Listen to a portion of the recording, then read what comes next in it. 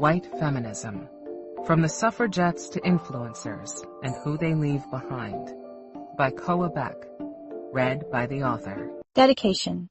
For my father and grandparents, who always said I should write, and for Astrid, who said, you should write this. Introduction.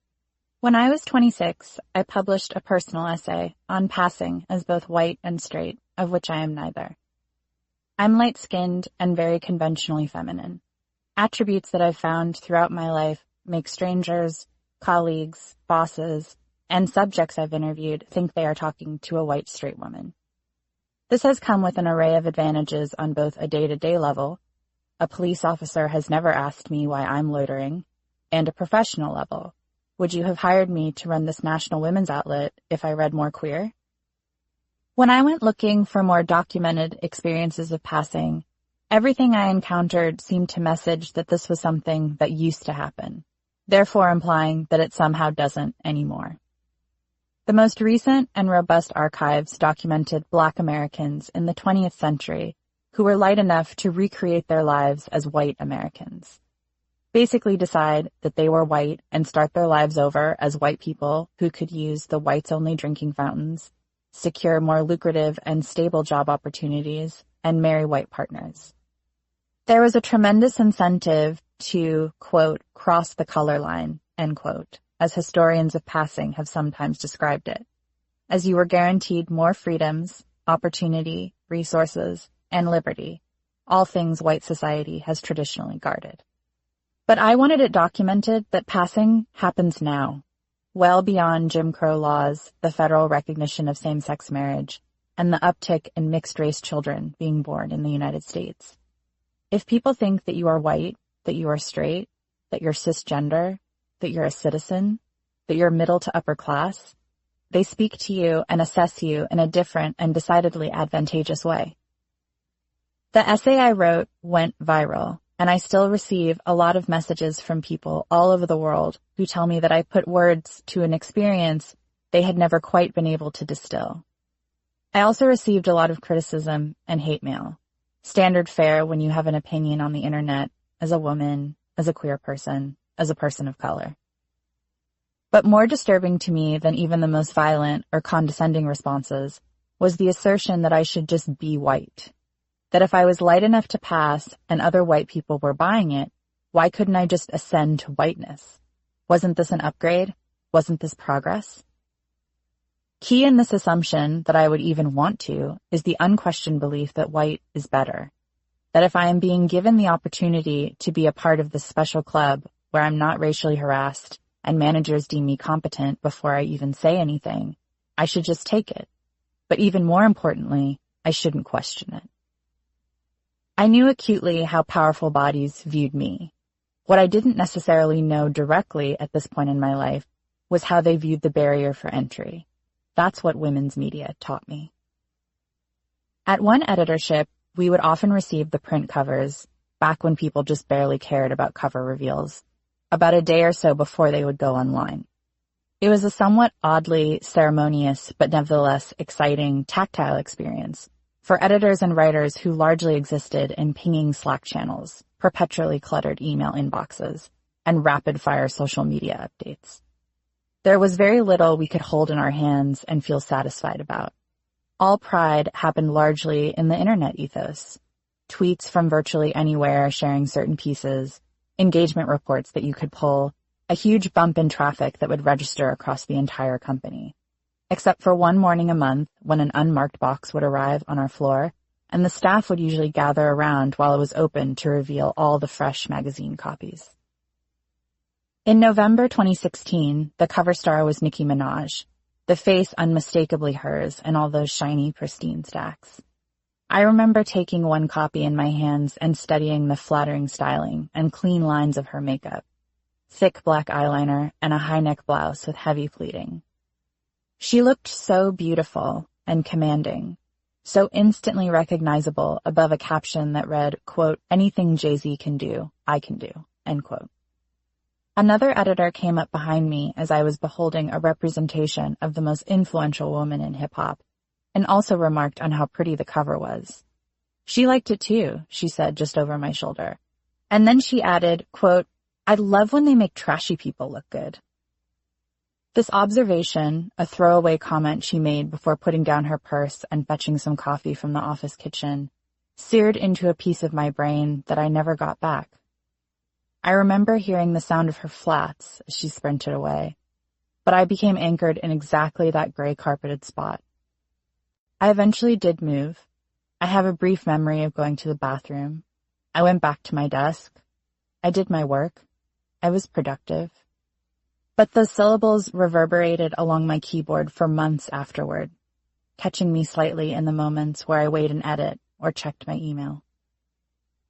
What settled deep into my body over time is that people like Nicki Minaj, people like me, people very unlike both of us, would never really fit into this self-styled version of feminism. No matter what words we used in meetings or how we were presented, there was still always going to be some feminist-identified branded content editor who would use words like trashy to describe our class, our sexuality, our race, our culture, our politics, our history, and most importantly, our strategic goals as marginalized genders. Reactions to my passing piece rushed back too. The parallels between both responses, that you should just be white, that you should just be more respectable looking, fundamentally fail to question power, or to re-envision it. What's more, that we'd always have to achieve or pursue certain conventions to even be seen or addressed. I saw distinct overlaps with a lot of the messages many other competitor outlets published around that time that aren't consistent with women's lives, that you should just get over imposter syndrome and crack the capitalist whip, even when the women reporting to you can barely afford to pay rent. All these scenarios have the trappings and allure of individual gain, and that's how they are justified. A job you've always wanted, an expensive dress you deserve, an accolade that you've always dreamed of, which in the short term are often framed as collective wins for all women or people. The politics of assimilation are vast and thorny, and for many disenfranchised groups in the United States, taking on the rules and parameters of the oppressor have sometimes been a means to basic survival. You will live another day if you speak this language, if you dress like this, if you marry in this capacity, if you pray to this God, if you conduct yourself in this way. When I started my career in women's media, gender was just emerging as an acceptable beat outside the traditional realms of fashion and beauty. This meant that I could openly sit at job interviews with fairly mainstream outlets and discuss the wage gap and pregnancy discrimination without being immediately dismissed as angry. I learned somewhere in the middle of my career, though, that in many of the glass conference rooms where I plotted out coverage, the reality of women's lives stopped somewhere around attaining a white-collar leadership position and achieving a heterosexual marriage with a cis man who also changed diapers. All other feminist realities had to orbit around that one, or feign subscription to that ultimate ideal. To me, the scope of topics was intricate and continuous. Birth control, healthcare access, wage gap, parental leave, incarceration, immigration, gun control, job discrimination, affordable housing, assault and harassment, environmental protections, food security, education, small business, and enterprise. That line, though, by which gendered problems become, quote, feminist ones, was at times disorienting to even try and identify. Much like a hot kettle that you absent-mindedly touch on the stove, I oftentimes didn't realize I had crossed that line until I abruptly had.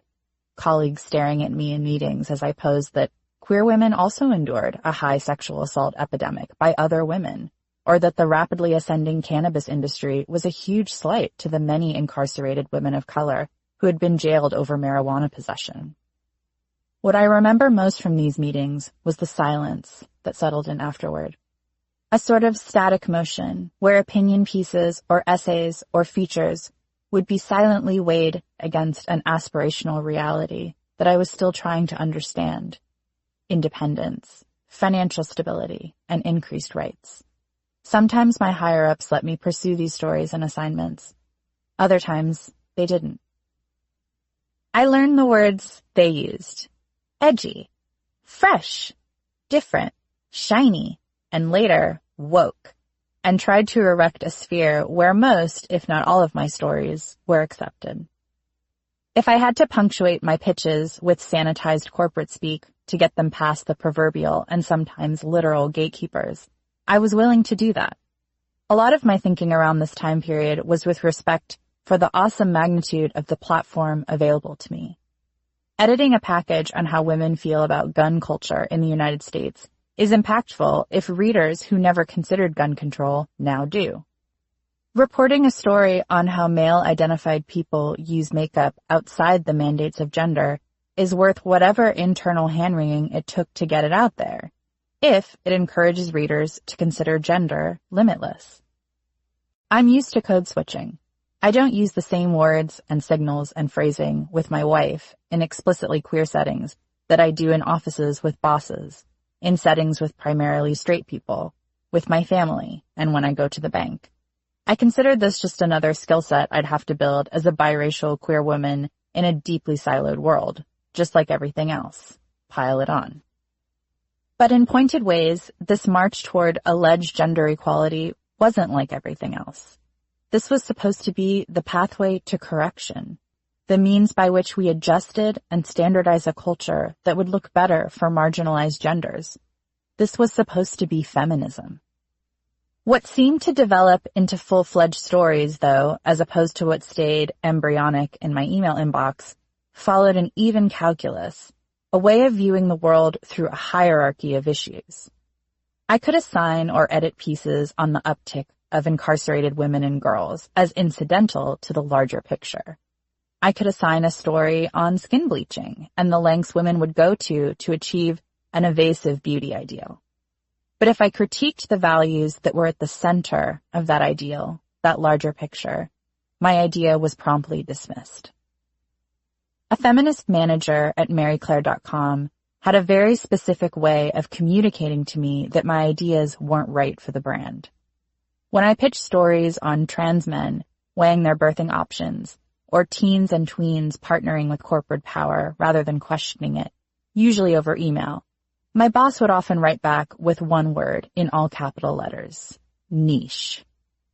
It was a careful coding, a way of telling me that what was a prominent gender issue to me was a secondary issue to the outlet.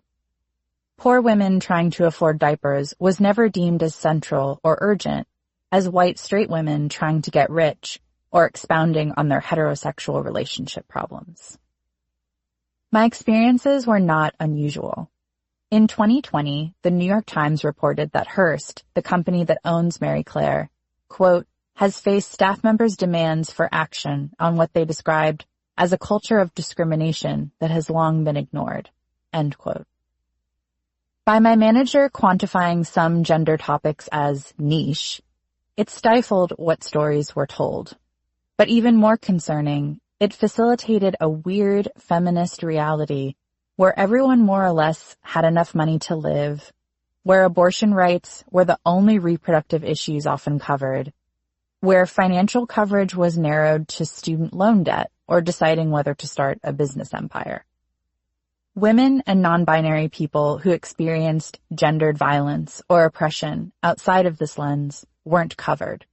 Or, worse, given the one-off treatment with a single story versus the continued coverage of women accruing personal wealth in the name of feminism. For the former, their encounters with misogyny were presented as non-essential or peripheral to the bigger feminist call to action. Female entrepreneurs are less likely to receive seed money to start a company. Oh, and over here, a trans woman was brutalized. By covering the number of Black women and girls incarcerated once, by investigating impoverished women seeking out Black market abortion alternatives once, outlets much like mine anomalize these realities, advancing the illusion that they were incidental to the broader gender landscape. This editorial strategy produced a daily feminist-branded rhythm that was so lopsided in its gender concerns, the coverage can be summarized like this. Lean in. Money is feminist. Abortion rights. Taylor Swift got bangs. Should I have a baby? 10 eye creams.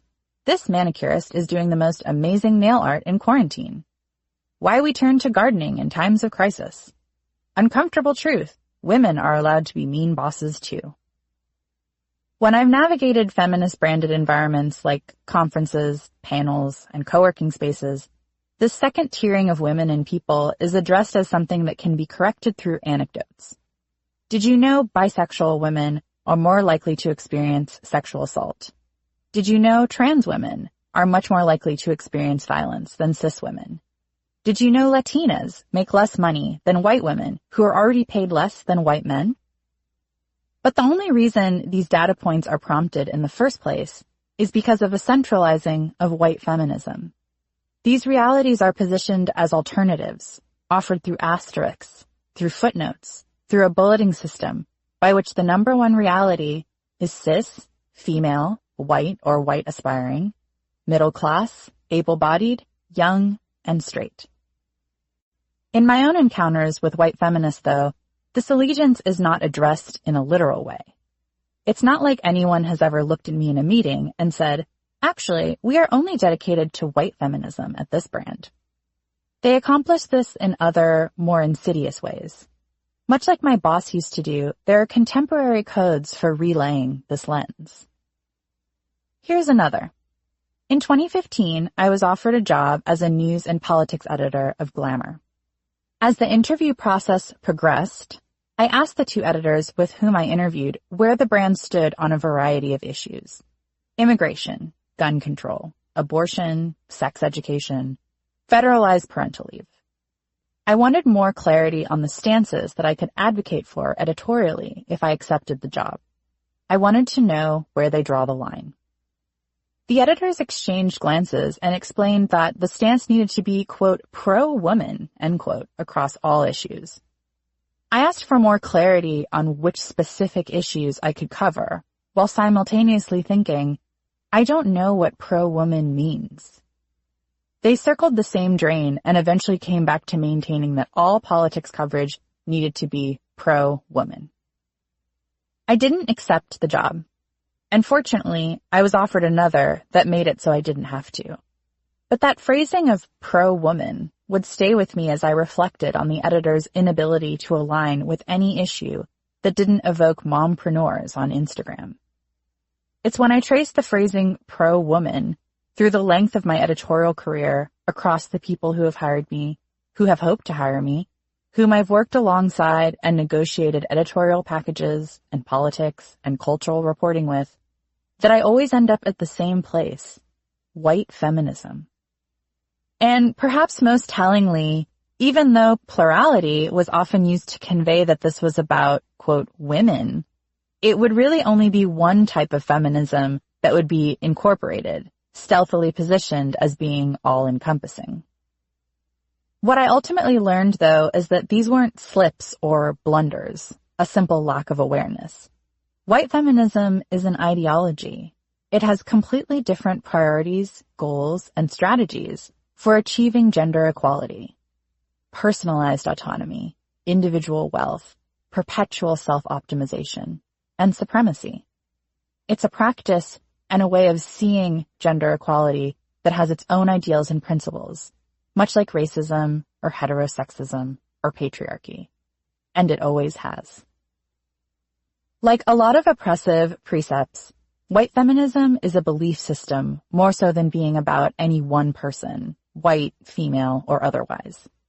It's a specific way of viewing gender equality that is anchored in the accumulation of individual power rather than the redistribution of it. It can be practiced by anyone, of any race, background, allegiance, identity, or affiliation. White feminism is a state of mind. It's a type of feminism that takes up the politics of power without questioning them. By replicating patterns of white supremacy, capitalistic greed, corporate ascension, inhumane labor practices, and exploitation, and deeming it empowering for women to practice these tenets as men always have. The mindset is seductive as it positions the singular you as the agent of change, making your individual needs the touch point for all revolutionary disruption. All you need is a better morning routine, this email hack, that woman's pencil skirt, this conference, that newsletter. The self-empowerment approach gets even more dangerous when it's executed on a large scale. Companies, education, and government infrastructure. The relentless optimization of self often means that systemic and institutionalized barriers to parental leave, to equal pay, to healthcare, to citizenship, to affordable childcare, to fair labor practices are reframed as personal problems rather than collective disenfranchisement. If they are one's own dilemmas to solve, then you engineer an individualized path to overcome them, as opposed to identifying, assessing, and organizing against a structured bias together. White feminism has traditionally straddled this line, advocating for and organizing for personal solutions, historically because people of this ideology simply have more of them. This doctrine doesn't prioritize activism that does not put middle-class personal realities, obstacles, or literacies front and center. And to that end, this ideology often doesn't respond well to efforts to democratize or expand it. That's because white feminism is ultimately invested in maintaining the superiority of whiteness, specifically in the face of feminism. Supporters of white feminism want to reconcile their feminism with the mythology that they are still special, better, work harder, and are therefore entitled to the roles that any combination of race, class privilege, conventional femininity, and or cisgender have landed them. White feminism aspires to and affirms the illusion of whiteness and everything it promises, even if those who practice it are not. How I ended up here at a national women's outlet circa 2016 with these types of questions and quandaries says a lot about how feminism originated in the United States to begin with. Historically, the term comes from France. Feminisme was first used in 1837 by French philosopher and socialist Charles Fourier to quantify the idea that women could live and work as independently as men. By the mid-19th century, the term had evolved into English in both Europe and North America, along with a developing movement for women's rights. The first organized feminist gathering of women in the United States is considered the Seneca Falls Convention, held in New York in 1848. Directed by abolitionists and feminists Elizabeth Cady Stanton and Lucretia Mott, the terms of this battle were clear and beneficial to a specific group: white women who wanted equality to white men, particularly through education, property, and most importantly, the right to vote. This is when white feminism, meaning shared power over these systems with men, began. 7 decades later, women's suffrage and the word feminist would be fused as one all-encompassing approach to women's rights in the United States. The term has come in and out of fashion many times since then. Most recently, feminism arrived via pop star endorsements and #MeToo challenges to culture and smash the patriarchy desk mugs, contributing to the cultural narrative that women are collectively enjoying a better way of life. Like because Americans saw a record number of women run for president in the 2020 election, and nevertheless she persisted, was memed, and successfully weaponized, gender rights have collectively been won, or, its slightly more dangerous adjacent theory, are very close to being won. All we need is male partners who actually prioritize childcare, as middle-class mothers bemoaned to the New York Times during the COVID-19 pandemic that their husbands simply aren't contributing to the home in the way that they are. Or another batch of women serving in Congress, or a female president by 2024. We are almost there. We are on the right path. Everyone more or less understands feminism now. It's just a matter of encouraging more girls to go into STEM fields, or showing women that they too can run a company if they want to. This assumption is just as wildly inaccurate as it is prevalent. But darker still, the whole feminism is everywhere now narrative has an almost gaslighting effect on women of color, in which we're being told by broader mainstream dialogues that our lives are so much better when we're actually just an asterisk in a wage gap statistic. Because when you remove white, economically comfortable women from the gender landscape, feminism isn't quite everywhere. Change in gender politics hasn't come fast. For many women, it hasn't come at all. Between 1980 and 2015, Black women narrowed the wage gap with white men by 9 whole cents. It's taken longer than my lifetime to achieve less than a dime of progress. Latinas are even worse off, having narrowed the wage gap by an entire nickel in 35 years. Meanwhile, our nation is rapidly pricing many of us out of the avenues to upward mobility. The cost of college degrees in the United States has effectively doubled, increasing 8 times faster than wages. More and more women are being incarcerated in this country. The number of imprisoned women has grown more than 750% between 1980 and 2017. And from 1991 to 2007, the number of children with a mother in prison has more than doubled. Despite that efforts like the Affordable Care Act have ensured many, women of color have lower rates of health insurance than white women, barring them from getting treatment for preventable and chronic health conditions. The tenuous economic reality by which most women of color live day to day in the United States was further underscored during the coronavirus pandemic. Many cleaners, nannies, and domestic workers saw their already unreliable incomes instantly vanish as stay-at-home measures grew.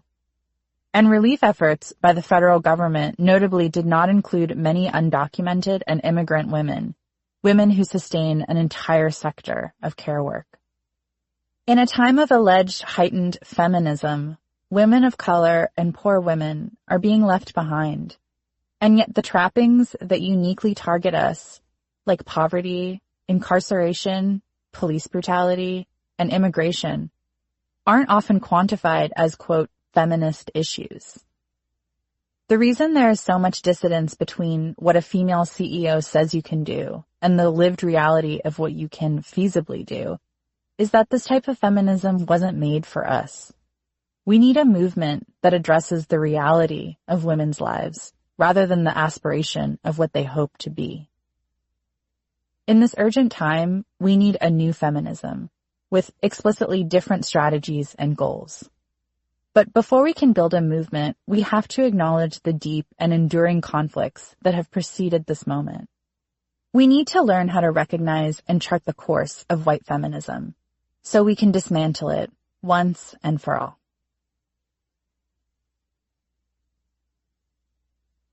Part 1. The history of white feminism.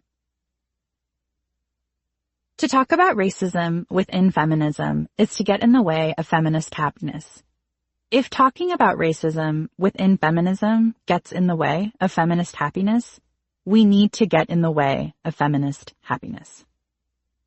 Sarah Ahmed, Living a Feminist Life. Chapter 1. The Making of a Feminist.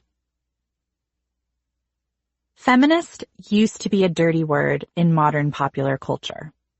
At the height of her influence in 2012, after being praised for producing empowerment anthems for young women, Taylor Swift famously denied that she was a feminist to a Daily Beast reporter.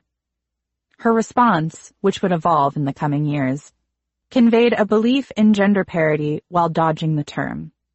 Quote, I don't really think about things as guys versus girls. I never have. I was raised by parents who brought me up to think if you work as hard as guys, you can go far in life. End quote. It was quintessential, I'm not a feminist, but a recurring and well-documented cultural shorthand in which equal rights were espoused, but allegiance to feminist ideology was evaded.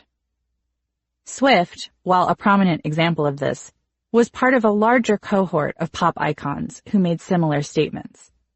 That same year, Katy Perry said at Billboard's Women in Music luncheon, quote, I am not a feminist, but I do believe in the strength of women, end quote. The following year, in 2013, Kelly Clarkson told Time that she has, quote, worked very hard, end quote, since she was a teenager, but quote, I wouldn't say I'm a feminist. That's too strong. I think when people hear feminist, it's just like, get out of my way, I don't need anyone, end quote. Earlier that year, then newly appointed Yahoo CEO Marissa Mayer explained, quote, I don't think that I would consider myself a feminist. I think that I certainly believe in equal rights, end quote. These short-sighted, yet I believe in equal rights, tempered responses were reflective of an outright vilification of feminism in the broader culture. In 2003, Maxim notoriously published a pictorial guide on how to cure a feminist. Around that same time, the proliferation of the term feminazi was used across then-dominant George W. Bush-era right-wing culture to describe women who believed in abortion rights, particularly by influential figures like Rush Limbaugh. This was coming off the late 1990s, which saw the Riot Girl movement give way to a whole Billboard list of underage pop female vocalists with Christian-adjacent values of virginity, when a series of pop cultural digs at feminism was also rampant. In the 1999 film Election, Reese Witherspoon's character, a plucky, self-determined, know-it-all student who aims to win a high school election, is framed as a villain, a thorn in the side of the relatable and therefore reliable male narrator, played by Matthew Broderick. In 10 Things I Hate About You, another popular teen movie that came out that same year, and a remake of The Taming of the Shrew, the lead character, Kat Stratford, is similarly maligned for her explicit feminist politics and the bell jar consumption. From politics to pop culture, the message was very clear. Feminism is bad. Yet in other arenas of culture, most notably the internet, gender was a coursing concept. Like a lot of subcultures, and yes, gender politics was definitely an internet subculture in the 2000s, people who thought critically about gender or who wanted to consume it in real time through media congregated around blogs, Jezebel, Feministing, Racialicious, plus a myriad of personal blogs and YouTube diatribes. This was as close as you could get to feminist interpretations of pop culture without physically hosting them in your living room or taking a women's studies class or accompanying me to queer parties. So it's no surprise, really, that the first time I heard Beyoncé's 2013 song, Flawless, which included a clip of Chimamanda Ngozi Adichie's explosively popular 2012 TEDx Houston talk, We Should All Be Feminists, I expected the soundbite to cut right before the word feminist. That's how sanitized the mainstream culture was of that term. The fact that that word and its extended definition were included in their entirety came across as very, very intentional. The pivotal moment when Beyoncé stood before prominent feminist signage at the 2014 MTV Music Video Awards drove home the signature pink and black possibility that you could be an internationally top-selling female vocalist and care about systemic gender inequality. Or so I thought. Like many journalists and writers at the time, I initially saw the strategic declaration as progressive, informed by the fact that I had honestly never seen anything like this come out of pop culture in my relatively brief lifetime, nor had others. Barbara Berg, a historian and author of Sexism in America, told Time after the VMAs that, quote, it would have been unthinkable during my era, end quote. Roxane Gay, who had just published her essay collection Bad Feminist a few weeks before, said on Twitter, quote, what Bey just did for feminism on national television, look, for better or worse, that reach is way more than anything we've seen, end quote. And Jessica Valenti facetiously tweeted a screen cap of Beyoncé's shadowed silhouette before the blaring feminist, stating, quote, really looking forward to the next magazine piece calling feminism dead or irrelevant, end quote. Unequivocally, Beyoncé had moved the proverbial needle between pop culture and feminism. But when you see feminist as a set prop during the VMAs, what does that even mean? What does a feminist stand for? If you asked suffragettes, the elite white women who built the first wave of American feminism, the term feminist evoked obtaining the vote and having access to what their husbands, fathers, sons, and brothers had.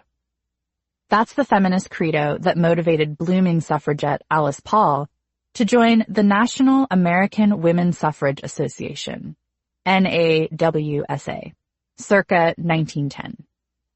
She believed she should be able to pursue the same professional and educational opportunities available to the men in her community. As far as she was concerned, she always had, until she left her isolated home and realized many women couldn't.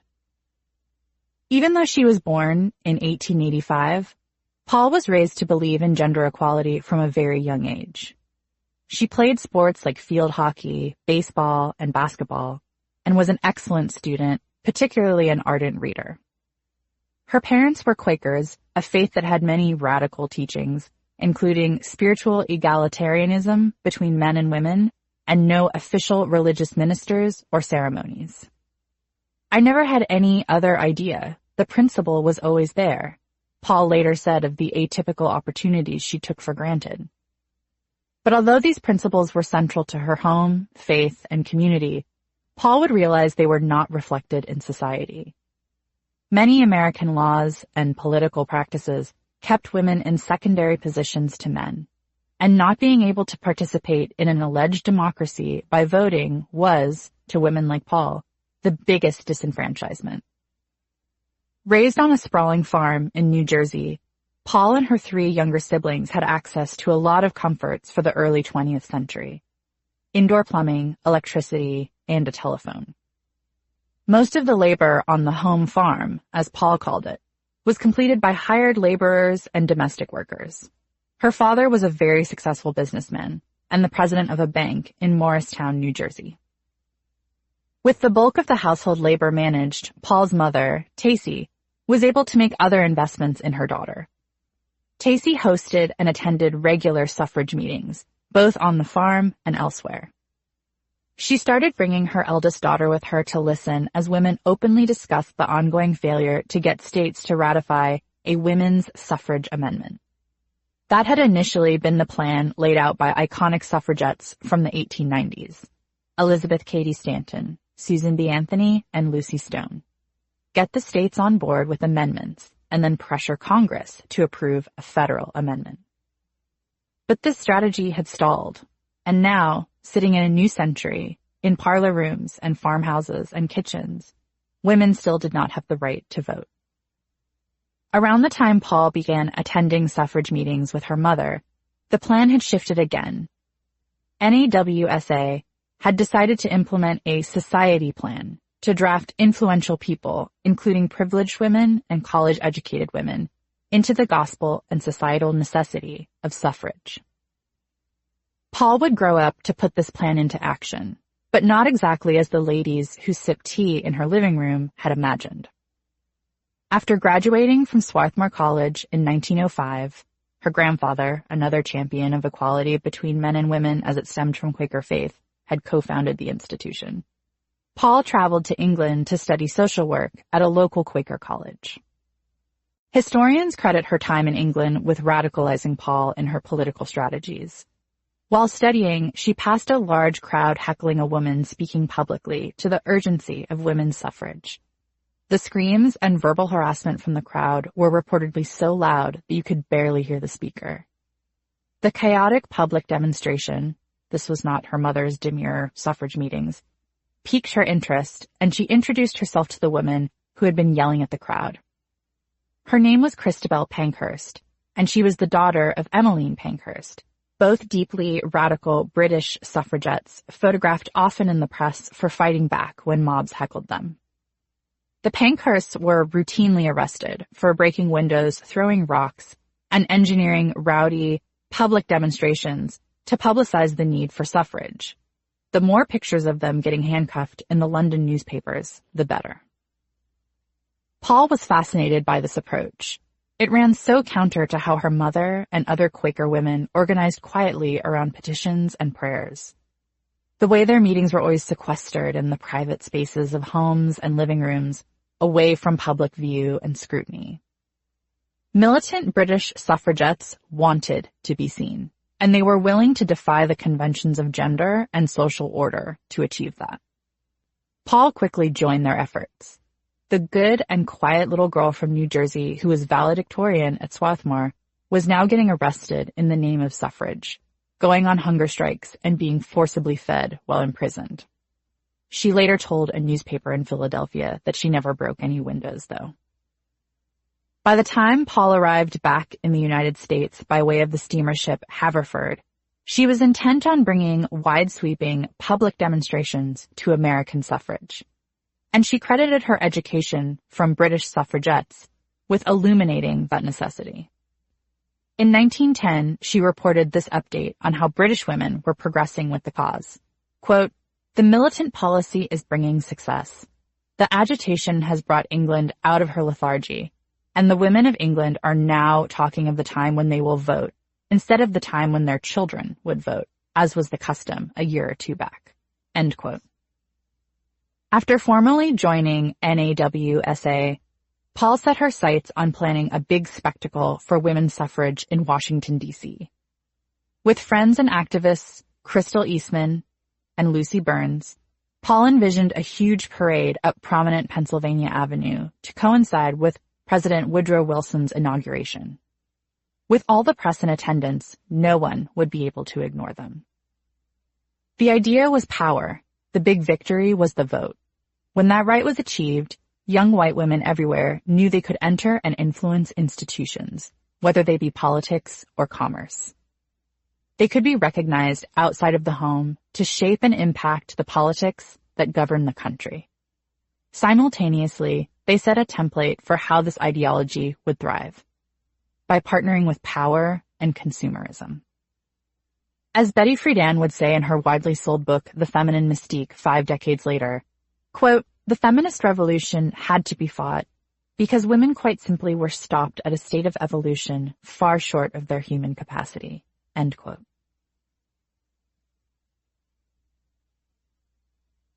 Chapter 2. Who gets to be a feminist? If feminism is presented as a hot new trend among elite women like Beyoncé, then that same math works backwards too. Elite women are, and always have been, the trendsetters for feminism.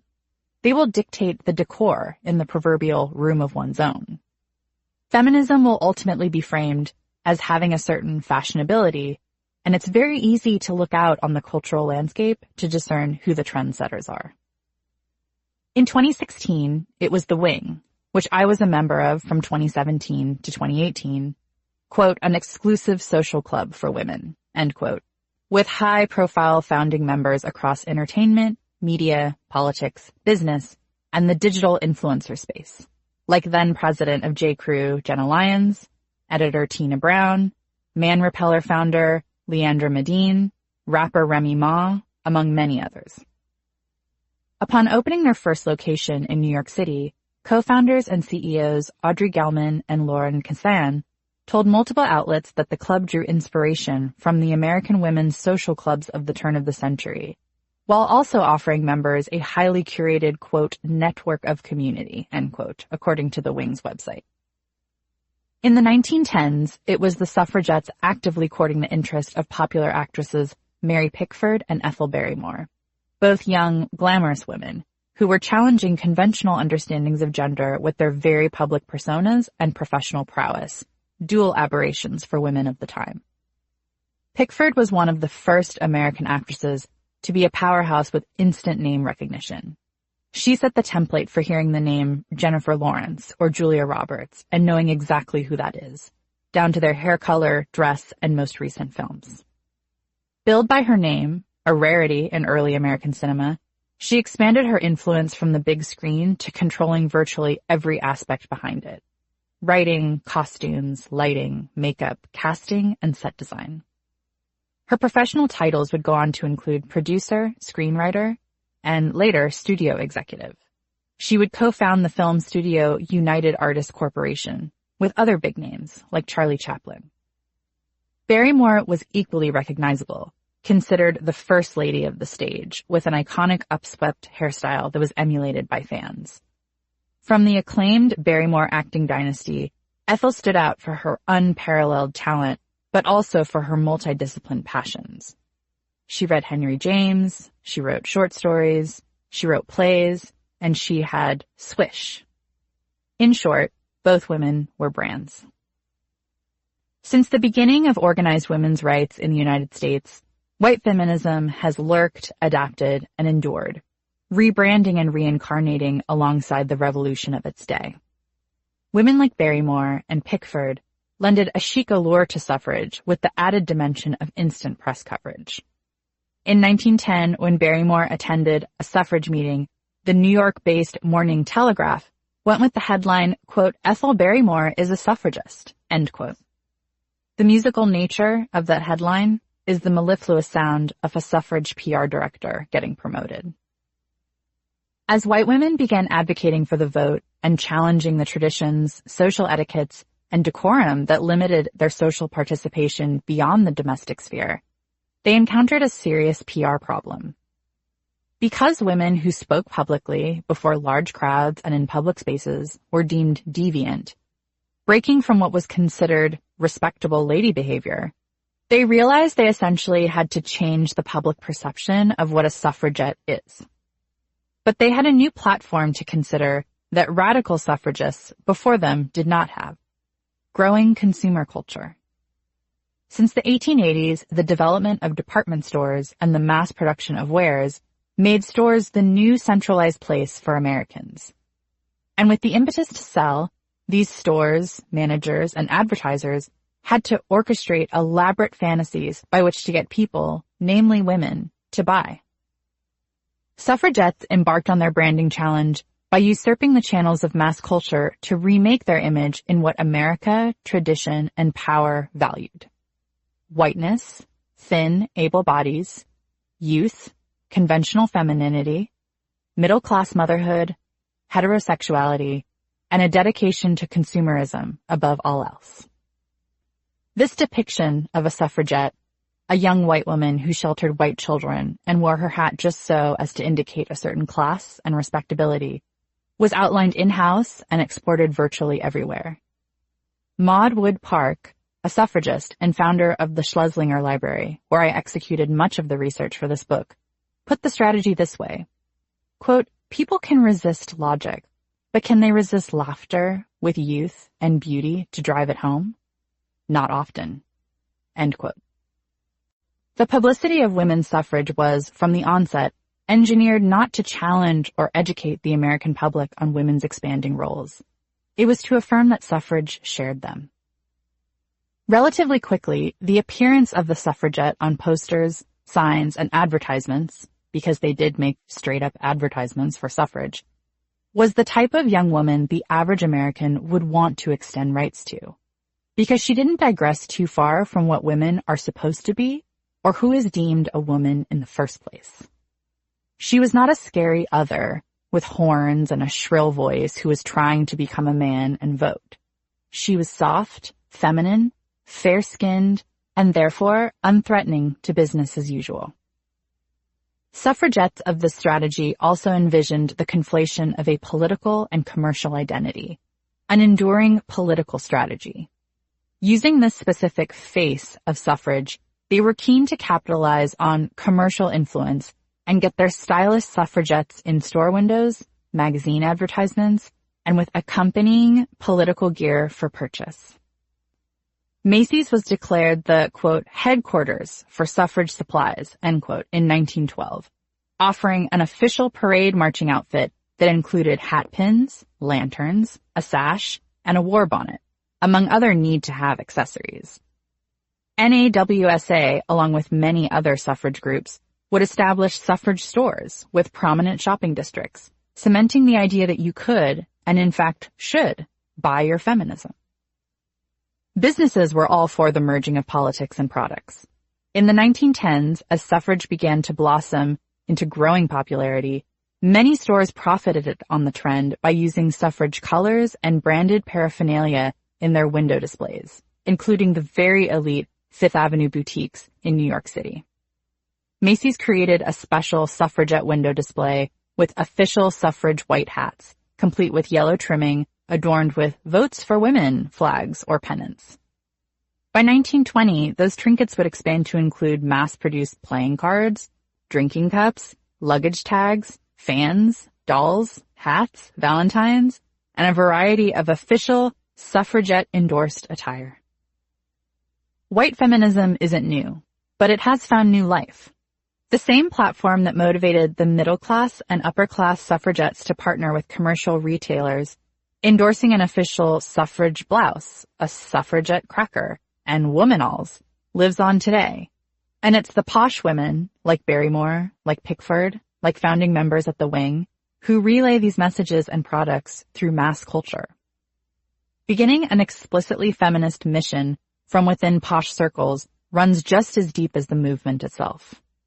Throughout my own career, people I've worked with and interviewed have assured me that this strategy is unintentional, and that everyone is welcome to the movement if they just claim the F word. But like any sorority, white feminism does have specific parameters for anyone who wants to join their cause. Just ask those beyond the parameters. When I arrived at my private women's college as a first year in the fall of 2005, Mills College did not have a formalized trans admissions policy, because for years they didn't feel they had to. The women's seminary, founded on a legacy of the cis daughters of wealthy families being sequestered with books before landing husbands, gave way to more overt radicalism in the 1960s and 1970s. This tension between the conventionally feminine, the traditionally ladylike, the performance of gender as your parents and grandparents would like it, and deeply radical queer and race theory as your professor and first girlfriend would like it, is super concentrated, and you can encounter the entire spectrum simply on a 15-minute walk to class. It's the reason why you walk by the 3-story white frosted building that is Mills Hall, a Victorian dollhouse that is life-size. In the late 1880s, it housed the entire school. The students, whom I always envision in white nightgowns who sleep in a long row of twin beds. The classrooms, where they read from identical books. The teachers, who told them how to think. Over a century later, Mills Hall still stands like the heart of the campus. The place where I've waited for my professors to receive me for office hours. The narrow carpeted stairs I climbed to my literature classes that carry the exact intimacy of a grandmother's house. There's a piano on the first floor that I've never heard played, portraits of past college presidents whose voices I've never heard, and hardwood floors that I know the exact decibel of when a student walks in a hurry. It's the ghostly remnants of a type of womanhood that you'll then go to class and deconstruct, analyze, hold in your hand, and ask, why? Why? Why? You'll write papers about it. You'll check out endless books about it. You'll see you're hardly the first person to ask, but actually part of a long legacy of people who have asked before you. You'll use their questions to try and answer your own, but you'll do it beside long glass cases of vintage teacups all over the campus. You'll walk through a primrose garden on your way to a class about gender oppression. You'll do your French colonialism reading in a dining hall with doilies and delicate lamps. You'll be asked to look critically at so many social conventions and classist standards in an environment that has been fundamentally shaped by them. That's why, when I was 18, I found a vintage Mills yearbook in my dormitory library that had sweet, pearl-wearing graduates on one page and a photograph of a talent show featuring a blackface performance on another. Why I have a memory of hearing a fountain gurgle after attending a class in which Simone de Beauvoir described white women as, quote, slaves, end quote. When asked for comment in 2020, Renee Jadushlever, Vice President for Strategic Partnerships at Mills College, told me, quote, Mills College yearbooks are created independently by students. As an institution, Mills does not condone wearing blackface and works consistently to increase our racial sensitivity as a community, including bringing awareness to issues of cultural appropriation. We strive to foster an inclusive environment that recognizes and respects everyone, end quote. It's a similar logic that led to an informal student policy in which students assigned female at birth could continue their Mills education after coming out as trans men, or genderqueer, or gender variant. But when it came to trans women sharing our libraries, sharing our locker rooms, our dormitories, there was no such avenue formally in place. I remember students softly toying with this seeming hypocrisy in a space where all our professors used the term partner to describe their relationships, and we would try and study the syllables for signs of queerness. The fact that we often couldn't tell was lauded as both progressive and limiting. That's why it was deeply disappointing to me when these same women with whom I studied Judith Butler, with whom I learned that gender was a performance, with whom I sat on professors' floors, with whom I used to read bell hooks, would eventually rationalize that we needed our own space as cis women. Trans women who were different needed their own space too, and they weren't sure Mills College or women's colleges broadly were that space. There is the way your stomach falls when someone you thought you knew so well, so fundamentally disappoints you that you don't even know what to say. I remember not even having language at first, just these sort of guttural responses that I would find the sentences for a couple years after graduation. I recognize their calculations now as part of a much broader continuum in how resistance to progress gets expressed. But this measure asks that we give something up. But this will change our experiences in an environment that is supposed to be for us. But we will be inconvenienced. But this isn't how we do things. But this isn't our history. But that's the point. You give it up. Because that history, that assumption, that insulation, that environment is erected on an assumption of superiority. The way I was able to articulate it a few years after I left was that our college was founded on the societal assessment that women were a marginalized gender. Now, we know there is more than one. When I shared this with a woman I graduated with, a women's studies major, she argued that they were still better off having their own college, their own environment that better catered to their needs. Like when the queer women's website, AfterEllen.com, published a piece proposing that trans inclusion has ultimately meant anti-lesbianism. Another, published in 2018, posited that encouraging lesbian-identified women to embrace, quote, girl dick, end quote, is, quote, making it unacceptable for women to be able to set their own intimate and sexual boundaries, end quote. This practice can be traced through the ill-destined Michigan Women's Music Festival, which notoriously excluded trans women, down through lesbian separatism of the 1970s, lands and communities that generally exercised very limited understandings of gender. In a 2019 Facebook statement, Michigan Women's Music Festival founder and organizer Lisa Vogel denied the scope of this exclusion, writing, quote, "We did ask one trans woman to leave the festival in 1991, period. No other trans women were asked to leave or not allowed to purchase tickets before or after that time in 1991. Prior to this and after this transgression, we had a commitment to not question anyone's gender, long before hipsters were giving their preferred pronouns in every possible moment." End quote. History has more than demonstrated that cis women exclusively getting together, sticking a proverbial flag in the ground, and using words like ours has overall not been a smart or nuanced operation. What I remember saying to the women's studies major is, you do realize that we are the men in this situation, right? To a young woman who had academically studied structural patriarchy, she admittedly couldn't and wouldn't connect the dots. As cis women, we were the oppressors here, wavering on sharing our space because it would deprioritize us. Not everything, every resource, every gender pronoun, every salutation, every space would be for us anymore. We would exist along a spectrum of marginalized genders and no longer be the default as cis women. But this runs counter to what elitism is in the first place. The whole concept of private, exclusive, and respectable is that you keep some people out, a thread you can trace through suffragettes looking to attract the right kind of public face of feminism to my private women's college, to the wing. And it's this fear of being decentralized through policy and admissions and of suddenly not being elite that feeds the fire of white feminism. For groups outside this notion of elite, even erecting their own missions hasn't necessarily inoculated them from white feminism. In the beginning of the 20th century, a number of female activists in Latin America and the Caribbean began envisioning a global feminist movement that was rooted in equal pay, maternity rights, women's suffrage, and sovereignty of their respective nations.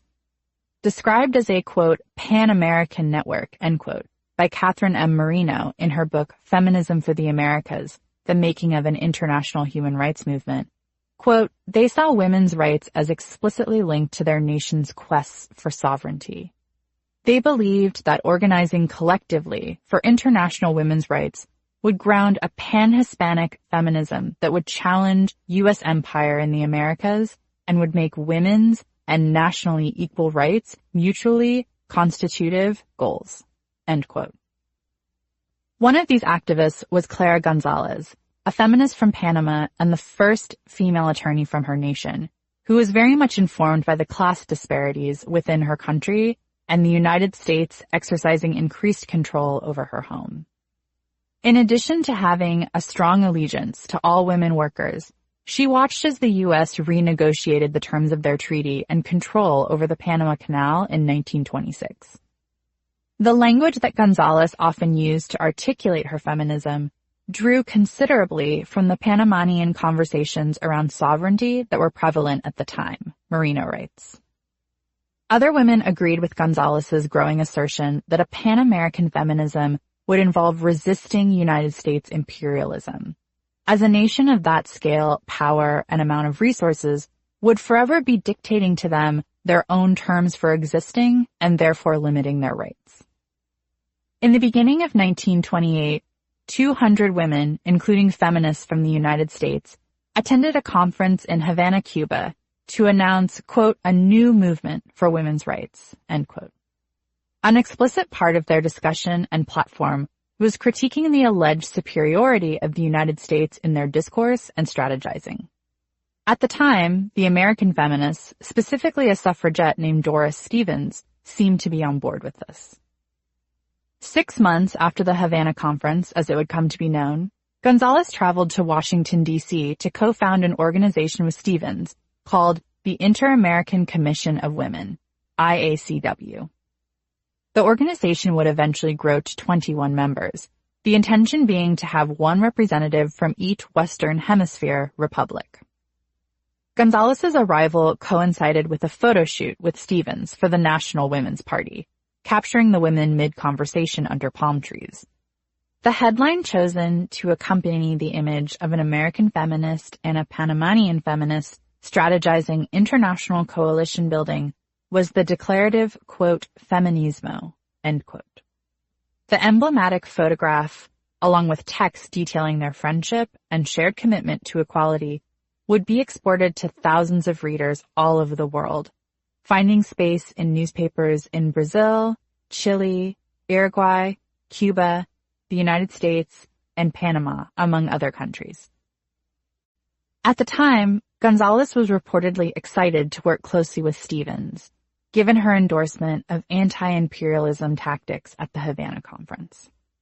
In practice, though, Gonzalez and many of her fellow Pan-American feminists would learn that Stevens had little interest in dismantling the hegemony of the United States.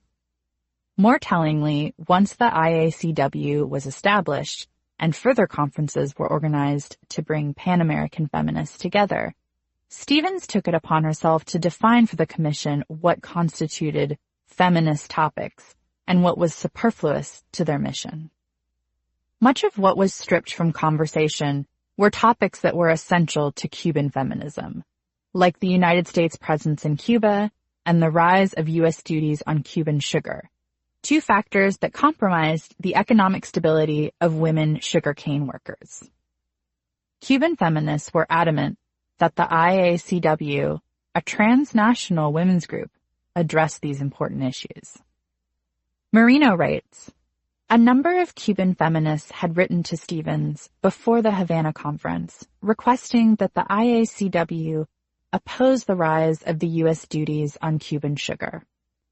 The question had become critical after the stock market crash in 1929, when Cuba's single-crop export economy deteriorated. The value of the island's sugar production had been collapsing. it would plummet from nearly $200 million in 1929 to just over $40 million in 1932. In Cuba, the U.S. duties directly affected the livelihoods of many female sugarcane workers and families who suffered from increasing costs of living. But Stevens rejected these assertions, citing the IACW focus on, quote, feminism, end quote, solely. What she couldn't and refused to account for was that the American influence on their economy was foundational to their feminism, as it greatly impacted their experiences of gender within their country. These economic imperatives just weren't crucial to Stevens' personal comprehension of feminism as a white American woman. And in a dynamic I know very intimately, this lack of proximity to her own personal navigation of feminism rendered these issues irrelevant. She wrote, quote, "We have had people that wanted to come and talk about various things, to talk about peace and anything but feminism," end quote. Stevens also had ample opportunity to collaborate with those who had a better grasp on the urgency of U.S. duties on Cuban sugar when organizing the conference. Gonzalez suggested perhaps having an international lawyer establish the agenda of topics and offered the services of her friend, Cuban feminist Ofelia Dominguez Navarro. Stevens declined, saying that Dominguez could endorse the topics that had already been assembled, but she could not suggest or finalize additional ones. White feminists have pulled this time-honored power play with me within my career too. The labyrinth is essentially, you can endorse my ideas or not speak. And so the Multinational Conference on Women's Rights was held without mention of the pressing, precarious economic landscape in which Cuban women were now finding themselves, thanks to the Great Depression in the United States. To make the environment even more hostile for Cuban feminists, Stevens described Gerardo Machado Morales, the then president of Cuba, who demonstrated a lackluster allegiance on voting rights for women and had permitted violent attacks and consequent murders of women protesters, as, quote, a feminist president, end quote. Machado, a dictator who had crafted a specialized task force to deal with protesting feminists on the ground, also sponsored the conference. Dominguez, a Cuban feminist, was done, and she had originally backed Stevens when the IACW was established in 1928. In what I recognize now as a long historical script of women of color and queer people dipping out from organizations run by ignorant white ladies who wished to stay that way, Dominguez decided that Latin American women needed their own group to achieve their needs. In the press, she observed that the power dynamics in the IACW were ultimately unequal, and that the structure, quote, demonstrates once again our condition of being a subject people to the empire of strength, to treaties enforced upon us, end quote. Continuing to lend, quote, cooperation to these congresses, end quote, she elaborated, was overall less constructive than founding their own group as, quote, women of our country, end quote. So she turned inward to other feminists in Latin America. She wrote to her friend, Paulina Luisi, a feminist activist from Uruguay, the first woman to achieve a medical degree in her country, that she wanted to establish a new movement of Latin American women to, quote, jolt our continent, end quote. Foundational to this effort was that they build a brave and strong resurgence against the Yankee imperialism that depersonalizes us. That's when Stevens weighed in with the white feminist opinion no one asked for. At this time, President Machado was waging violent tyranny against the people of Cuba, resulting in a civil war. A secret police by Machado was carrying out bombings, gunfights in the streets, and assassinations, resulting in a number of citizen disappearances. And the United States supported Machado as a leader, prompting further reassessment of the influence and presence of America. Yet, despite the many textures to this civil unrest and violence, Stevens was critical of Dominguez and her allies for not prioritizing women's suffrage in this climate. Dominguez, with what I can only imagine as the patience of a saint, responded to Stevens that, quote, they would not promote suffrage, detailing the many travesties of justice under the Cuban dictatorship that would make women's suffrage meaningless, and explaining that feminists were targets of physical violence and imprisonment, end quote.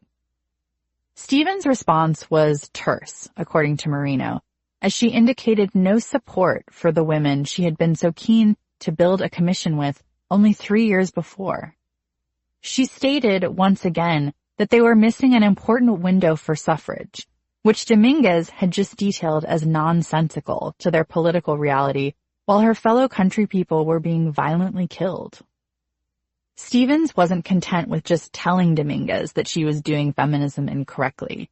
She also wrote to the Secretary of Union Laborista with her didactic, "Why aren't you pushing for suffrage?" Stevens' lack of understanding for the violence and political landscape in Cuba was further evidenced when she characterized the protesting of activists and Machado's tyranny as a, quote, somewhat hysterical civic crisis, end quote.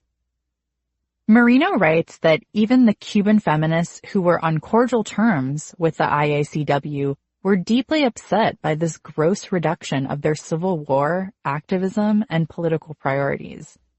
This same tactic of diminishing resistance and organizational efforts to achieve human rights as hysterical or hysteria had been, after all, employed by critics of the suffragette movement.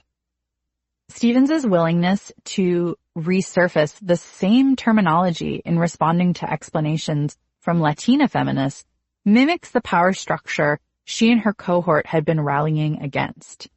Clearly, though, this lens did not extend beyond white American women who sought rights in a very specific United States framework.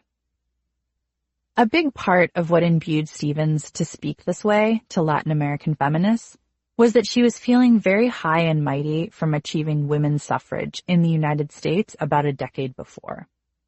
She made the grave imperialist mistake of upholding her own country's political tactics as the sole way of achieving a goal, rather than an experience to offer colleagues.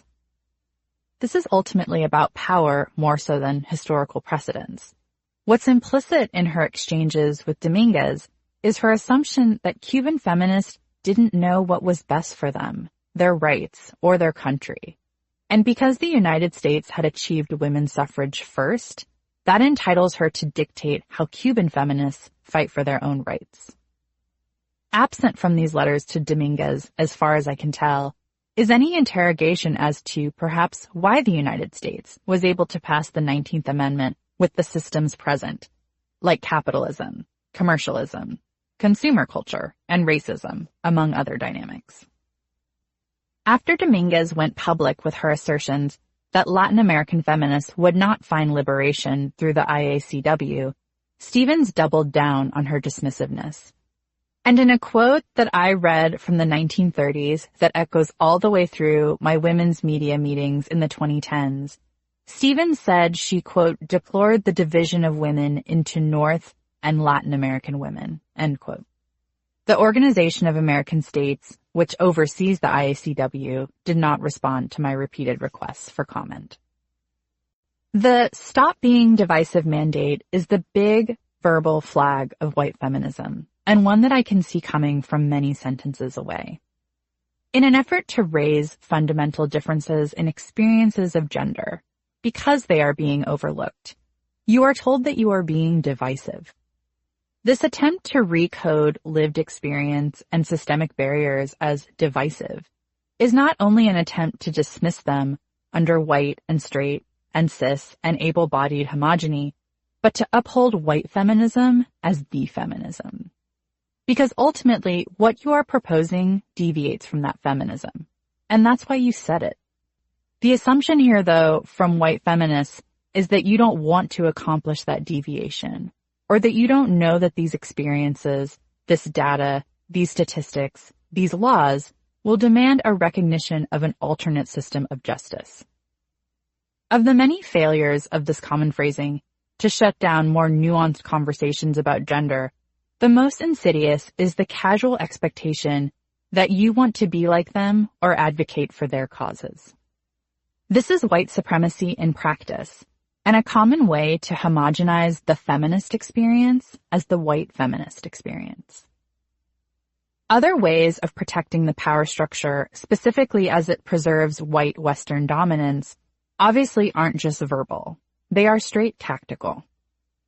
In addition to elbowing Latin American feminists out of positions of control, Stevens also used money to determine how and when they participated in dialogues on women's rights. Marino observes of the time and financial needs of the activists.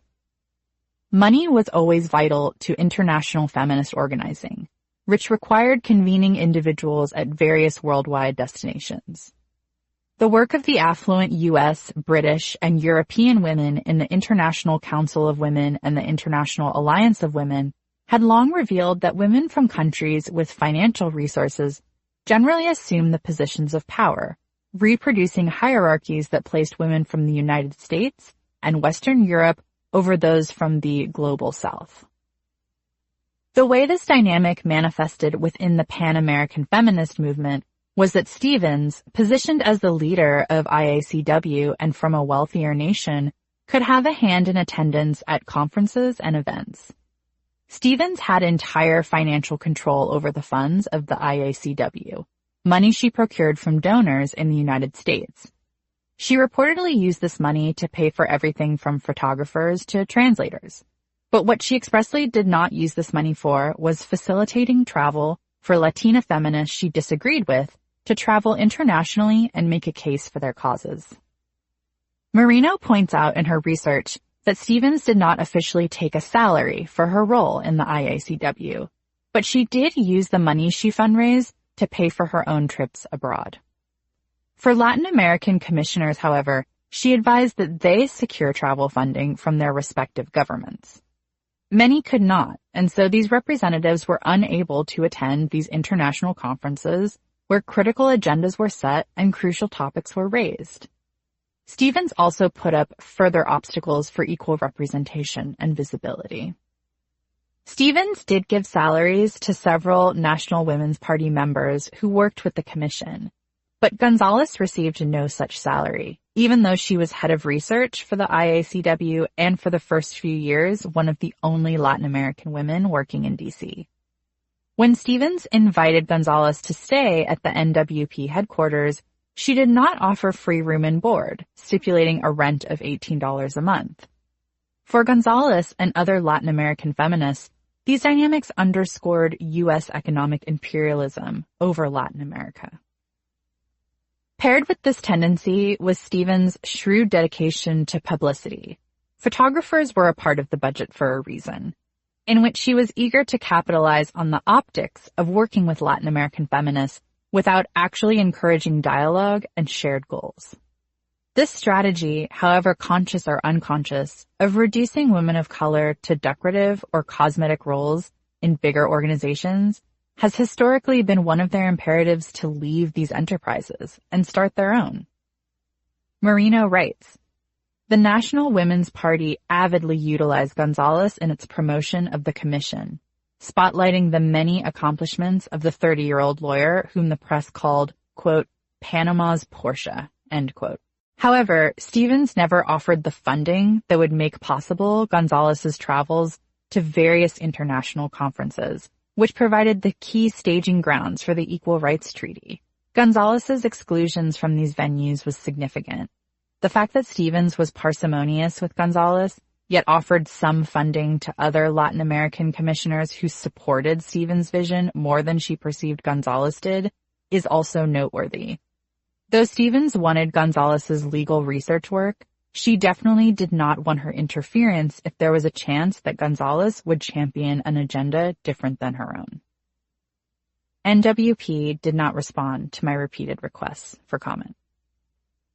Regardless of what an enterprise tells you about their mission, why you're needed, and the work you can accomplish together, history and lived experience have revealed that when it comes time to actually implement these changes, the gatekeepers become more tight-fisted over retaining tradition.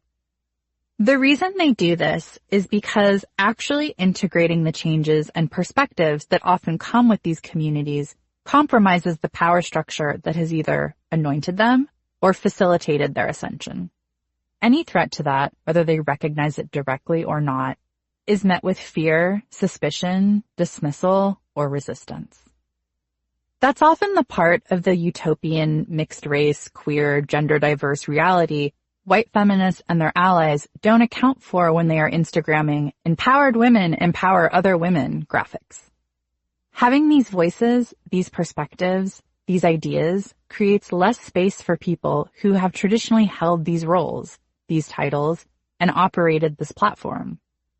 Having more women of color writers on a staff means that there will not be as many roles reserved for white women. Hiring a queer person means there will be fewer straight people to agree with you on all your heteronormative editorial decisions. Ceding power not only means welcoming brown and black people to your meetings, it inherently asks you to give up something too.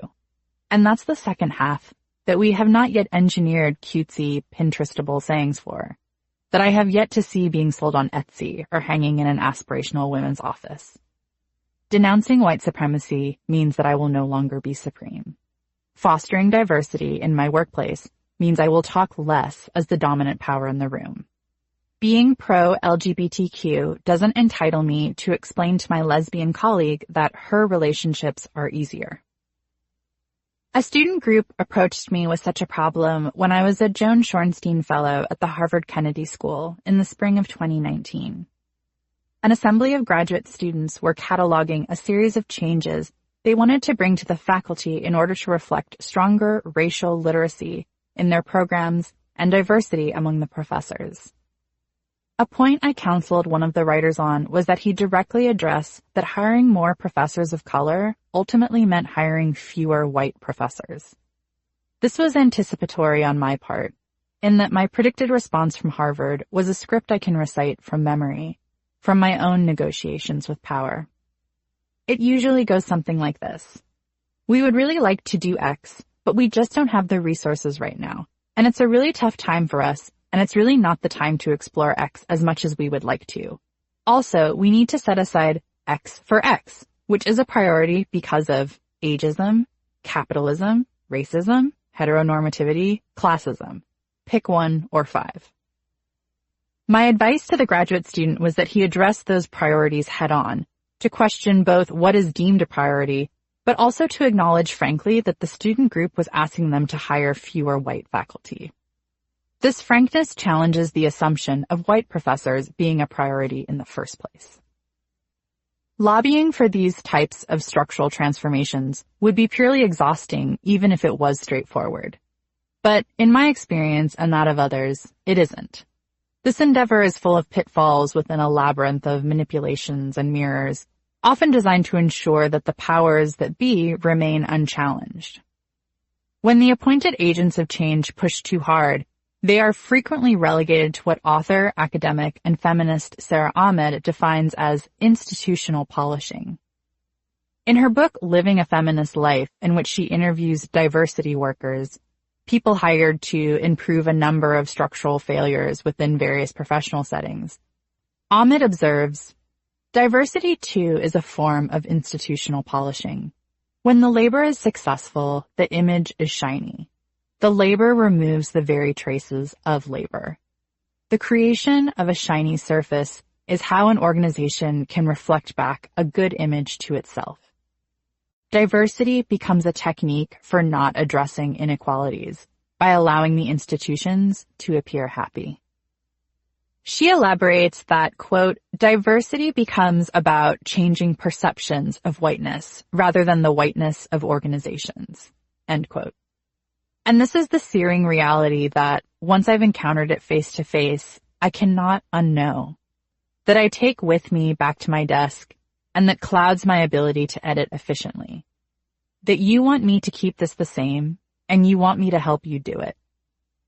Through her photography budget and publicized relationships with Latin American feminists, Stevens was asking Gonzalez to do the same. Stevens's legacy reveals a lot about white feminism's core mechanics when employing and building relationships with other ideologies, social justice practices, and feminisms. Chief among them, though, is the acute ability to craft contemporary images that tell a story of progress. Here I am, posing casually with a pioneering feminist from Cuba under palm trees, while maintaining power structures as is. This dangerous maneuver allows white feminism to usurp the accolades, scholarship, efforts, and knowledge of people of color, of queer people, of disabled people, of all disenfranchised people, and use it against them within the very institutions they hope to change.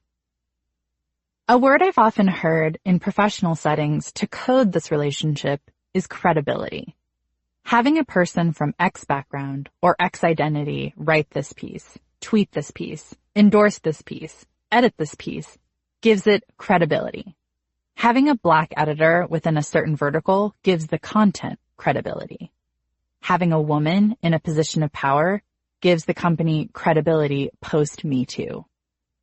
But what is often being masked here is that the structure of the institution itself does not allow for marginalized identities to flourish, nor is a literacy of these experiences and realities a requirement for the staff as a whole.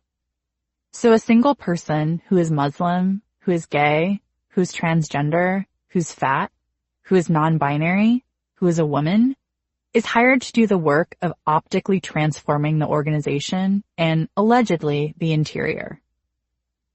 Gonzalez found herself in a position of institutional polishing the IACW, of lending credibility to an imperialist white middle-class organization that didn't care about her rights, the women of her country, or the other Latin American feminists she was working with. So, she withdrew her efforts.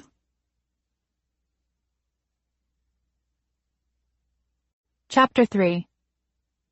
Separate but Unequal. How Feminism Officially Became White. Telling women and other marginalized genders what their feminism should look like has a very dark history. It's essentially a powerful organization telling a disenfranchised one, you should look like me. This dynamic quickly backslides into an international history of colonialism and imperialism, conjuring scripts that have endured as methods to oppress people for not resembling their oppressors. White feminism can be elegant or euphemistic in its exclusivity, but sometimes it names its racial dominance in plain terms. When activist Alice Paul began organizing the 1913 Washington Woman Suffrage Procession, optics were of the utmost importance.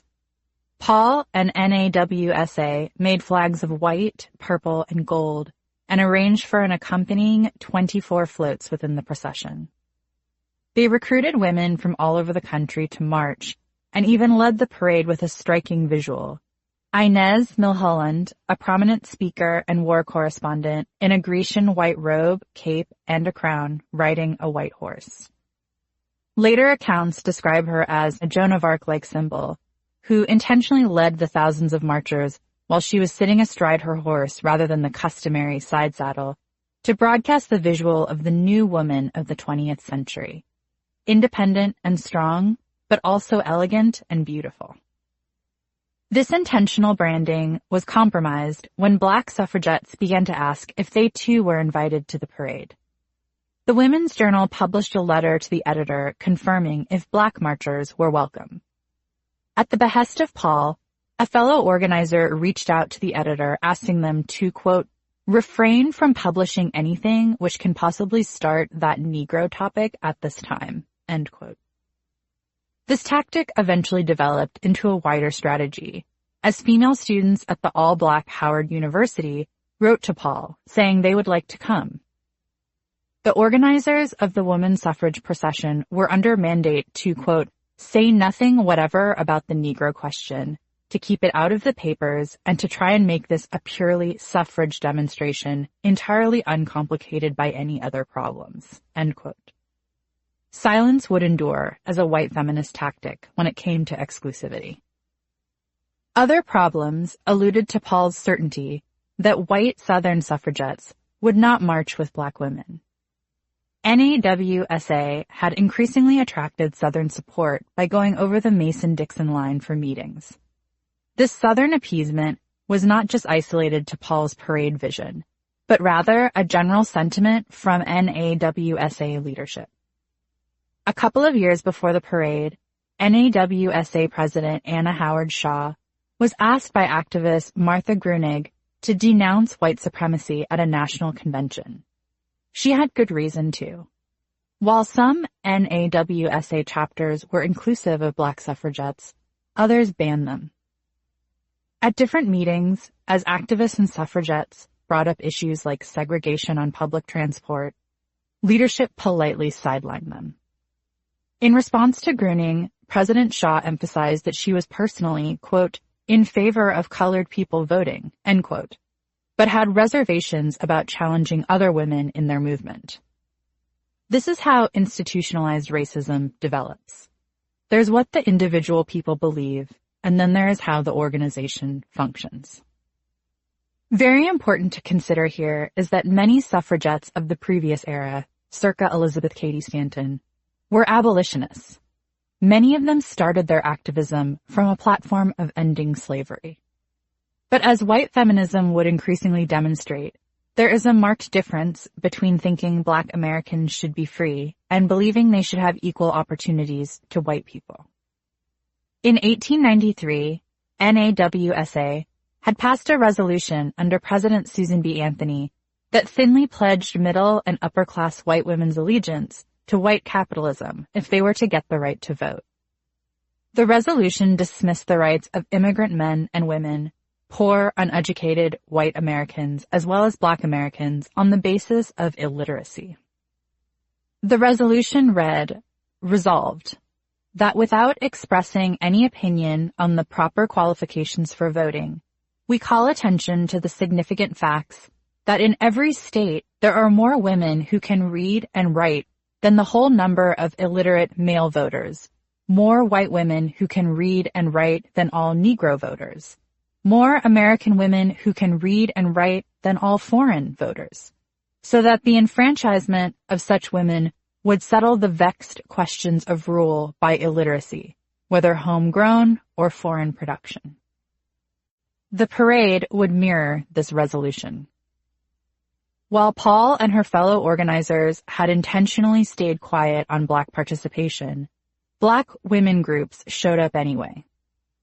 Suffragists like Mary Church Terrell, the president of the National Association of Colored Women, and Adela Hunt Logan, a well-known writer, encouraged them to attend. Now, about a day before the march, Paul and NAWSA had even bigger other problems as they coordinated permits and press coverage. Now that Black women were there, would they bar them or segregate the march? At the rehearsal, organizers made the last-minute decision to segregate. The way Paul saw it, quote, we must have a white procession or a Negro procession or no procession at all, end quote, she told an editor. The Black suffragettes who had traveled all the way to Washington, D.C. to convey their allegiance to the female vote were told to go to the back of the procession, and by feminist advocates. Journalist Ida B. Wells refused to segregate. She had arrived to the parade with her all-white Illinois delegates and intended to stay there. But as an organizer gave another stern warning, Wells reportedly slipped away. Her colleagues assumed she had left. But after the parade started, she reemerged from the crowd to join her Illinois unit, a moment immortalized by a photographer for the Chicago Daily Tribune. This photograph, featuring a Black suffragette in the historic 1913 Washington women's suffrage procession, would be an anomaly. The parade was designed for media attention, and the Library of Congress quantifies the coverage as, quote, easily the single most heavily represented suffrage event, end quote, in their archives. And yet, a reference librarian at the Library of Congress told me that they cannot confirm if other Black suffragettes are captured. Quote, determining whether a group of African American suffragists appears in any of the images of crowds is a larger research project that we do not have the resources to undertake, end quote, she said. That's because they weren't supposed to be seen. And if Wells had actually gone to the back of the line, she probably wouldn't have been captured either, despite her prominent career reporting on lynching and organizing on behalf of suffrage. To this day, there is no confirmed count of how many Black suffragettes attended the 1913 parade. The Crisis, the official publication of the NAACP that was edited by W.E.B. Du Bois, reported that more than 40 Black women marched either with their states or with their professions. 25 students from the Howard sorority Delta Sigma Theta marched, and at least 4 states had integrated groups: Delaware, Michigan, New York, and, because of Wells's evasion of the rules, Illinois. Even after the march was over, Paul didn't seem to have any deeper understanding as to why it was a drastic omission to exclude or manipulate Black suffragettes, to essentially brand votes for women as votes for white women. In fact, the National Women's History Museum describes her as annoyed. She wrote on the subject, quote, "I cannot see that having this procession without their participation is in any way injuring them in the least," end quote. But the move had impaired Black women deeply. Even after women's suffrage was secured in 1920 with the passage of the 19th Amendment, Jim Crow laws like literacy tests, grandfather clauses, poll taxes, as well as threats of violence and intimidation by the Ku Klux Klan successfully kept Black women from the polls for decades. But the national consensus was nevertheless that votes for women had been collectively won, and feminist groups like NAWSA, run by women much like Paul, championed this interpretation. Despite the urging of suffragettes, both Black and white, to take a national stand on segregation and racial superiority, NAWSA did not factor racist barriers into their platform for gender equality. This approach set the terrain I sat in 100 years later. Newsrooms where poverty and immigration are somehow not feminist topics in a time of resurging feminism. Paul would go on to maintain her racism and classism in her next political endeavor when she founded the National Women's Party, NWP, in 1916, the same NWP Doris Stevens joined. Paul's big goal was to get an Equal Rights Amendment, an end to legal distinctions between men and women, into the federal Constitution. But working-class women raised that such a sweeping amendment could potentially revoke hard-won workplace laws for women. Black women also wanted the suffrage campaign to continue until both Black men and women could vote safely and easily. Paul denied both these urgencies. In her feminism and in the NWP, sexism would be the only focus. This was strategic.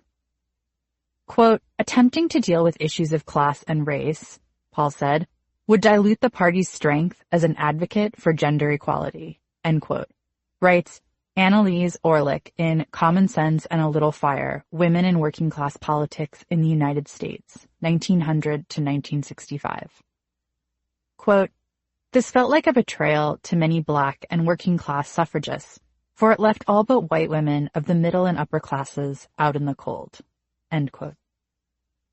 Paul's insistence on sexism only would be an essential and enduring divide between white feminists and literally everyone else.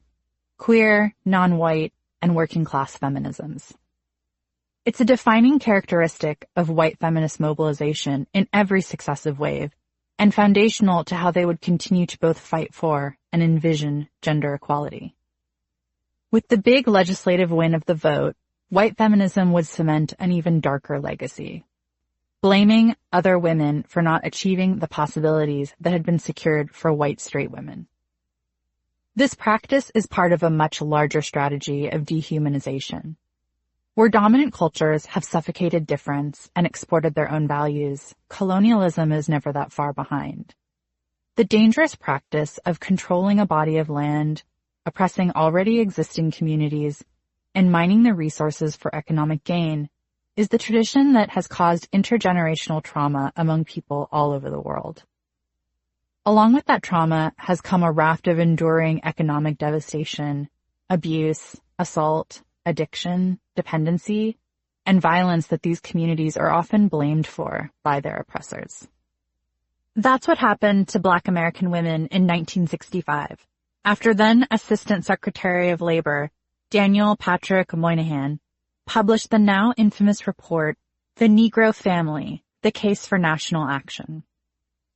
Known as the Moynihan Report, the review blamed Black women for hindering Black men's ability to achieve economic stability because of their deviant family structure.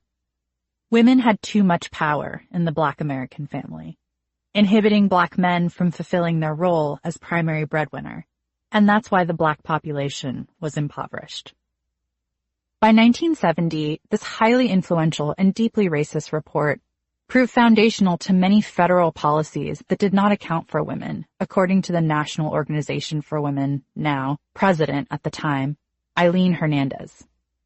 But at the time of the report's publication, a very sensitive moment during the civil rights movement, the victim-blaming conclusions galvanized Black women and Black women's organizations.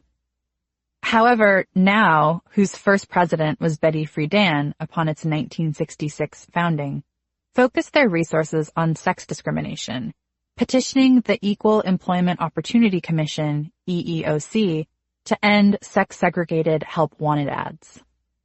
The year after that, NOW came out strongly in support of legalizing abortion.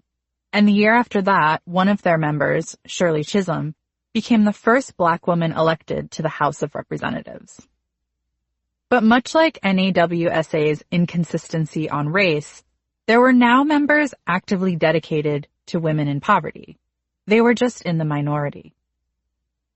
When NOW was founded a year after the Moynihan Report was published, one of their initial 7 task forces was Women in Poverty, a platform the group's leaders were very vocal about. But in practice, the task force often found that NOW simply deferred to the National Welfare Rights Organization, or NWRO, the only group specifically focused on low-income women on issues of poverty. Martha F. Davis, in Integrating the 60s, writes, quote, "This relatively passive stance frustrated the small core of NOW activists who believed that NOW should recruit more low-income women and seize the initiative in addressing women in poverty." End quote. The relationship between the organizations is described as an arm's-length collaboration, where leadership ultimately could not effectively collaborate because of an inability to find common ground. As 1970 neared, it's easy to see why. Under Friedan's approach to gender equality, NOW became primarily focused on women working outside the home. But NWRO believed that women had the right to be valued caregivers and devote their days to raising children. They opposed NOW's mandates on mandatory job training programs. Davis points out that, quote, "Confronting the differences between NOW's and the NWRO's perspectives on the importance of women's work outside the home might well have accentuated them," end quote. But they didn't. Quote, "Instead of resolving the dispute, NOW leaders glossed over it and limited themselves to general endorsements of NWRO's positions," end quote. It also didn't help that NOW became relentlessly fixated on the Equal Rights Amendment as the route to absolve women of poverty, a clumsy position that frustrated the NWRO. NOW's docile advocacy on poverty seemed more or less solidified when, for a conference in 1970, there were no planned events dedicated to discussing low-income women and their challenges. The coordinator of the task force, Marilee Dolan, arrived anyway and offered to lead an impromptu workshop for attendees. Friedan did an informal survey to see who would attend such an event. When only 2 hands were raised, no Women in Poverty workshop was held. NOW did not respond to my repeated requests for comment. This trajectory would continue through the 1970s. White feminists rallied around battered women platforms and rape crisis hotlines. But in advocating these laws, they projected that victims fall into a white female paradigm. Indigenous women in North America have known and continue to know this very intimately, as the impact of colonialism is responsible for their following reality. According to the National Institute of Justice research report released in May 2016, 4 in every 5 Native American and Native Alaskan women have been the victims of violence. More than 1 in every 2 have endured sexual violence. And unlike the majority of rape statistics for non-Native women, Native women generally do not know their attackers prior to the assault. According to a 2016 report from the National Center for Injury Prevention and Control and the U.S. Centers for Disease Control and Prevention, 96% of Native women rape survivors in the United States have non-Native attackers. What this data mirrors is a distinctly colonial presence in which outsiders are targeting, stalking, abusing, and murdering Native women on an epidemic scale. And a lacework of statutes and federal law, colonial laws basically, prohibits prosecution. According to High Country News, currently tribal courts do not have the jurisdiction to prosecute non-tribal members for many crimes like sexual assault and rape, even if they occur on tribal land. This is a huge issue because non-Native American men commit the majority of assaults against Native American women. There are also few resources for tribal criminal justice systems, little backup from local law enforcement, and hardly any funding from the federal government to improve these systems. And all of this contributes to the exceptionally high rates of sexual and domestic violence. This changed slightly in 2013 when the Violence Against Women Act acknowledged tribal jurisdiction for non-Native perpetrators of domestic violence and dating violence on tribal lands. But that expansion did not include murder, sex trafficking, rape, and child abuse, or most tribes in Alaska or Maine. The slight expansion has been described by the National Indigenous Women's Resource Center as, quote, a ray of hope to victims and communities that safety can be restored, end quote. But this is a culture that severely needs more than a ray of hope, and has for some time. For nearly 4 decades, Native and Indigenous activists have been calling for federal resources to end the epidemic of missing and murdered women and girls, often cited as MMIW, MMIWG, or MMIWG2S. For years, across generations, Indigenous families routinely lose family members and members of their community to outside predators. According to a 2018 study by the Urban Indian Health Institute, a tribal epidemiology center, Native American women are murdered at a rate of 10 times the national average. And the government that took their land, their resources, their skills, their culture, reassembled their families, took away their children, and has blamed them for their addiction rates, allocates little to this crisis. The United States doesn't even federally quantify these missing lives. That's how little they matter. In 2018, a report from the Urban Indian Health Institute asked 71 American cities for numbers of missing Native American women. Almost 2/3 of the police departments either couldn't confirm an accurate number, didn't respond, or admitted that they could not confirm the race of victims. The report quantified the unconfirmed data directly from the police departments as having significant compromises, while some agencies tried to recount these deaths by human memory because the records were so incomplete. Anita Lucchese, the executive director of Sovereign Bodies Institute and a woman of Southern Cheyenne descent, said of the failure to confirm this essential information, "It is unacceptable that law enforcement feel recalling data from memory is an adequate response to a records request. In the one instance where this occurred and the officer searched their records after, several additional cases the officer could not recall were found. This highlights the need for improved records provision standards and shows that the institutional memory of law enforcement is not a reliable or accurate data source." Based on a 2018 report by the Urban Indian Health Institute, The Guardian reported in 2019 that there were 5,712 cases of missing and murdered Indigenous women, but only 116 of these cases were entered into the Department of Justice database. In reporting on the epidemic, local news outlet Tucson.com underscored how the lack of regard for Indigenous women and girls goes hand in hand with a lack of consistent information gathering.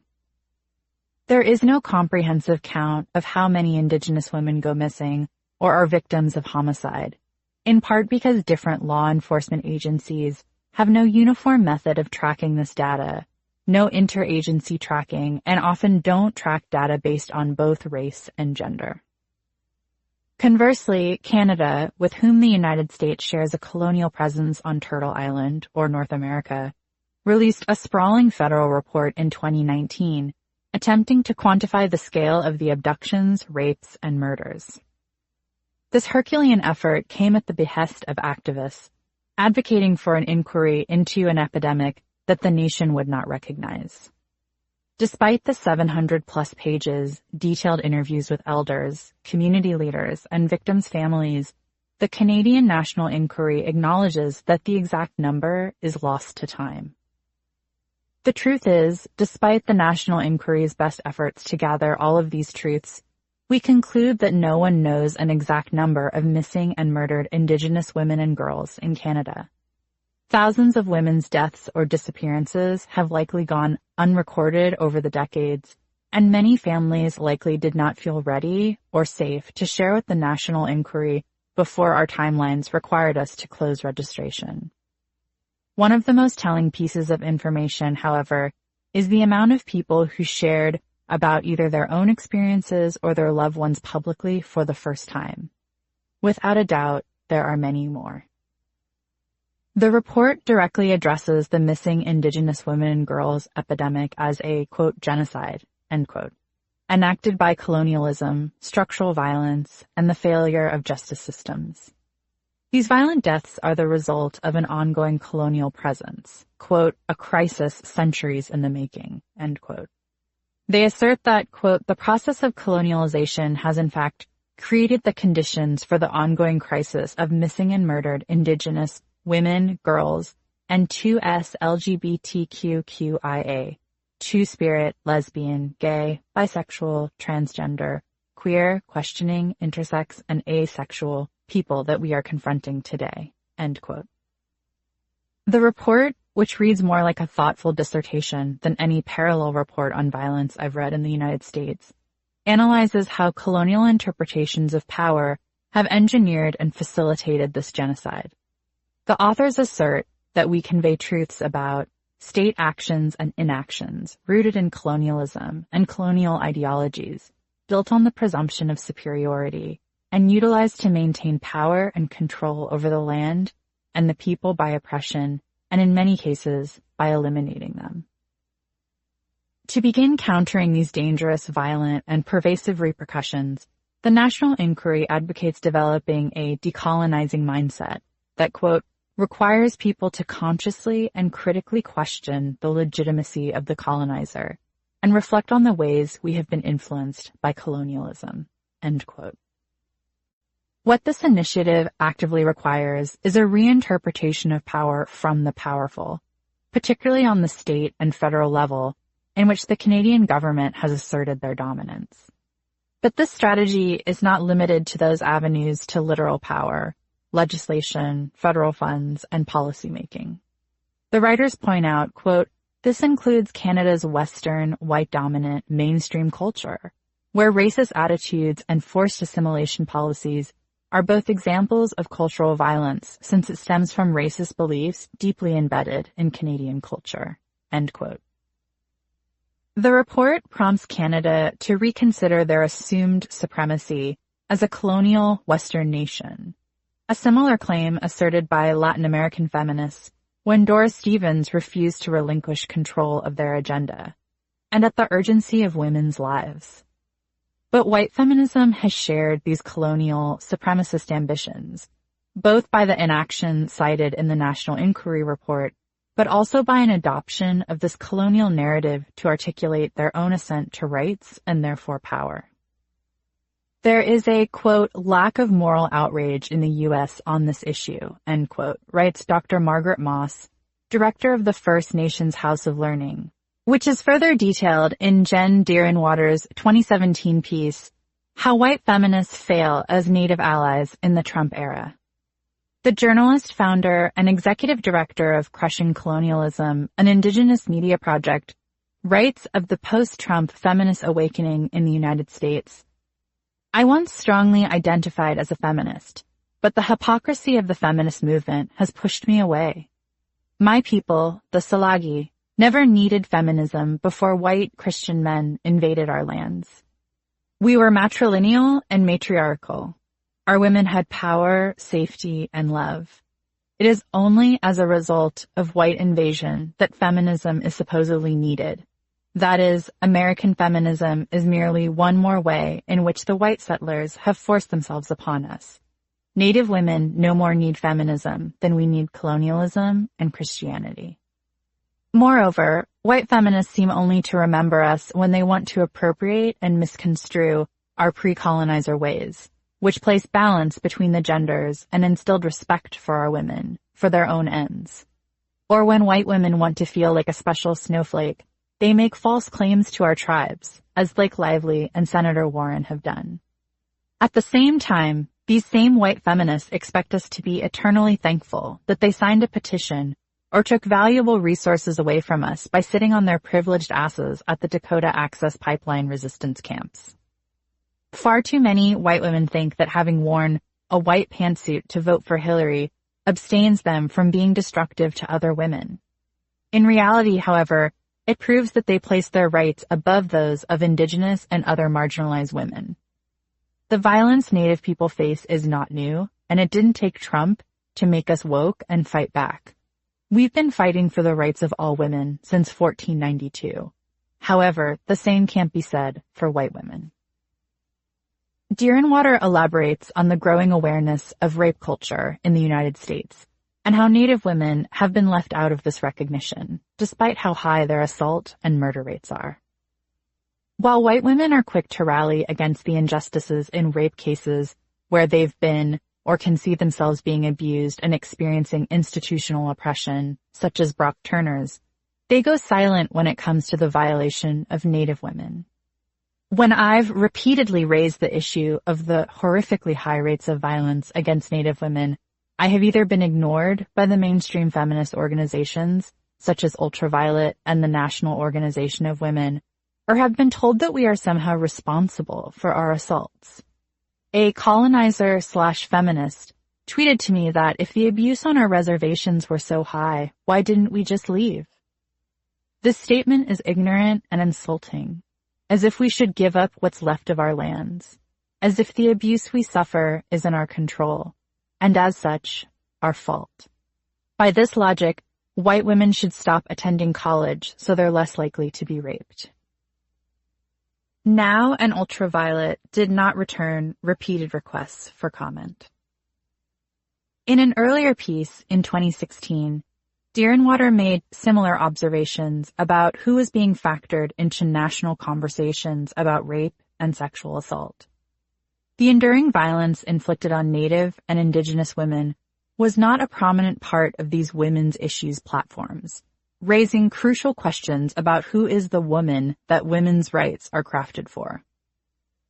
Both Democrats and Republicans have remained virtually silent on the national stage in the face of the terrifying high rates of rape, sexual trafficking, disappearance, and murder of Native and Indigenous women. They have remained silent, including President Obama and Democratic presidential nominee Hillary Clinton, while Native girls and women are being attacked by dogs, mace, paramilitary law enforcement, and the National Guard at Standing Rock. They remained silent while Trump was denigrating all Native girls and women by using such slurs as Pocahontas and squaw. Only when those in power could envision their mothers, wives, daughters, or themselves being Trump's victim had he gone too far. Only when they could envision a woman of similar to their own class being a victim did they care about sexual assault. The Guardian reported in 2016 that, indeed, Native American women were leading the movement against the Dakota Access Pipeline at Standing Rock, often subjected to tear gas, rubber bullets, mace, and arrest. Hundreds of women and Two-Spirit people reportedly were attempting to protect the basic human right to clean water. And in addition to physically putting their bodies in front of the land that was taken from them through colonial processes, the women water protectors were reported to also be core spiritual leaders who strategized how to protect their resources from the pipeline. And yet, despite hashtag #NoDAPL coverage across Glamour.com, MaryClaire.com, Vogue.com, Harper'sBazaar.com, Cosmopolitan.com, and others, conquering still remains and has remained a pervasive vehicle to articulate mainstream feminist and white feminist objectives. A 2015 post on everydayfeminism.com carries the headline, "If we divide, we don't conquer. 3 reasons why feminists need to talk about race." An article on elevatenetwork.com, a professional networking site for women, reads, "Divide and Conquer, Feminist Style and Why Patricia Arquette is Right." Beyond women-centric outlets, it's clear that feminism fitting into a narrative of conquering the culture or male-dominated industries is how, as readers, we are being asked to understand gender equality. CollectorsWeekly.com, an online resource for antique collectors, has a piece from 2014 that reads, "Women Who Conquered the Comics World," while a 2015 Salon piece profiles "The Woman Who Conquered Porn." A Telegraph article explains how feminism conquered pop culture in 2014, featuring lead art of all white women with Beyoncé on the second page. A 2017 piece on Vox.com analyzing the feminist plotlines of fictional female characters like Princess Leia, Xena, and Buffy the Vampire Slayer from popular geek franchises makes the point, modern understanding of how female characters fit into larger culture narratives has evolved largely in response to our increased understanding of how sexism manifests in fiction. In many ways, fictional female characters have already fought and conquered battlegrounds that women are still fighting in real life. Again and again, through this messaging, conquering is affirmed as a positive, a progressive step, a key to feminist strategy or organizing. And yet, this is a mindset, a way of seeing people, resources, communities, and cultures that has wrought multi-generational devastation, trauma, and violence against Native, Indigenous, and First Nations women and girls, as well as many, many other civilizations internationally. Once again, white feminist ambition, even the way they communicate that ambition to each other, carries on the brutal tradition of exploiting, suppressing, and dominating others for personal or strategic gain. Whether it's for themselves, their companies, their business enterprises, or their families, white feminism's willingness to adopt a conqueror understanding of their rights and power, specifically unconsciously, underscores the vast ideological space between white feminist ideology and what Native women and Two-Spirit people have been organizing against for centuries. Of this divide, journalist and Cherokee activist Rebecca Nagel observed on her podcast, This Land, quote, "The cruel irony of being Native American in 2019 is we survived genocide only to be treated as if we are invisible. But we're still here." End quote.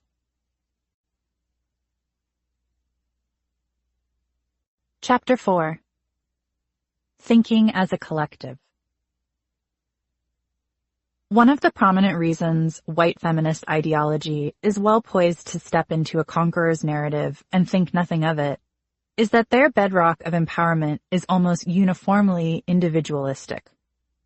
This is the dimension of white feminism that most cleanly exhibits its influence, in that building capital, money, influence, power is an independent endeavor. White feminists have understood their rights in these terms since the 1850s, when feminists Elizabeth Cady Stanton and Susan B. Anthony chose to concentrate on education and political advances that were of little impact to the daily lives of working class and poor women, women who cleaned homes, cared for children, and picked cotton. So while white feminists faded into elite circles, non-elite women built their own movements for their immediate needs. A hallmark of many grassroots movements shunned by white feminism, across multiple and intersecting identities, is that they put forward collective rights before an individual's progress. Communities having access to clean water, to education, to public spaces, to institutions, to food are valued over a single person's assent, success, or acceptance. This is a completely different way of envisioning and demanding equality. The lengthy history of consumer activism by working class, immigrant, Jewish, and housewives of color in the United States is a prominent window into this approach. Moments where these women simply stopped buying stuff to enact change. By a number of communities refusing to buy something, capitalism was impacted. And where money determines literally everything in a capitalist framework, changing who gets your money has the capacity to be radical, as long as other people work with you. In 1902, Jewish housewives in New York City's Lower East Side learned that kosher meat would be inflated from 12 cents a pound to a whopping 18 cents a pound. The price inflation was not determined by the local shopkeepers, who also initially resisted the price increase, but by the meat trust, the corporations that controlled the meat market. Jewish women heard this and collectively told the meat trust that they could keep their pricey meat. They weren't going to buy it. Two women, known as Mrs. Levy, the wife of a cloakmaker, and Mrs. Edelson, a restaurant owner, called a meeting with other wives and mothers to coordinate a meat boycott. Most important to note is that these weren't women who had previously participated in the labor movement, nor were they particularly young, child-free, and idealistic. Most of these ladies were well into their 30s, and many had upward of 4 children to care for. But their lack of formal experience or extensive household responsibilities in childcare did not deter them from advocating on behalf of what they interpreted as an outrageous affront to a basic human need. All over the Lower East Side, women spread the word that the meat boycott was on. They distributed and designed flyers in Yiddish with a skull and crossbones that read, "Eat no meat while the trust is taking meat from the bones of your women and children." They also began rioting, bringing physical attention to the boycott by throwing meat into the streets, bricks through the windows, and reportedly pulling meat away from customers. As women, this led to other upsets in their community. The Jewish men didn't necessarily think their women should be behaving this way in public.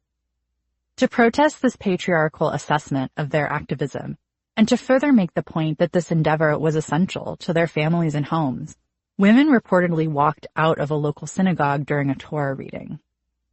As the men in their community continued to tisk their disrespect for order, protocol, and their faith, Jewish housewives strengthened the commitment to their cause.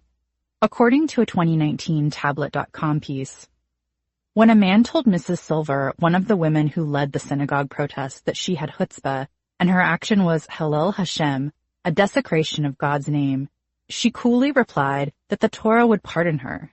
Women marched and shouted, "We will not be silent. We will overturn the world," and called themselves soldiers in the Great Women's War.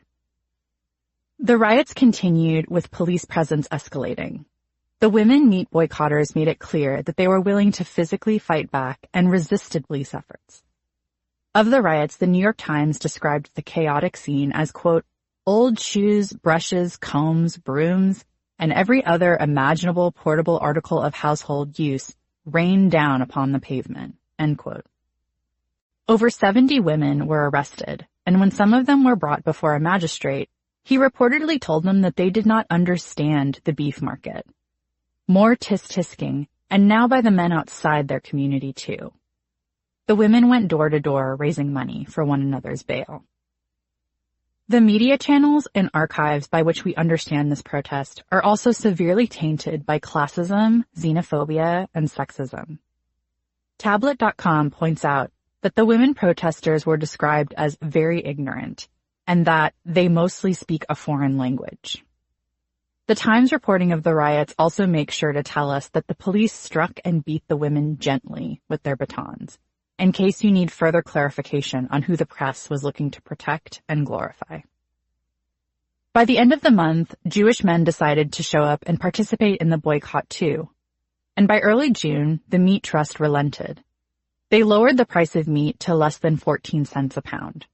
As it turns out, these Jewish housewives knew exactly how the meat market worked, more so than the senior leaders of both their faith and their courts, and it only took about a month to enact this change. Meat would continue to be a centralizing point for women in consumer activism in the United States for several decades to come.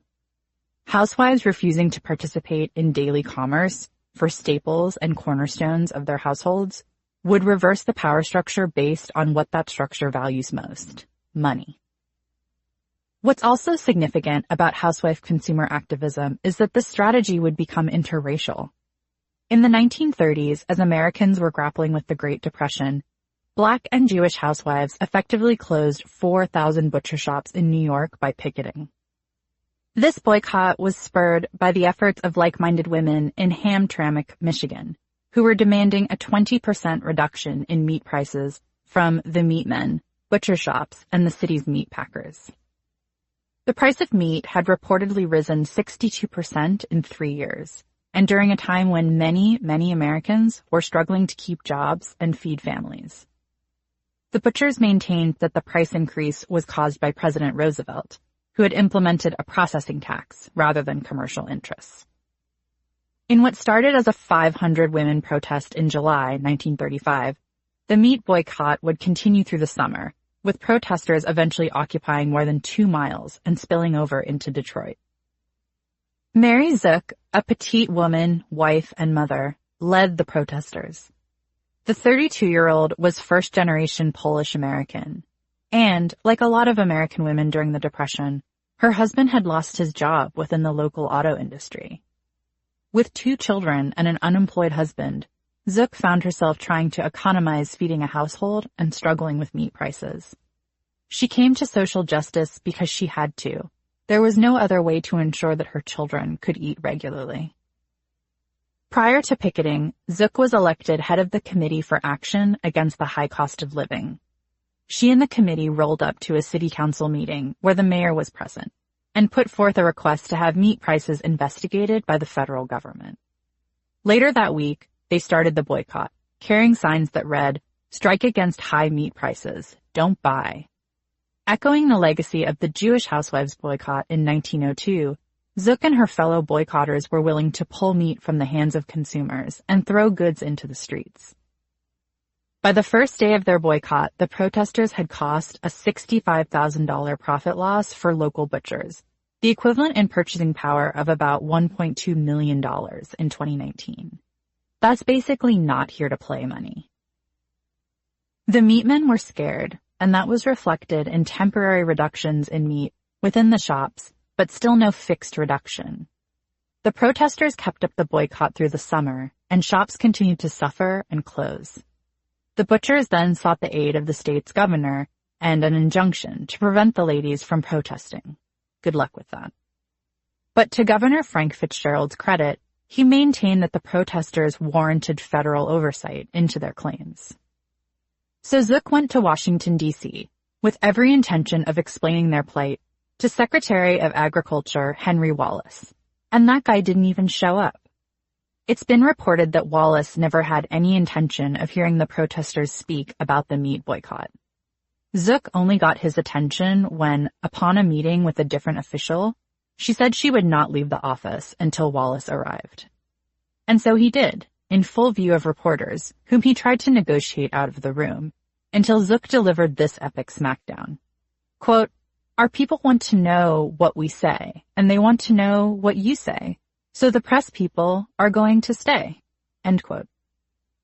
Initially, Wallace maintained that the high meat prices were due to a national shortage, but Zook was adamant that it was the government processing tax under Roosevelt that was lining the pockets of meat packers while children went hungry. She demanded a ban on this processing tax and also pointed out, quote, "Doesn't the government want us to live? Everything in Detroit has gone up except wages." End quote. And in response to this, Wallace literally ran away from his own office. He bolted from the 100-pound, unarmed, first-generation American Polish woman because she asked him a direct question. That's how power gets subverted. The federal government never did intervene on the issue of high meat prices in Hamtramck. In what is now a common tactic to undermine political change, a Democratic congressman from Missouri, Clarence Cannon, stipulated that the lady meat boycotters weren't really working class or struggling financially. For a contemporary example, see right-wing conspiracy assertions that the Sandy Hook victims and parents are fake or actors. Congressman Cannon declared that the women protesters were a front for the meat packers themselves, who wanted to abolish the tax for their own business incentives. He called for an investigation into the lady meat boycott as, according to his assessment, the women looked too bridge club to be working class. He produced photos of the protesters on the House floor, pointing to their hairstyles, pearls, shoes, and purses as proof of the fact that they were, quote, spoiled housewives who sought pleasure from throwing public fits, end quote, according to narratively.com. Congressman Cannon declared the boycott fake, also on the grounds that he deemed it unfeasible for women to organize on their own without the guidance of men. This propaganda did not impede the velocity of the boycott. As summer waned, housewives in other cities began hearing of the tactics from the women in Michigan and were strategizing on how to implement meat boycotts of their own.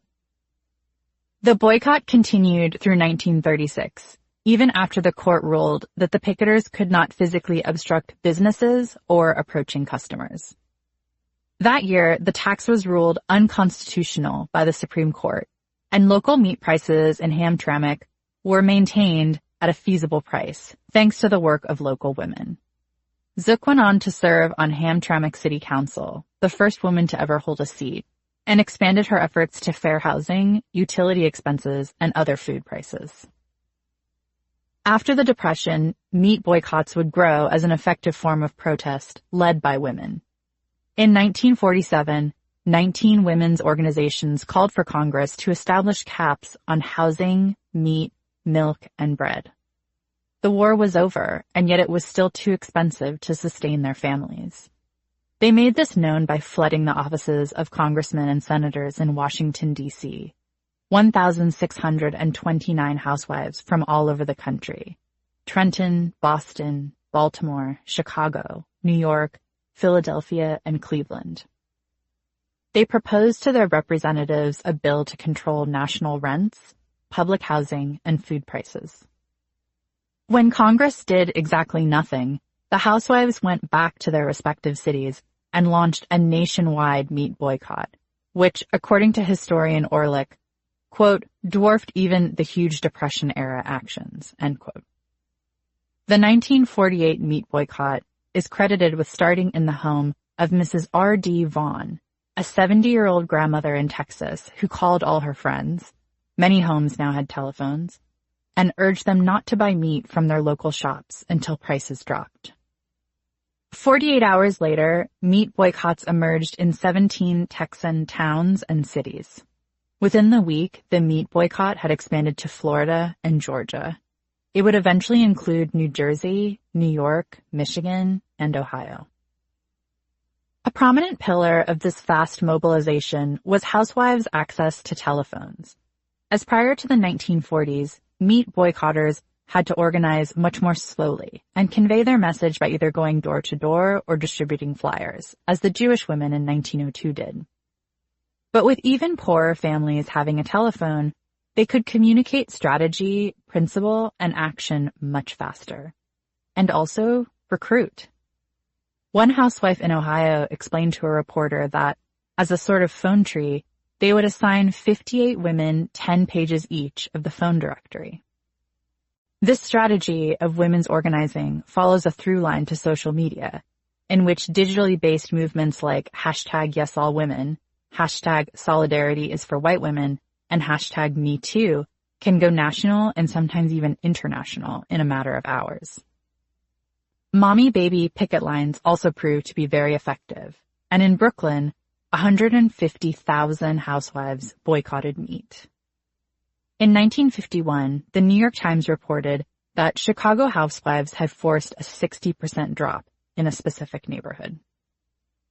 Livestock prices eventually dropped 10% by federal mandate. And in a rare moment of mainstream media clarity, the impetus was identified as angry housewives. Backhanded, but accurate.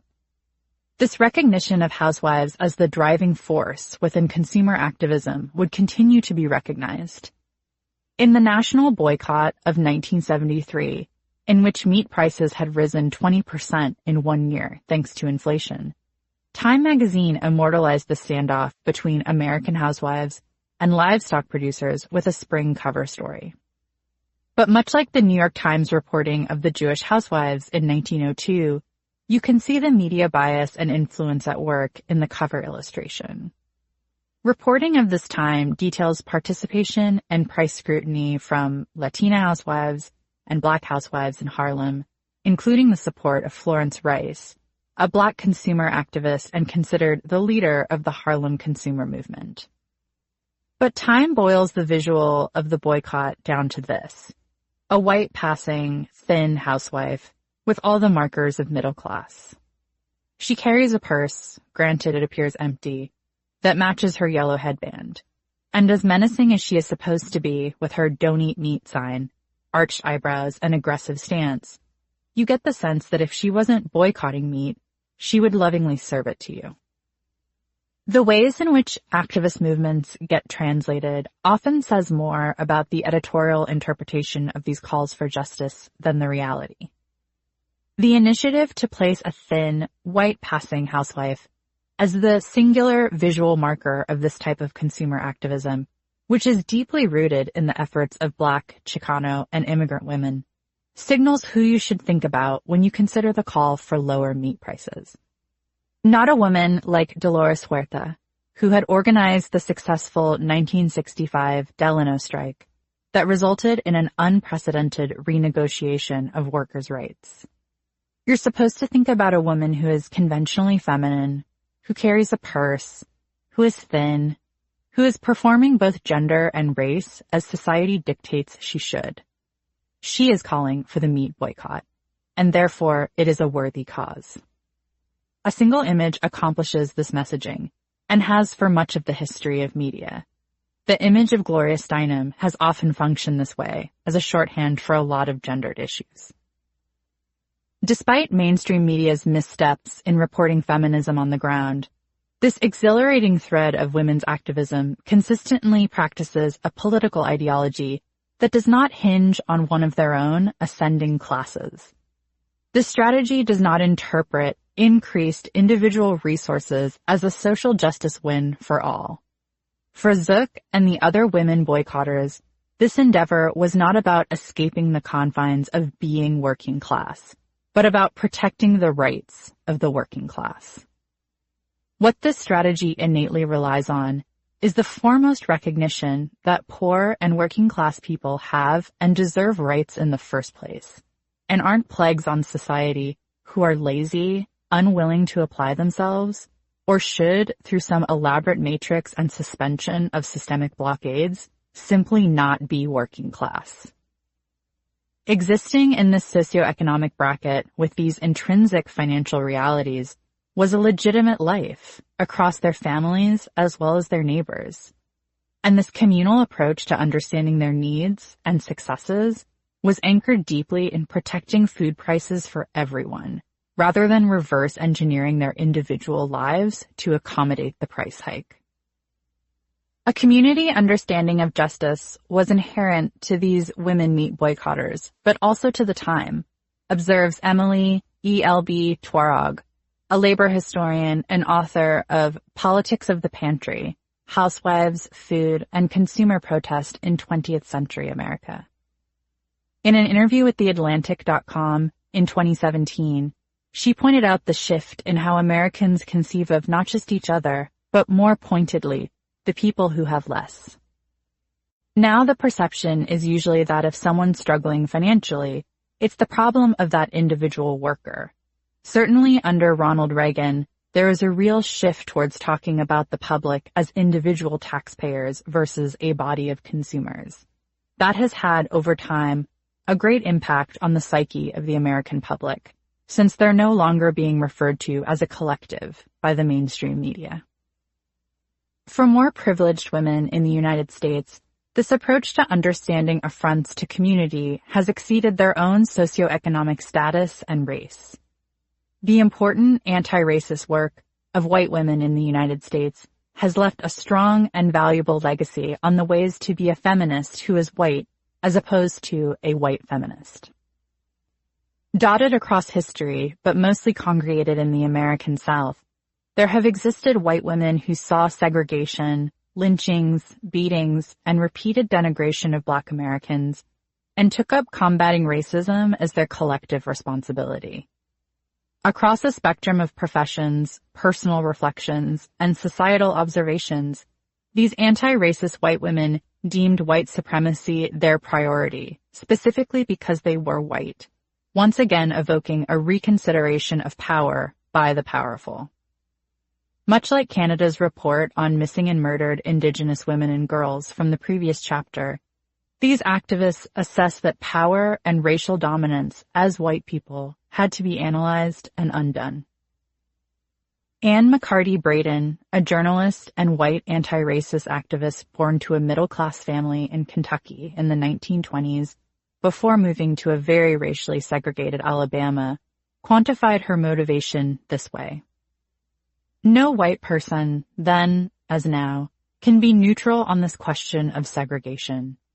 Either you find a way to oppose the evil, or the evil becomes a part of you, and you are a part of it, and it winds itself around your soul like the arms of an octopus. There was no middle ground. Her family was pro-segregation, a day-to-day practice she was completely and culturally immersed in, given that her family was considered elite Southerners.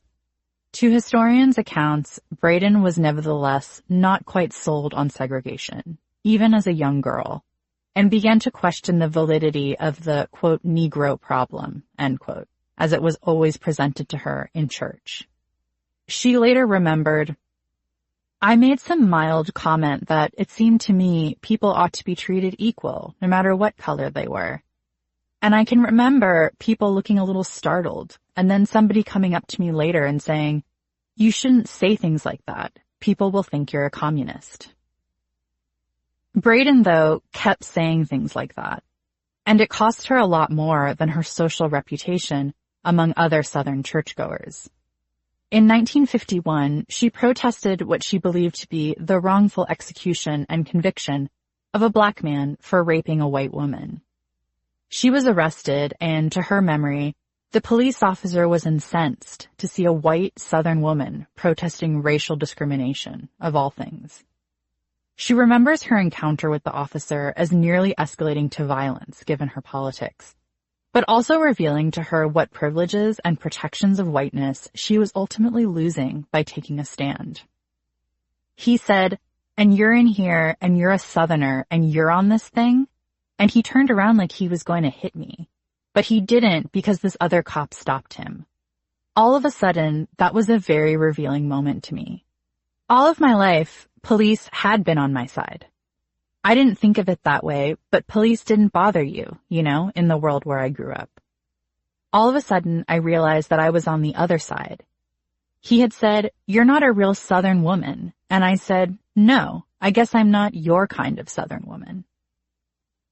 This other side she alludes to, which did not include a safe societal infrastructure for white women, was a concept she further elaborated on when reflecting on the decisions she had made in her life, saying, "An older African-American leader that I respected highly told me I had to make a choice, be a part of the world of the lynchers or join the other America, of people from the very beginning of this country who opposed injustice and especially opposed racism and slavery."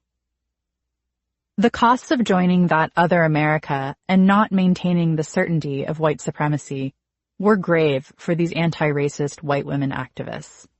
Like Juliet Hampton Morgan, a Southern socialite from Montgomery, Alabama, who compromised the security of her parents' name and standing in Southern aristocracy when she came out against segregation on Montgomery buses. A cross was burned on her lawn. She received consistent hate mail, threatening phone calls, and was estranged from virtually all her friends, most of her family, and employers who were pressured to fire her for her views. Of this harassment, she recalled, quote, "The cuts from old friends, the ringing telephone with anonymous voices. I know how it feels when the butterflies in your stomach start turning to buzzards." End quote. Morgan had been set up for conventional success by white privilege, influence, and the power of her family. Her parents were friends with other influential Southerners like Tallulah Bankhead and Zelda Fitzgerald. She graduated in the top 5% of her class at the University of Alabama, where she earned both a bachelor's degree and a master's degree. She became a public school teacher and later a librarian, in addition to a writer. A place where Morgan was not so privileged, though, was her mental health.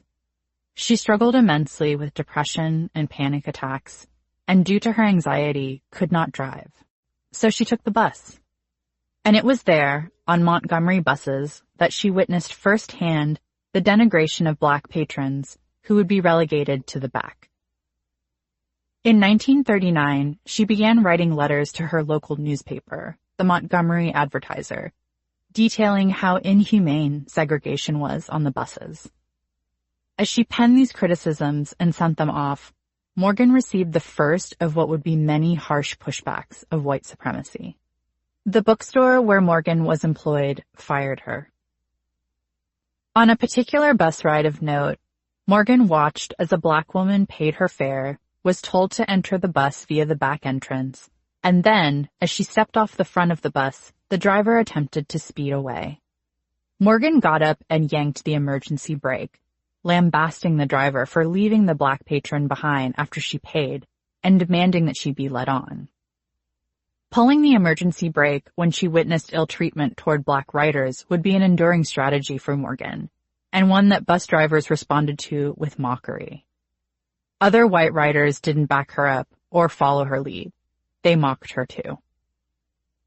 Morgan would later identify the sinister nature of white decency as our biggest problem.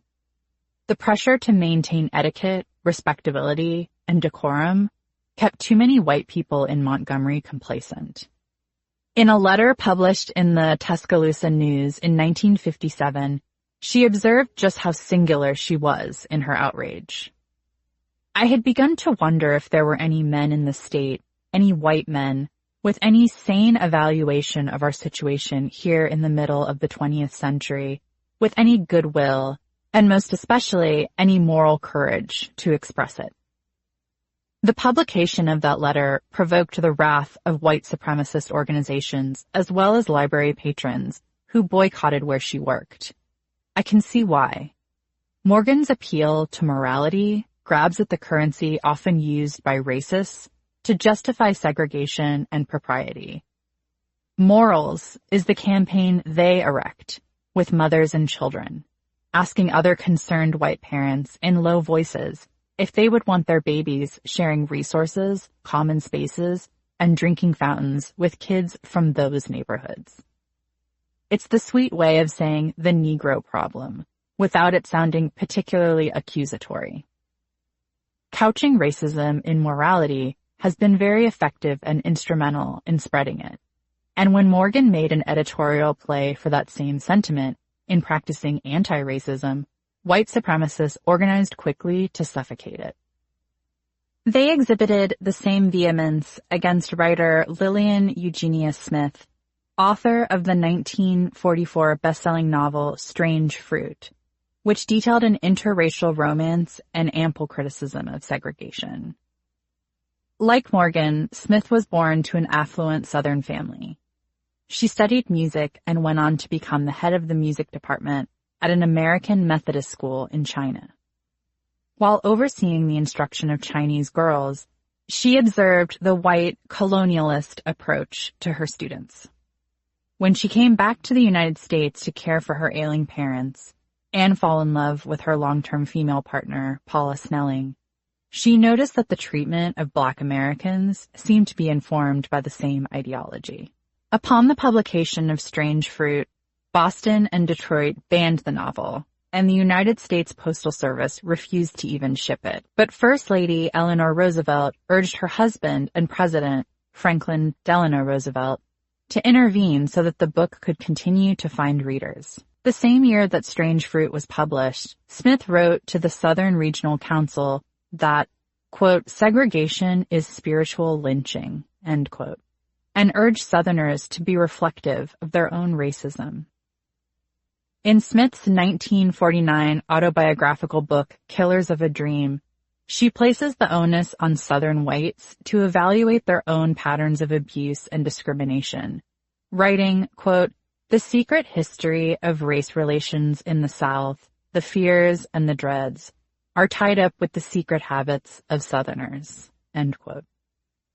The strength in Smith's analysis is that the Negro problem Braden spoke of, that Morgan resisted, is actually a white people problem. Recasting racial dynamics under this accusatory lens was met with violence and arson. In 1955, Smith's house was burned down by segregationists. Through this anti-racist work, white gender roles were also being challenged. Defying the culturally sanctioned role of what a white Southern woman should be, these white female activists both questioned the societal powers, but also upset them. Much like the consumer activism of the 20th century, white supremacy has traditionally relied on women on the ground to carry out its bidding, particularly in the form of grassroots movements, newsletters, PTA meetings, bake sales, and community efforts. Southern white women stepping away from this order and this performance of gender threatens the very economy of institutionalized racism, and, on some level, white supremacists know this. Which is why a Southern white cop wants to hit Braden for recognizing a racist conviction, and Morgan is teased by bus drivers for caring about black riders. Keeping the order of respectability, as Morgan wrote, is paramount to whiteness, but especially female whiteness, the great bastions of morality, civility, and family values. Stepping away from that gendered and racial code of conduct meant being labeled a race traitor, as Braden said about her own confrontations with segregationists. Feminist and anti-racist activist Mab Segrest describes this exact dynamic well in her memoir of a Race Traitor, Fighting Racism in the American South, writing, quote, it's not my people, it's the idea of race I'm betraying. It's taken me a while to get that distinction, end quote. Collective understandings of social justice have also garnered milestone legislative action where a singular success narrative could not. The 504 sit-in in San Francisco produced legislation that is considered the birth of the disability rights movement, according to activist Kitty Cohn, who led a 26-day occupation of a federal building in 1977 with 150 other disability activists. Their demands were simple. They would not leave the premises until President Jimmy Carter's administration signed and implemented Section 504 of the Rehabilitation Act of 1973. This act was the first federal civil rights protection for Americans with disabilities, a very important piece of legislation that prohibited discrimination of disabled people for federal programs, agencies, and employment. But Section 504, which drew on the language of other civil rights laws, took that initiative a step further by recognizing that disabled individuals could not be discriminated against. This flipped an important cultural stigma for disabled people that courses through many workplace, education, housing, medical facility, transportation, and bigoted conversations today. That to be disabled is the fault and personal responsibility of the person, rather than indicative of an infrastructure, a system that prioritizes a presumed standard of wellness in everyday living. Cohn, who had muscular dystrophy, wrote that implementing Section 504 was essential in, once again, incentivizing the powerful, the able-bodied, to rethink how they had quantified a disability as an individual problem. She wrote, people with disabilities, ourselves, didn't think the issues we faced in our daily lives were the product of prejudice and discrimination. Disability had been defined by the medical model of rehabilitation, charity, and paternalism. If I thought about why I couldn't attend a university that was inaccessible, I would have said it was because I couldn't walk, my own personal problem. Before Section 504, responsibility for the consequences of disability rested only on the shoulders of the person with a disability, rather than being understood as a societal responsibility. Section 504 dramatically changed that societal and legal perception. Only with Section 504 was the role of discrimination finally legally acknowledged. What this measure ultimately required was regulations, basically guidelines, so that hospitals, schools, libraries, and other buildings could enact them. But between when the Act passed in 1973 through 1977, courts, judges, and Congress could not agree on what these regulations would be. Meanwhile, disabled people were waiting to participate in these public spaces based on past legislation. Proposed changes to pass Section 504 were also considered so dramatic that they would have severely diluted the mandate for non-discrimination. So, a number of activists decided to stop waiting. They assembled the Emergency 504 Coalition to coordinate a rally followed by a sit-in at the United States Department of Health, Education, and Welfare, HUE, building in San Francisco, as well as sit-ins in 8 other cities. The plan for the San Francisco sit-in was that they would not leave the HUE building until HUE's new secretary, Joseph Calafano Jr., signed the regulations for Section 504. Cohn and Judy Heumann, another disability rights activist, focused on engineering the San Francisco sit-in for longevity with various committees focused on publicity, outreach, fundraising, and medics. Organizing a demonstration with disabled people also presented particular challenges that the coalition had to plan for. Cohn remembers, "The committees had a great deal of work to do and kept many people involved.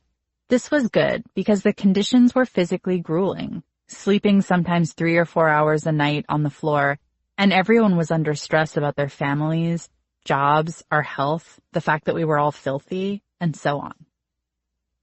Cohn and Heumann were very tactical in their assembly, drawing extensively on their respective experiences as organizers, but also on the organization of other disenfranchised people.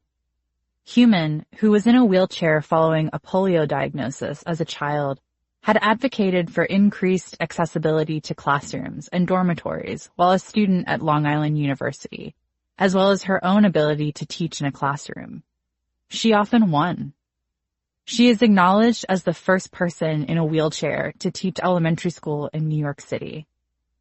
Through her activism, she had developed partnerships with the Black Panthers, various queer groups, and the United Farm Workers of America. She would later go on to serve as Assistant Secretary of the Office of Special Education and Rehabilitative Services in the Clinton administration. Similarly, Cohn had participated in other social justice work for identities well outside her own. While a student at the University of Illinois, she became involved with the NAACP and participated in the civil rights movement in the 1960s. Learning from these other movements and drawing from their resilience and legacy had intentional correlations when the sit-in was underway. Cohn recalls, "At every moment, we felt ourselves the descendants of the civil rights movement of the 60s. We learned about sit-ins from the civil rights movement. We sang freedom songs to keep up morale and consciously show the connection between the two movements. We always drew the parallels. About public transportation, we said, we can't even get on the back of the bus." And these other groups recognized the correlations too, demonstrating resistance to the more powerful body for the sake of civil rights.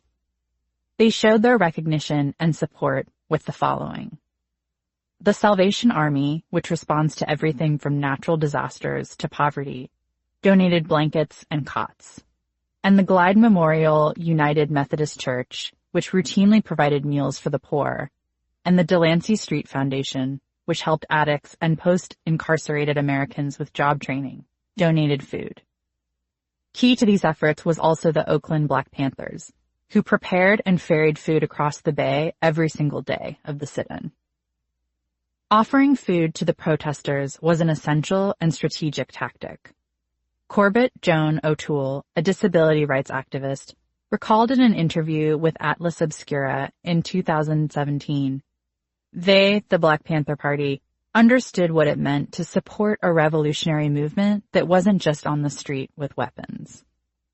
O'Toole, who was present for the 504 sit-in, alludes to the Black Panthers' radical program to offer free breakfast to children as a way to combat institutionalized poverty. At the end of April, after mounting pressure from the protests, Hughes Secretary Califano signed the regulations for Section 504, unchanged. To date, the 504 sit-in is the longest nonviolent occupation of a federal building in the United States.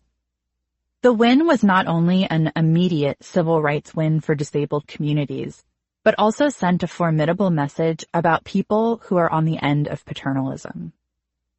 Human recalled that the demonstrators, quote, turned ourselves from being oppressed individuals into being empowered people. We demonstrated to the entire nation that disabled people could take control over our own lives and take leadership in the struggle for equality, end quote. They rallied around this piece of legislation, which would impact the future and access for all disabled people in America, and was also foundational to future rulings, such as the Americans with Disabilities Act in 1990, offering way more anti-discrimination barriers. Later, Cohn pointed out that after Section 504 was signed, it wasn't strongly enforced.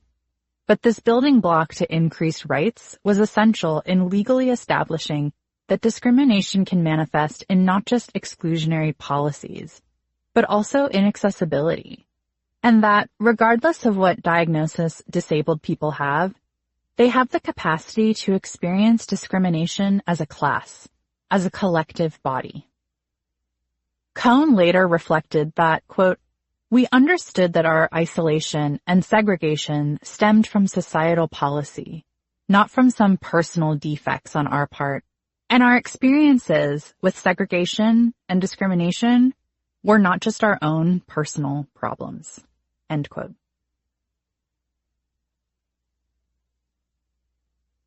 Chapter 5. Labor laws aim to help all genders. It was the New York Women's Trade Union League that eventually secured New York State Social Security as well as workers' compensation for domestic workers, an effort that has continued. In 2010, New York became the first state in all of the United States to recognize domestic workers with basic labor protections after 6 years of organizing by domestic workers and unions. The Domestic Workers Bill of Rights, legislation that ensures workers are entitled to overtime pay, days off, protection from discrimination and harassment, and protection under disability laws, has since been enacted in Hawaii in 2013 and California in 2014, Oregon, Connecticut, and Massachusetts in 2015, and Illinois in 2017. Ajin Pu, director of the National Domestic Workers Alliance, started pushing for domestic workers' rights locally in New York as a labor activist in 2001. Before the founding of the alliance, she and a number of other activists were trying to establish basic protections and standards for domestic workers. That same year, they went to the city council to legally pass some protections that included informing workers of their rights and employers of their legal obligations to their employees. Quote, we found kind of a hook in the city laws, Pu told me. We were successful in getting that law passed in a year through a lot of grassroots advocacy that domestic workers did, including lobbying and marching and calls to legislators and coalition building. And then when the laws passed, we realized just how limited the laws were. So even if we were to notify every employer and every worker about their rights and legal obligation, that there were so many limits to what those rights were, that it was almost like it wouldn't really have much impact. So we realized we would have to go and change the labor laws, end quote. Pooh and her fellow local organizers started asking the domestic workers they were lobbying with what kinds of changes they would like to see enshrined into New York state law. In 2003, this effort was eventually organized into the Having Your Say Convention, where around 250 domestic workers from all over New York City and upstate got together in small groups and shared professional experiences. Quote, they talked about what it would look like to have respect and recognition on the job, and from a whole long list of maybe 40-some ideas that came about of that convention, we took them to law students at NYU, the Immigrant Rights Law Clinic, who helped us translate all of those provisions into real legal language, says Pooh. With that legal language in hand, Pooh, a couple of other organizers, some law students, and a group of domestic workers went to Albany in January 2004 to introduce these protections as a bill. Quote, the bill went through a lot of changes, Pooh remembers, as she and her fellow activists embarked on a 6-year campaign to pass legislation that was eventually signed by the state governor in 2010. 3 years into advocating for the New York State bill, the National Domestic Workers Alliance was formed after connecting with workers in California, Oregon, and Maryland. Quote, we just started connecting across our different localities to really learn from each other, to support each other. We decided to hold our very first national meeting of domestic worker groups in June of 2007. It was at that very first meeting where we talked about the New York Bill of Rights and shared our lessons, and the California group shared their lessons. And it was at that meeting where we said we really need a national organization, end quote. Harnessing these other local initiatives into a bigger effort, though, didn't usurp resources or local goals. In fact, Pooh specifies that the founding of the National Domestic Workers Alliance actually worked the other way around.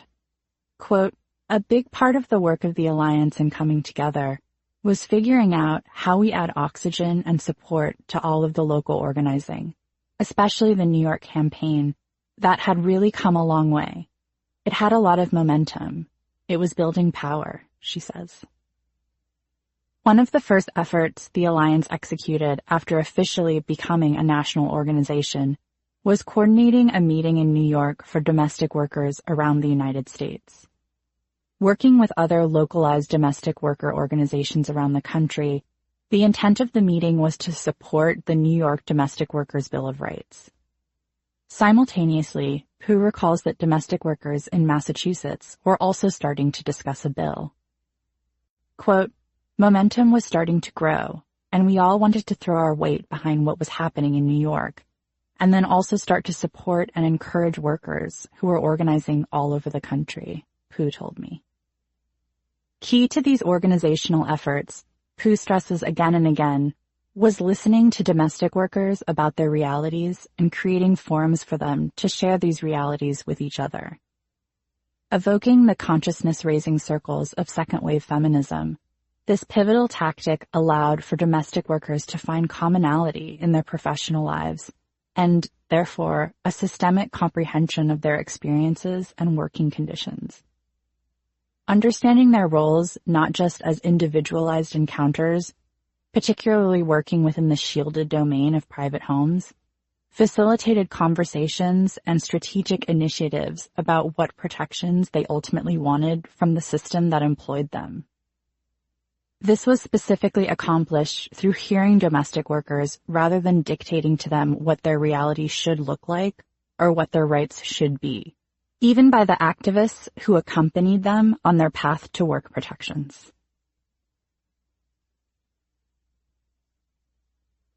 Chapter 6. The Emergence of Self. In the 1970s, white feminism emerged with new faces and a new mantra: self-liberation. This strategy was not entirely misguided. Asserting your own humanity, your own value, and daring to dream another life for yourself outside of acceptability is the type of self-empowerment that can lead to great change, as second-wave feminism revealed.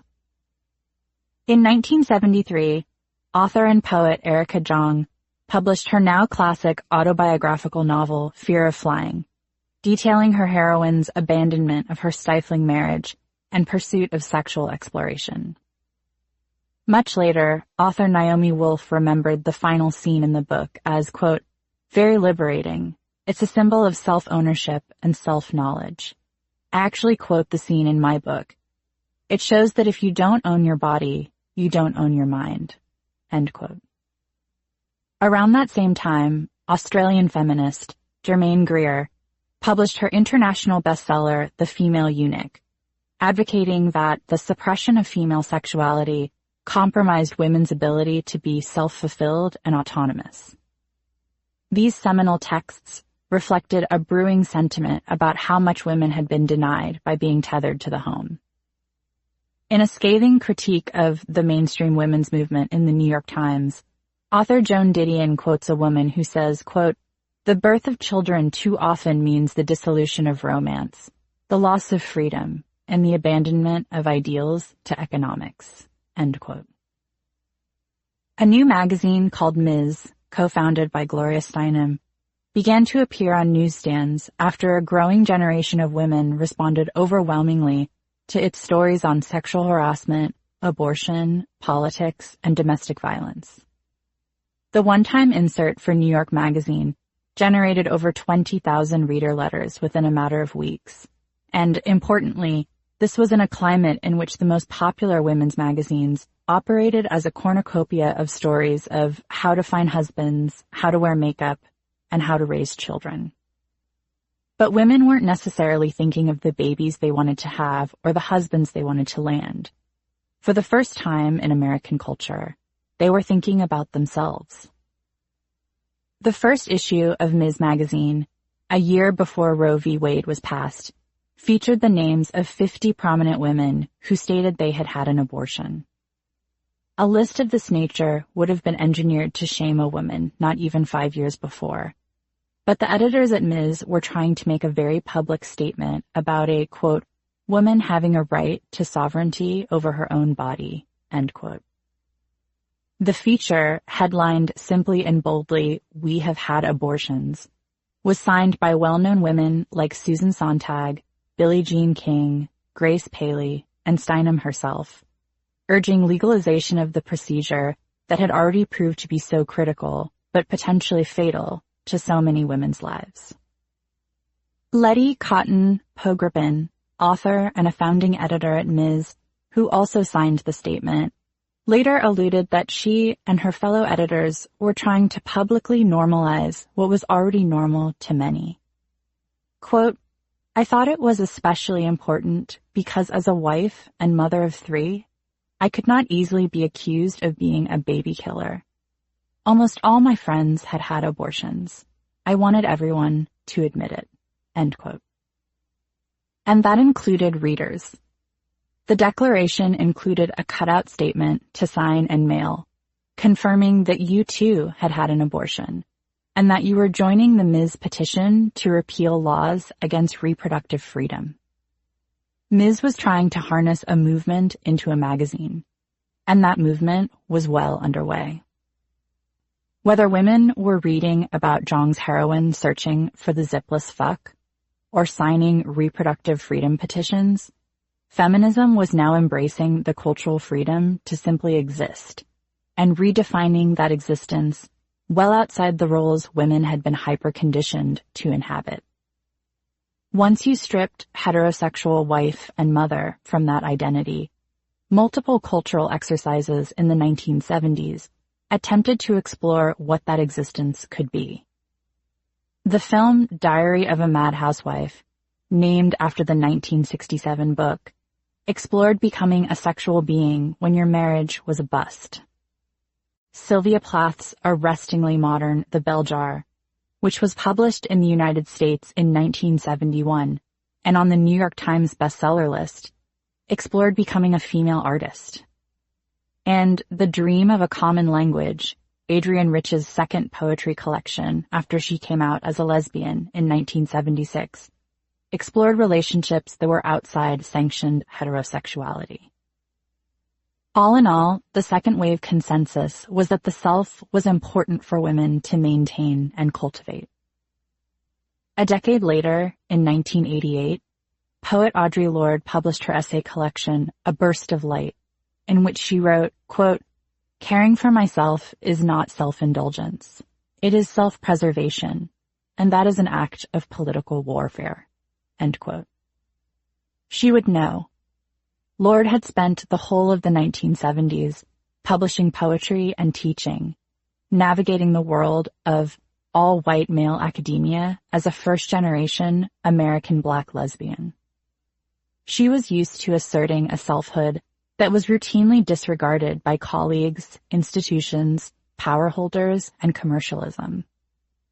Upon learning of her cancer diagnosis in the 1980s, she wrote that she would try to make her death meaningful, observing, quote, "I wasn't supposed to exist anyway, not in any meaningful way in this fucked up white boy's world."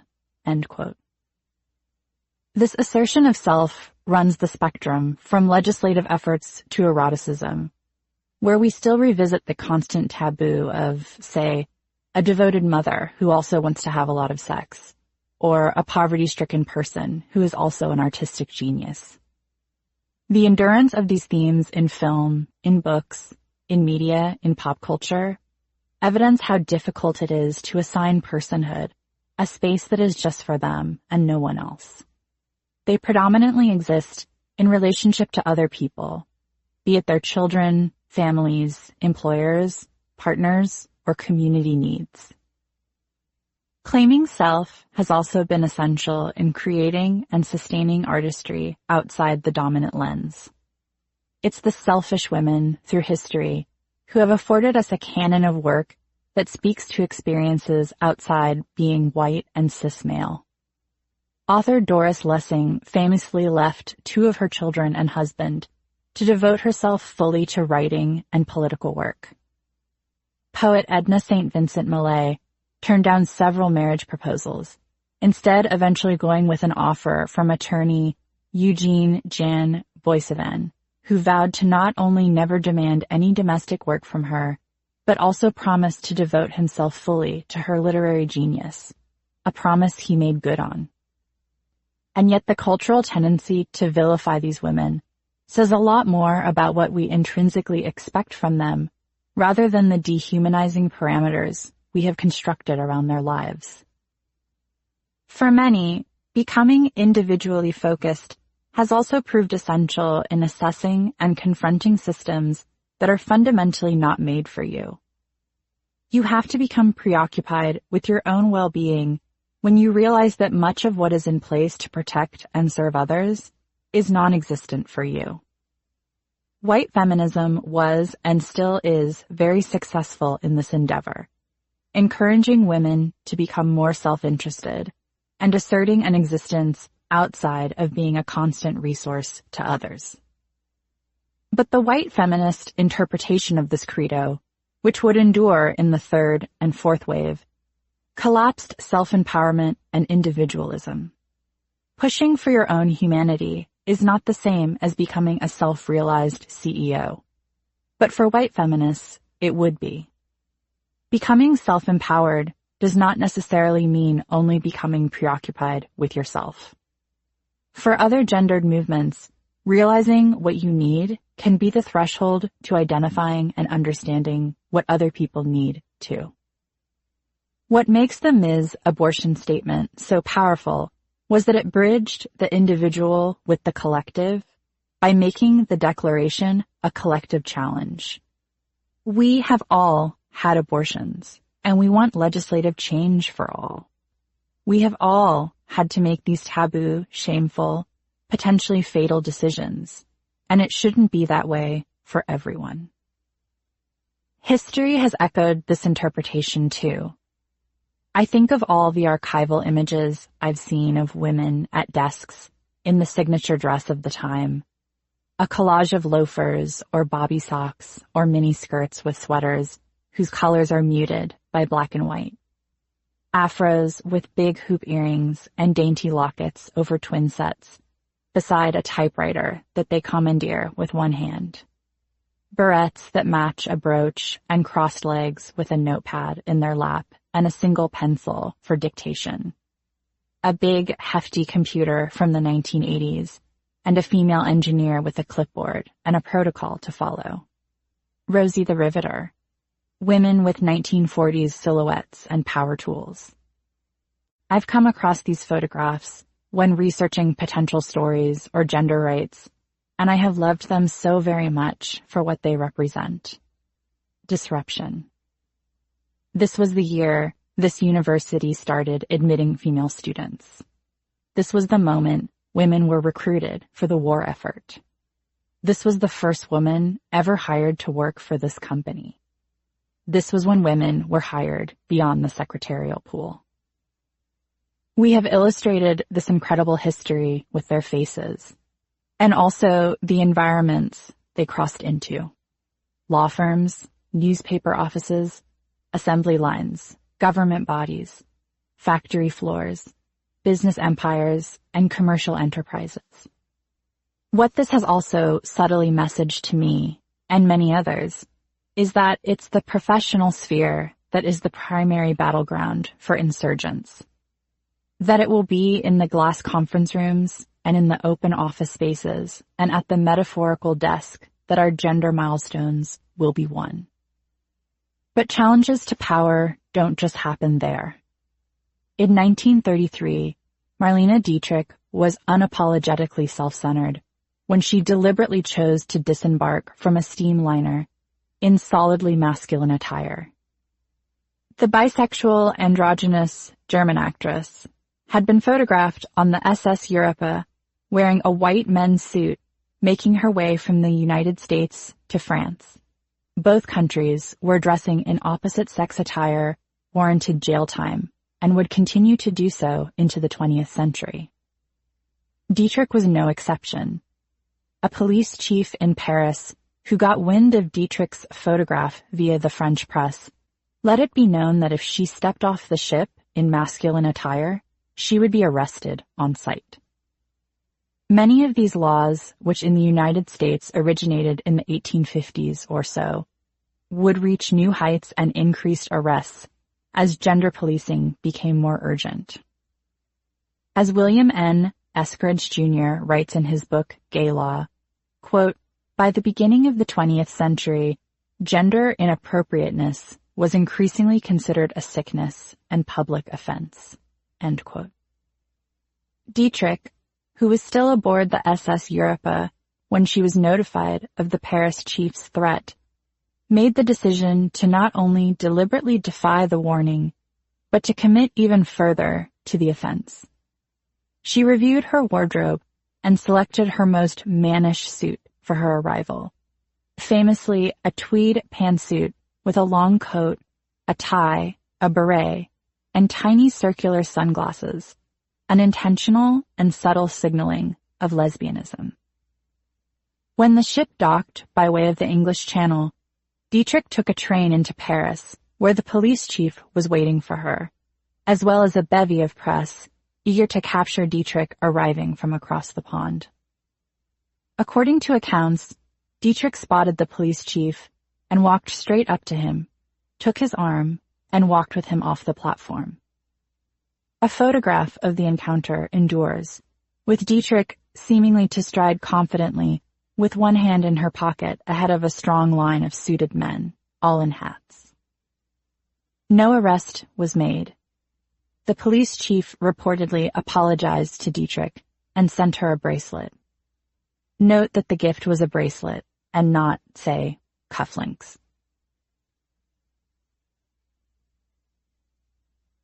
Chapter 7. The perennial shifting around of domestic work.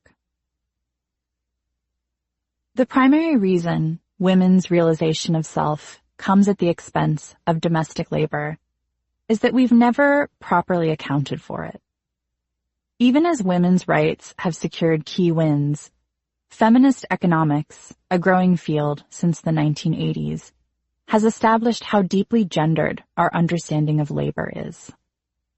Feminist scholars and thinkers have sought to correct this massive oversight by exploring the many ways traditional women's labor has not been deemed part of the economical equation, or natural.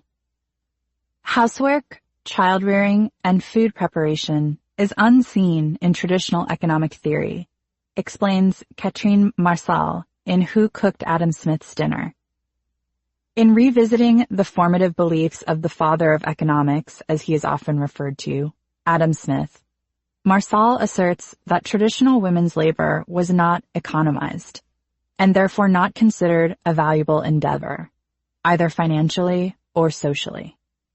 She observes, Adam Smith wanted to conserve love in a jar. On the label, economists wrote women.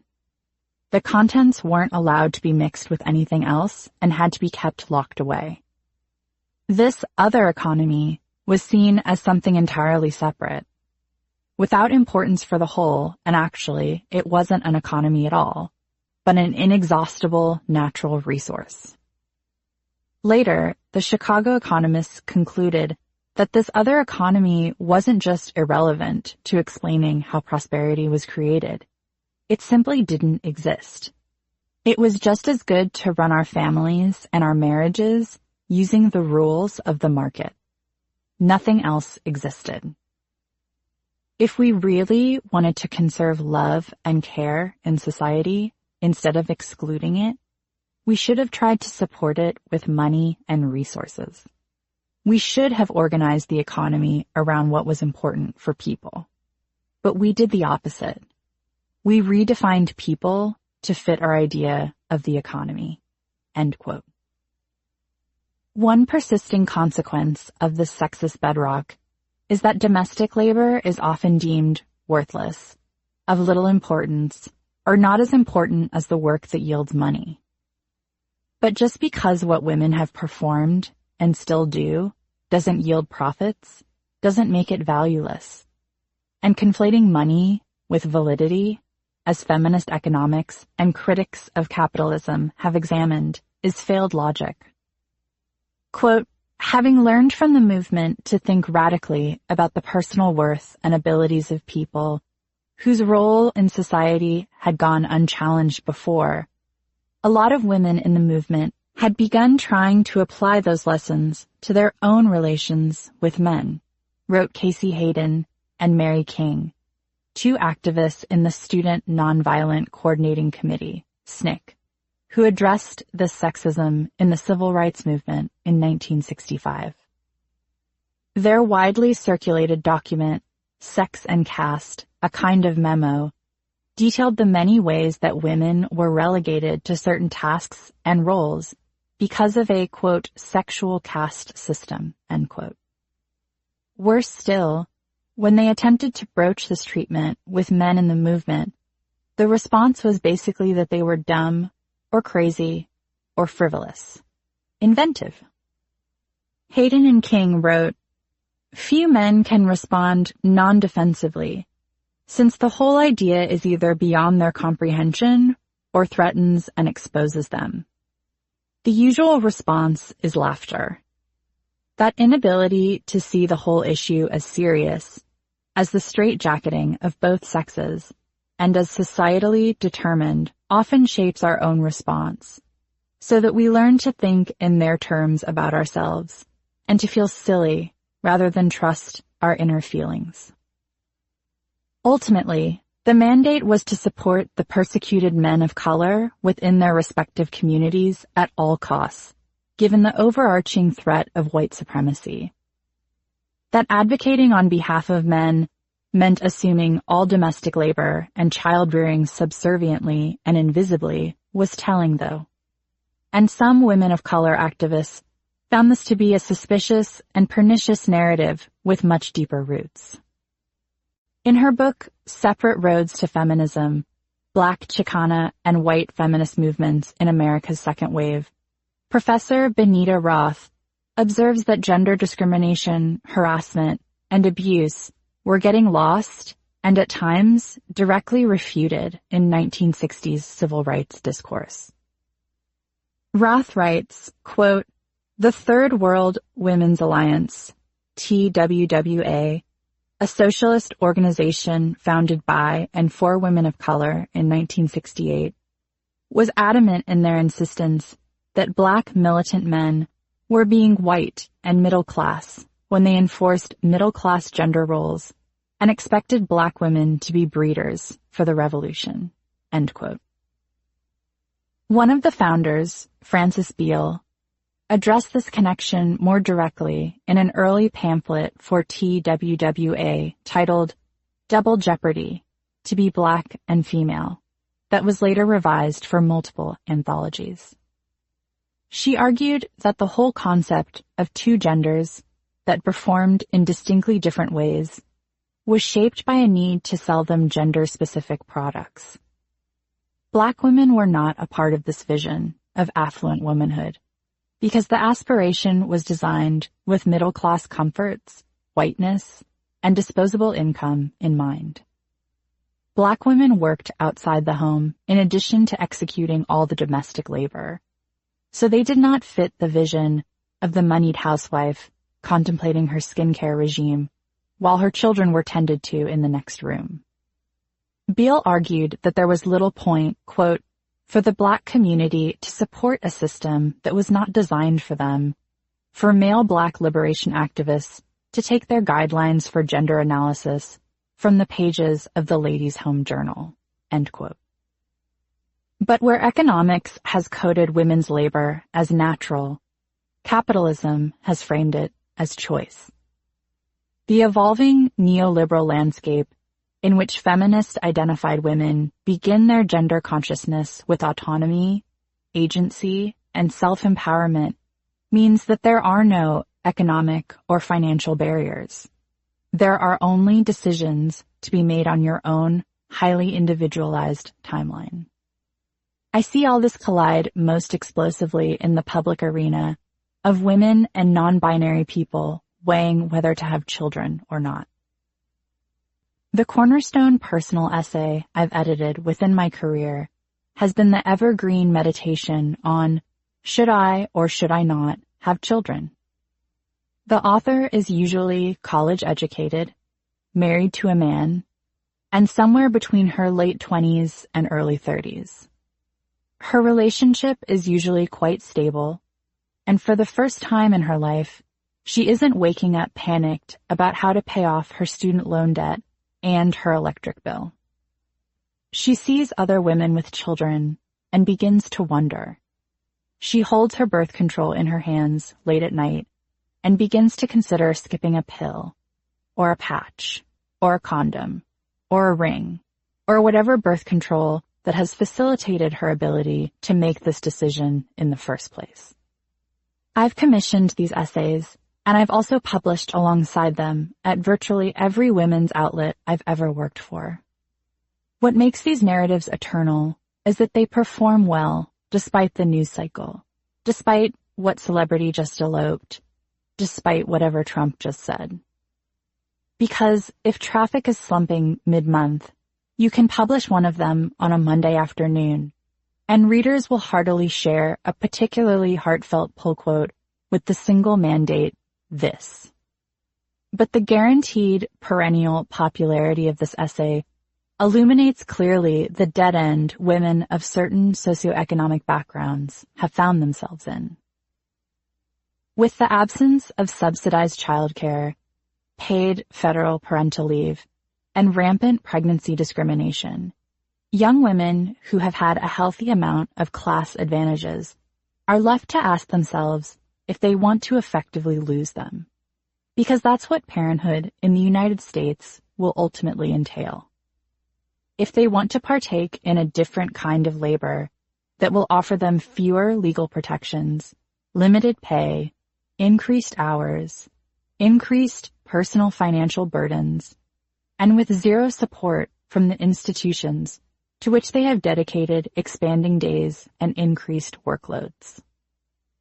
In this increasing neoliberal cultural terrain, where everyone is encouraged to optimize themselves for the best employment, the strongest partnerships, the most successful path, what strategically middle-class, somewhat self-aware woman wants to do more work for less money?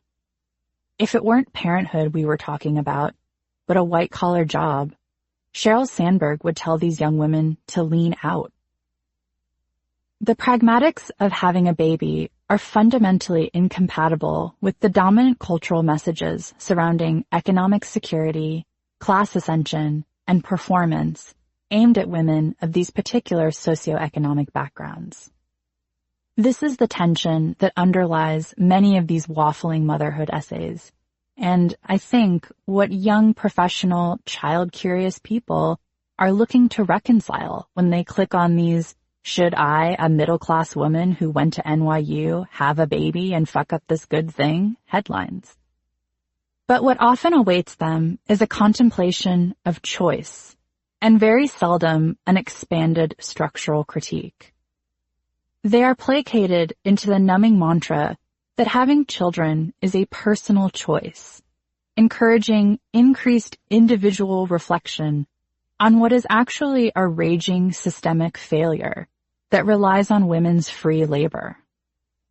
But structuring the conversation of having children around personal autonomy and lone circumstances also successfully eclipses the identification of parenthood as labor in the first place. If motherhood is a choice, then you don't necessarily frame it as work. If what you're doing isn't positioned as work, then you don't think you have workers' rights. You don't assemble for those rights. You don't organize around those rights. You don't disrupt for the sake of those rights. Because what you've committed to doing is a choice, evoking personal resources and circumstances, rendering structures either invisible or irrelevant. As some women have garnered increased access to earning power, education, and financial autonomy, choice has become a successful narrative to overshadow the glaring reality that the United States is the only industrialized nation in the world without federal paid parental or maternity leave. Between the lost wages from parental leave, high childcare costs, and the overall financial penalty of returning to work as a mother, it's no wonder at all that the American birth rate continues to decline, and that the women who do have enough class insulation to even make that choice are choosing to have children later or simply not at all. Of course, not all decisions are intellectual ones, but the conscious decision to go hurtling into financial insecurity after living, ascending, or arriving in middle-class comforts is a labyrinth I've received rivers of pitches on throughout my career. For some of these privileged women, the class demotion that having children would inflict on their lives is so counter-enterprising that they can't even apply intentionality to it, so they consider toying with chance in its many distilled forms. What would happen if they skipped one pill? What if they and their cis male partner decided to not try? What if they just didn't use condoms once or twice? Having biological children then occupies a space of circumstance, or a place they just found themselves, rather than making that concerted choice to compromise their class status. Regardless of what you can or cannot economically sustain, the biological urge for a child, as some people experience it, can override the nuts and bolts of resources. But the strain here, much like Marsal explained, is that we didn't erect our economy around biology or bodies, especially cis female ones. She observes, quote, "These economic theories place us outside our bodies. Our economic theories refuse to accept the reality of the body and flee as far from it as they can. That people are born small and die fragile, and that skin cut with a sharp object will bleed, no matter who you are, no matter where you come from, no matter what you earn, and no matter where you live. What we have in common starts with the body. We shiver when we are cold. sweat when we run, cry out when we come, and cry out when we give birth. It's through the body that we can reach other people. So economic man eradicates it, pretends it doesn't exist. We observe it from the outside as if it were foreign capital. And we are alone. End quote. The deep loneliness that can stem from caregiving in the United States, whether it's for very young children or aging parents, has always been a low-current hum in women's history, echoing behind literature, statistics, mental health evolutions, and hand-wringing press narratives about social media.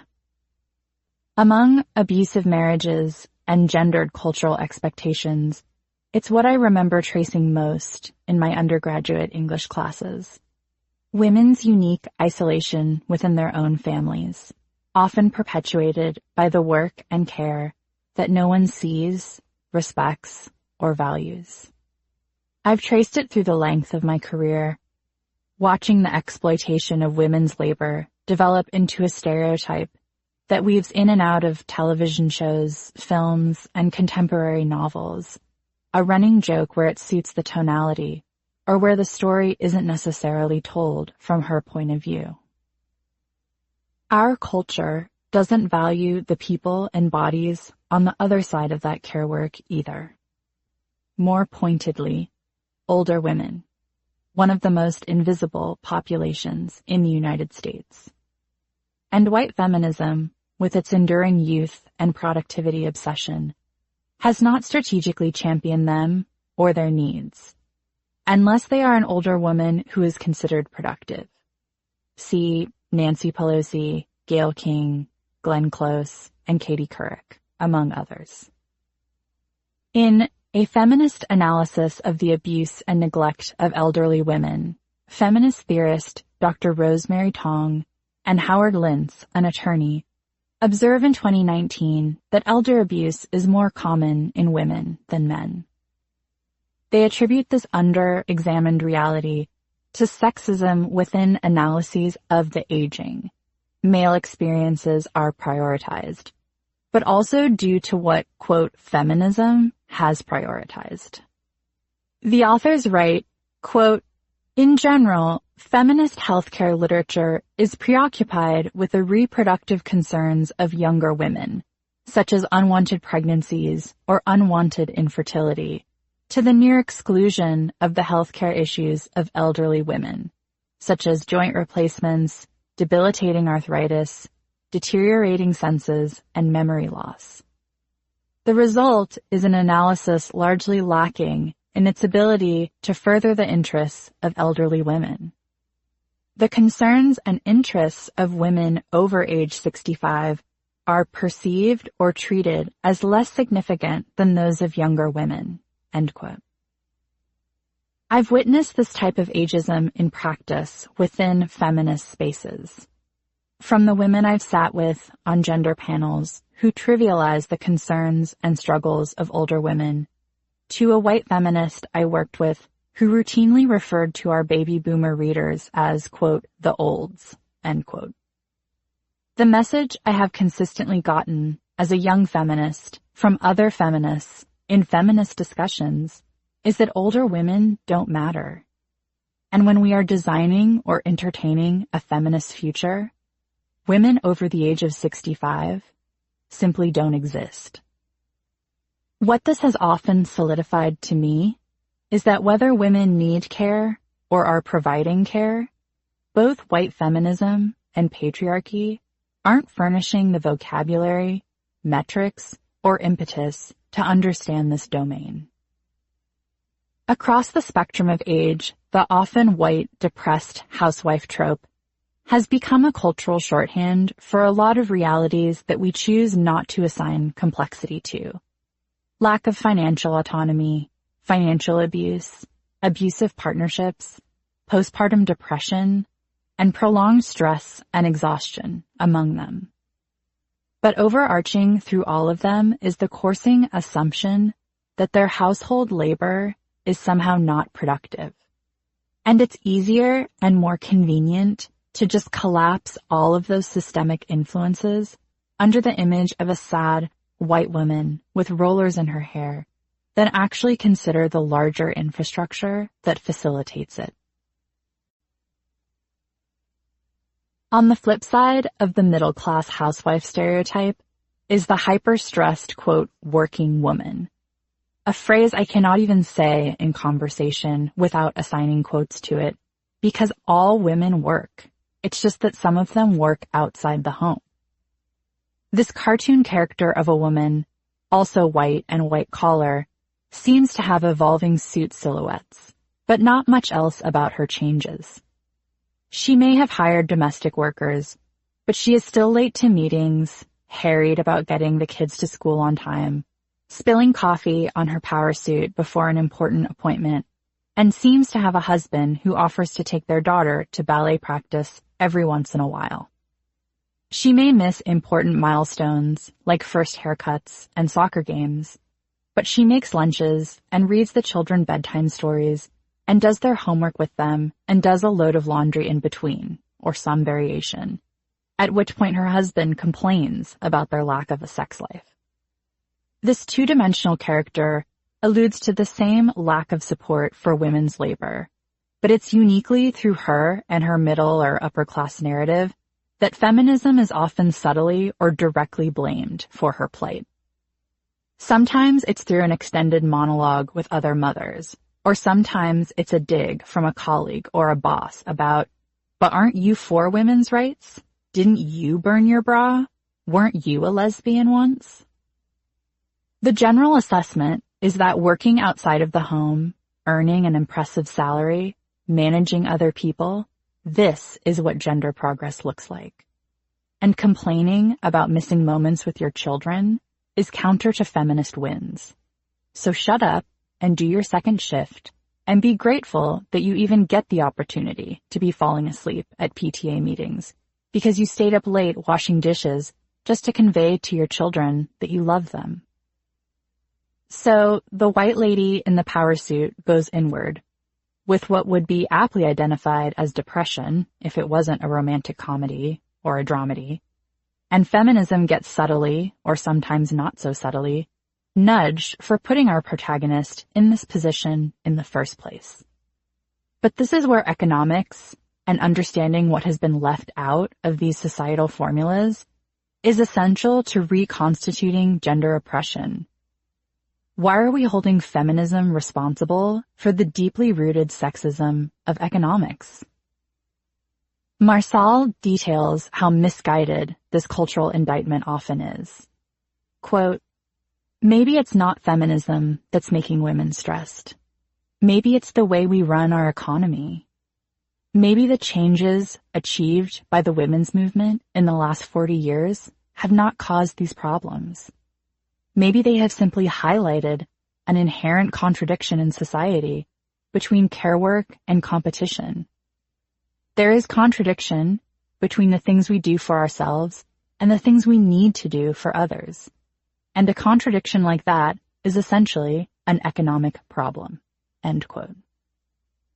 It's this very contradiction that has made domestic workers essential to white feminists' self-interested and often capitalistic ascension to gender equality, either within their homes, their workplaces, or within their own families. But outsourcing the work that has traditionally moored white women to the home hasn't necessarily resulted in increased reverence, pay, or respect for the people who perform it. Historically, they've been reticent to concede that their ability to participate in other facets of public life depends on these very same women. Activist and author Angela Davis notes in her classic book, Women, Race, and Class, quote, white women, feminists included, have revealed a historical reluctance to acknowledge the struggles of household workers. They have rarely been involved in the Sisyphean task of ameliorating the conditions of domestic service.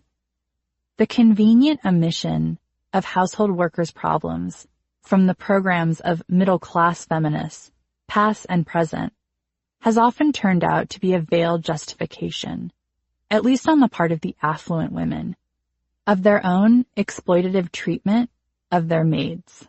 End quote. This exploitative treatment is ongoing. In 2012, the first national survey of domestic workers was released by the National Domestic Workers Alliance, the University of Illinois at Chicago, and the Data Center, concluding that 95% of house cleaners, nannies, and caregivers are female. Of the just over 2,000 domestic workers interviewed, researchers found that 23% of all domestic workers and 67% of live-in workers were paid below the minimum wage. Ai-jen Poo, director of the National Domestic Workers Alliance, reported for Time that because so many of these workers do not have formalized contracts with their employers, their hours can lengthen without additional pay. Because so many are immigrants and often work alone within these homes, they don't have the resources or environments to compare wages. According to Poo, the inequities just continue on from there. Late pay, food insecurity because of late pay, and the physical hazards of working with harsh chemicals. 40% of workers said they have had to pay rent or other essential bills late, while 20% went without food. And on top of those hardships, only 4% of those surveyed receive health insurance from their employers, less than 9% into Social Security. Financial abuses aside, many domestic workers surveyed said that they endured verbal, physical, or psychological abuse by their employer without recourse. And much like the power dynamics often cited in unreported sexual harassment by women in both the blue-collar and white-collar workforce, these workers feared retaliation by their employer. 91% of the domestic workers who confronted problems with their working conditions in the last year did not complain because they were afraid it would cost them their income. Similarly, 85% of undocumented immigrants did not complain because they feared their immigration status would be used against them. These are the women who make leaning in possible, and these are their demographics. Over half of the workers surveyed identify as Hispanic or Latina, Black or African American, Asian or Pacific Islander, or some other race that's not white. The 2019 version of this report, Human Trafficking at Home, Labor Trafficking of Domestic Workers, which details more or less the same landscape, darkly observes, quote, "For domestic workers, sociological and historical factors also play a role. Domestic work was an integral part of chattel slavery in the United States. People in slavery cleaned, cooked, cared for children, and otherwise provided the scaffolding for life as it was known in the American South during slavery. Following the abolition of chattel slavery, empowering domestic workers was deemed likely to change the racial dynamics of that era and not pursued. Over a century later, the legacy of slavery is still playing out in ways both tangible and less so. The exclusion of domestic workers from protections under certain U.S. labor laws is an example of a tangible hangover from the slavery and Jim Crow eras, as those laws were purposefully crafted to block former slaves from amassing power to hold employers accountable." End quote. And yet, white feminism's messaging around getting ahead and breaking glass ceilings is to engage in and take advantage of this exact dynamic, all the while branding that it's feminist to do so. What was traditionally deemed women's work in the 1950s and well before, caring for children, keeping the home, preparing the meals, the household labor that grew and supported the careers of men, has shifted to brown and Black women's work. and often was beforehand, honestly, thereby freeing up women with upward economic mobility to become the 1950s men in the post-millennial age. But what's feminist about oppressing other women within the shadow of slavery so that you can have a corner office and be profiled in the cut? White feminism's reliance on outsourcing labor has proved a complex dynamic that, in real time, has always been difficult, namely for white women, to reconcile. Echoing Davis's observation about how closely white female advancement is linked to the exploitation of domestic workers is a hardened knot that even unions have struggled to undo. In 1939, after years of unsuccessfully unionizing domestic workers, the New York Women's Trade Union League finally conducted a citywide conference on slave markets, as they were known. These markets consisted of desperate Black female domestic workers gathering on New York City street corners where white housewives promised work to the lowest bidder. For unions, what made this dynamic even more fraught is that many of the Jewish wives who came to find and secure cheap labor were married to trade unionists, the very people who organized on behalf of the rights of the disenfranchised. Clearly, this foundational understanding of what kind of labor was being exploited did not extend to the home or the women who were drafted to sustain it. Much like the findings from the National Domestic Workers Alliance in 2012, unions from this era found it challenging to legislate protections and organize for workers who went into private homes every day. They shifted their strategy to the Department of Labor, where one of their own, Frida Miller, had secured an influential position as New York's industrial commissioner. She organized a committee specifically to break up slave markets, but also to create more immediate solutions for the women who depended on those low wages. Said committee put together ad hoc state employment bureaus on the very street corners where many of these domestic workers gathered. Orlick writes in Common Sense and a Little Fire, quote, "The bureaus worked beautifully. The first two, opened in the Bronx, reported more than 600 successful employee-employer negotiations per day, for a total of 19,000 during their 10 months of operation," end quote.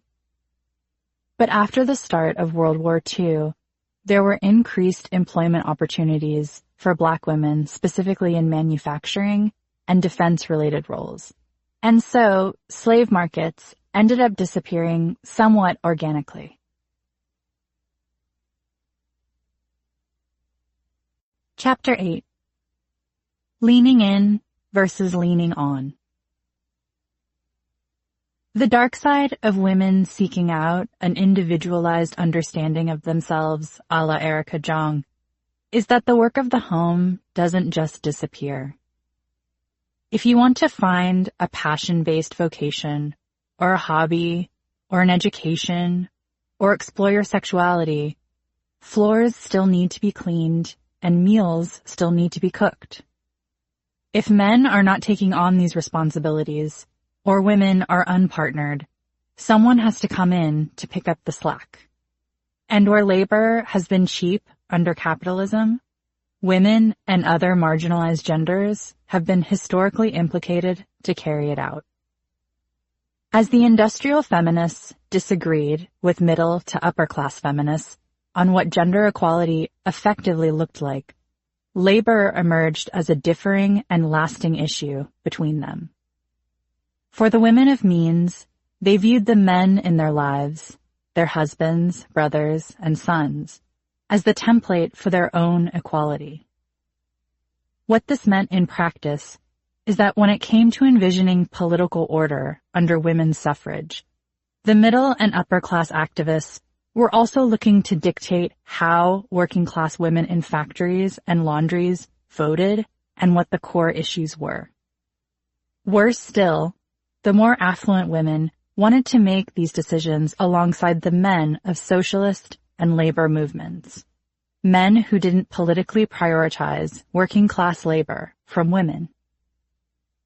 For industrial feminists, this thread across the powerful, a control of their labor, incentivized them to solidify their political platform on labor, the women who do it, the conditions they do it in, and how they were compensated. The critical divide also established a guiding principle. Free or cheap labor was often female, and therefore neglected by patriarchs and policy.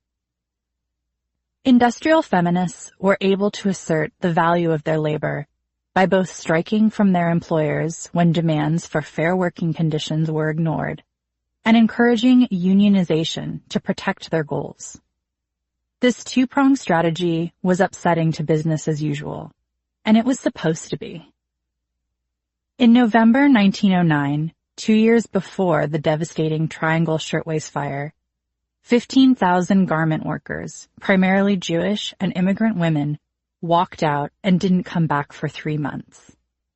Their mass organization against exploitation and abuse would increase from there. Thousands more women eventually joined them. The strike was led by Clara Lemlich, a union organizer of the International Ladies Garment Workers Union, and supported by the growing New York Women's Trade Union League. Known as the Uprising of the 20,000, it was the largest strike of American women workers anyone had ever seen up until then. The workers came back to the factories in February 1910 after their employers finally caved on what they had wanted in the first place: shorter hours, better pay, and safer working conditions. Not only was the strike a success, but it motivated the women's labor movement to think bigger. They wanted legislative reform. A prominent goal of some of the organizations was a statewide minimum wage. Initially, many of these working-class women were recruited into the suffrage movement by Harriet Eaton Stanton Blatch, Elizabeth Cady Stanton's daughter, and no doubt influenced its triumph. However, the mother-daughter duo had very different visions of women's equality. While Stanton believed there should be literary and educational requirements for the vote, Blanche believed the inclusion of working-class women was essential to gender rights. Despite the opinions of both Stantons, women who supported themselves, who were immigrants, who worked in factories, would not stay with the suffrage crowd long-term. Through their increased visibility and continued demonstration over the next 20 years, labor activists organized their first national convention. When First Lady Eleanor Roosevelt learned of this, she extended an invitation to a stenographer, 6 New York garment workers, a waitress, and 7 Alabama textile workers to come to the White House for a week and discuss their platform.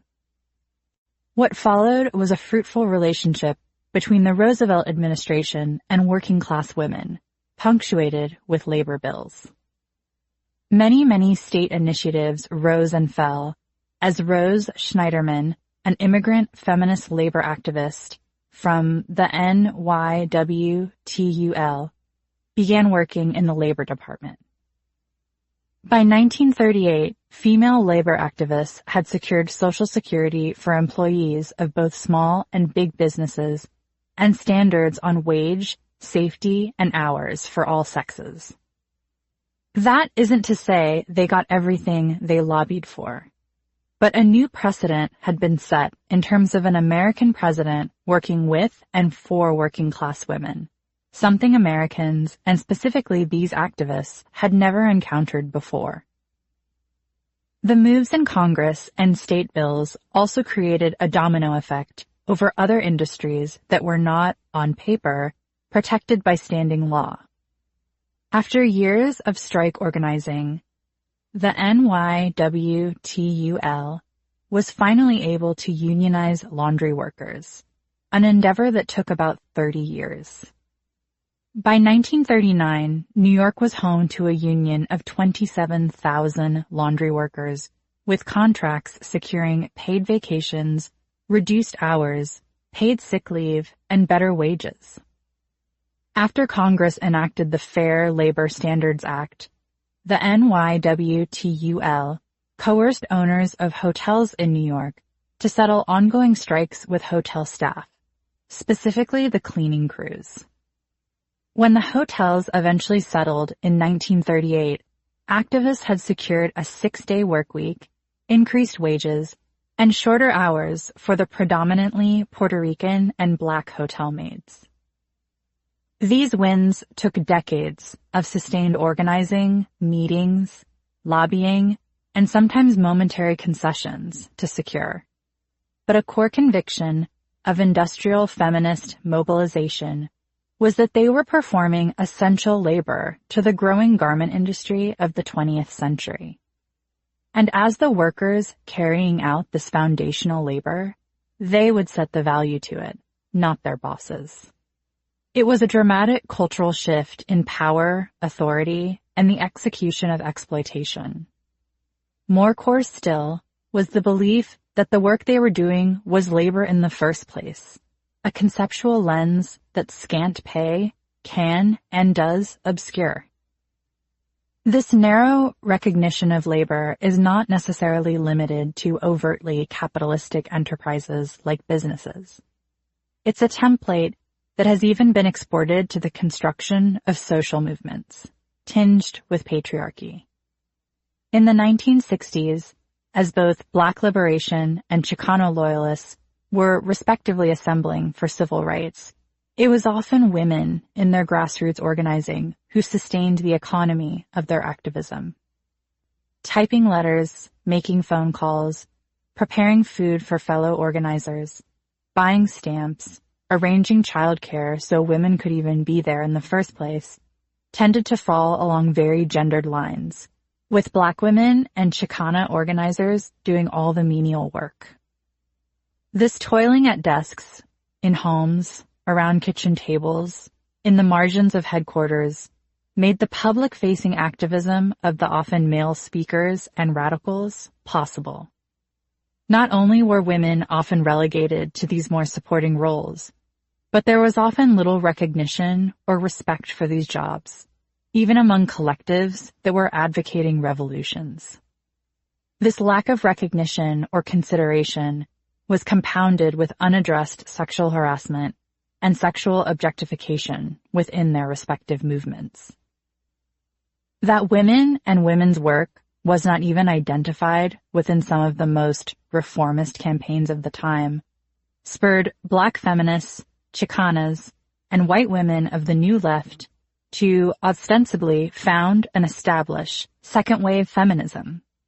Women who supported ideological and structural shifts in power, but who didn't see gender literacy being practiced in these allegedly revisionist spaces. The women who came up in this time, who spoke publicly about gender oppression and racism, collectively pushed for many of the legislative wins that are now considered foundational to women's rights in the United States.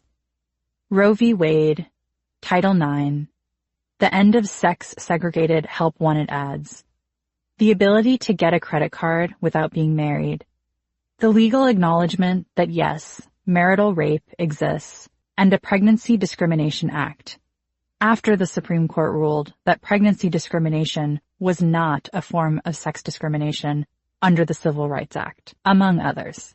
These wins were eventual, though. Initially, in the 1960s, as women activists were talking about getting grabbed in social justice meetings or being siloed into certain tasks because of their gender, the response from these separate, male-led, radical communities was unsupportive. Feminism was dismissed as insubstantial enough to warrant any resources, or as being a white, middle-class woman's concept that had infected their communities, in the cases of Chicano and Black movements.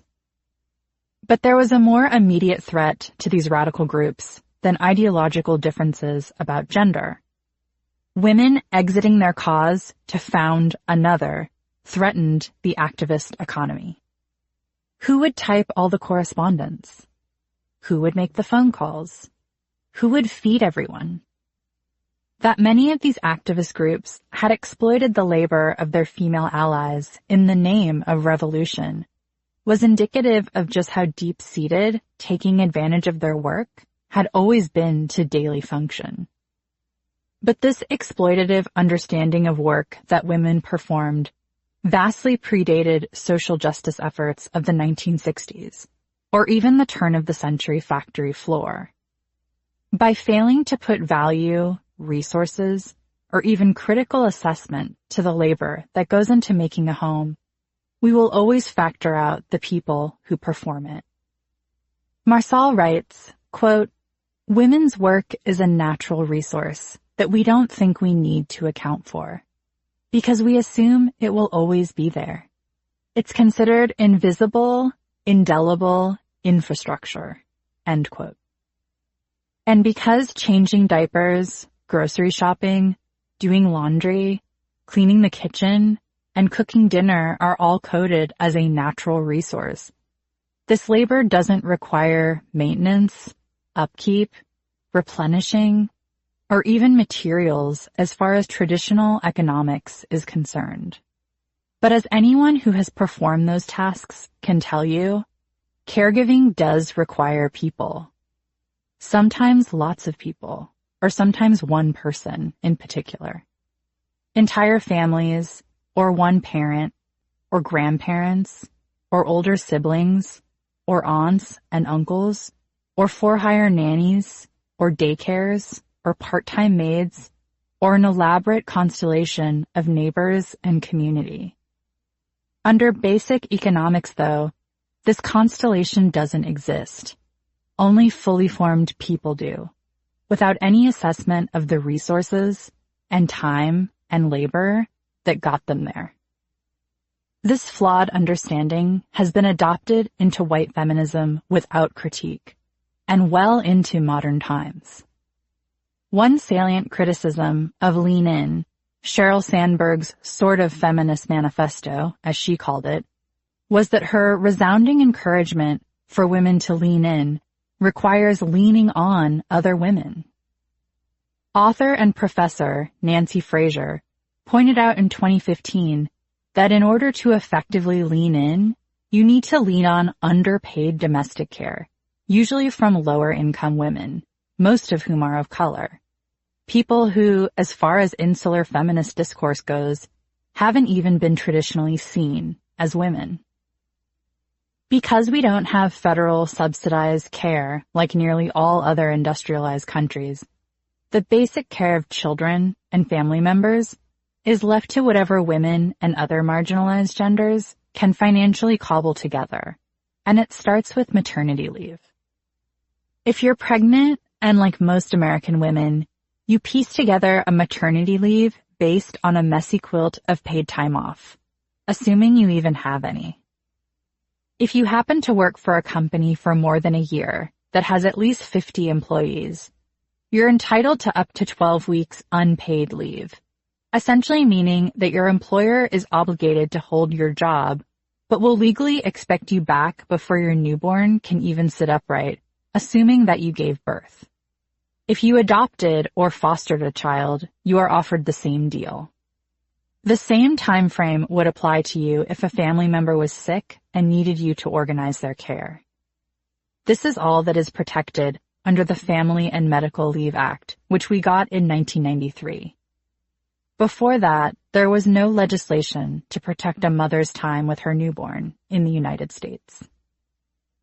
Individual states and private companies have all sorts of maternity leave, paid and unpaid, much of which has been pushed through the narrative of productivity and cost, yet another white feminist metric.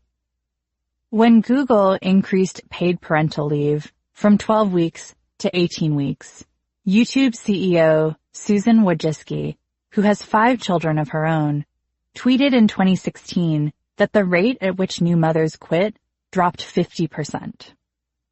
When Quartz, a business news brand, covered this news, it was obviously framed around what was ultimately best for the company.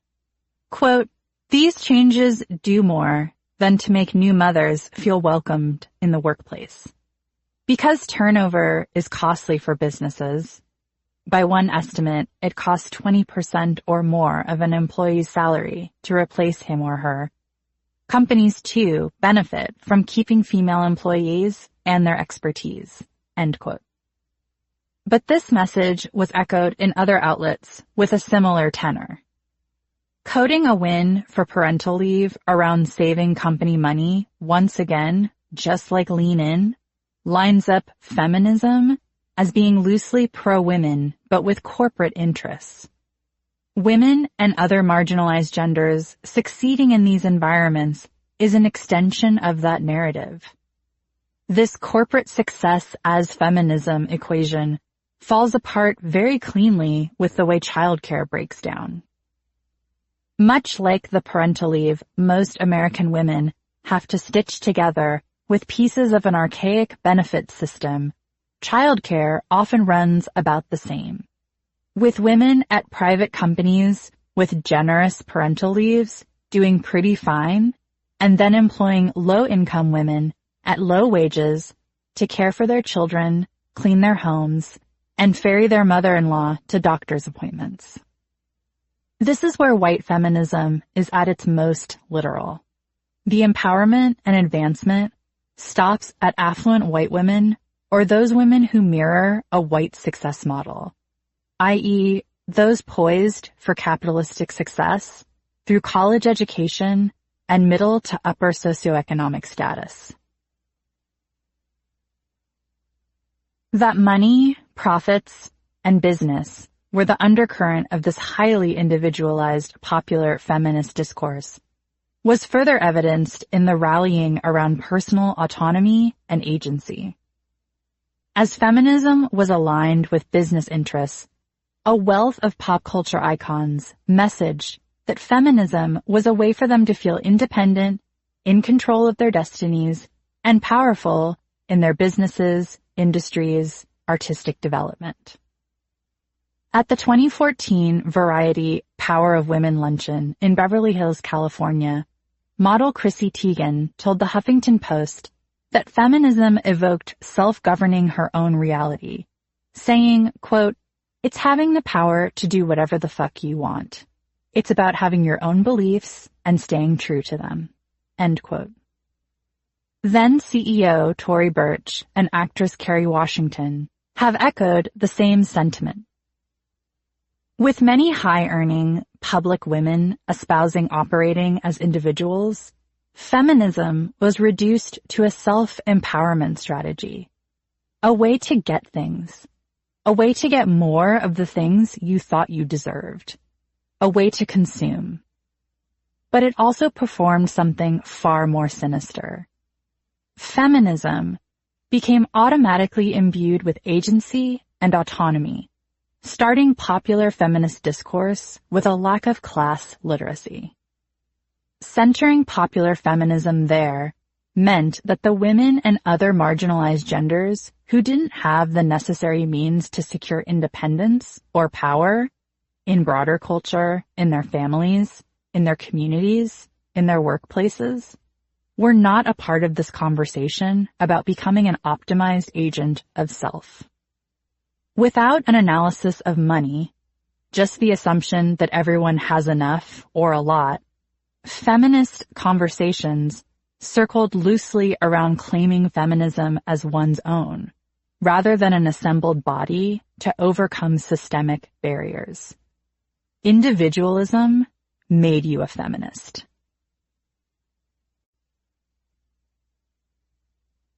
Chapter 9. How heterosexism kept women in their place.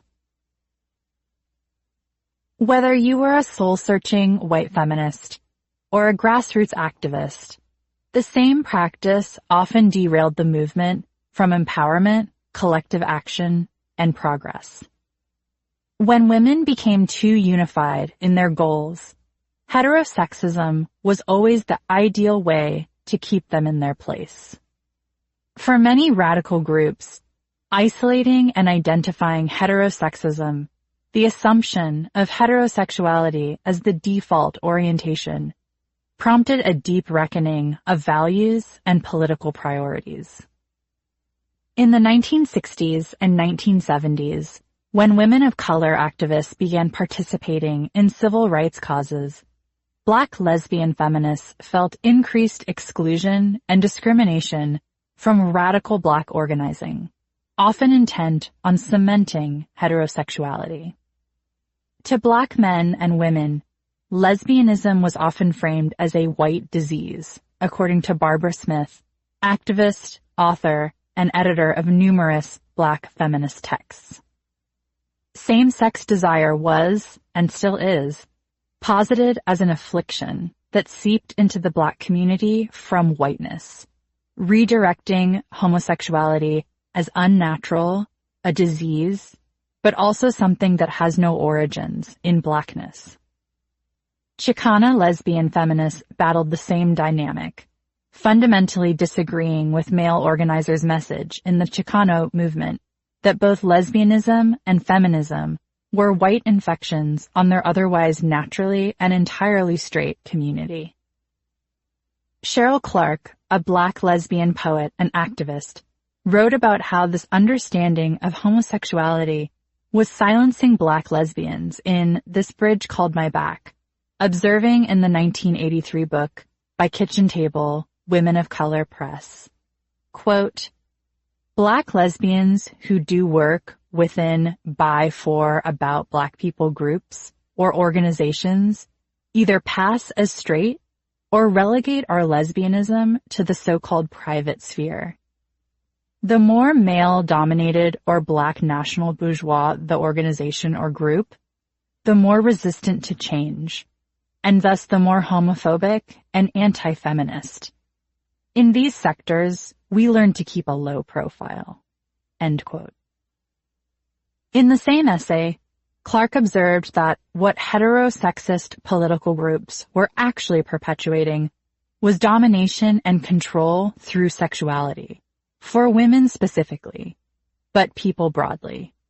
She wrote, quote, wherever we, as lesbians, fall along this very generalized political continuum, including bisexual women, sexually fluid women, and women who do not identify, we must know that the institution of heterosexuality is a diehard custom through which male supremacist institutions ensure their own perpetuity and control over us.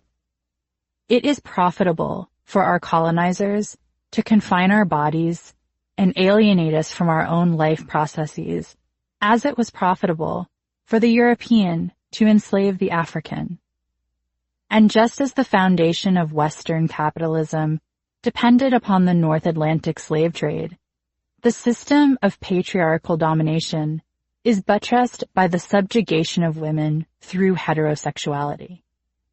So patriarchs must extol the boy-girl dyad as natural to keep us straight and compliant, in the same way the European had to extol Caucasian superiority to justify the African slave trade.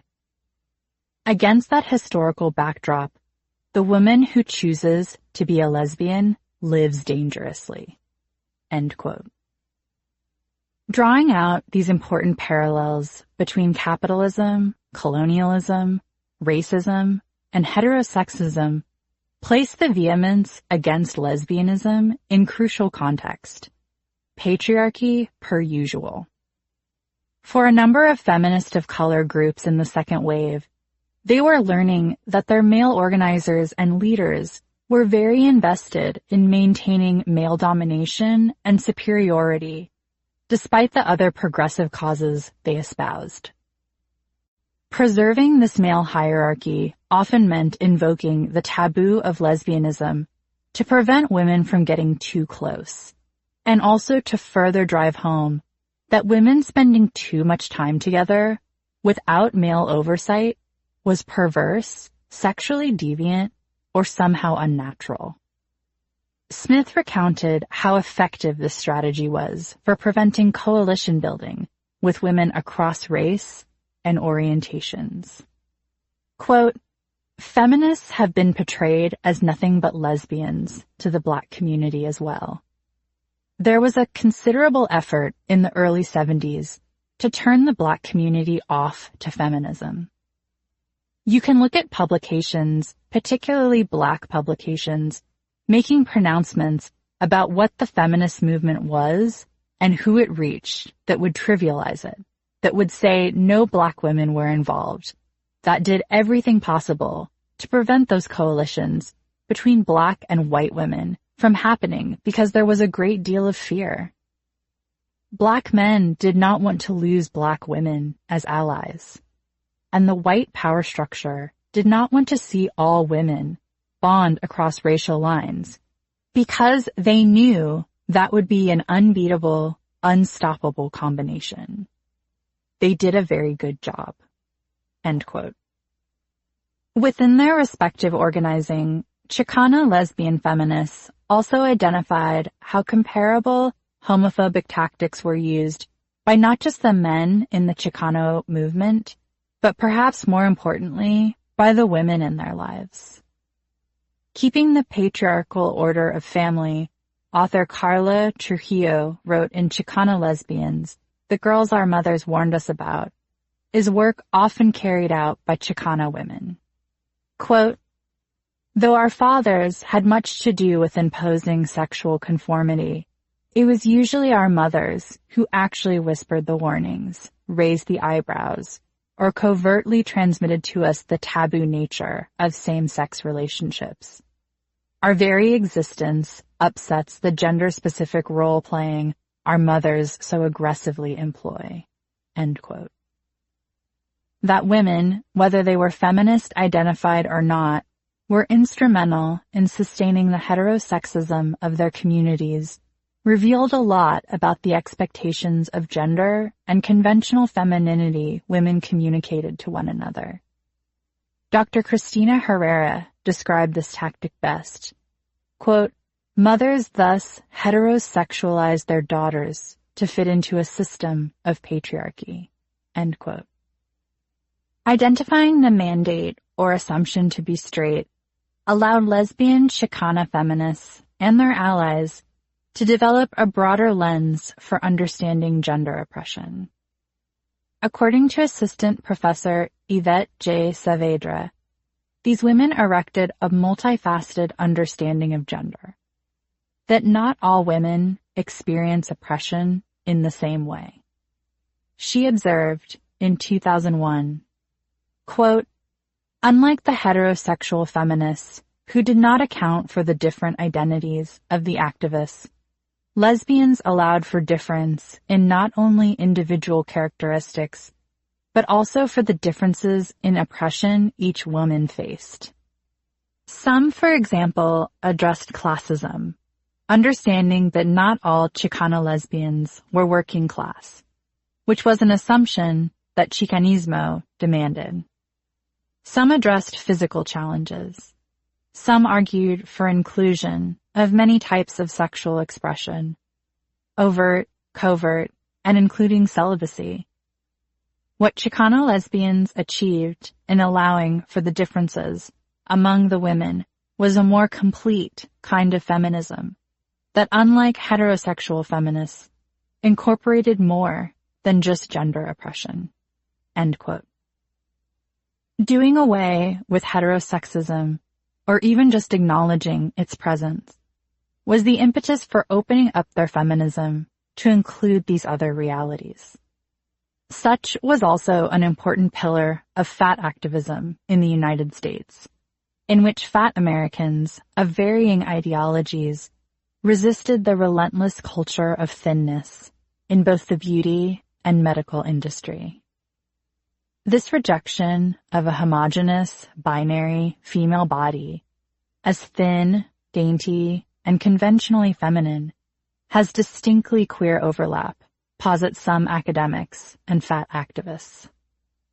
Dr. Amy Erdman Farrell, a professor of American Studies and Women and Gender and Sexuality Studies, argues in her book, Fat Shame, Stigma and the Fat Body in American Culture, that, quote, "Lesbian feminism and a queering of dominant ideologies of gendered beauty shaped the entire fat empowerment movement, from the most heterosexually oriented fat acceptance to the most radical lesbian fat activism."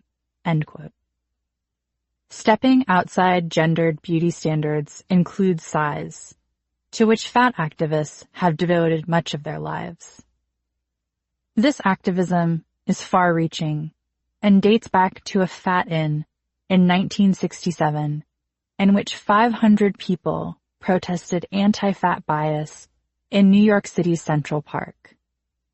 Marilyn Wan, founder of the fat zine Fat So in 1994, and later a book, became a fat activist after she was reportedly denied health insurance at age 26 because of her weight. Of this discrimination, she later said, quote, "I had no significant history of illness or injury. I was just fat." End quote. This seemed consistent with other cultural messaging about feeling like not quite a person in her teens and young adult life, with the overarching message that eroticism, desire, career success, and marriage were simply not possible because of her size. And much like the disability activists in Chapter 4, Wan and many other activists began to see this as not a personal problem, but a systemic one. Participating in fat activism shifted this perspective, namely by recognizing the commonality in shaming and stigmatizing fat people. On her website, Wan writes, quote, "We live in a fat-hating society. To change it, first we have to see it. Examples of weight prejudice are everywhere, but that doesn't make it necessary or true. Anti-fat attitudes come from and reinforce sexism, racism, classism, ableism, healthism, and homophobia. When you encounter a lie, remember, someone is profiting from it. Don't buy the lie. Your weight does not define your worth." End quote. To Wan's point, fat stigma in the United States and abroad developed as a distinct oppression, primarily in response to building anxieties about men and women enjoying middle-class comforts. Societal concerns about a new leisure class developing, who could enjoy more rest, food, consumerism, and lounging opportunities, hardened pretty quickly into disdain for the fat. Prior to this cultural shift, fatness had been considered a sign of robust health. But in creating a hierarchy of acceptable bodies versus unacceptable ones, fat stigma also pulled considerably from racist, classist, and sexist ideologies. Not thin bodies were interpreted as not as controlled, not as civilized, and therefore indicative of savagery. Dr. Farrell observes of this history, quote, "Fatness, then, served as yet another attribute demarcating the divide between civilization and primitive cultures, whiteness and blackness, good and bad." End quote. This has further solidified into a beauty standard, a class standard, an intelligence standard, and I would also argue a worthy person standard. And all of this pulls water from the well that Black bodies, Indigenous bodies, are inferior. This perception brutally collides with gender when you factor in the colonial and white supremacist interpretation that women of these ilks weren't necessarily deemed women in the first place. That when physicians, scholars, thinkers, editors, and government officials use terms like women, generally in reports, in medical advisories, in statements, they often weren't talking about the women they were oppressing, whose land they had stolen, who cleaned their homes, who cared for their children, who later made it possible for their wives to leave the domestic sphere entirely. To counter this standardized perception of women and gender, many fat activists have challenged heterosexist principles. Juan's activism, for example, also takes the form of participating in public eroticism and performance, two dimensions that fat people are often excluded from within mainstream culture. In addition to speaking extensively on weight diversity, she has also performed with Fat Bottom Review, a fat burlesque show created by activist Heather McAllister. In 2003, Juan described stripping as a fat woman as, quote, counter-propaganda to dominant messaging about who gets to be desired sexually. Juan is also a founding member of Padded Lilies, a synchronized swimming group for fat women in Oakland, California, established by activist Shirley Sheffield. The Padded Lilies perform publicly and have also appeared on The Tonight Show, and that's the goal, to get people to look at them. And it has riot-adjacent intentions. As Juan explained to Dr. Farrell, quote, fat people everywhere, get mad, then get a bathing suit, end quote. And this is where fat activism gets queer. Juan personally identifies as straight, but Dr. Farrell asserts that an innate queerness is being exercised in Juan's activism and other efforts like it that eroticize the fat body, writing, quote, all fat women who claim their own beauty are queer, challenging the notion of properly gendered and embodied civilized woman, end quote. Challenging what bodies should be, what they should look like, and what kind of sex they should consent to, ultimately leads to a reflection on gender anyway. Chapter 10. The future isn't female. It's gender fluid. The future is female phrase that has since dotted many mainstream feminist arguments has become representative of a lot of ideologies depending on who you talk to. The alliterative reference speaks to a sort of inevitable feminist utopia, a rejiggering of gender dynamics and power that we're all hurtling toward, but also of women's increasing professional prowess, resources, and ingenuity. I've heard the phrase used in reference to changes in rape culture, in wielding of political influence, in praise of women's presence in corporate America, and growing entrepreneurial acumen. I've also heard it used in reference to projections and statistics about how the world is shifting in our favor, like some women eventually owning 2/3 of private wealth. Somewhat analogous to the pro-woman rhetoric that was used with me during my job interview, the future is female has unfortunately swelled to encompass anything and everything remotely female and positive. How this phrasing came to represent so much mirrors how it came into the mainstream in the first place. Stated by Hillary Clinton in 2017, after President Trump's inauguration, the motto had been slowly burning in the broader culture for about 2 years before, after queer public figures like singer St. Vincent and her then partner, Cara Delevingne, started wearing apparel with the phrase. According to Google, the first noted spike in public interest in "the future is female" arose in 2015, with a peak search in early 2017, around the time Clinton used it. And most tellingly, the top searches were all about stuff, like "the future is female shirt," "future is female sweatshirt." Notably, when Otherwild, a queer clothing brand, started selling the t-shirts, a portion of the clothing profits went to Planned Parenthood. It didn't originate this way. The future is female has a deeply radical history that begins with lesbian separatists.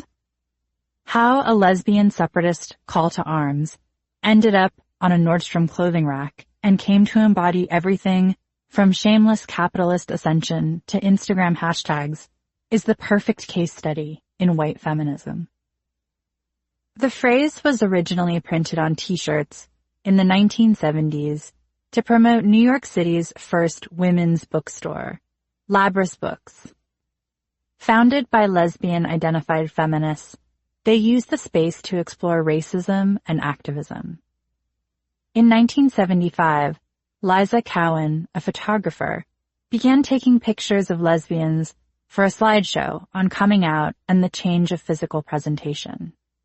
One of the women she photographed was her then-girlfriend, activist Alex Dobkin, who was wearing a "The Future is Female" t-shirt in bold blue font.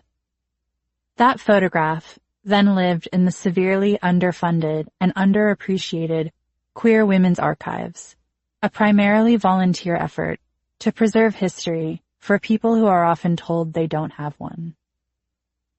In 2015, Rachel Burks, founder and owner of Otherwild, reportedly saw the vintage photo of Dobkin on the @Herstory Instagram, an account founded by Kelly Rakowski dedicated to preserving dyke imagery. Burks revived the phrasing in a contemporary line for Otherwild that sold out quickly. St. Vincent reportedly bought 2 Otherwild sweatshirts and was photographed wearing one.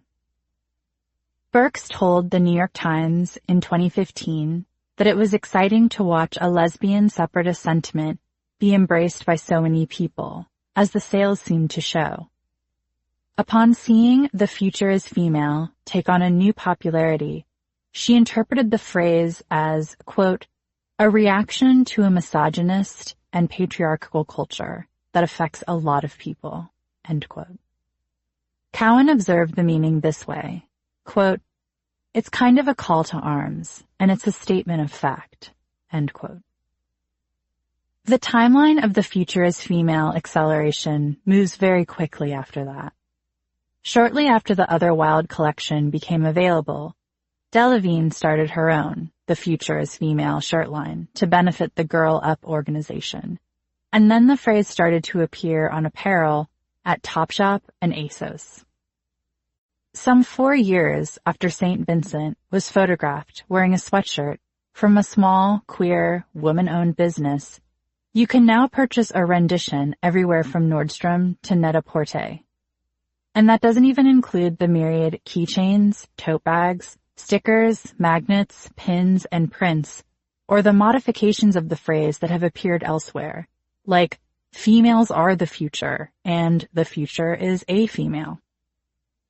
There are many components to this dilution, including the unfortunate impacts of celebrity, demand of consumers, business opportunity, but also, it should be said, good intentions.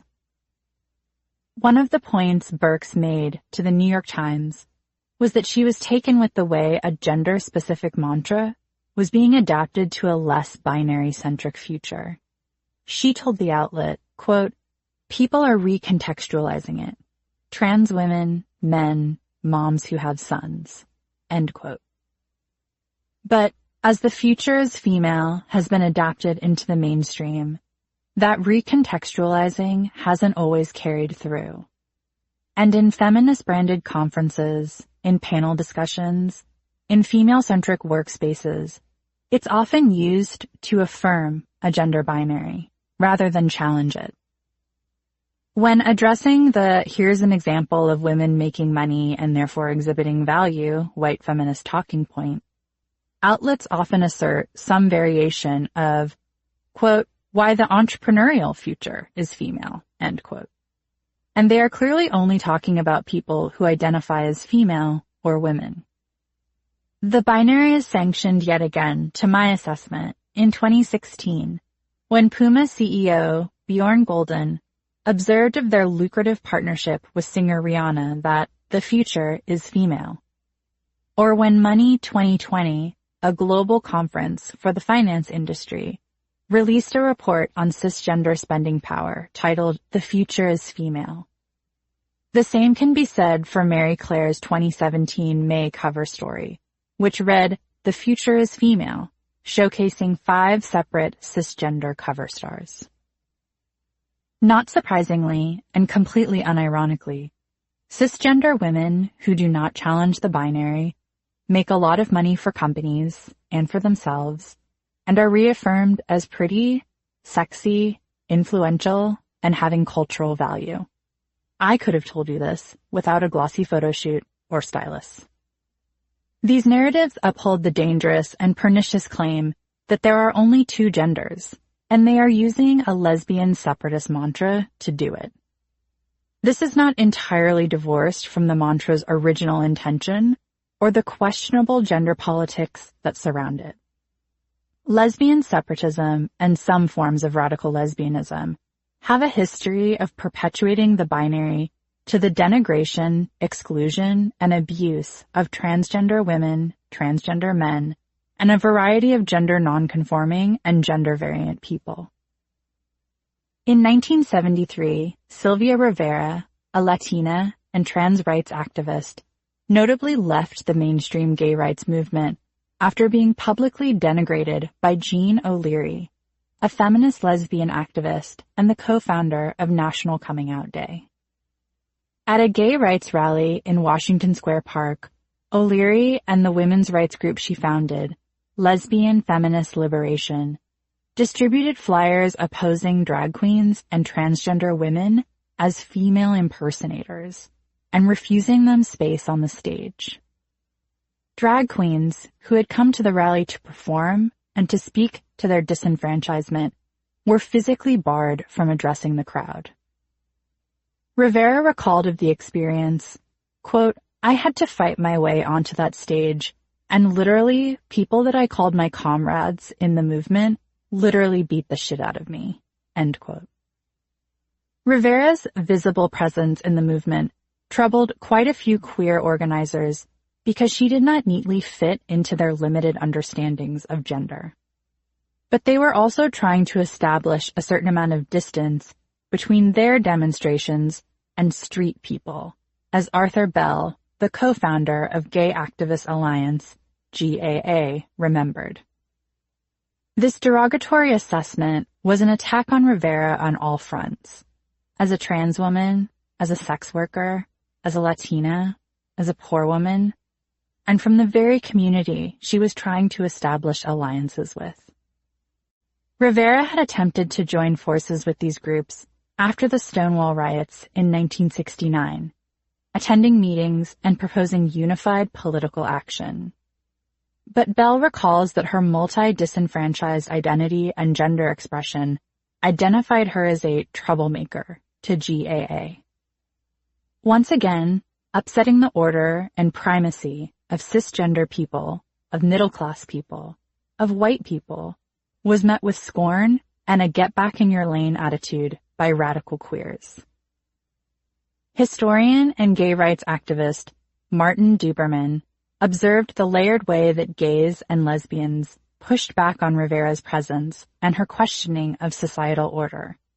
Quote, "If someone was not shunning her darker skin or sniggering at her passionate, fractured English, they were deploring her rude anarchism as inimical to order or denouncing her sashaying ways as offensive to womanhood," end quote. Rivera was not the only trans or gender nonconforming person that cisgender gays and lesbians belittled and attacked within assessments of their political standing. After news of the Stonewall riots reached the rest of the gay community, reactions about who had resisted police arrest elicited not sympathy or solidarity, but mockery. Duberman observed, quote, "Many wealthier gays sunning at Fire Island or in the Hamptons for the weekend either heard about the rioting and ignored it or caught up with the news belatedly. They described the riot as regrettable, as the demented carryings on of stoned, tacky queens, precisely those elements in the gay world from whom they had long since disassociated themselves," end quote. The ability to assimilate to some version of respectable straight society through wealth or whiteness was clearly the short-sighted goal, a goal to which people like Rivera would never ascend. But also, and more importantly, Rivera didn't want to. That wasn't the point. Much like the working-class immigrant housewives who were adamant that they had rights as not rich women Rivera's politics echo a similar ethos. I have rights as a poor trans Latina sex worker, and I'm not out here trying to be a bougie white gay man to get them. Rivera saw a number of these power dynamics in the queer community very clearly, a lens she no doubt acquired from participating in activism within the women's movement, the civil rights movement, and the anti-Vietnam War effort. For example, Rivera assessed the landscape of the Stonewall Inn this way. Quote, a white male bar for middle-class males to pick up young boys of different races, end quote. Her description alludes to who had the power in this queer space, white cis men with money. And Rivera also makes a point to illuminate who didn't, the boys of color. Stonewall did not respond to my repeated requests for comment. The space was also, to her account, dictated by the penchants of the power holders. They only wanted cisgender boys there. Decidedly not a space for drag queens or transgender people, gender nonconforming people were often turned away from the Stonewall Inn because, the logic went, they courted police trouble with their inability to follow the binary. Rivera was only 17 years old herself on the night of the riot and managed to get in to go dancing because she knew people within the bar. But when the police arrived and the patrons began resisting arrest, it was people like Rivera, the street people, who have been credited with leading the effort. Rivera told Leslie Feinberg, the author of Stone Butch Blues, quote, it was street gay people from the village out front. Homeless people who lived in the park in Sheridan Square outside the bar, and then drag queens behind them, and everybody behind us, end quote.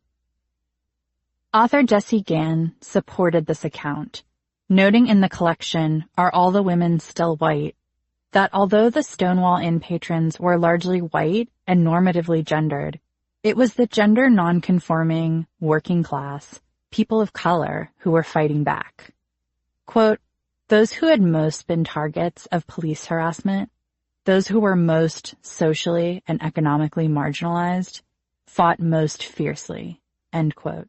Gann writes, yet, after the riots, the press coverage collapsed the efforts of gender-variant people, describing the riot as simply gay.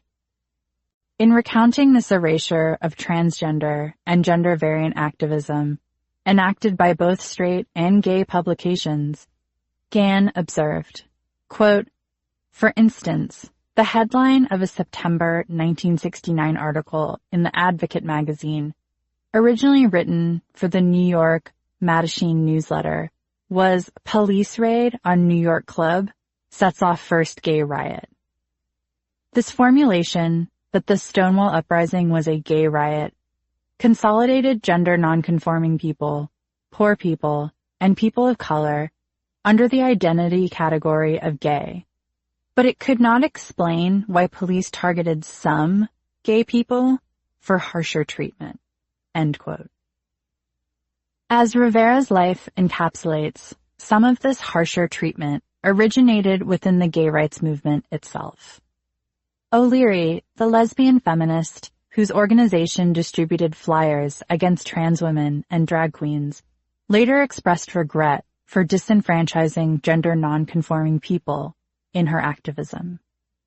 Quote, looking back, she said in the 1990s, I find this so embarrassing because my views have changed so much since then. I would never pick on a transvestite now, end quote. By the 2000s, she had vocalized parallels between the women's movement's disdain for working with lesbians to her own mistakes, saying, quote, it was horrible. How could I work to exclude transvestites and at the same time criticize the feminists who were doing their best back in those days to exclude lesbians, end quote. But traditional women-only spaces are still dusted with this binary-centric legacy, and it's a tension that rightfully arises again and again. in festivals, sports teams, community centers, clubs, and in education. Particularly at women's colleges in the United States, often founded on a basic understanding of institutionalized sexism that placed women at a disadvantage, the question of trans inclusion was a long time coming. The very idea that there are only two genders is a distinctly colonial and racist interpretation. In many First Nations communities, people existed along a continuum of gender diversity, including two-spirit, third genders, and a variety of indigenous terms. It was colonialists, armed with their Christian rhetoric, that rejected this understanding of people and mandated that there were two distinct genders with respective performances. They also were adamant that women perform that gender in subservience to men. In Canada's sweeping report detailing the colonial links to missing women and girls, the authors identified how this particular violence was inflicted on all genders. Quote, "In particular, missionaries denounced people demonstrating non-binary gendered identities, including, later, within residential or mission schools, where those in charge punished children for inappropriate gender behavior. As it became more and more dangerous, and even illegal under the prosecution of the crime of buggery to show these characteristics, and due to government and missionary intervention, many families intervened to prevent their own members from showing them, or because they had converted themselves." End quote. Why affirm this colonialist mythology? And more importantly, why continue it with binary-centric language and policies? That my liberal arts college did not have a policy affirming trans women as prospective students was exclusion in practice. We knew it, some of our professors and administrators very well knew it, but it wouldn't be until 2013 that I would read about it. That year, Calliope Wong, a transgender woman applicant, was denied the opportunity to have her Smith College application read, given that she had marked male on her financial aid documents. In the rejection letter she received from Smith College and then posted on her Tumblr account, the school reasoned, quote, "Smith is a women's college, which means that undergraduate applicants to Smith must be female at the time of admission. Your FAFSA indicates your gender as male. Therefore, Smith cannot process your application." End quote.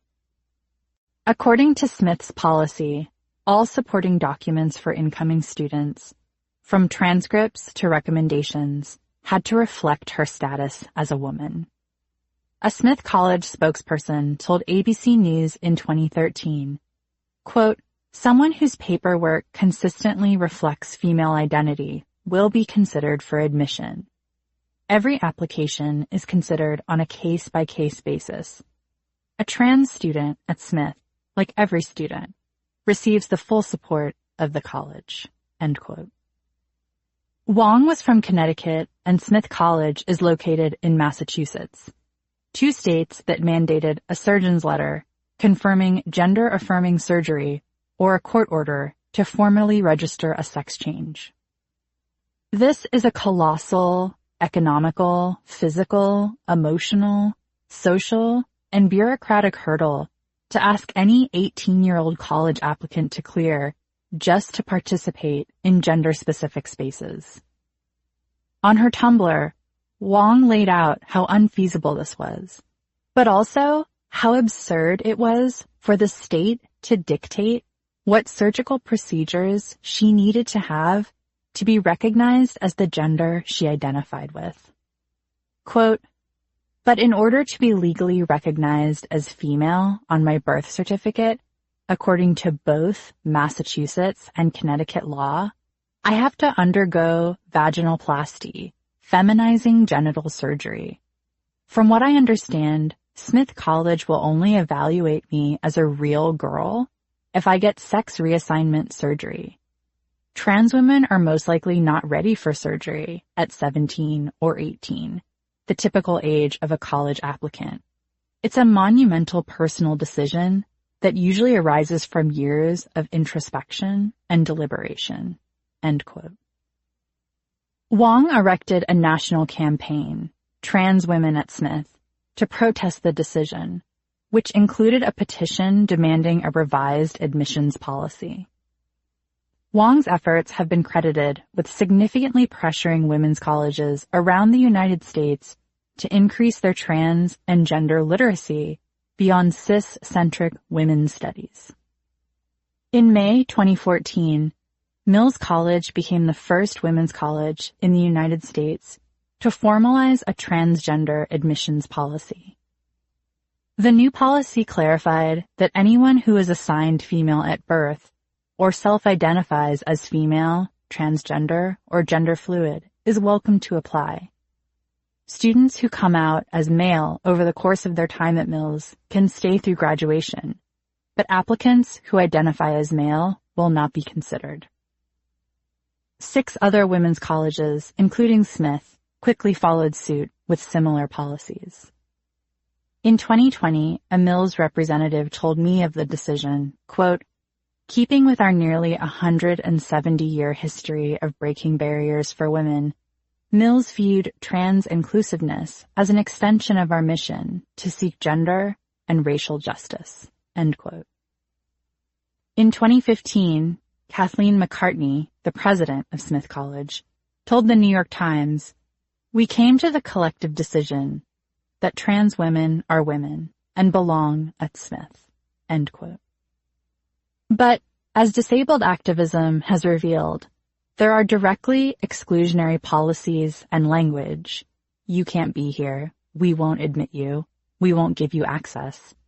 And then there are exclusionary environments that are more subtle. Language that doesn't include you. Bathrooms you can't use. Teachers who don't consider your basic needs. For my alma mater specifically, the formalizing of the student policy was the result of a much bigger investigation into expanding gendered experiences in an otherwise single-sex environment. To simply declare openly that trans and gender-fluid students can attend does not automatically mean that they can. There are always structural barriers in place. Various faculty members chaired a gender identity and expression subcommittee on campus with students to address these barriers and other factors.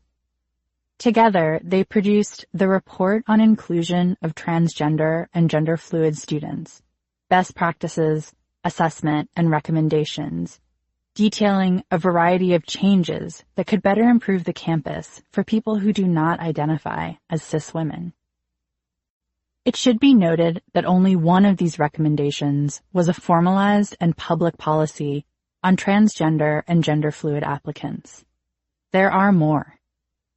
In the fall of 2014, the first year that the formal policy would be recognized, sophomore Eileen Sochi was quoted by the school newspaper as saying, quote, "I hope that instead of just saying that it's okay for them to come here, they actually actively recruit transgender students." End quote. Another sophomore, Sarah O'Neill, said, quote, "And make it financially accessible, not just for white trans women." End quote. This remains an ongoing effort. These strides to integrate broader notions of gender and gender equality into mainstream feminism were by and large pushed for by younger people in the 2010s. Yet, at the same time, young people were also being indoctrinated into a new feminism that would reawaken elitist, white feminist, suffragette values and strongly recommit allegiance to capitalism, power, and individualism. What would come next would completely redefine the way we discuss gender as a culture.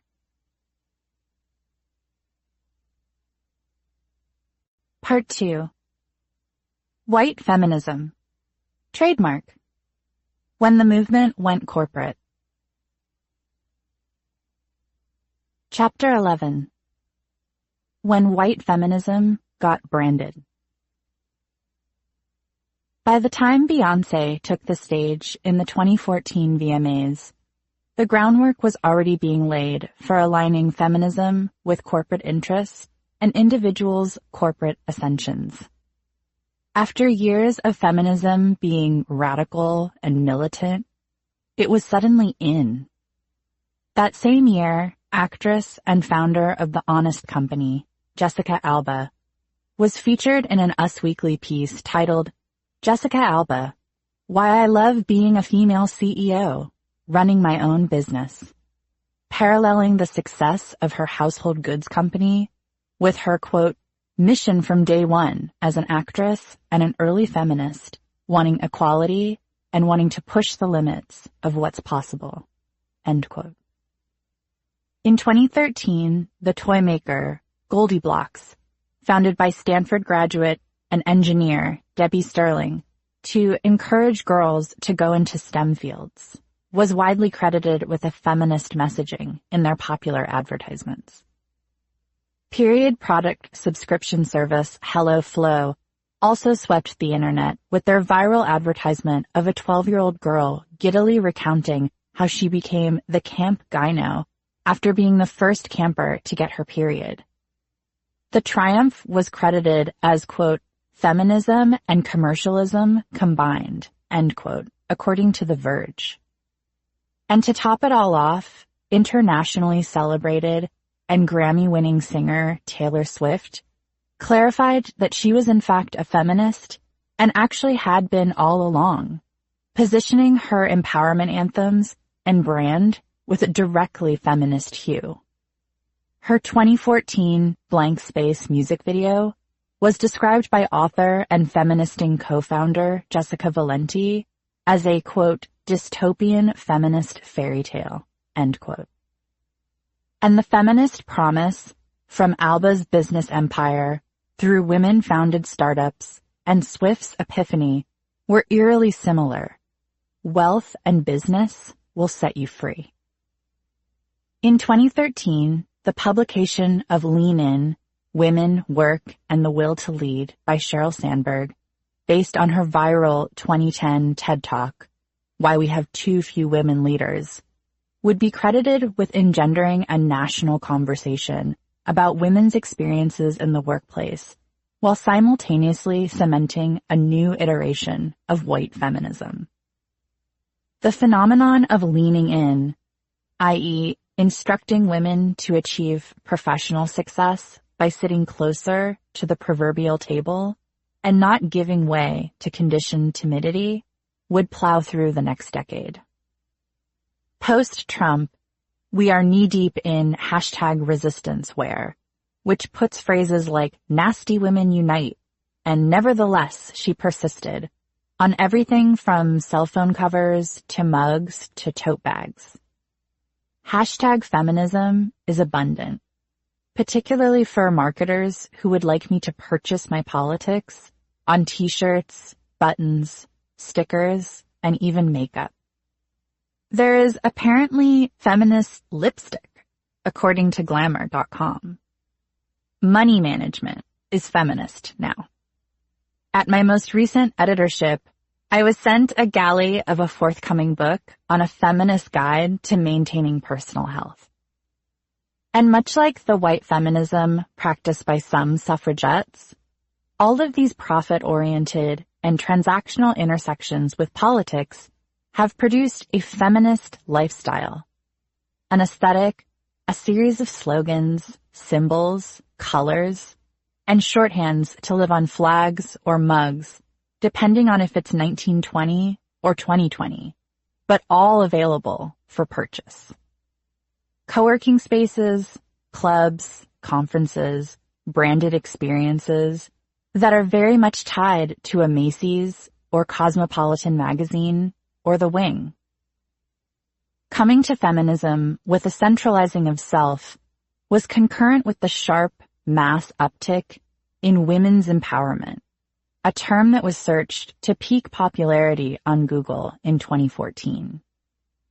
Sanitizing empowerment away from radical, deeply historic activism, was pivotal for fourth wave white feminism because it had to become transactional, something you could buy, obtain, and experience as a product rather than an amorphous feeling that rushed in from challenging power.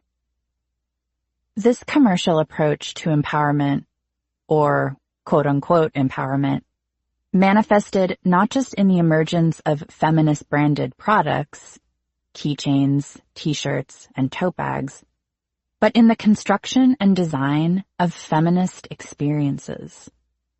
The same year of peak women's empowerment Googling, Cosmopolitan launched its first ever Fun Fearless Life conference, quote, geared toward young women primarily in their 20s who are looking for career advice and inspiration, end quote, according to Women's Wear Daily. Then editor-in-chief of Cosmopolitan, Joanna Coles, reportedly developed the conference with talent agency WME after the magazine debuted an excerpt of Sheryl Sandberg's Lean In, said The Hollywood Reporter. And the Lean In influence was everywhere. I covered the 2014 event, a 2-day lineup of panels and networking opportunities where tickets ranged from $99 to $399 at Lincoln Center with my then colleague. What I remember more than the fuchsia lighting, an array of aggressively digital tablets for check-ins, young women in business casual attire confirming the spelling of my name with a cadence that only brings to mind sleepovers from junior high, is a curious sort of, so this is feminism now? Business cards and cocktail hour and young women who wanted to tell me all about their business ventures. Did I want to invest? Did I want to become a customer? Did I want to partner over their e-commerce leg? These are the conversations that hovered just over the Maybelline-sponsored makeover station and balkanized a day in which Sarah Blakely, the CEO of Spanx, told us how to make 6 figures in the first 5 years out of college. But while fevered attendees were whooping up thin blonde speakers and scribbling down their style spirit animal for their name tag, I found the entire exercise puzzling and put down Roseburn. Many women of color couldn't have even afforded to walk in the door. Around the time of this initial conference, the median wealth for single Black women and Latinas was $200 and $100, respectively. This means that even the cheapest ticket for attendance would cost all, if not half the money they don't otherwise put towards living expenses. You know what the median wealth for white women was? $15,640. This is how the business of feminism stays middle class and white in practice. How conversations about optimizing your career, health, and love life are reserved for certain women and decidedly not others. The very basic framework of their lives is not considered for entry. Even more overt than the price tag, though, was the way in which gendered challenges were presented to us. The biggest trademark of the Fun Fearless Life conference, and others like it that I would attend over the years, was the overall assertion that we could overcome any barrier with enough personal strategy, enough organization, enough savvy, enough list-making. Catherine Rottenberg, author of The Rise of Neoliberal Feminism, describes this approach as, quote, a calculative matrix, end quote, to achieving empowerment and gender equality. This messaging is incredibly enticing because it erases complex systems and casts you as the maker of your own fate.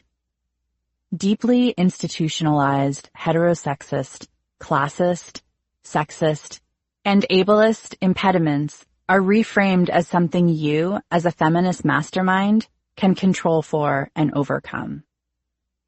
This narrative perpetuates the important cornerstone of white feminism, that you can prevail over these circumstances through elaborate personal design.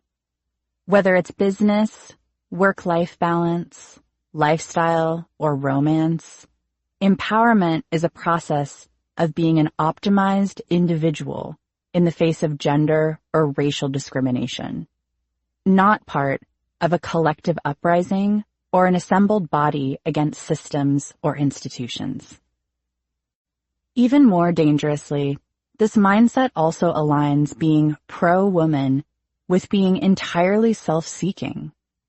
The self becomes the dominant lens by which you metabolize oppression, reframed narrowly as a lack of business opportunity, a lack of seed money, a lack of confidence, a lack of stamina, a lack of ability to simply believe in yourself.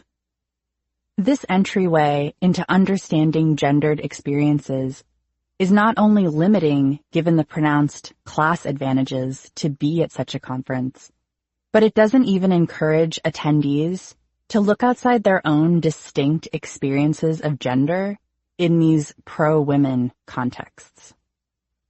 But where there are no structural critiques of systemic enterprises that keep some women and non-binary people out of economic security or affluence, there are ample opportunities to sell them products and experiences to get there. In 2014, the same year that Cosmopolitan debuted Fun, Fearless Life, the New York Times noted, quote, "Conferences promoting women's empowerment are on the rise and haven't had this kind of cachet since the feminist movement encouraged consciousness-raising groups in the 1970s." End quote. Women-focused events included Women in Washington by the National Journal, Women of Washington by The Atlantic, and How to Command a Room by More magazine. Tina Brown and Arianna Huffington notably grew their respective conference empires, Women in the World and Thrive Global. The growth of both Glamour's Women of the Year awards and Fortune's Most Powerful Women franchise were also reported. The rise of conferences on women's empowerment was happening so fast that Leslie Jane Seymour, then editor-in-chief of More, told the outlet, quote, "I feel like we're reaching kind of a saturation point. I feel like it's everywhere. Everybody's doing it. Everybody's trying to get in on this." End quote. Especially advertisers. The Times was clear that while those consciousness-raising groups in the 1970s were hosted by friends and in nearby living rooms, corporate sponsors were seeing this as a lucrative space to scoop up customers and get way closer to them than a traditional print advertisement. Unlike those homegrown consciousness-raising groups, in which finding commonalities across gendered experiences and traumas was often the aim, these blown-out affairs were incentivized to create profits for struggling businesses. The Times reported that, quote, "The major driver for the expanding women's conference scene is that as magazine companies struggle with problems in their core print businesses, declining newsstand sales and soft advertising, these events bring in additional revenue." Ken Doctor, a media analyst, said there had been a shift to more conferences because companies hesitant to spend on print advertising see more value in sponsoring events. End quote. This evolution of business strategy in which you can literally interact with a brand amidst smoke machines, flashing lights, and giveaway bags is the continuation of traditional women's media's long-standing relationship with advertisers. This alliance is felt in all corners of certain outlets I've worked for, even if it's not explicitly stated. That's how power works. No one has to tell you directly, because it's implied along the contours of every interaction you have. You can read it along people's voices and within the tempo of the emails that appear without a professional signature. It's mirrored back in colleagues' inflections, and you can detect it in glances to phones that, at first, seem unprompted. But regardless of what is said or not said, It's been very clear when I've proposed a story idea that might offend an advertiser, as the scolding that follows is to ensure that I don't do it again. What is messaged over and over again is that this is paramount. This is a structure, a way of negotiating and dictating authority and control that must be maintained. Advertising has always dictated what stories, content, and talent are showcased in traditional women's media because they pay the bills. Print media broadly has historically sustained its revenue through print ads, which is why with digital consumption, whether it's websites, Instagram, or online video, print magazines have financially suffered to stay afloat. From an advertiser's standpoint, it's much more financially sustainable to put your ads where the most people will see them, whether it's branded content, ads you are not supposed to know are ads because they are embedded in a personal essay or narrative online, giving your products to influencers and editors to put on their personal Instagram feeds or the brands, or these interactive conferences. But branded content is hardly new. White feminist suffragists pioneered this modern practice when they started establishing women's suffrage publications. To sustain their business efforts, cover overhead, and frankly, just make a profit, some publications started running what became known internally as puffery. These pieces consisted of essentially product testimonials that were framed in the publication as news items to puff up the business or brand. And sometimes recognizable women's rights activists wrote them, like when renowned abolitionist Lydia Marie Child wrote an advice piece for the Women's Journal that praised one of the paper's advertisers. Historians now recognize this protocol as ethically questionable, and yet I've worked for women's outlets a century later that routinely perform the same allyship to brands. What would change in my lifetime, though, was that this allyship would evolve. The same ethos would now rise off the printed and later digital page to find newly engaged audiences. The growth in women's empowerment conferences, an ephemeral but physical space by which to experience empowerment and maybe even feminism, opened the door for the resurgence in fixed feminist-identified spaces, paid membership to women's and non-binary clubs, and of varying allegiances. The Wing was central to the proliferation of this marketing opportunity, and at the forefront of both identifying, building out, and popularizing the contemporary concept of women's only and later non-binary spaces. The co-working network, with conference rooms, private phone booths, plush pink seating, phone charging stations, glam room, pumping room, showers, lockers, and always more than enough power outlets, further blurred the dimensions of white-collar work and feminism. Access to this network was reported in 2016 to cost $1,950 for an annual membership, or $185 per month. The same year that the Wing opened its first location, the new women's space was founded by Melissa Wong and Sandra Hong. Reportedly built more on principles of access and event programming rather than co-working, the founders told the Village Voice in 2017 that they were still tinkering with how to best square their ethics with financial security. As of that year, they had hosted their own workshops on crafts, motherhood, and zines, respectively, while also renting their space out to other groups and clubs. Their events were offered at a $10 to $25 range. An annual membership, which offered entrance to all events, was $125. By the end of the following year, Quartz reported that, quote, women's-only clubs are spreading as a grassroots movement, end quote, citing the New York-based superclub Wildflower Collective, her global network, a then 15-city franchise of friends and business contacts, and The Tribe, described by co-founder Lynn Gui as a, quote, brain trust of sorts for these ideas, similar to what men have in their investing clubs or venture groups when they talk shop, end quote. The trend and seemingly successful business model for some continued. In 2018, The Week documented the rise of women-only co-working spaces, and the Washington Post observed that same year that, quote, women's co-working spaces are ascending in a year when women's activism is at a height, and new attention is being paid to workplace issues such as sexual harassment and equal pay, end quote.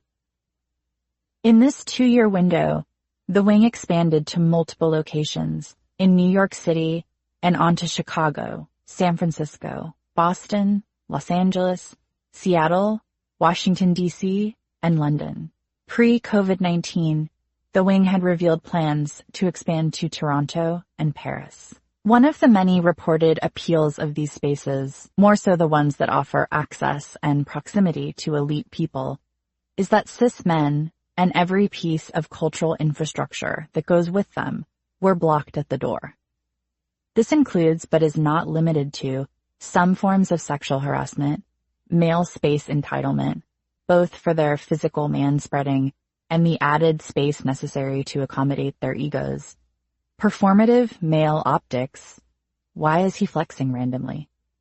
Male vocal operatics. Why is he talking across the entire room? And an overall decentralizing of the default cis male experience. Such was the platform essentially offered by my private women's college and that of many others, that women, and later other marginalized genders, are capable of doing deeper, more impactful, and sometimes more rewarding work without having to divert even a low-grade amount of energy to accommodating and existing beside constructed masculinity. I could write a lot faster, better, stronger, if I didn't have to field advances just to plug in my laptop.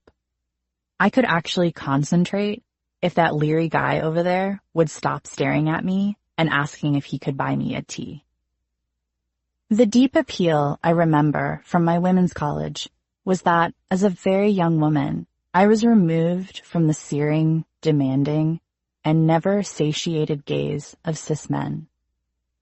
The ability to fall so deeply into critical race theory, into research, into engrossed contemplation as to why things are, was never suddenly broken by some guy looking down my shirt or interrupting my studies to tell me how great he did on the last midterm.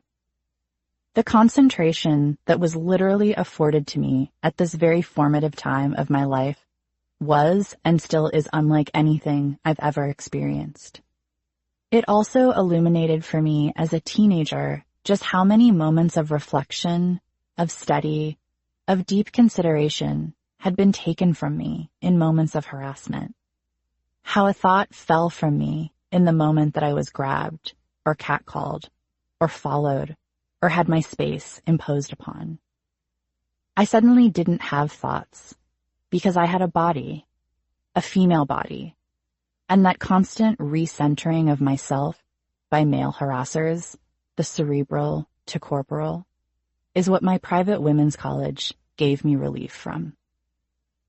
For many women and non-binary people, they are describing some version of this relief when they attest to the appeal of single-sex spaces or clubs. Where clubs like The Wing continue this through line from the appeal of my alma mater is money. It costs money, and in the case of both The Wing and my college, a lot of money, to have this relief.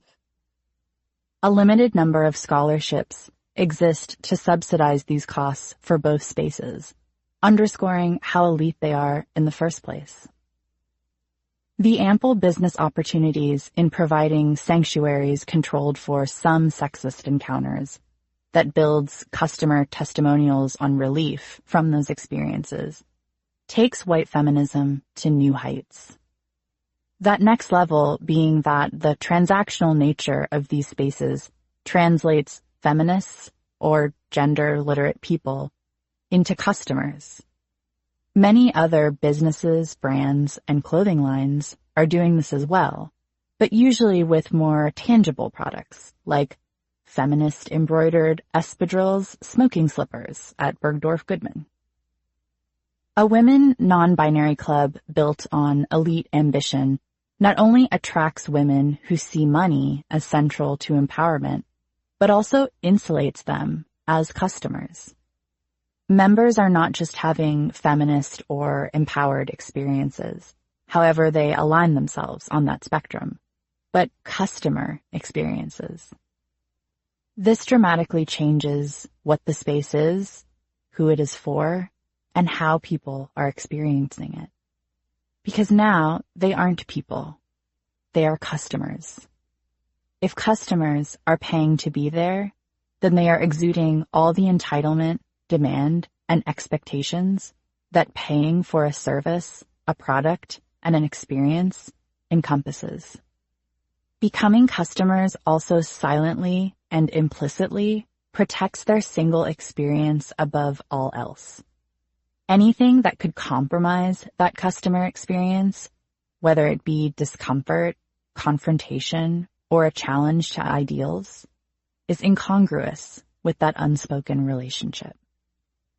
Funnily enough, this is precisely what white feminists need. Encounters in which their beliefs or gender ideology is questioned or punctured. But here, they are paying to sanitize their empowering environment of exactly these scenarios. The woman in the power suit became a media shorthand for a lot of concepts: subversion, progress, and women's rights.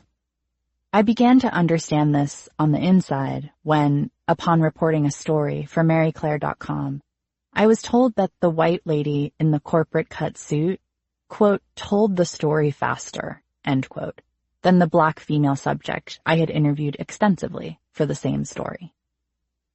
The exaltation of corporate work built out a new dialogue through which to sell products and to an audience that had money to spend.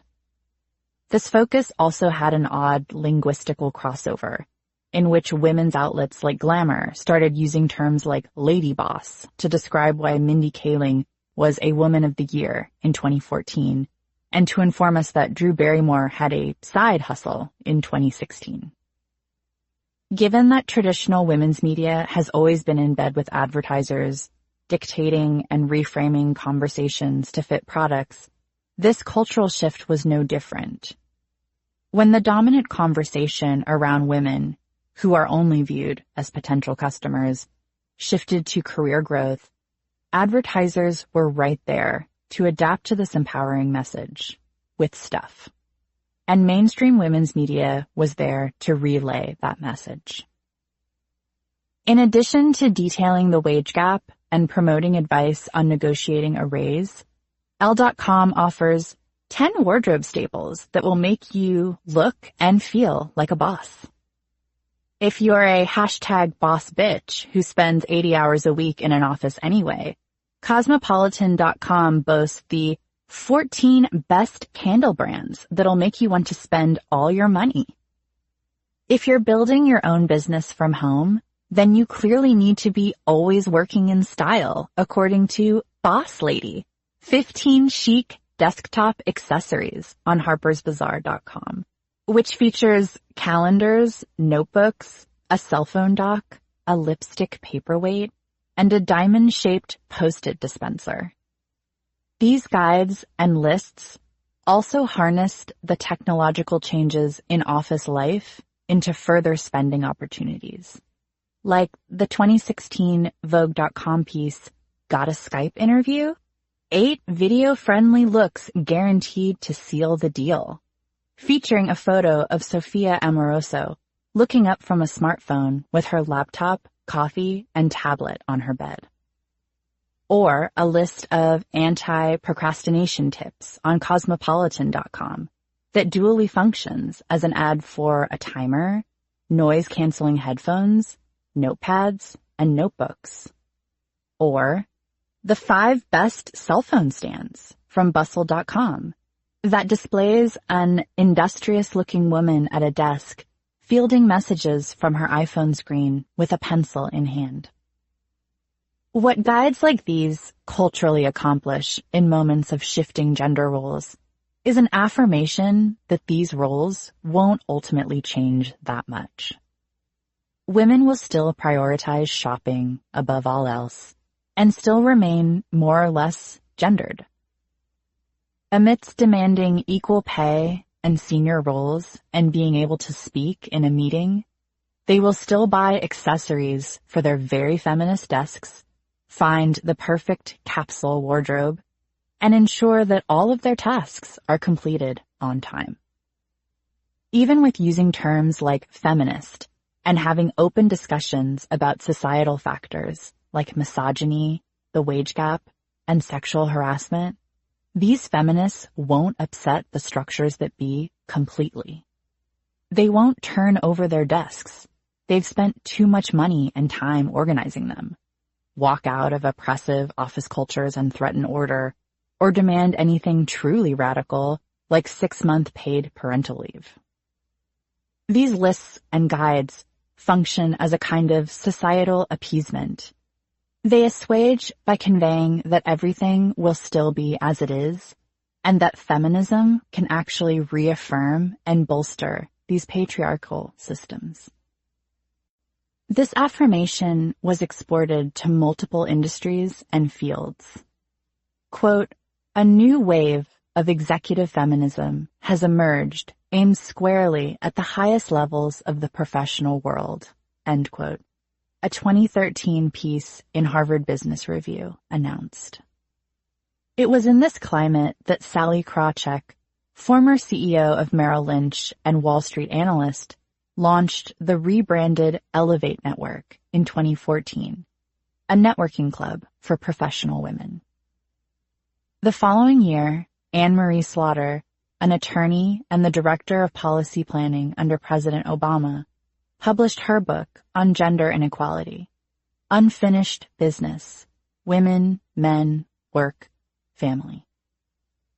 The way a lot of this new wave of executive feminism got translated back into the culture was through a fixation on white-collar work and efficiency at the proverbial desk. Being good at your very professional job was now very, very feminist. Working round-the-clock shifts at a call center to support your children as a single mother, for example, was decidedly not a part of this purview. Worshipping at the altar of desk-centric productivity became implicit in every work/career/job advice, vertical across a lot of newly feminist-minded women's outlets. Refinery29.com offers 5 email hacks that will boost your productivity in a big way, while Glamour.com says, struggling with your to-do list? Try these tricks to be more productive. MaryClaire.com cites 8 productivity apps to help you get your life together. And Bustle.com presents 11 tips to become the most productive person you know.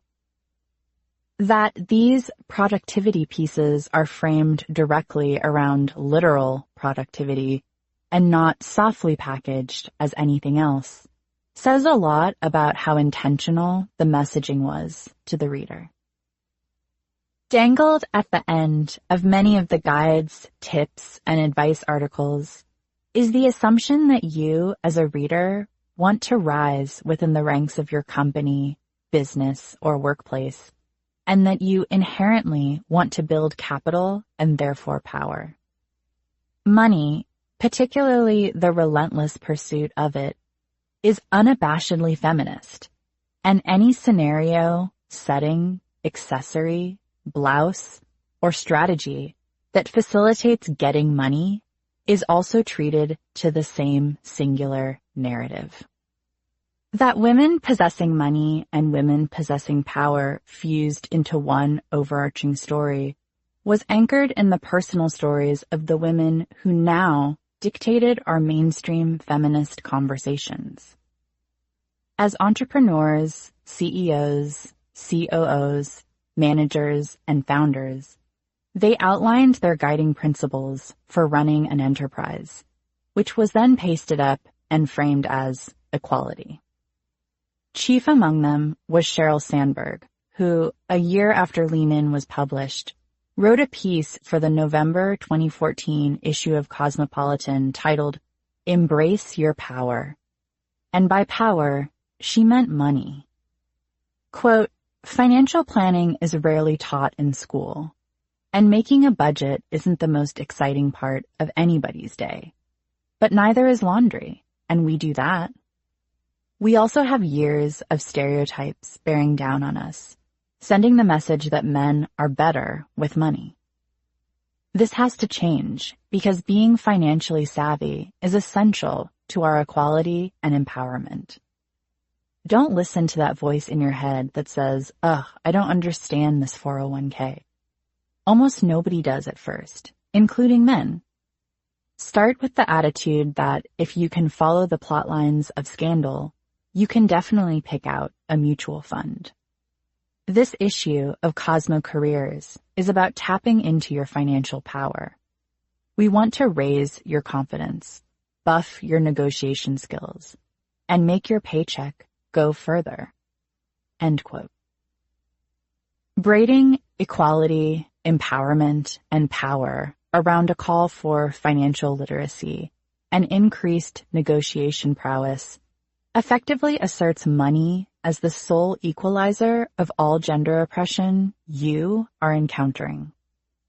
That more money in your hands, or a better use of it, is the key to neutralizing patriarchal dominance and dependency.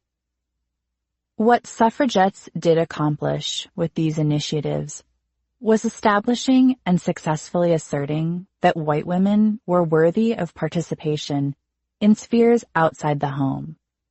They were political entities separate from the men in their lives. The problem is they achieved these rights by assuring the mass public that other people were not. People who weren't ladylike, who weren't respectable, who didn't participate in society in an exact way. And that legacy endures. Sandberg's Lean In may not be a feminist manifesto, but it's definitely a white feminist manifesto. Her central premise, which rightly bristled feminist writers, of offering strategies to succeed within the patriarchal work culture rather than eradicating it from the top, would become the roadmap for fourth wave white feminism, a next generation of the white feminism perpetuated by Betty Friedan, Alice Paul, and Elizabeth Cady Stanton. And her advice for doing so involved such patriarchy-accommodating tips as advising that women smile, omit the use of I during salary negotiations, and invite their bosses to know their child-rearing timeline. Indignities, the disappearance of self for the comfort of others, and privacy violations. But I suppose, to Sandberg's overall book thesis, leaning in and basking in these spoils. While Sandberg did call for, quote, governmental and company policies such as paid personal time off, affordable high-quality childcare, and flexible work practices, end quote, she couches Lean In the assertion that she's focused on personal strategies rather than systemic change. Because, quote, we can dismantle the hurdles in ourselves today, end quote. Implying that governmental failures are either too lofty or too far off to advocate for. Michelle Goldberg wrote for the Daily Beast that recognizing Sandberg's manifesto was founded in personal fixes gave Lean In context. Quote, her book is largely about how to do that within the context of a sexist society. It's written with an understanding that the deck is stacked against women, and the hope that if more women become more powerful, they might be able to change that. End quote. This is the same context that often dictates how women's value is quantified. The study that tends to be popular on the panels I sit on, whipped out to evidence a point about how valuable women are, is the big 2016 study from Peterson Institute for International Economics and EY that examined 21,980 global publicly traded companies in 91 countries. Across industries and sectors, researchers found that employing women in at least 30% of leadership positions, or the C-suite, adds 6% to the net profit margin. A 2015 report by McKinsey & Company found that across 366 public companies in the US, UK, Canada, and Latin America, those in the top quartile for gender diversity are 15% more likely to have financial returns above their respective national industry medians.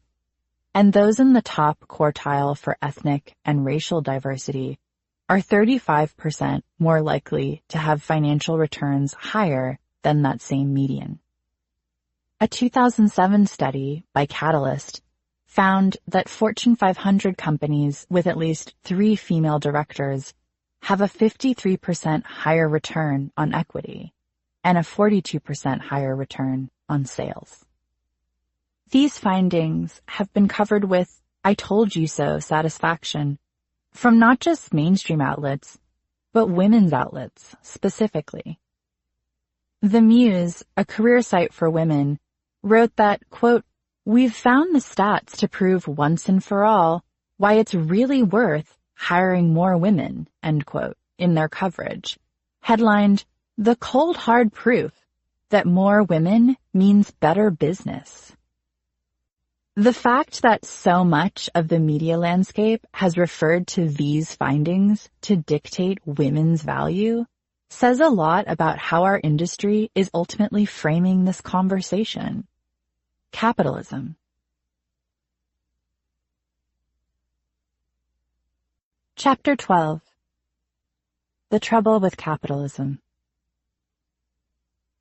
You can often recognize feminist movements led by people of color by their clear acknowledgement of how capitalism sidelines already marginalized groups.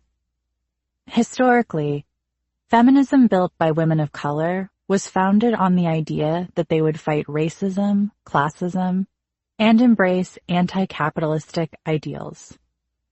They knew, intuitively as well as ideologically, that if you were operating from a lens of money, you would inevitably leave a lot of people out. Part of this thinking was intrinsic to Black feminism in its critique of slavery, a component of capitalism that was both highly profitable to the United States and, because of that profitability, was considered too valuable to eradicate for centuries. Capitalism, a system in which a country's industries are privately owned and subject to private interests, prejudices, and biases in the name of profits, was just as lethal as racism or sexism, in that it had the capacity to incentivize racists and sexists. Keeanga Yamata Taylor writes in the introduction to her incredible oral history, How We Get Free, Black Feminism and the Combahee River Collective. Quote, "In all of their cases, and perhaps thousands of others, these women had come to revolutionary conclusions that their, and indeed all Black people's, oppression was rooted deeply in capitalism. This meant that the narrow goals of simply reaching equality with men or with white people were not enough. They came to believe that Black liberation could not actually be achieved within the confines of capitalist society." End quote.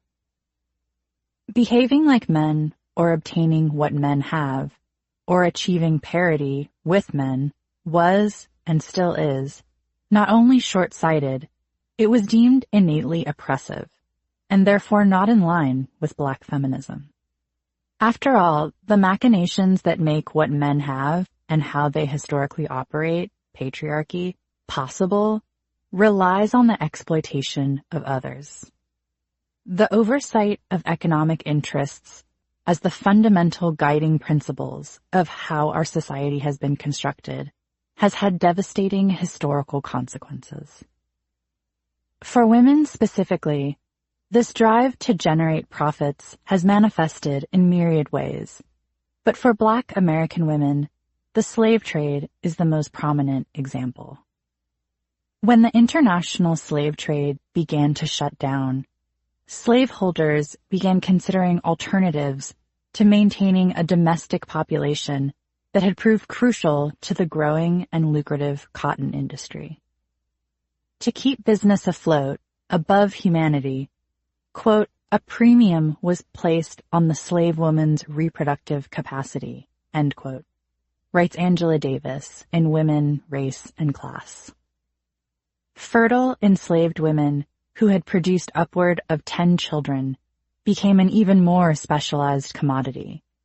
But it was the taste and sustenance of profits that effectively divorced Black women from the, quote, ideological exaltation of motherhood, as popular as it was during the 19th century, end quote. Where there was money to be had, Black women were not afforded a conventional narrative of womanhood, which was part of a larger strategy to dehumanize them for slaveholders. Quote, slave women were not mothers at all. They were simply instruments guaranteeing the growth of the slave labor force. They were breeders, animals, whose monetary value could be precisely calculated in terms of their ability to multiply their numbers. Since slave women were classified as breeders as opposed to mothers, their infant children could be sold away from them like calves from cows, end quote. It was this profits-based matrix that was critical to rendering Black women below womanhood, or rather white womanhood, where motherhood was still deemed a sacred bond, a dynamic that amply plays out today. Still, despite how essential capitalism was to the continuation of slavery, Davis identifies how, during the Civil War, economic ignorance prohibited a deeper analysis of slavery, specifically among those who were against it.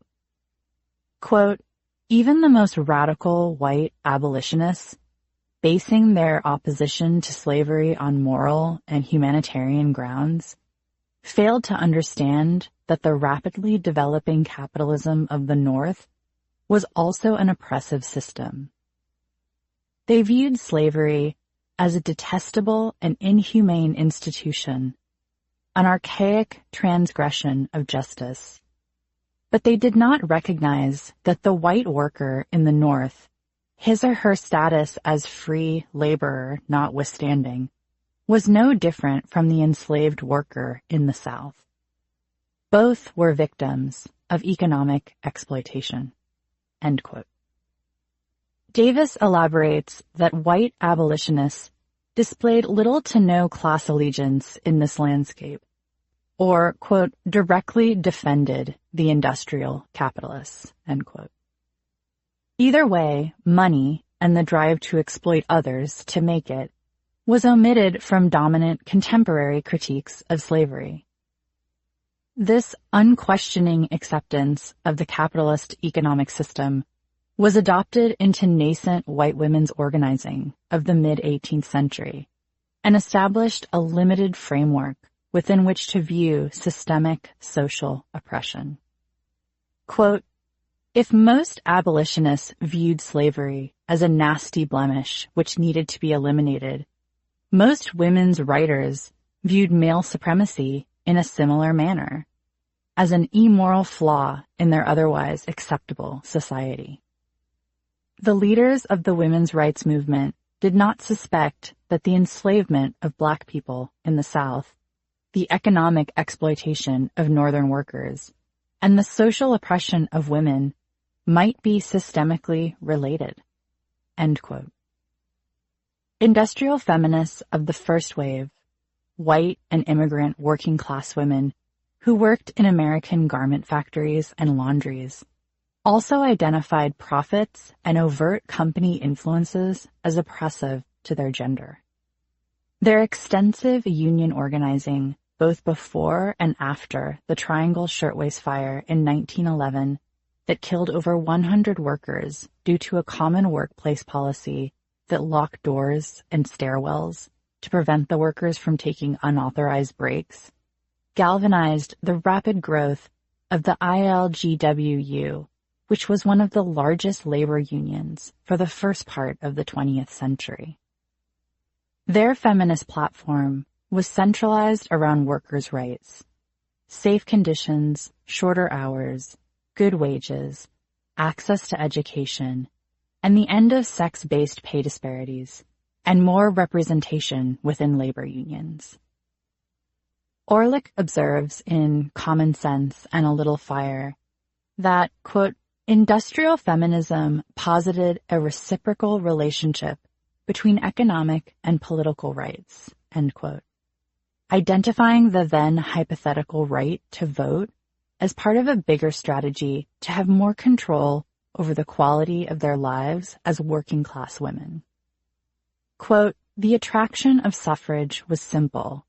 Well-orchestrated use of the vote promised to increase their power and independence in relation to employers, to the state, and to their often manipulative allies, end quote. Under unchecked capitalism, these women were deemed cheap labor and nothing more. And capitalism needs cheap labor to perform optimally. At a memorial service for those killed in the Triangle Shirtwaist Fire, Schneiderman, a Polish Jewish immigrant who would go on to help lobby for women's right to vote and become a prominent union leader and socialist, underscored the lack of regard for human life at the hands of profiteers. Quote, this is not the first time girls have been burned alive in the city. Every week, I must learn of the untimely death of one of my sister workers. Every year, thousands of us are maimed. The life of men and women is so cheap and property is so sacred. There are so many of us for one job. It matters little if 146 of us are burned to death. End quote. What Schneiderman identified was essential to the growing efforts to obtain legal protections. This was a feminism that recognized how central low-income and immigrant women were to business growth, and yet were treated as less than the goods or services they provided. Their feminism was anchored there, in having basic human rights, with legislative checks to ensure that they were indeed treated as human rather than replaceable cogs that could be thrown out or replaced in the event of damage. But Schneiderman also popularized the notion that working-class women deserved more than just the basics. She poetically espoused that they also have the right to development, personal growth, and cultural access in her now immortalized bread and roses metaphor. Quote, what the woman who labors wants is the right to live, not simply exist. The right to life as the rich woman has the right to life, and the sun, and music, and art. You have nothing that the humblest worker has not a right to have also. The worker must have bread, but she must also have roses too. End quote. That immigrant and working class women were innately entitled to the cultural joys that had previously been reserved only for the rich woman was a deeply radical concept, particularly for other white women who were starting to organize. For middle and upper class white suffragettes, who were also politically assembling, this narrative of human rights and feminism did not quite align with their own class-infused interests. Orlick observes that, quote, "From its inception, the working women's suffrage movement spoke in a distinctly different voice from that used by more affluent suffragists," end quote, making arguments for broader human rights versus fighting for access to what husbands and the patriarchy possessed. This divergence was further manifested in how differently both groups interpreted the right to vote and later the Equal Rights Amendment. Quote, "Professional women who were, by and large, well-educated, economically comfortable, and native-born had a different view of sexual equality than did factory workers. Professional and upper-class women sought equal access to the power, money, and prestige that their husbands and brothers wielded.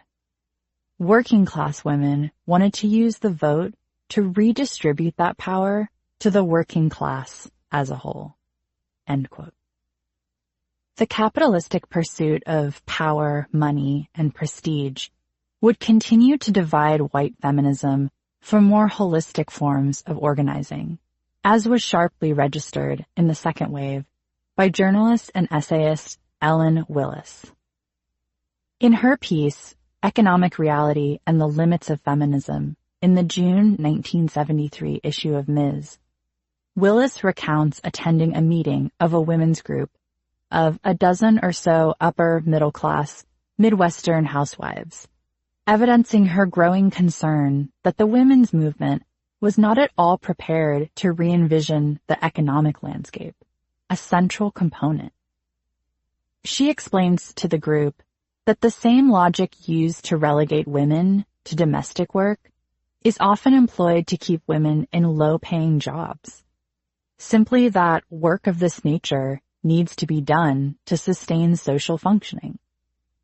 She proposes a variety of different economic structures at the meeting. People who perform these duties are paid more rather than the customary less. Everyone trades off performing these tasks for a year, or to craft hybrid work structures of onerous tasks as well as rewarding ones. Willis recalls one woman who responds to the suggestion, quote, "Frankly, if women's liberation means sacrificing what I have, I'm not interested," end quote. Willis continues by analyzing this very revealing response across community lines. Quote, "The main difference between this woman and many who call themselves feminists or even radical feminists is that she is candid about her self-interest. More often, the same basic attitude is disguised with fancy radical rhetoric, like, as a revolutionary, I must organize around my own oppression, not other people's, and all women are really working class." For several years now, feminists have been insisting that we want to revolutionize the economy, not just integrate it. The present system, so the argument goes, cannot accommodate our demands because it requires cheap female labor in the marketplace and free female labor in the home. The cost of abolishing sex-typed work, granting women equal pay, and compensating domestic work and childcare at their fair value would be prohibitive. Besides, capitalism is its own specialized form of patriarchy. End quote. Here, Willis distills a very particular and often personalized form of feminism with singular interests, essentially white feminism. She draws this distinction again by identifying an alternative, economically divergent feminism with different goals, writing, quote, "Many upper middle-class women regard feminism as a process of individual liberation and disdain politics," end quote. And this particular individual liberation has been a lush narrative within which to sell products, experiences, and aspirations while also limiting our imaginations based on what we can buy. Through the scrutiny of capitalism, some Black feminists followed a through line to a larger argument. If capitalism had effectively defined gender roles within the drive to sell wares, then the practice had also arbitrarily constructed a masculinity that undermined women. If gender is constructed by companies who have to stay in the black, why engage with or consider their definitions of what gender is? They just want to make money, ultimately revealing a shifty ideology in that they will just go where profits are anyway. Seeing people solely as profits and profits as people has had other sinister consequences. Reducing people to resources has also systemically stifled women's ability to participate in virtually any other realm besides labor. Alice Walker meditates on this premise in her pivotal 1974 essay for Ms. titled In Search of Our Mother's Gardens, The Creativity of Black Women in the South, in which she reflects on how creativity for Black women was suppressed for centuries to prioritize the economy of slavery. Mary Helen Washington observes in response to the essay, quote, Black women have been hidden artists, creative geniuses in some cases, whose creative impulses have been denied and thwarted in a society in which they have been valued only as a source of cheap labor, end quote. This important dimension creates critical context for continued debates about Black women's visibility across fields of study and industries, as well as their access to institutions, higher education, upward economic mobility, and basics that get conflated into luxuries, like healthcare. This critical observation also decimates the pipeline defense, the excuse I've heard countless businesses, institutions, and colleagues use to justify hiring white, straight, middle-class people over anyone else. The excuse being that there simply aren't enough Latinas with PhDs, enough Black women with journalism experience, enough Muslim women with political backgrounds, enough Native women with law degrees to hire when staffing for highly influential and prestigious roles. That's why we don't see legions of women of color in film, in our newsrooms, in our political landscape, in our art museums, teaching in our universities, in publishing. It's another way of shifting responsibility. See, it's not our fault. They just aren't qualified, or interested, or driven, or committed. But this isn't a defense. It's a window into our business practices. Maybe if women of color weren't relegated to sweeping floors, caring for children, and doing laundry for little to no money for centuries, we could have been recognized as chemists, essayists, doctors, and artists, as having the potential to make contributions to society and culture that will go beyond the ephemeral need for more groceries, clean sinks, and fed children. But somebody who didn't cost very much had to wash dishes and pick cotton and produce and cook all the food and then clean up after it. Sometimes this was white women, but most of the time it was, and still is, women of color. We are so seldom considered the creative geniuses Washington describes because businesses don't see us that way. They see us as an affordable way to maintain their day-to-day functioning, a practice that white feminism has directly inherited when strategizing their own goals around perennial needs like childcare and domestic labor. It's the lack of attention to economics that facilitates this blindness, this entirely straight-faced way of saying that the problem is as simple as we just aren't artists or academics or lawyers because we don't want to be.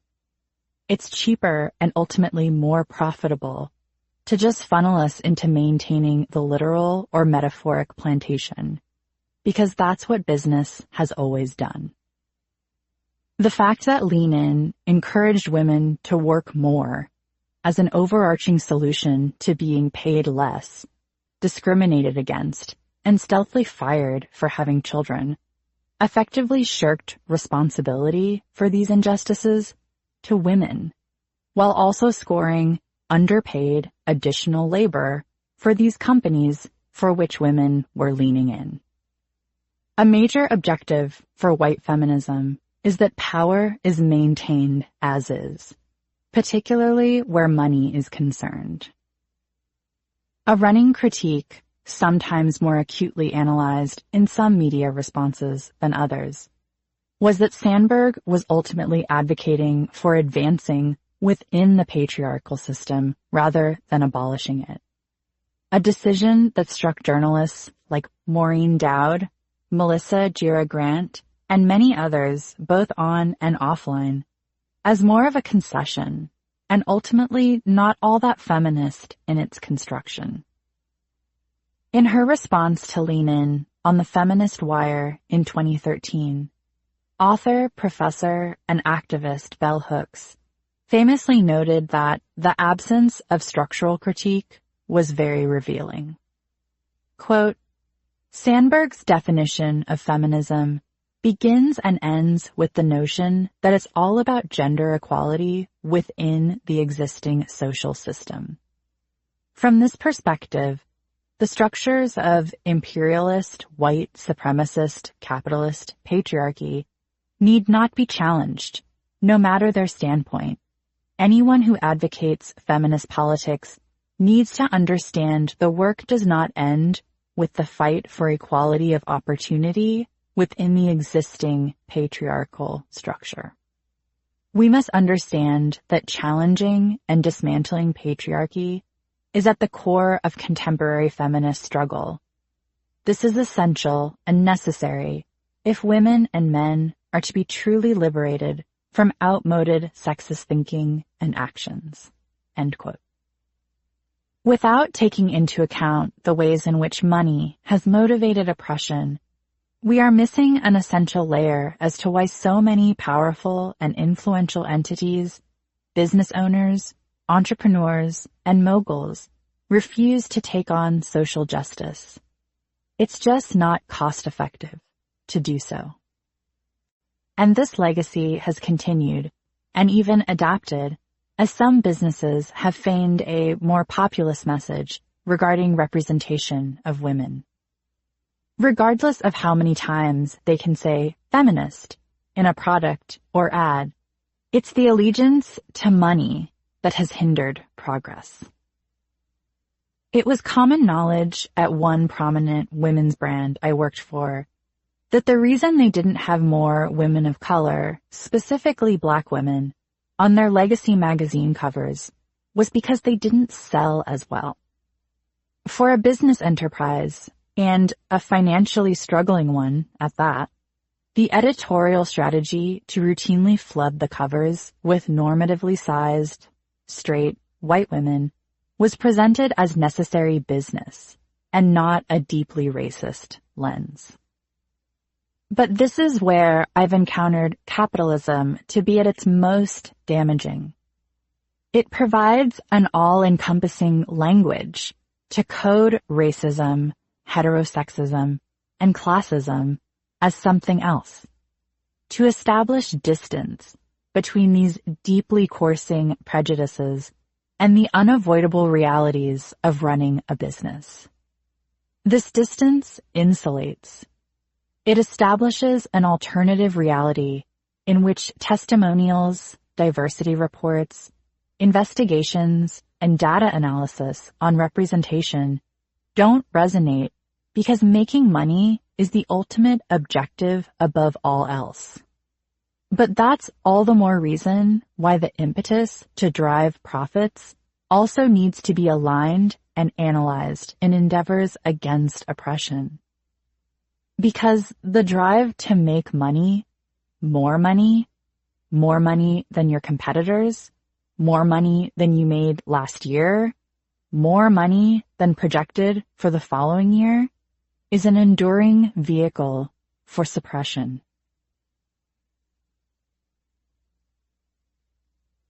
Chapter 13. Muslim Money and Dyke Poverty. We can't solely rely on businesses to deliver the most marginalized out from oppression, mostly because not everyone can afford to be their customer. A recurring perception of queer and lesbian-identified women in the United States is that we don't buy anything. Unlike our queer male counterparts, many advertisers aren't looking to court a lesbian customer base, as was reported in the 2016 BuzzFeed piece, Attention Advertisers, Lesbians Buy Stuff Too. Reporter Lauren Strappagale attributes this lack of broad corporate endorsement to, quote, stereotypes of lesbians as frumpy shut-ins who don't care about nightlife or fashion, end quote. But the stereotypes are persisting, alongside growing reports that lesbian bars are disappearing in the United States, and have been for the past decade. Current data on this is sparse, which means speculation is high. Intersecting theories range from accessibility of dating apps, to gentrification, to queer women partnering up to stay home, to expanding needs of queer spaces in the first place, especially for those beyond the gender binary. But regardless of what we ultimately learn about the demise or shift of physical businesses for queer women, a crucial piece of data is that queer women don't have any money, not as a group. Queer women, including lesbian, bisexual, and transgender women, are at increased risk for economic insecurity when compared to the straight identified male and female population. Even when certain members of our community are doing well financially, it's certainly not indicative of broad strokes changes. A 2014 Gallup poll concluded less than 3 out of 10 LGBT women were thriving financially, compared to 39% of straight women. Queer women are also more likely to be living in poverty than other queer people or straight people. According to one report, nearly 1 in 3 bisexual women ages 18 to 44 live in poverty, and 1 in 5 LGBT women living alone live in poverty. Queer women of color, older queer women, and queer women raising children are particularly vulnerable to these realities. Coupling up or getting married doesn't necessarily inoculate their finances either. According to a 2015 report on money and LGBT women, quote, women in same-sex couples are more likely to be working poor than men in same-sex couples, or men or women in opposite-sex married couples, end quote. This data is all reflective of an elaborate patchwork of conscious and unconscious discrimination. Standard gender wage gap, racism, xenophobia, and a lack of federal employee protections for LGBTQ Americans, among others. But for companies and corporations, this data simply translates as an insecure customer base. It's not financially strategic to invest money into courting people who don't have a disposable income. And because so many exclusively queer spaces also operate as businesses in a capitalist framework, it's precarious to count on those lower income people as consistent customers, particularly to sustain an entire business. As more Americans have come out and being queer has become less and less stigmatized for certain individuals, that doesn't directly mean that queer women will have money to spend on cocktails and ladies' nights. That's because our earning power is hindered by a slew of other institutionalized factors, And our lack of ability to spend money the way that gay cis men do, the way that straight cis women do, the way that straight couples do, doesn't incentivize businesses to consider marketing to us. And it's because we are not desirable customers that we have less power. Such is capitalism. Even if you factor in queer-owned businesses, our power is slight. Forget corporations. Of the 28 million small businesses in the United States, less than 1,000 were certified LGBT business enterprises in 2016, meaning that the business was at least 51% owned or managed by a queer citizen. And most of those businesses were owned by gay men. A mere 30% were lesbian-owned, while less than 3% were bi or trans-owned, respectively. Our lack of capital is one of the reasons behind why, in addition to so many lesbian establishments shuttering, queer women's digital spaces have shut down too.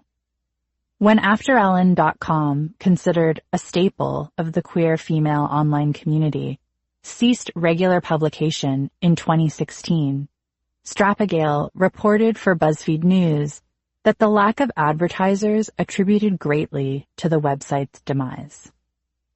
AfterEllen.com would become a shell of its former self, publishing far fewer articles a day and from non-staffed authors with no unified tonality or voice.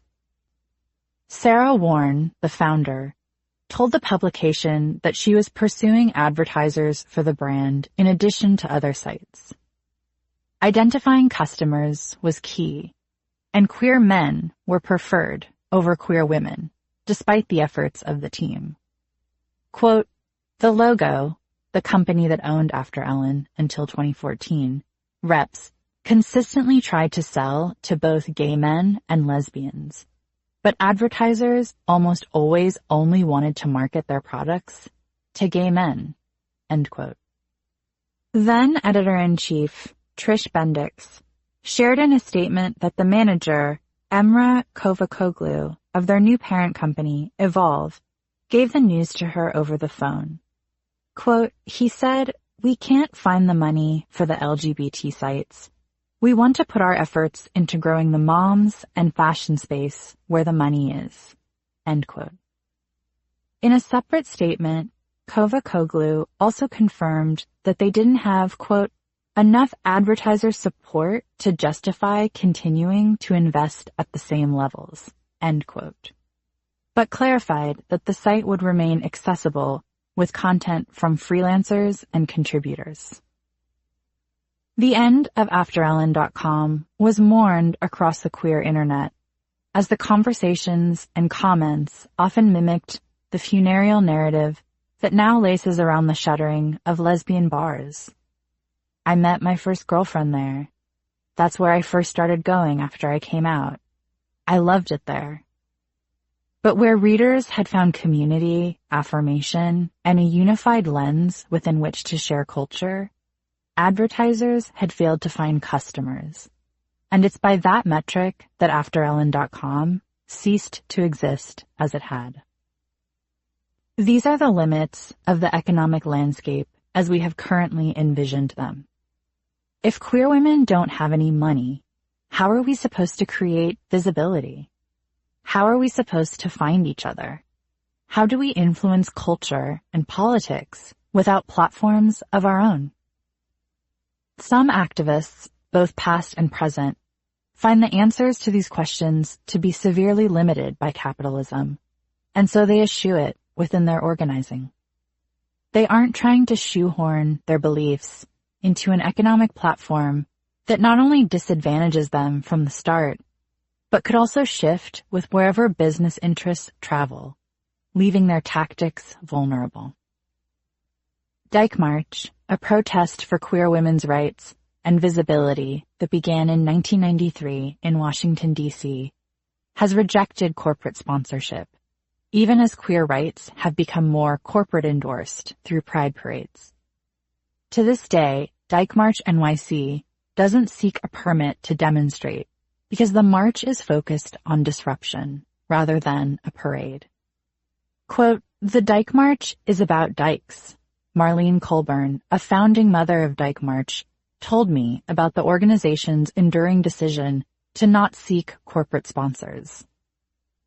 Quote, "It is about being visible in a society that seeks to erase us, and it's being visible on our terms," she elaborated, alluding to additional politics, demands, or stipulations that often come with taking corporate money.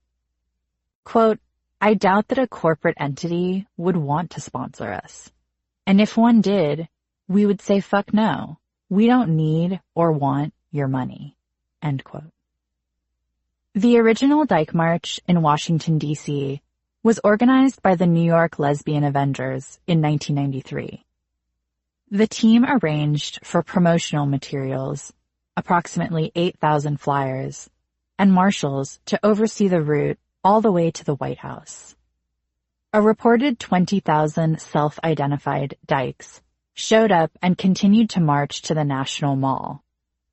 That same year, the New York Lesbian Avengers organized the first NYC Dyke March, echoing similar themes of grassroots assembling and affirmation of the First Amendment right to protest. San Francisco and Atlanta also held their first Dyke Marches in 1993. That this terrain has endured for Dyke March is reflective of the queer cultural environment in which the initial marches were organized. Quote, "The Dyke March Committee was formed before corporate sponsorships for Pride came into being. But I don't think we'll be going down that road at any time," Colburn says. "We don't monitor or police other Dyke Marches around the world, and there are many. But I don't think there are many, if any, of them sitting around with their hands out begging for corporate sponsorship." End quote. She clarifies that Dyke March doesn't identify directly as anti-capitalist, and the organizers do not represent a unified social justice strategy. Quote, "I know that we come together so that those who march feel safe, empowered, and enlightened every year," she adds. Dyke March accepts donations on their website and through Money Honeys, marshal volunteers who collect money from participants in garbage bags or pillowcases. So far, this method of fundraising has sustained Dyke March for over 20 years in New York City, and there are, as of this time, no strategies to change. But a lack of explicit corporate endorsement has proved to be a strength for the protest, as marchers describe Dyke March as inclusive and more about community rather than alcohol and money. This divide, understandably, plays out very amply among queers who have money and those who don't. Wealth has proven to be a very stark divide in our community, as some white, cis, queer men manage to both get richer and achieve some semblance of cultural acceptance at more or less the same rate. For the rest of us, wealth will continue to evade us. So why should it be the benchmark for us having our rights protected, being visible, and being together? Having attended many a Dyke March and a couple of Pride parades in New York, the ripple effect to me has always been clear. When you remove purchasing and brands as the rallying factor, more people can come. The lens is widened. Evoking the powerful dynamics of radical queer history, Colburn says, quote, "I think accepting corporate sponsorships for protests is not the right thing for us. The Stonewall Rebellion would not have come into being if they waited around for corporations to kick in some money for glitz. They bought their own glitz, and so does the NYC Dyke March." End quote. This has the capacity to work the other way too. Even if you are deemed a desirable customer by capitalist standards, that recognition can effectively flatten communities and needs. Muslim American women have experienced this with the recent uptick in commercial representation, as brands like Nike, Gap, Macy's, and H&M have sought to tap into the multi-billion-dollar potential of the U.S. Muslim consumer market, according to The Intercept. Identifying Muslim women as a lucrative customer base has incentivized these brands to market and sell modest clothing lines, Ramadan capsule collections, hijabs, and reach out to Muslim influencers to endorse them. Rajmi Kumar reported in 2018 that having Muslim American women represented in these national campaigns has the capacity to counter the more Islamophobic and white supremacist messages that dictate their experiences and their safety. Kumar wrote, quote, "Consumer visibility can also signal a step toward the inclusion of Muslims as American in politically hostile times, particularly for the generation who grew up during the War on Terror, when most representations have cast Muslims as foreign terrorists and a threat to national security." End quote. Sylvia Chan Malik, an associate professor at Rutgers University, said, quote, "It's incredibly validating on an individual level to Muslim women who wear the scarf, who have to struggle with the comments and the vitriol and the violence that they encounter every day. It's almost a very practical sense of relief, like, oh, if this becomes more normalized, maybe I'll feel more safe." End quote. Those threats to safety have been mounting. A 2014 survey of more than 10,000 respondents concluded that, of all faiths in the United States, Muslims are viewed the most coldly by the American public. Reported assaults on Muslim Americans rose significantly between 2015 and 2016, according to Pew Research Center, notably exceeding their peak in 2001 following the September 11th attacks. Through 2019, mosques in the United States continued to be targeted for threats, arson, and graffiti. A feeling of protection and security in increasingly hostile times toward Muslim Americans has value. But it's when this value becomes transactional, feel normal, buy this, that the execution becomes fraught with other dynamics. Consider how Shalina John Mohammed, vice president of Ogilvy Noor, a Muslim division of a branding agency, distilled the young Muslim woman in 2016. Quote, "If I was to pick one person who represents the cutting edge of Muslim futurists, it would be a woman, educated, tech-savvy, worldly, intent on defining her own future, brand loyal, and conscious that her consumption says something important about who she is and how she chooses to live her life." The consumers these brands are targeting are young, cool, and ready to spend their money. The aspiration that Muslim futurists hold to lead a holistic Muslim lifestyle means that female Muslim consumers are influential and have money to spend. End quote. The Muslim woman, as John Mohammed envisions her, has money, and that's what ultimately makes her appealing and, per Kumar's reporting, engineers her normalcy. This follows a white feminist logic. I have value because I have money. And reversely, it's only those who have money who will achieve said value. But a more important distinction here is that John Mohammed isn't describing a Muslim woman necessarily. She's describing a Muslim consumer. And even though those two identities will be easily conflated in advertisements and promotional strategies, they are not the same thing. Here are the differences. It's true that some Muslim-identifying Americans have financial security. As of 2017, about 24% have a household income of $100,000 or more. But 40% make less than $30,000 a year, and very few occupy the financial space between. What this means is that many Muslim Americans are existing on extreme opposites of the financial landscape, more so than Americans overall. But not surprisingly, it's those 24%ers who are getting the visibility from brands, and in some ways, that feeling of cultural security and protection. And in a quest to obtain those customers, a narrow perception of one is being perpetuated.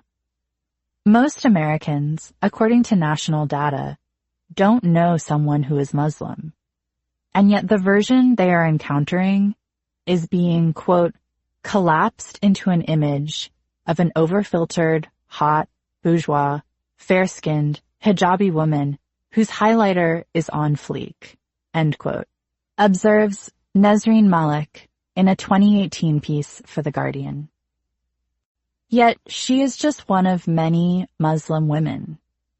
There is no single ethnic origin or racial majority for Muslim Americans.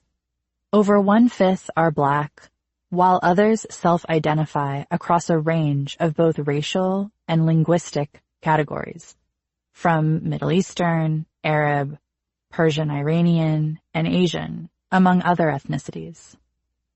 Telling, too, is that just about as many Muslim American women report wearing a hijab every day as those who never wear it, with about 20% saying they wear one, but not all the time. Yet, when it comes to marketing campaigns, Malik is right. The female Muslim consumer is always identified by her hijab. She writes about how ultimately reductive this image can be. Quote, "How are you to know that a woman is Muslim if she is not in a hijab? How are you to package her? It's just capitalism going through its motions. Muslims wearing hijabs aren't the bearers of some innate authenticity. And while there are positive aspects to the way they are being increasingly featured in the media, it can still be pointed out that this kind of exposure can promote stereotypes rather than eradicate them." End quote. It's the machinations of business that tell us who and who is not Muslim by manipulating this representation to suit customers, not necessarily populations. Quote, "Companies want the face, but they don't want the complex politics or the identity or the voice behind it." Hoda Katibi, an Iranian-American fashion blogger and activist, told The Intercept about her experiences fielding inquiries from brands. Some of those complex politics include how brands like H&M and Gap exploit the labor forces in Muslim-majority countries with sweatshop conditions. Long, unregulated hours, low pay, and gender-based violence have been amply reported across the fast fashion enterprises. A 2018 Global Labor Justice Report on factory conditions in H&M factories found that laborers, often women, are held to such tight production quotas that they can't even use the bathroom or take breaks. There is little ventilation and drinking water in a space with often rising temperatures. Sexual harassment and assault are frequent, but seldom reported because these women innately know the avenues of reporting such violence are not built for them. They are erected to protect the company's profits, and they barely make enough money to survive. Gap did not respond to multiple requests for comment. An H&M spokesperson told me in a statement, quote, "All forms of abuse or harassment are against everything that H&M Group stands for." She added, quote, "This report clearly showed the need of continuously addressing these issues. The empowerment of women economically and socially is a way to prevent gender-based violence. Our position is very clear, and we actively support such a development within the global textile industry. We do this by working to enable freedom of association, strengthening workers' voices, and the right to join or form a trade union, as well as bargain collectively. These are fundamental rights of workers addressed within our global framework agreement with the global trade union Industrial. We also address this through a number of projects in our productions countries together with the ILO. We went through every section of the report and followed up on factory level with our local teams based in each production country." End quote. Quote, "It hurts us to be paid so little," Sakama, a 42-year-old mother, said in 2012 at a human rights tribunal in Bangalore, India, about garment workers' conditions in a Gap factory. Quote, "I have to do this, and they sell one piece of clothing for more than I get paid in a month. We cannot eat nutritious food. We don't have a good life. We live in pain for the rest of our life and die in pain." End quote. That empowered woman caricature quite literally stops at the flat advertisement. Quote, "There is little value in using visibly Muslim models if you're going to be killing or exploiting, directly or indirectly, their families back home," wrote Katabi on her blog Juju Azad, which explicitly identifies as radical, anti-capitalist, and intersectional. The unapologetic, ethical fashion platform includes a boycott list that cites brands like DKNY, Zara, Forever 21, and Express. None of them responded to my repeated requests for comment. Brands won't save us because they aren't designed to. They are designed to seek and sustain profit. Chapter 14. Performing Feminism at a Desk. Oftentimes, when I've interviewed a successful business owner, an entrepreneur, a CEO, a new head of an enterprise, the face of an organization, they inevitably tell me over the course of our discussion, we're not perfect. It doesn't matter whether I've asked about non-binary inclusion in gender campaigns or maternity leave accessibility. They all use the same line. We're not perfect.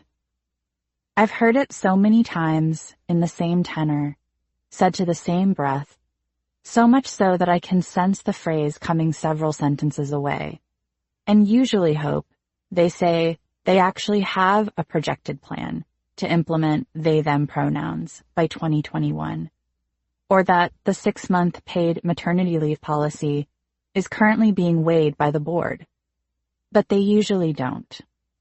They just say, we're not perfect, but we support women, but we have gay people who work here, but we have a state-of-the-art pumping room on the 3rd floor.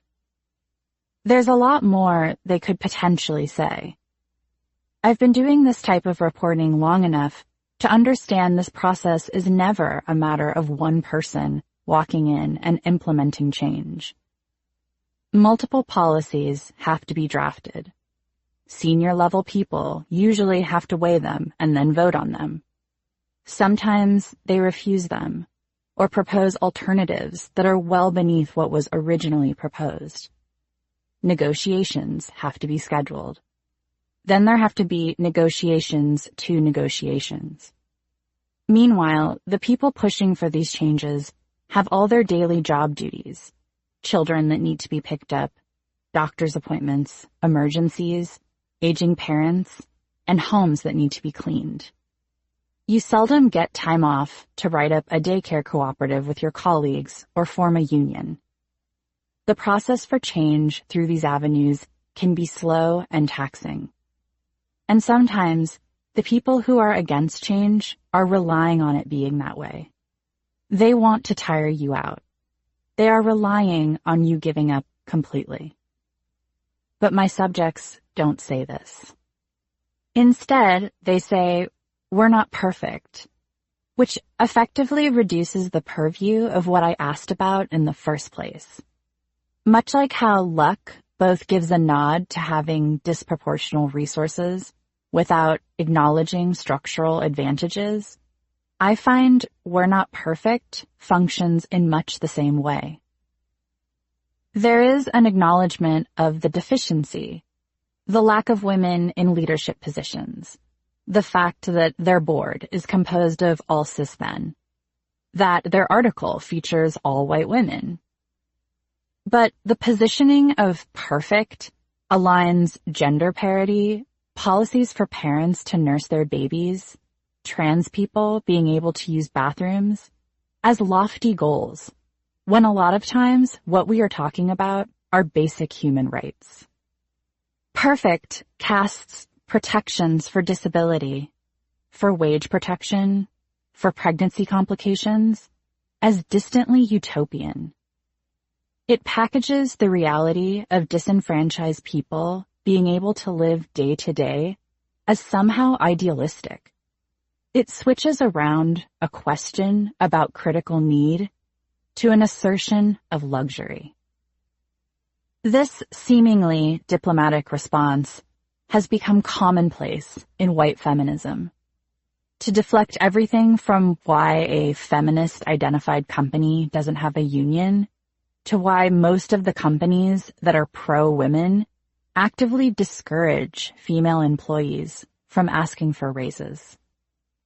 We're Not Perfect has proven to become an effective way to feign that internal work is indeed happening, when actually priorities are actively being drawn about what is feasible based on fairly traditional systems of power.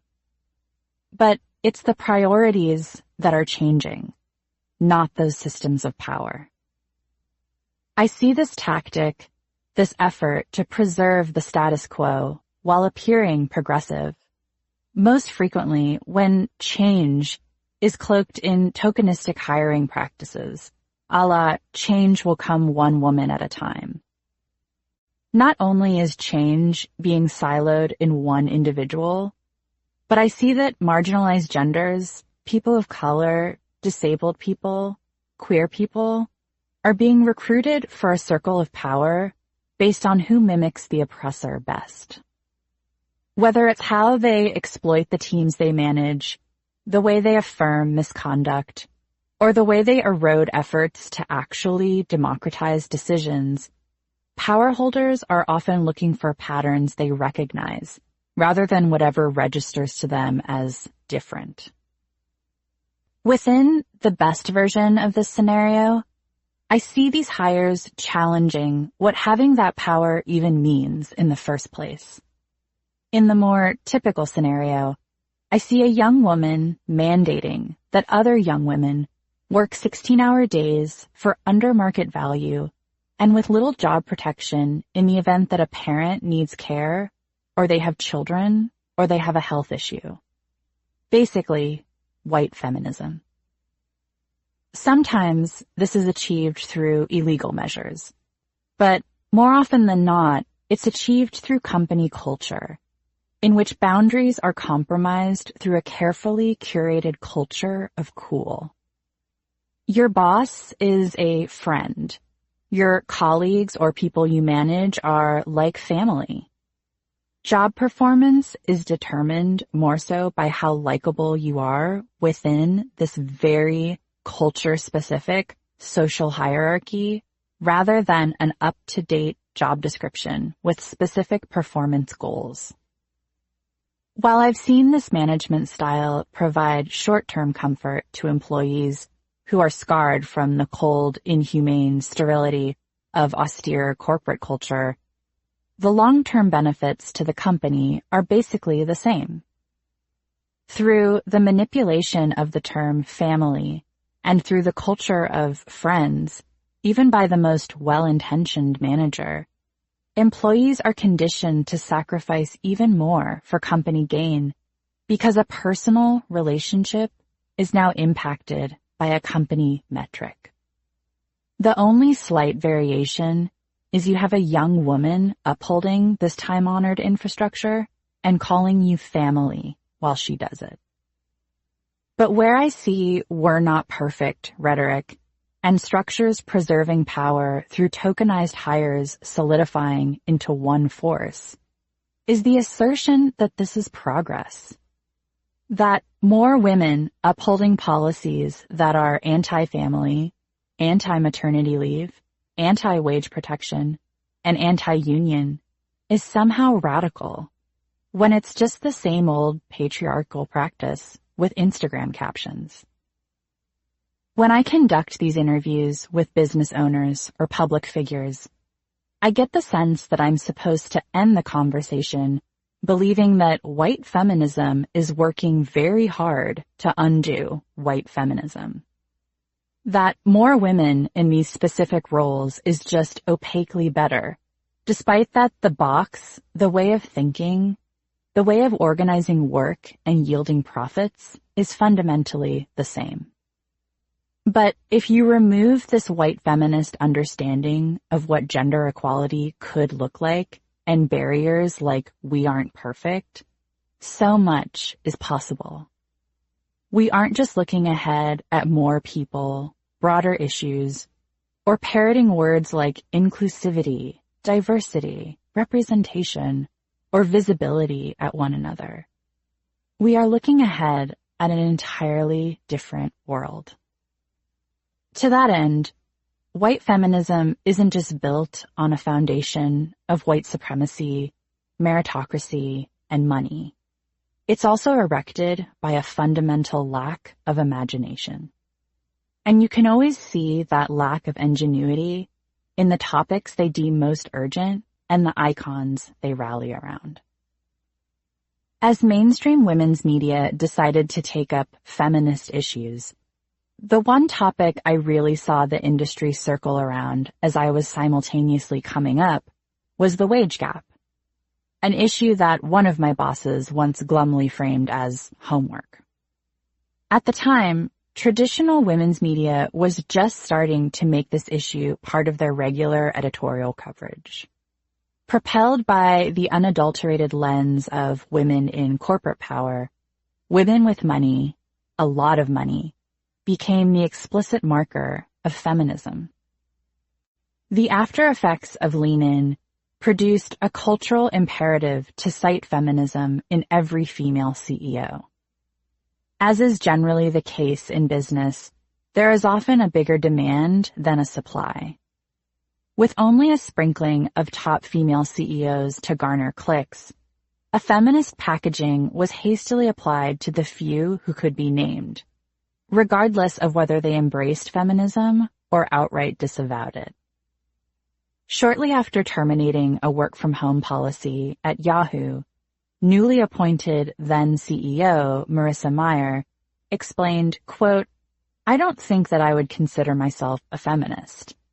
I think that I certainly believe in equal rights. I believe that women are just as capable, if not more so, in a lot of different dimensions. But I don't, I think, have sort of the militant drive and sort of the chip on the shoulder that sometimes comes with that." End quote. This scramble to apply a feminist lens by any means to female CEOs was further afforded to now disgraced founder and CEO of Theranos, Elizabeth Holmes, in 2015, after a report from the Wall Street Journal raised questions about the validity of her alleged revolutionary blood testing company in which a pinprick of blood could reveal a host of medical conditions. It was later reported that the science of this technology was never finalized, as Holmes purported to investors and partners. After receiving copious amounts of praise from women's media, the outlet I worked for included, for being the youngest self-made female billionaire in the world, some journalists openly mourned relinquishing a burgeoning so-called feminist icon because she made a lot of money to alleged fraud. Elle.com ran a piece titled, "Before We Rush to Take Down Theranos' Elizabeth Holmes," that read, quote, "As someone who is ambitious and young and hungry, it cost me a lot to give up Elizabeth Holmes. I don't have better replacements for her. Until the ratios even out, we need even our problematic examples of success. Most of all, we need more women in these industries, not least so that the media can compare trailblazers to someone who has 2 X chromosomes. Not all brilliant women are the female Steve Jobs. Although, yes, it's true that black turtlenecks look good on ambitious ladies. Nora Ephron knew. As the story develops, it seems less and less plausible that Theranos will forever alter the course of Western medicine. That's okay. Holmes can be wrong. We can make her answer for that. But we can't let her become the latest proof that women should know better than to go for it. End quote. Fear that Holmes would crystallize into a cautionary tale to young women about choosing highly visible roles for fear that you might publicly screw up and be misogynistically slandered on your way down was a hand-wringing that more or less ceased once it was revealed several years later just how big of an alleged scammer Holmes truly was. In the spring of 2018, it was reported that she had raised, quote, more than $700 million from investors through an elaborate, years-long alleged fraud in which she exaggerated or made false statements about the company's technology, business, and financial performance, end quote. But the empathic tone employed by Elle.com to swaddle a beloved white feminist icon amidst accusations of mass bioethical fraud, which could potentially endanger many, many lives, was white feminism playing out in real time. That Holmes was afforded a cushy, apologetic life raft from women's media and whichever female/feminist columnist mainstream outlets had decided to dole the story out to, during her fall from grace, underscored the perks of white feminism, but also revealed how much of the media landscape had anchored their gender coverage there. What was being presented as gender coverage was actually white feminism. In 2018, after Holmes's alleged crimes had been fully reported by the Securities and Exchange Commission, the Washington Post still managed to lament a fallen, quote, unicorn. Quote, yet despite the gravity of the allegations, many women, myself among them, still felt a frisson of disappointment. Why? In the words of one female friend, I'm sad that our one Steve Jobs is a fraud. In other words, there goes our unicorn. End quote. The Feminist Lady CEO media hunt and Lean In set into motion a moving formula that now resounds so loudly over Pinterest and Instagram that it's hard to believe it wasn't always there. That building a business as a woman is an innate feminist undertaking. The rise of the Instagram influencer has, in some ways, democratized fame, no longer reserved for traditional entertainers. Now, any entrepreneur, small business owner, or fashion blogger can build a prominent, active following that can rival that of actors and singers, vocations that historically came with a pulsating populace to drive their influence. This metric can be applied to and assessed by many professions, industries, and superstars of any ilk, and the need to have a face of a brand has extended well beyond literal and tangible products like soap or makeup or ketchup. Now, businesses as entities need to have a social media narrative and story, preferably embodied by a single person or couple or family to resonate. If we kick it back, though, marketing and advertising has always had to build an engaging narrative to sell wares. No one will like you if you don't have this balm. No woman will give you the time of day unless you buy this car. "You will not be a proper wife unless you clean with this soap." Commercials and print advertisements have built on this concept through strategic copy, particular graphics, and extensive campaigns.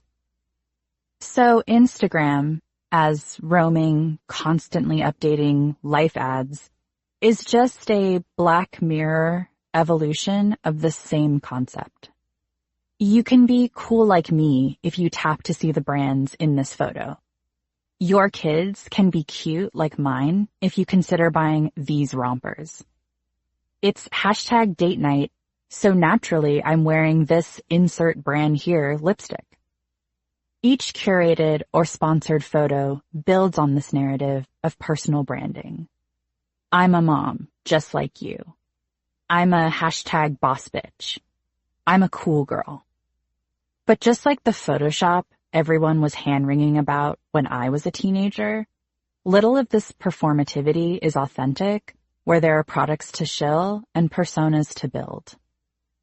Concerns about kids and Photoshop seem quaint compared to kids consuming illimitable hours and hours of Instagram hashtag no makeup ads and thinking they are real. Where this strategy extends to some feminist-branded entrepreneurship is that building savvy businesses requires one of these narratives too. As feminism or hashtag feminism has become acceptable and even flashy in pop culture, it's been easy or timely to cast yourself or your business in a deeply feminist personal narrative, picture by picture. Feminism is just a part of standard personal brand building. Hashtag feminism lives prominently on Instagram with over 9 million posts tagged, a combination of memes, quotes, and art, an image-based international conversation about gender equality in real time.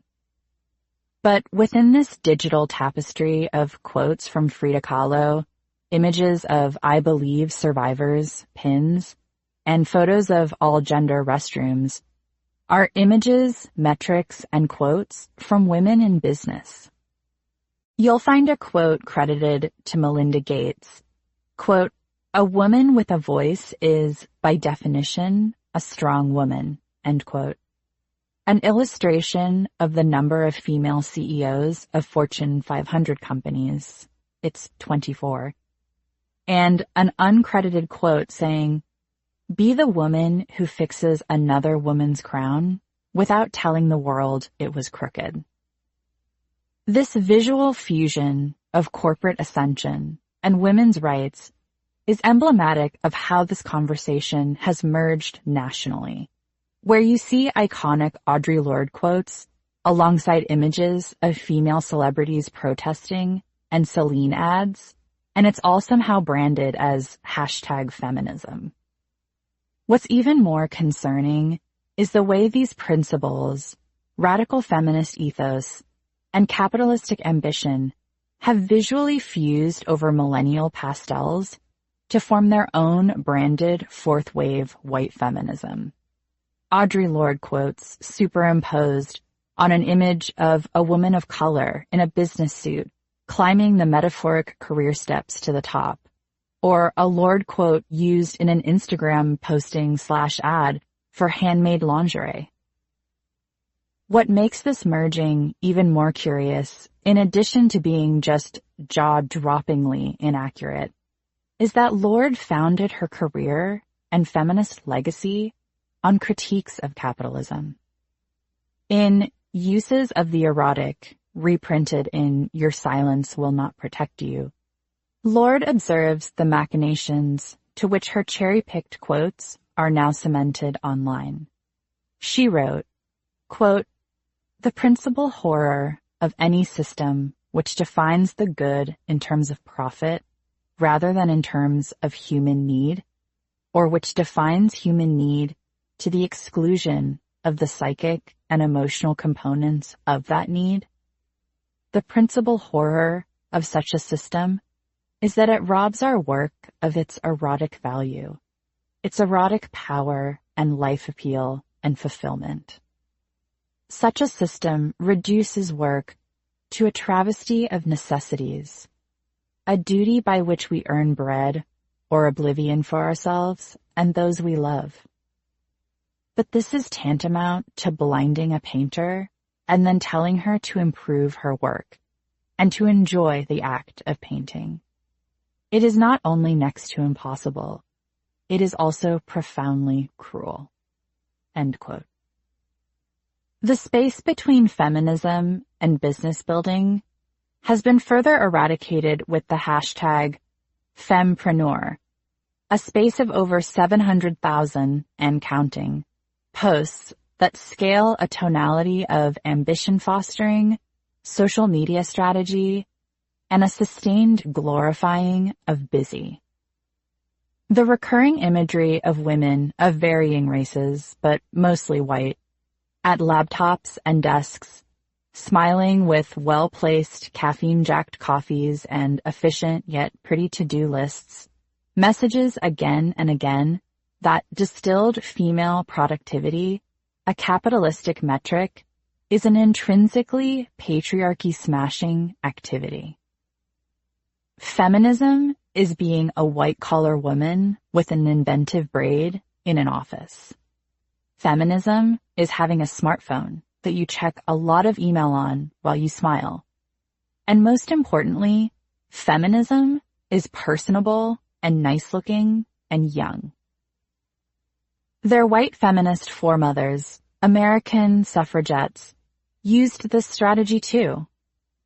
In streamlining and directly managing what the suffragette looked like, they assured Americans that women who wanted the vote were, quote, likable, charismatic, virtuous, and professional, end quote, according to author Margaret Finnegan. Through the manipulation of optics, they created a homogenous-looking movement for women's rights. And as I've watched this pattern play out now, while I see some variation on race, but very little on body type, age, or gender presentation, it's the ethos that is aggressively uniform in these representations. Feminists are always happily working in offices. The control that some suffragists exercised then now exists as a homogenized devotion to office or entrepreneurial labor, reflecting what has become increasingly aligned with whiteness, beauty, youth, and thin bodies. Unquestioned devotion to your company, corporation, or employer. Or, as it is more chirpily quantified, ambition. But the mass proliferation of hustle porn, or hustle inspo, as it is sometimes called, in which we are constantly looking at women performing feminism at a desk, also accomplishes something far more ominous. You can tell how much the mantra of self-obsessed ambition has colored popular conversations on women's rights as the unambitious people who don't even have a desk or a laptop or an email inbox or to-do list must elbow for visual representation or coverage in this ambition-laced landscape. A lot of the time, these are people and groups who aren't looking for power necessarily. They want rights. But in white feminism, these two have become inextricable. It's within this coupling that women's productivity and business building is framed as the course of action that will free you from gender oppression. This approach to gender equality has also reinterpreted political demonstration. International Women's Day, observed and initiated by female socialists in the United States and Russia shortly after the turn of the century, was later adopted by the United Nations in 1975 to commemorate women's rights and world peace. But thanks to the warping of white feminism, it's become an international day of lady product pushing, a day in which promoting and selling women-centric items with a portion of sales dedicated to gendered causes, is the template for celebrating. British Vogue boasts the ultimate empowering picks to shop now, while Elite Daily says, these International Women's Day beauty products will let you shop for progress. These product guides, standard fare in women's media, solidify this notion that you can be politically active, particularly for women's rights, by buying. That money, capital, the exchange of currency are avenues to revolutionary and sociopolitical change, and that purchasing a limited edition March On red lipstick from Elizabeth Arden is political engagement. Instead of a protest vehicle, feminism became a brand. Business ventures of today are still coded with this ideological thrust. When People covered Sofia Vergara's #EmpoweredByBusiness campaign, it was reported that, quote, the initiative will shed light on how motivating women in the world of business can improve, even revolutionize, their lives, end quote. To revolutionize your life through business once again merges the radicalism of feminism with the corporate women-oppressing language of capitalism. If you threw a millennial pink lens over this saying, you could put it on Pinterest.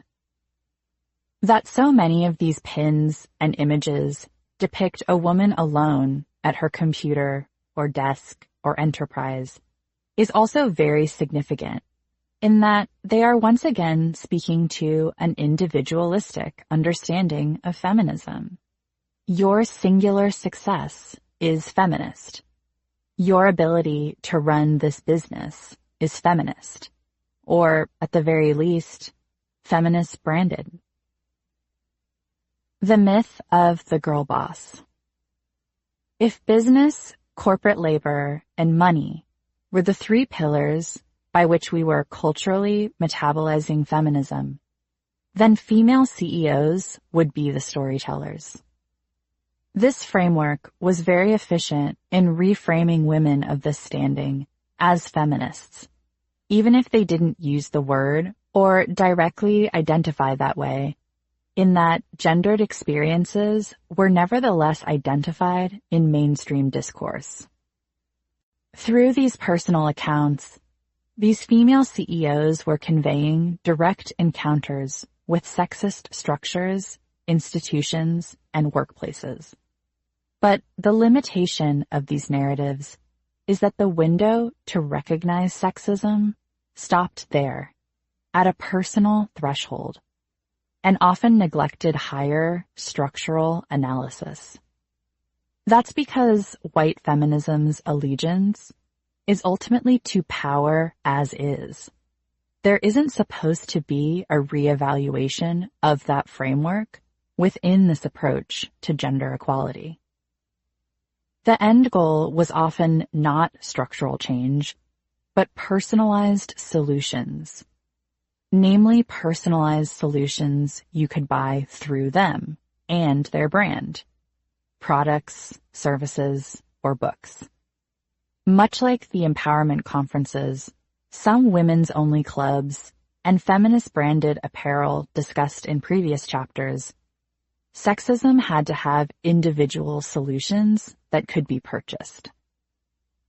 Thinx underwear founder Miki Agrawal conveyed to The Cut that she saw Thinx underwear specifically designed for customers on their period as part of a larger effort to combat patriarchal rule.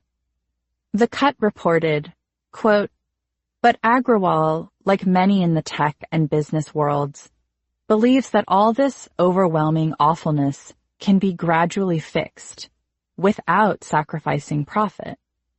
Quote, I would not be able to be super jacked about a product that's just a product, she explained. I need to feel like there's a great cause, end quote.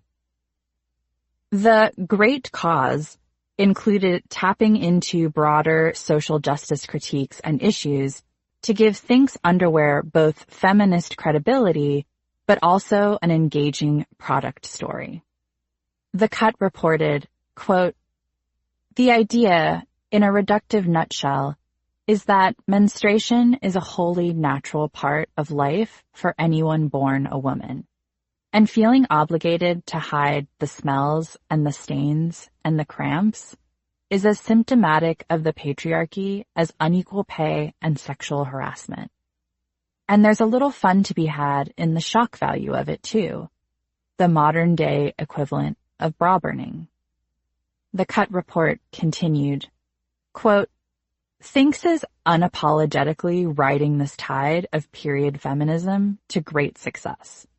The company sends out a weekly newsletter called This Week in Feminism, with subject lines like, 'On Thursdays, we wear feminism,' a reference to a line from the movie Mean Girls, and 'Seasons Bleedings,' and 'Fa la la la la la la, vagina' for the holidays.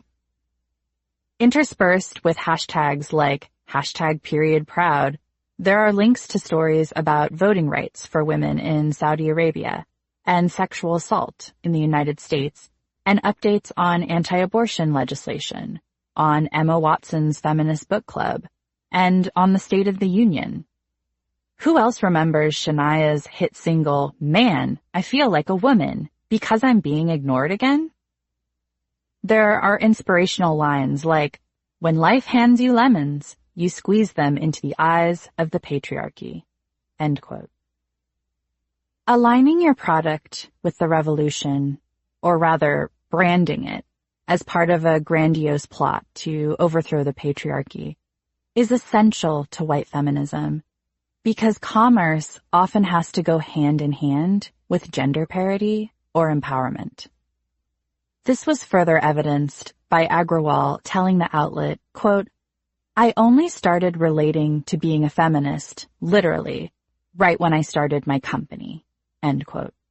A revealing window into the origin of her gender politics. She started identifying as a feminist when she needed to sell us something. Girl Boss by Sophia Amoruso, then CEO of clothing company Nasty Gal, was also depicted as having personal strategies to sexism, but, quote, "for those young women who may be turned off by Sandberg's corporate image," end quote, according to a 2014 review of the book by Business Insider. Quote, "Unlike Sandberg, Amoruso doesn't have degrees from elite schools and a resume that lists Google and Facebook. Instead, she had to finish high school by homeschooling due to ADD and a lack of interest," end quote. It's within this less class-sanctioned avenue to business success that reportedly, quote, "Amoruso provides an alternative. Her feminism is rooted in the rebelliousness of punk rock, but with all the seriousness of a CEO," end quote.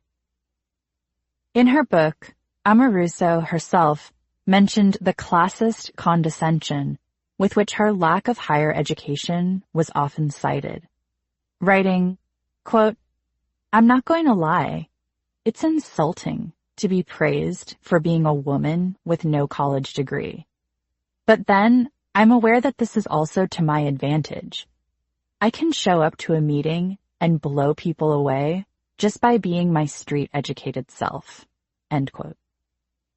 The interpretation that Amoruso was somehow not corporate, while reportedly running a $100 million business that same year, underscores how distorted this particular depiction of women and wealth was.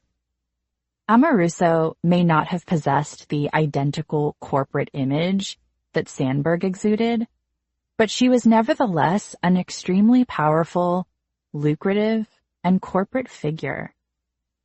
The media assertion, though, was efficient in establishing a narrow spectrum by which to assess, identify, and examine feminism. Wealth.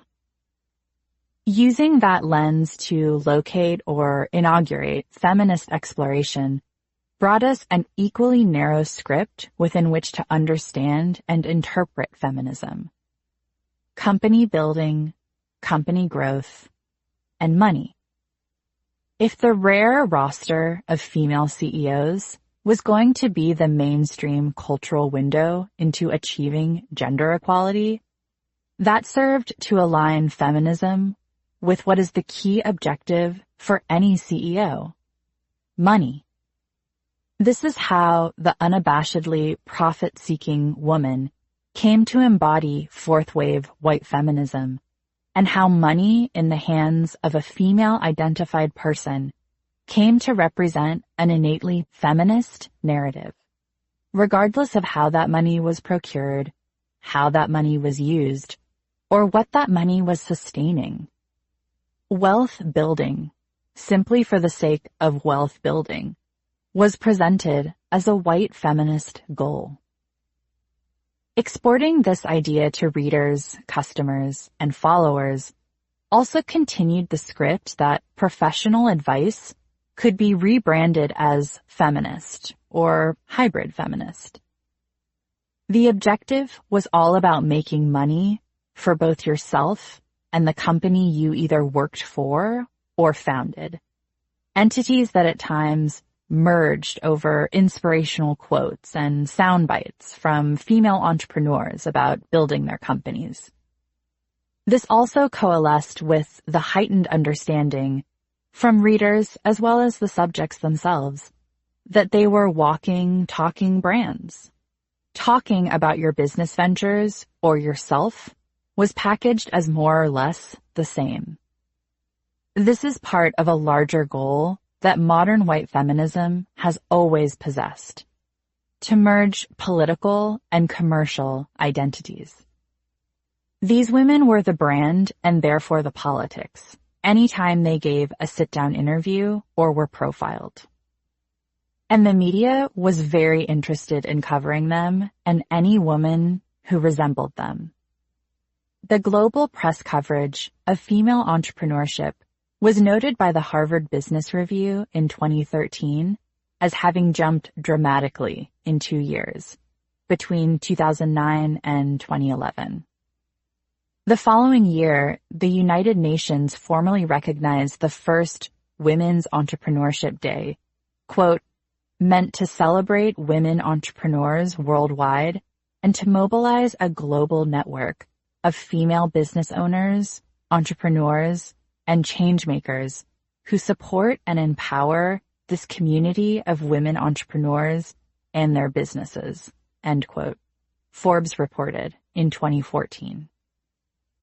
At the first inaugural event celebrating Women's Entrepreneurship Day in New York City, Forbes separately reported that the day, quote, brought together a group of activists, philanthropists, corporate leaders, civil society and nonprofit executives to support the growth in businesses owned by women around the world, end quote.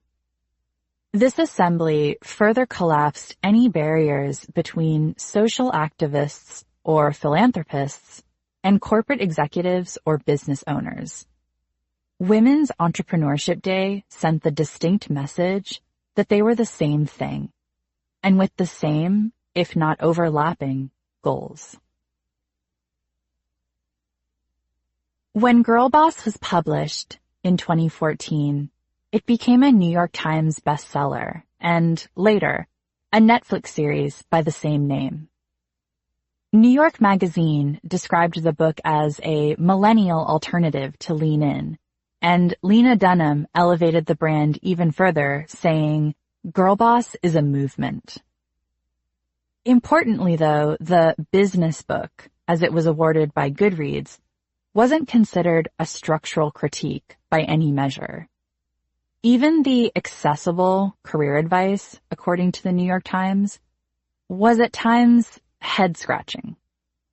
The Guardian said, quote, "This bestseller is both the life story of a fashion entrepreneur and a guide to female empowerment. The trouble is, it's as shallow as a teaspoon," End quote. The reviewer ultimately described the sensible advice as thin when considering how a reader was supposed to replicate these strategies. But this interpretation of girl boss was not lost in some online women's spaces, in which the book was evaluated to have other merits well outside of structural change. Tori Telfer observed in Bustle in 2014, quote, "A book like Girl Boss is valuable in that it inspires young women, especially young women feeling underconfident or unsure of how to carry themselves in the workplace. But it's ultimately a bit shallow. It's a memoir with some pretty basic workplace advice stirred in. This advice, don't let men hold you back, work hard for what you want, isn't really what young workers need to hear. Millennials, ostensibly, already know that we should work hard and push for equality and wear professional clothing to an interview, and if we don't, that's a different problem entirely. What Girl Boss provides, what Lean In provided, is psychological support, not answers. Change in the workplace ultimately happens with change in the workplace. You gotta go to the interview before you can get the job. You gotta work at the job before you get the promotion. If there's another way around this corporate ladder, neither Sandberg nor Amoruso are telling young women about it." End quote. Psychological support marketed as a movement is key for white feminism, though, in that institutions and conventions are ultimately not challenged, even when the rhetoric of radical change is employed and the subjects are presented as counter to the mainstream, like in the case of Amoruso possessing the rebelliousness of punk rock. What's often being asserted in these windows to corporate female power is that these women are simply radical for possessing what men have always had or operating as corporate men do. As Noreen Malone observed about Think's founder Agrawal in The Cut, quote, "If Agrawal were a man, her type would be immediately recognizable. She meditates with the app Headspace. She does CrossFit. She has given a TED Talk. She quotes Steve Jobs and Tim Ferriss. She is self-mythologizing, utterly confident, even in situations where she has no good reason to be, and it all serves her exceedingly well. She is a tech bro, except she's a woman, trying to sell underwear, or, as she sees it, innovating the period space." End quote. The New Yorker made a similar but more subtle observation about then CEO of Theranos, Holmes, in 2014, when reporting on how her all-male board, with the exception of her, interpreted the company being led by a young woman. A quote from Henry Kissinger, former Secretary of State and Theranos board member, showcased just how rare it was for this powerful male cohort, which included Bill Frist, a former Senate Republican Majority Leader, Sam Nunn, a former Democratic Senator and Chairman of the Armed Services Committee, William J. Perry, the former Secretary of Defense, and Richard Kovacevic, a former CEO and Chairman of Wells Fargo, to be confronted with so young and female a leader. The New Yorker reported, quote, "Kissinger, who is 91, told me that Holmes has a sort of ethereal quality. That is to say, she looks 19. And you say to yourself, how is she ever going to run this? She does so," he said, "by intellectual dominance. She knows the subject." End quote. The tonal implication to the reader is that a woman who is 30 but looks 19 raises fundamental questions about leadership capacity. But Kissinger's insistence that Holmes ultimately knows her field is presented as an accomplishment in spite of how she presents. Her intellectual dominance is presented as antithetical to her ethereal quality, suggesting that she is an anomalous and revolutionary combination. This lens was also applied to a 2014 Fortune profile of Holmes, titled, "This CEO is Out for Blood," pairing the same elements described by Kissinger, both a soft, Renaissance-reminiscent portrait of Holmes, softly lighting her blonde hair, fair skin, and rosy mouth, with the direct ruthlessness of the headline, "Demure Beauty and a CEO's Drive." Holmes's Stanford engineering professor summarizes the lofty dreams of the teenage sophomore as being charged with a desire to revolutionize. The Fortune piece reported, quote, "Still, he balked at seeing her start a company before finishing her degree. I said, 'Why do you want to do this?' And she said, 'Because systems like this could completely revolutionize how effective healthcare is delivered." End quote. That gender was often identified as the singular basis for this radicalism, being highly corporate while female, was also crucial, as it mirrored white feminism's sole focus on gender oppression without any class, race, heterosexist, or other important contexts. But excelling in corporate America as the flimsy basis for feminism would later fall apart when their practices, policies, and protection of powerful systems would eventually come out.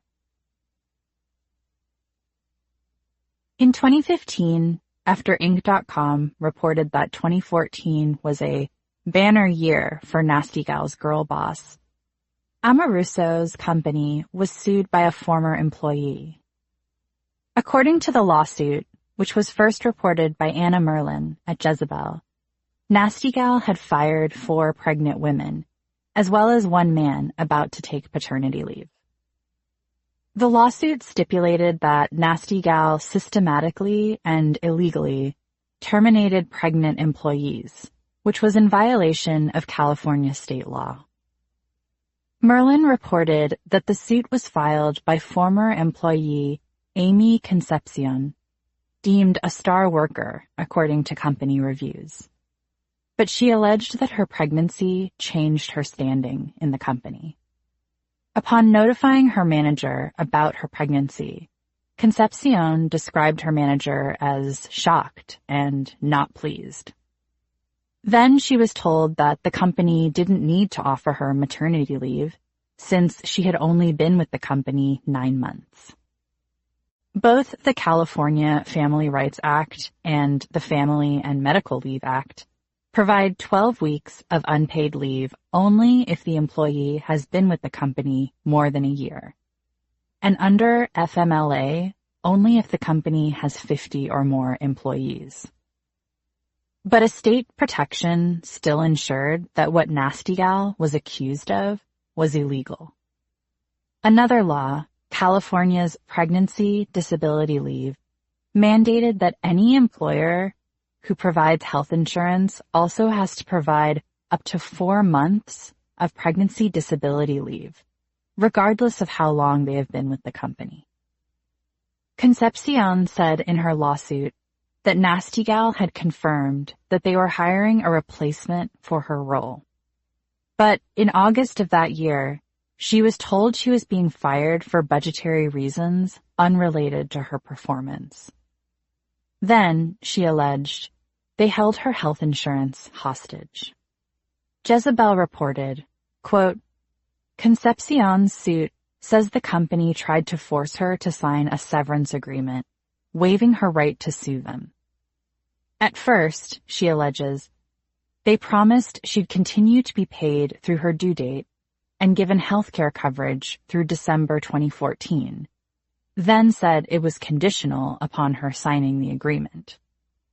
Concepcion gave birth to her daughter in November, but says Nasty Gal never registered her for COBRA coverage, meaning she was uninsured.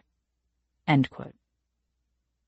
Concepcion's termination demonstrated a pattern of targeting parents for firing, according to her suit. The Jezebel report continues, quote, besides her, Concepcion alleges that in August 2014, during one of the bouts of layoffs, many of the people let go were either pregnant, on maternity leave, or about to take it. One of them, according to the complaint, supposedly found out she was being fired at 36 weeks pregnant, just before a planned baby shower her coworkers were throwing her. Another, Ann Colon, was fired due to restructuring just before returning from maternity leave. The suit says Colon was replaced by 2 male employees. The suit says Gilberto Murillo, who was scheduled to take paternity leave in October to be with his pregnant wife, was also terminated in August. Rosa Lieberberg, then 12 weeks pregnant, was also allegedly fired, although not because of restructuring. The complaint says she was accused of being part of a Mean Girls Club. End quote. The case went to arbitration, and Concepcion dismissed her suit under confidential terms. 2 years later, Racked reported the feminist period underwear brand Thinx was allegedly rife with abusive management, subpar maternity leave, and mistreatment of staff. In the 2017 Vox report, headlined, Thinx promised a feminist utopia to everyone but its employees, Hilary George Parkin wrote that CEO and founder Mickey Agrawal, quote, has carefully crafted her own image as a taboo-busting evangelist for women's rights and the reigning queen of feminine hygiene, end quote. Yet, according to employees, that image contrasted deeply with the internal infrastructure and culture of the company, in which salary negotiations, terminations, and management failed to reflect a basic respect for staff. Feminist branded or not, the company reportedly mimicked the exploitative dynamics that has traditionally made explosive, capitalistic success possible. Vox reported, quote, it honestly felt like a middle school environment, pitting people against each other, calling us petty children, and saying that we were immature and that we're all these millennials that don't know anything. Meanwhile, we're being paid easily $30,000 under industry standard salaries, says one former employee. It was truly like being in an abusive relationship, and I don't use that analogy lightly. The Vox report continued, though several sources say they either took a pay cut or accepted a below market rate salary because they wanted to work for the company, attempts to negotiate for higher pay after being given more responsibilities or a change in title were dismissed as ungrateful or told salaries were non-negotiable. Whenever anybody would try to negotiate with her, Agrawal would go back to the fact that we're young and just be like, oh, you're in your 20s. You don't need a lot of money, says one former employee. She treated it as if it were selfish to take a salary representative of your worth, says another.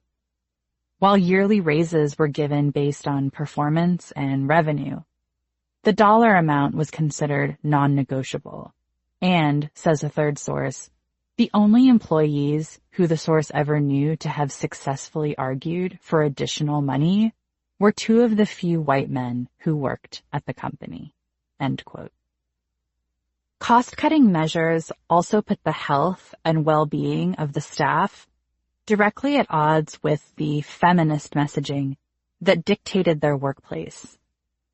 The Vox report continued, quote, in March of 2016, The team called a meeting with Agrawal to bring forward some of their grievances with the company, sources say, one of which was an abrupt email they received alerting them to a reduction in paid vacation days from 21 to 14 per year, as well as the prohibitively expensive healthcare packages the company offered, a $200 per month premium for the cheapest option at the time, according to one source.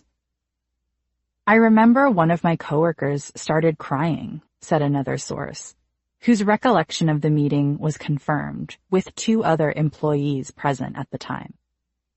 She said, I love working here.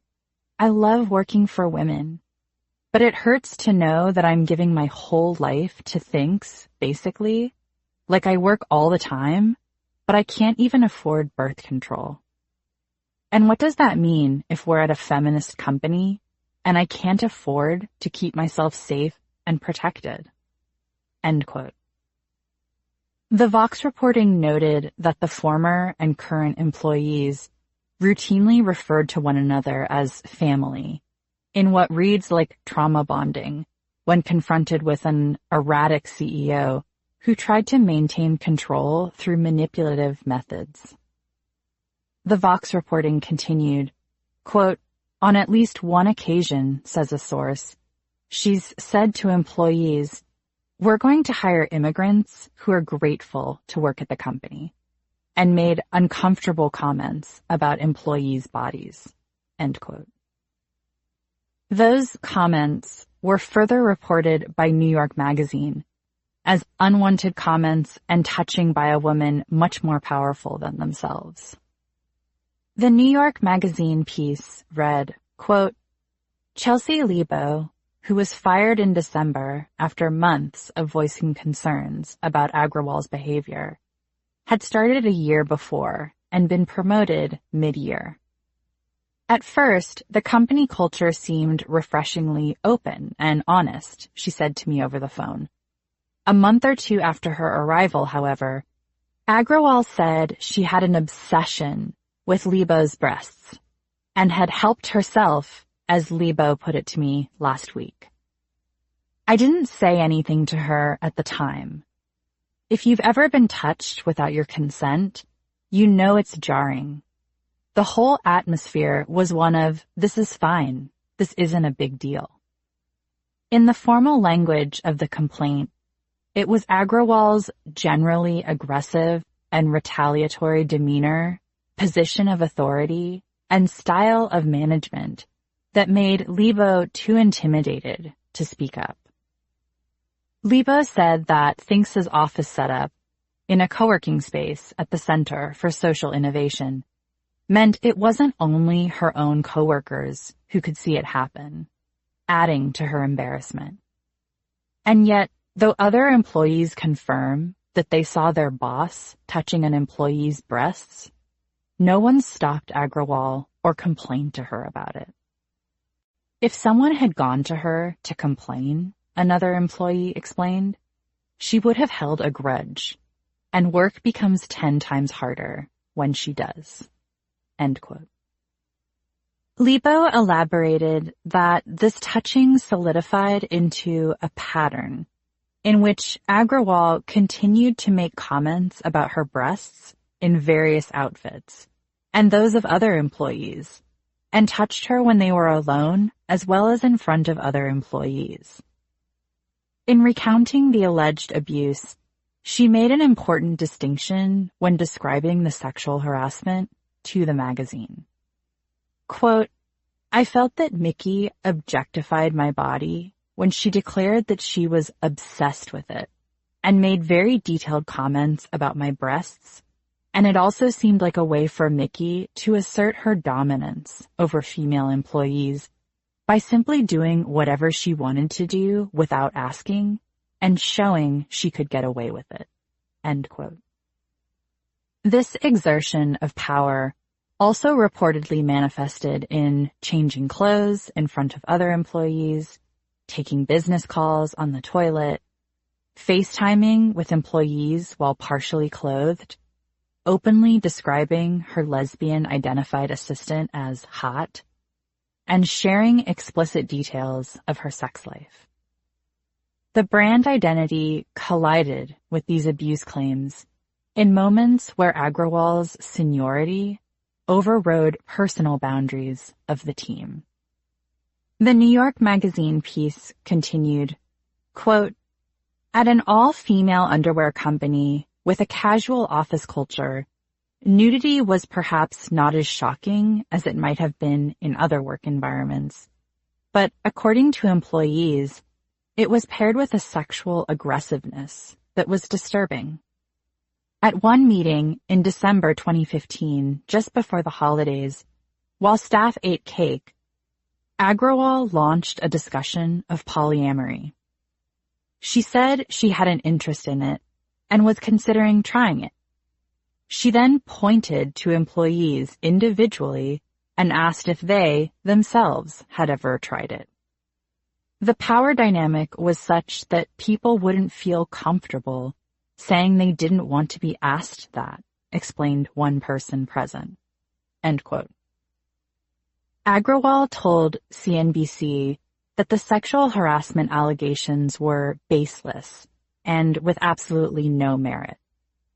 When she stepped down as CEO in 2017, Thinks told Business Insider, quote, "Mickey Agrawal is no longer CEO, and we are working to put new leadership and policies in place so we can continue to grow and thrive. To support this effort, we have hired an executive search firm to assist in the recruitment of a new CEO. We are also hiring a human resources executive and, in the interim, have engaged a human resources professional who is working in our offices to support our progress." Related to Ms. Lebo's allegations, Thinks has not been served with a legal complaint or charge from any agency. When the issues were brought to our attention following Ms. Lebo's departure from Thinks, the company commissioned an investigation that concluded the allegations had no legal merit. The company cannot comment further on these legal matters. End quote. In addition to denying the allegations, Agrawal wrote on Medium that she had made a ton of mistakes, but contrasted these uncited errors with the marked expansion of her company. Her focus on growth as a CEO ultimately meant tough calls in other parts of the business. She said, quote, "When I started, like any entrepreneur, I was fighting for the life of the company. The clock was against us, and I needed to make sure that we didn't close our doors after 1 year, like 60% plus of businesses do. I wanted to make sure my employees got a continuous paycheck and our shareholders saw growth. I was deeply focused on top and bottom line growth and on our mission to break the taboo. And under my leadership, we did it. We got out of the red, we never missed payroll, and we made a name for ourselves in a really tough taboo category. Thinks was on the map. Then things grew, and they grew fast. Hockey stick growth fast. Beyond my wildest dreams fast. Like any co-founder/CEO, all I did was the best I could under these crazy circumstances." End quote. Agrawal's attempt to reframe allegations of sexual harassment and mistreatment around profits, growth, and capital building reveals how her objectives as a CEO don't necessarily align with human rights. The telltale language of white feminism peppers the post, merging business building with feminism, words that you'd find in aspirational business memes on Instagram and Pinterest, like innovation, dreams, #startup life, blessed, learn and grow, and movement.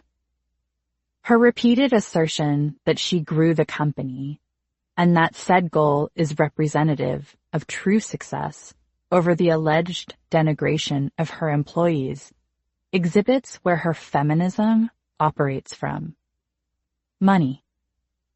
In 2016, Agrawal wrote another Medium post titled, "An Open Letter to Respectfully Quit Telling Me How to Do Feminism, and to Just Support One Another, Please," essentially asking that women in media stop interrogating her feminism. She wrote a year before the workplace allegations surfaced, quote, "Yes, feminism is an integral part of our brand strategy. But no, it's not happening in a focus group room, and it's not been decided by a board. The notion of feminism as a part of Thinks was an organic realization, a perfect fit, because it's what we exist to do. Each and every word and image used in our communications and our campaigns is thought up and created by our team of young, badass feminists, all of whom have their own interpretations of the term. Integrating feminism into our marketing is not a ploy, and it is not exploitative. It's reclamation of how brands treat and speak to women, and it's an ideological pushback against generations of condescension and insulting marketing towards women." End quote. Yet, in practice, this execution of feminism as a brand still relied on all the tenets of exploitative labor, low pay and substandard benefits, especially for people with uteruses, and, most importantly, exertion of power to maintain these inequitable dynamics. If anything, a feminist business practice seemed to resemble just a straight-up business practice. Agrawal's profit-focused defense also exhibited how divergent both a decent workplace and a successful, profitable company often are, in that she presents the latter as ultimately taking priority above the former, rather than the holistic exercise that her company's mission statement presents these realities to be, and that the financial success of her empire demanded this strategy at times.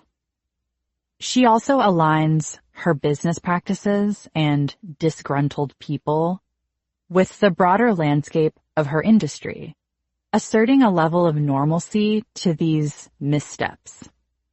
She wrote on Medium, quote, "It's so easy to find fault and complain about what people didn't get and the things I lacked, and I certainly admit wholeheartedly that I don't have it all.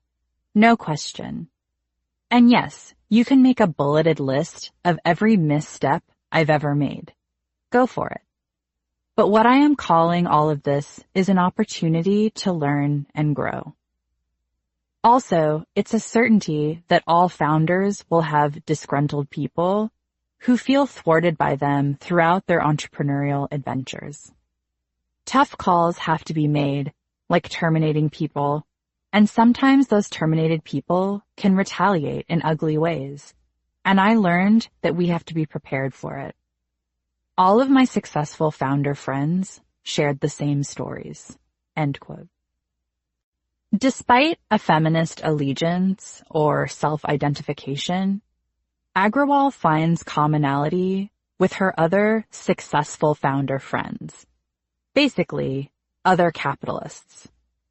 It's also significant that in this moment of reflection about the timeline of her company, both failures and successes and, quote, learnings that I will take with me for the rest of my life, end quote, Agrawal ultimately and publicly allies herself with business and other entrepreneurs rather than feminism.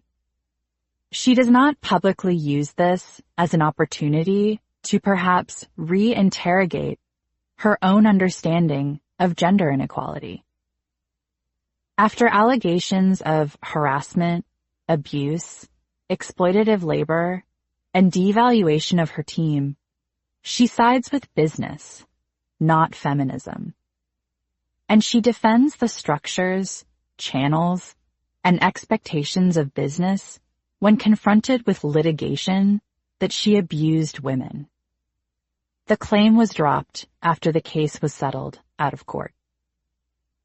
Coming to the defense of powerful institutions when said power is challenged by abuse allegations is a cornerstone of white feminism, as the allegiance is ultimately to profits, power, and prestige over abuse. This tactic was similarly exhibited in 2017 by Arianna Huffington, a board member at Uber, following claims of sexual harassment. In February of that year, Susan Fowler, a former Uber engineer, published a blog post, later expanded into her book, Whistleblower, detailing being sexually propositioned by her boss, reporting the incident to HR, and essentially being told that her alleged harasser was too important to the company to take disciplinary measures.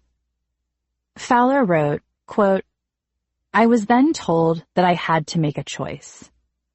I could either go and find another team and then never have to interact with this man again, or I could stay on the team, but I would have to understand that he would most likely give me a poor performance review when review time came around, and there was nothing they could do about that.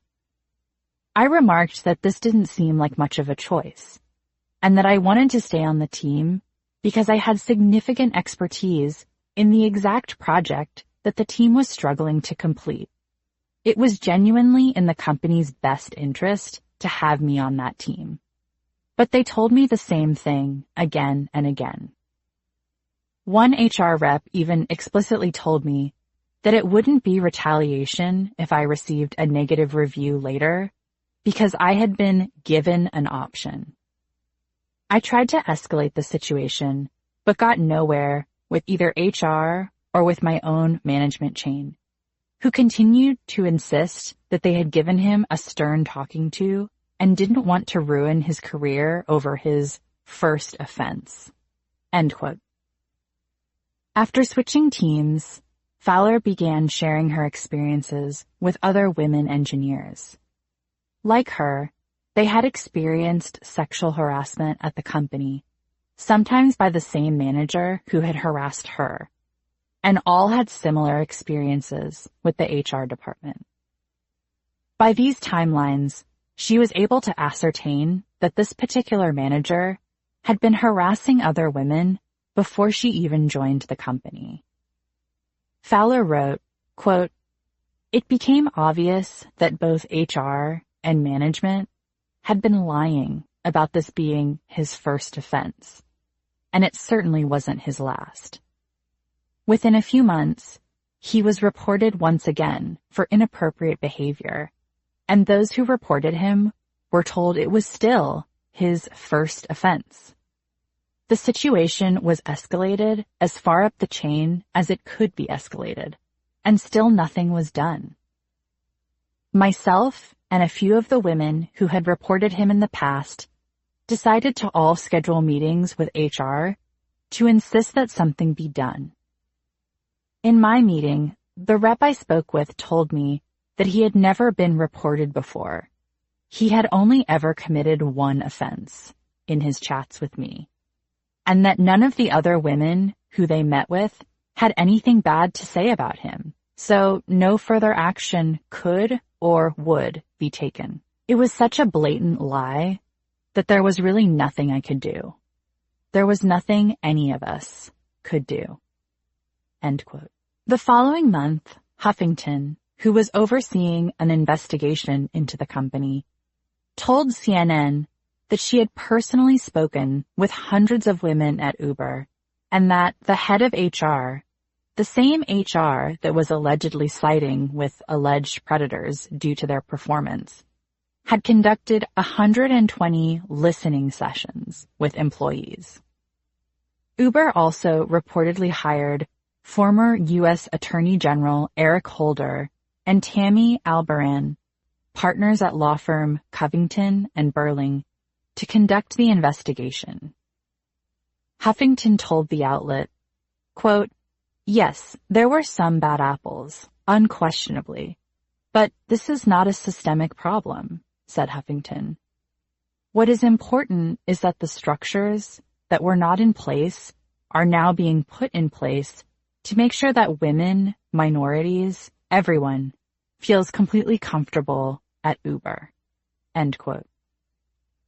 3 months later, NPR reported that Uber had fired 20 employees, some of whom were senior executives, following over 200 claims of sexual harassment and workplace misconduct. Uber declined to comment on the firings or disclose the names of terminated employees. Later that summer, NPR also reported the details of a class action lawsuit by the engineers that Uber settled out of court. The $10 million settlement had been announced in March, the same month that Huffington stated that the harassment was, quote, "not a systemic problem," end quote. The reported details of the settlement seem to indicate otherwise, given the number of plaintiffs and their accusations. NPR reported, quote, 56 people are set to receive an average payout of nearly $34,000 because they filed specific claims of incidents of discrimination, harassment, and/or hostile work environment, and connecting their experiences to their race, national origin, or gender, court documents state. A larger group of 483 people will be paid an average of nearly $11,000 because of other discrimination claims, according to the documents. The original lawsuit was filed by 2 Latina engineers, Roxana Del Toro Lopez and Ana Medina, who say they were systematically discriminated against because of their gender and ethnic background. Court filings say 487 class members were contacted about participating in the case. Nobody objected, and 2 opted out. End quote. To me, Huffington's public comments, assuring viewers, consumers, and potential customers that these allegations were not a systemic problem, attempted to neutralize what was reportedly facilitated, enacted, and perpetuated across multiple layers within the company. Her phrasing about some bad apples seeks to minimize the scope, but also the accountability of the harassment and discrimination. It feigns resolution and control by making the solution key firings, rather than a reinterrogation of company culture and values, specifically a lucrative and successful business venture.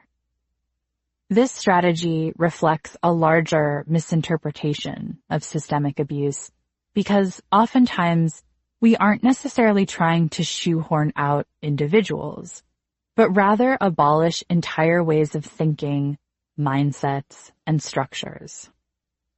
Removing specific people, even very powerful ones, can distort that mission and deflects the scrutiny from the entire enterprise to one individual, someone who is no longer there, and so the venture is salvaged.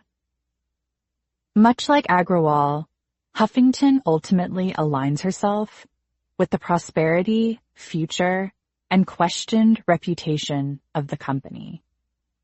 Huffington identifies as a feminist. Chapter 15. What the privilege disclaimer doesn't accomplish.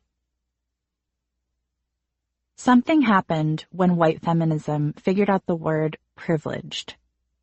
For a good cultural moment there, the word started to make the rounds in arguments, speaking to a very specific outlook to societal problems that does not take into account people with fewer resources, advantages, or cultural differences.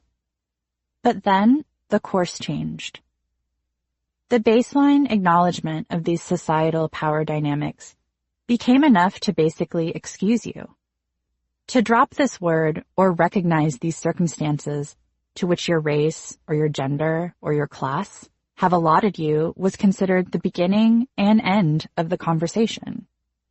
To say you were privileged operated more like a transparency measure rather than an incentive to engage further. Parroted back to me by my managers as we continued to cover the same thin actresses, talking about the same rich problems through the same heterosexual lens, white privilege almost became like the cultural permission slip that made it okay to keep the focus there.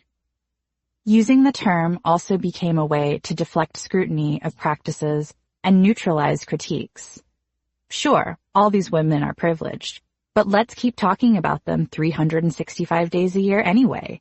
And here is an anecdotal line about how women of color make 73 cents to the dollar to inoculate this piece against accusations of racism. This is how privileged came to function as a personal disclaimer rather than a perforation.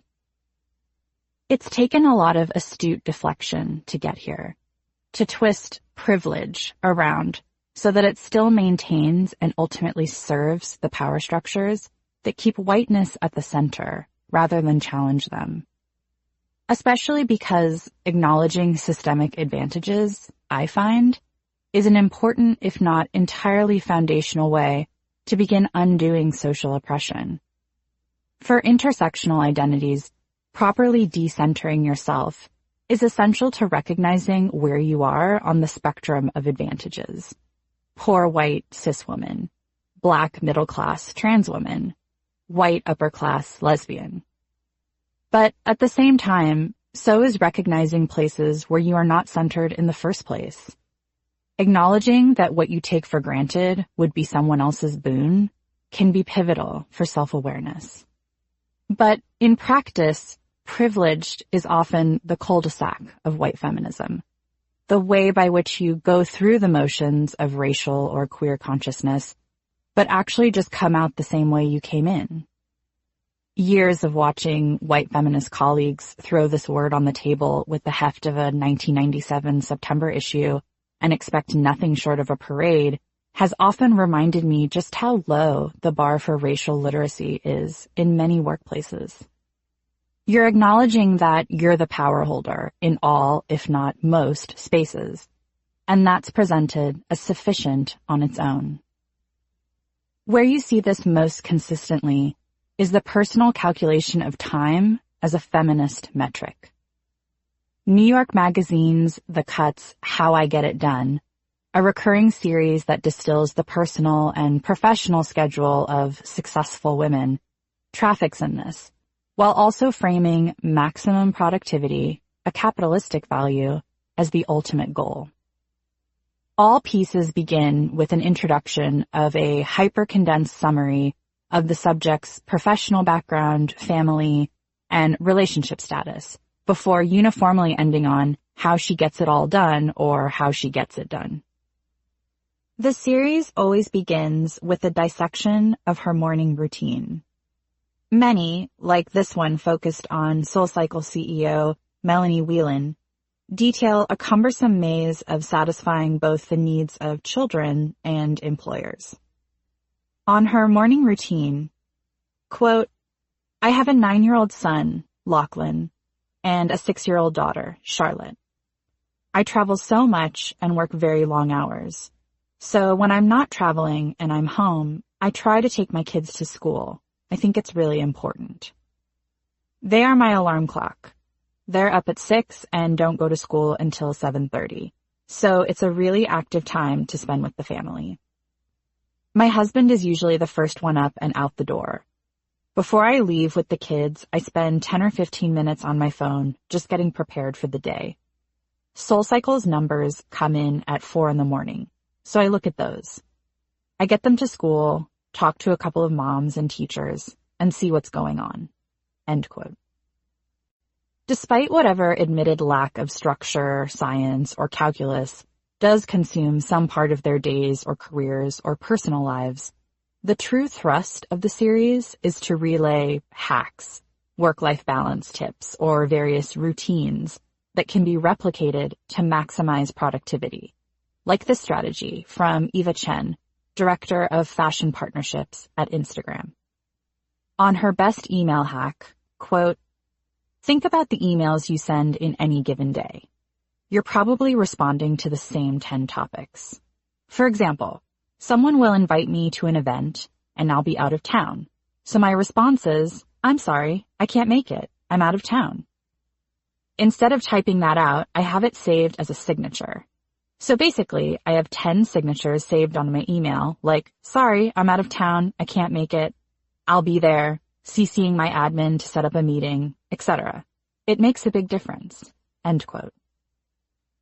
These productivity narratives skirt feminist principles or sexist experiences, but often without identifying them as such, subtly coding these accounts as feminist without ever actually having to commit to an ideology, practice, or critique. Like this experience from Whelan on being the only woman in a room. Quote, "From the moment I chose engineering as my college major until now, I've often been in the minority in a variety of situations. What I've always tried to do is be really clear on my point of view and have a really keen understanding of what the business needs, whether it was a problem set in an engineering classroom or a presentation in a room full of men, to have confidence and conviction underpinned with a lot of hard work to make sure that I know my information better than anybody. I'm raising a son who has a mother who's a CEO. It's just going to be very different in 20 to 30 years." End quote. In this hyper-distilled account, Whelan is captured by the cut as essentially developing a personal way of navigating and surviving within a massive structural failure, the lack of women in her college engineering classes and through her career. That she is depicted as having an individualized strategy to succeed within systemic failure, confidence, conviction, and hard work, reveals how she ultimately processes being the only woman in the room, and what kind of feminism, white, is being practiced to combat said failure of diversity. Whelan's next observation about her son's impending reality, having a CEO for a mother, both assumes that the reader is equating a female CEO with some version of feminism or gender parity, again fusing female corporate presence with feminism, but also evidencing another pillar of contemporary white feminism, that by Whelan occupying the CEO role, she has already put a progressive change regarding gender equality into action. The simple declarative that it's just going to be very different in 20 or 30 years furthers this interpretation of politicized action and encourages a highly personalized understanding of revolution. Whelan's assertion that it's just going to be very different both employs the narrative that feminist changes have already occurred while also preserving sexist structures by advocating for individualized rather than collective strategies to combat them. This preservation of systems/individualized solutions binary is frequently employed when it comes to professional advice on gender. A lot of what is advised in this space is about keeping the status quo on a structural level. Like a 2018 New York Times advice piece on salary negotiating, in which an expert advises, quote, "Don't be timid, but use the right inflection and wording choices," end quote. Or when CEO Tory Burch, in a 2016 essay on LinkedIn, framed sexism in business as some systemic impediments to success for women, but nevertheless encouraged personal reflection. Quote, "Be mindful of your words and actions. Ask yourself, did you really need to modify that sentence with just, I think maybe, or kind of? Why did I sit against the wall rather than at the table in the last business meeting? Have I downplayed my desire to move up and succeed?" End quote. Similarly, Carol Sankar, an author and founder of The Confidence Factor for Women in Leadership, observed in 2017, quote, "Negotiating is a necessary skill that will close the gender gap," end quote. Individual skill sets are presented as the pathway to revolutionary change. This tension between securing increased rights but keeping systems as they are was detected in a 2018 Refinery 29 CBS News poll. The survey determined that a little more than half of millennial women polled didn't identify as feminists. One participant, identified as 22-year-old Leah, told the outlet that her answer was complicated because increased access to birth control and the right to vote were clear feminist wins.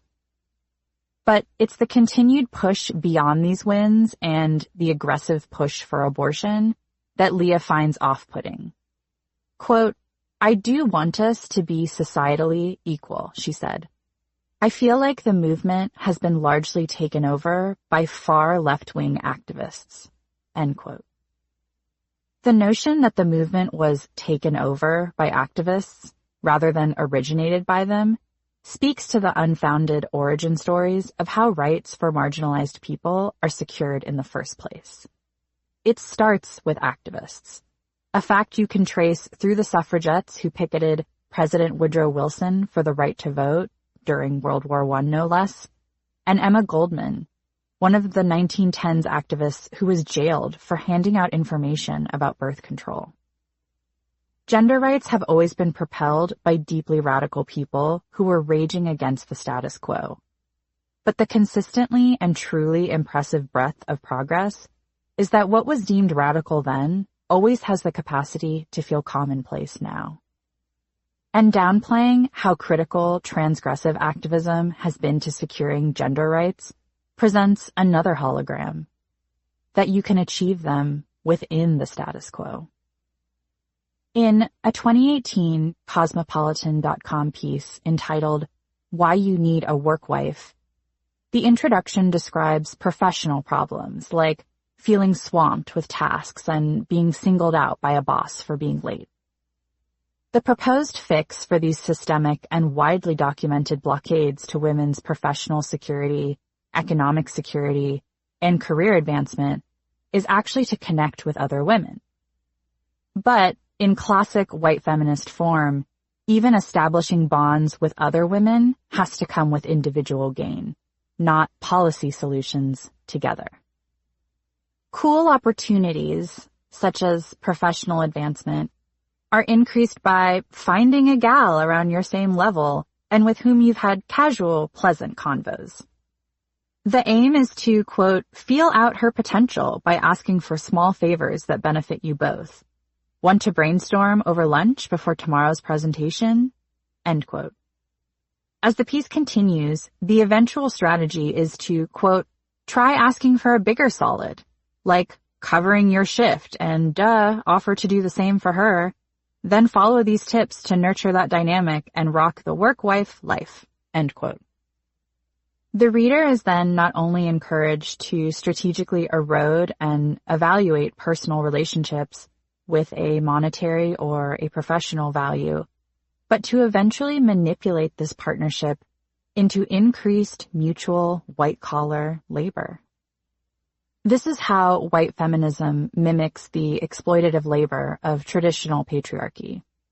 The work-wife life, ostensibly, is to find and exploit your own woman within a white-collar framework and encourage her to do the same with you, rather than advocate for additional employees to share the swamped workload, restructuring within the company, or formalized shared responsibility that is recognized within job descriptions and even increased pay or title changes.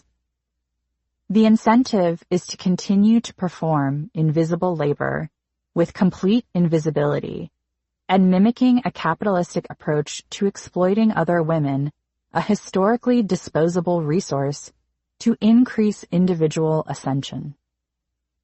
This reflects a wider cultural trend in which communities of women getting together took on a more robust theme of networking rather than unionizing, striking, walking out, or drafting policy.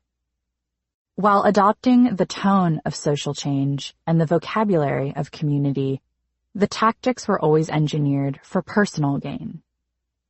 In 2014, the tagline of Politico's Women Rule Conference was, quote, "innovating a movement," end quote.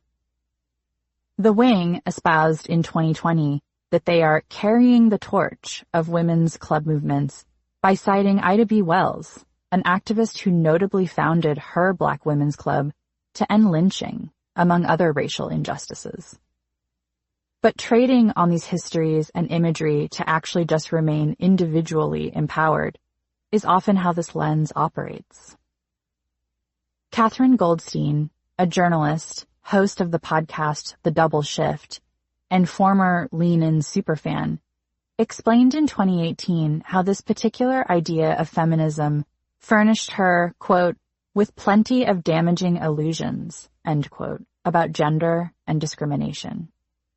But she concludes her critique of corporate feminism by asserting this important and deviating truth.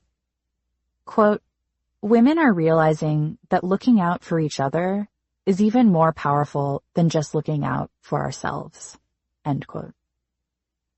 This collective understanding of oppression, both in experience and in strategy against it, is evidenced in the thousands of Google employees who internationally walked out in 2018 following what they perceived to be the company's mishandling of sexual misconduct claims, as well as racism and discrimination.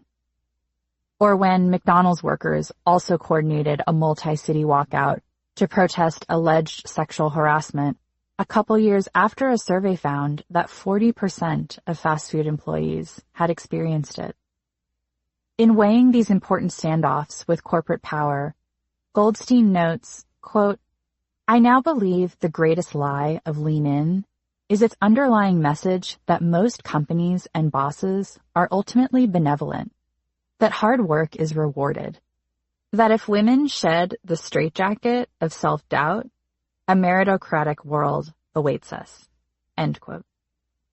But white feminism consistently tells us, from a place of disenfranchisement, that companies are inherently good. So good that it's feminist to get even more ingratiated within them. They aren't even to blame when you don't get a raise or are overlooked for a position. You should have spoken up more, been clearer about the value you bring. But it's this pervasive belief that good, whether it be in policies, representation, or wages, will come from the powerful company that is ultimately misguided. Vehicles and strategies that keep power in check, like unions, walkouts, strikes, labor negotiations, organizations, and policy proposals with in-house support, have historically kept companies on the better side of humanity. It's often us, the people on the ground, the employees who are being asked to stretch beyond what is feasible, who are being harassed and told that that's just the way it is, who will engender this balance of power. The protections that we need will not come from them given the nature of this relationship. They have to come from and be asserted by us. Part 3. The Winds of Change. Quote, "In every age, no matter how cruel the oppression carried on by those in power, there have been those who struggled for a different world. I believe this is the genius of humankind, the thing that makes us half divine. The fact that some human beings can envision a world that has never existed." End quote. Anne Braden, author and anti-racist activist. Chapter 16. A New Era of Feminism. If we are approaching this movement as the suffragettes designed, simply having access to what cis white men have, white feminism has been hurtling along at a pretty successful rate. Between 2014 and 2019, women-owned businesses in the United States grew 21% compared to 8% growth in employment. A big part of this remarkable headway was women of color-owned enterprises, which accounted for 50% of all those new women-owned businesses in 2019. Black women owned most of these firms, but across a good half of all non-white women-owned businesses, they ran the gamut from hair and nail salons to consultants and public relations firms. I credit the sweeping culture of lean-in ethos with erecting this landscape, for building off the last 4 decades in which women have constituted most of the college graduates and single women make up most first-time homebuyers.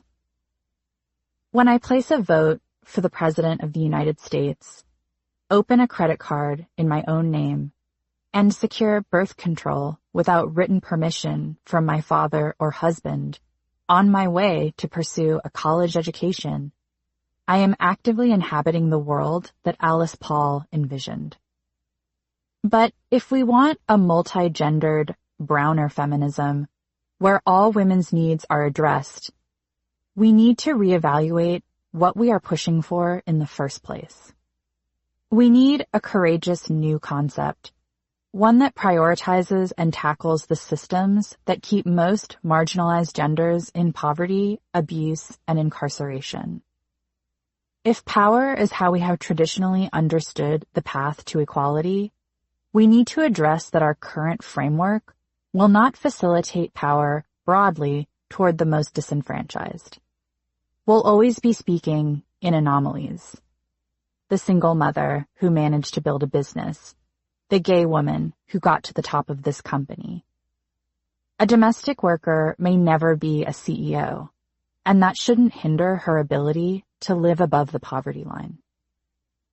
We need to build a more holistic, ambitious approach to inequality that doesn't just isolate a single issue as definitive feminism or ask that we aspire to that single issue. Nationally, we need a tiered movement toward gender equality that addresses the reality of people's lives and that involves not only marginalized genders being seen, but securing food and basic resources like clean water and housing. Then workplace protections, decent wages, and a reformed justice system. Finally, once basic needs, workplace protections, and our legal system are secured, women and non-binary people need the opportunities to grow through education and small business opportunities. White feminism has never been this movement. It's when these foundational pieces are fragmented, omitted, or presented in an alternate order that progress for gender rights is stifled. Opening lofty educational opportunities to people who are food insecure will not help them. Opening industries with rampant harassment and assault to women will not advance them. But I often think of white feminism as an exercise in this exact strategy.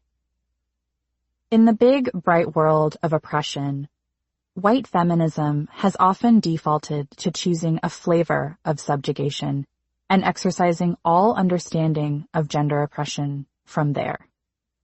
White feminism of then and now has demonstrated an unwavering dedication to focusing only on sexism and has deflected multi-generational attempts to expand this lens.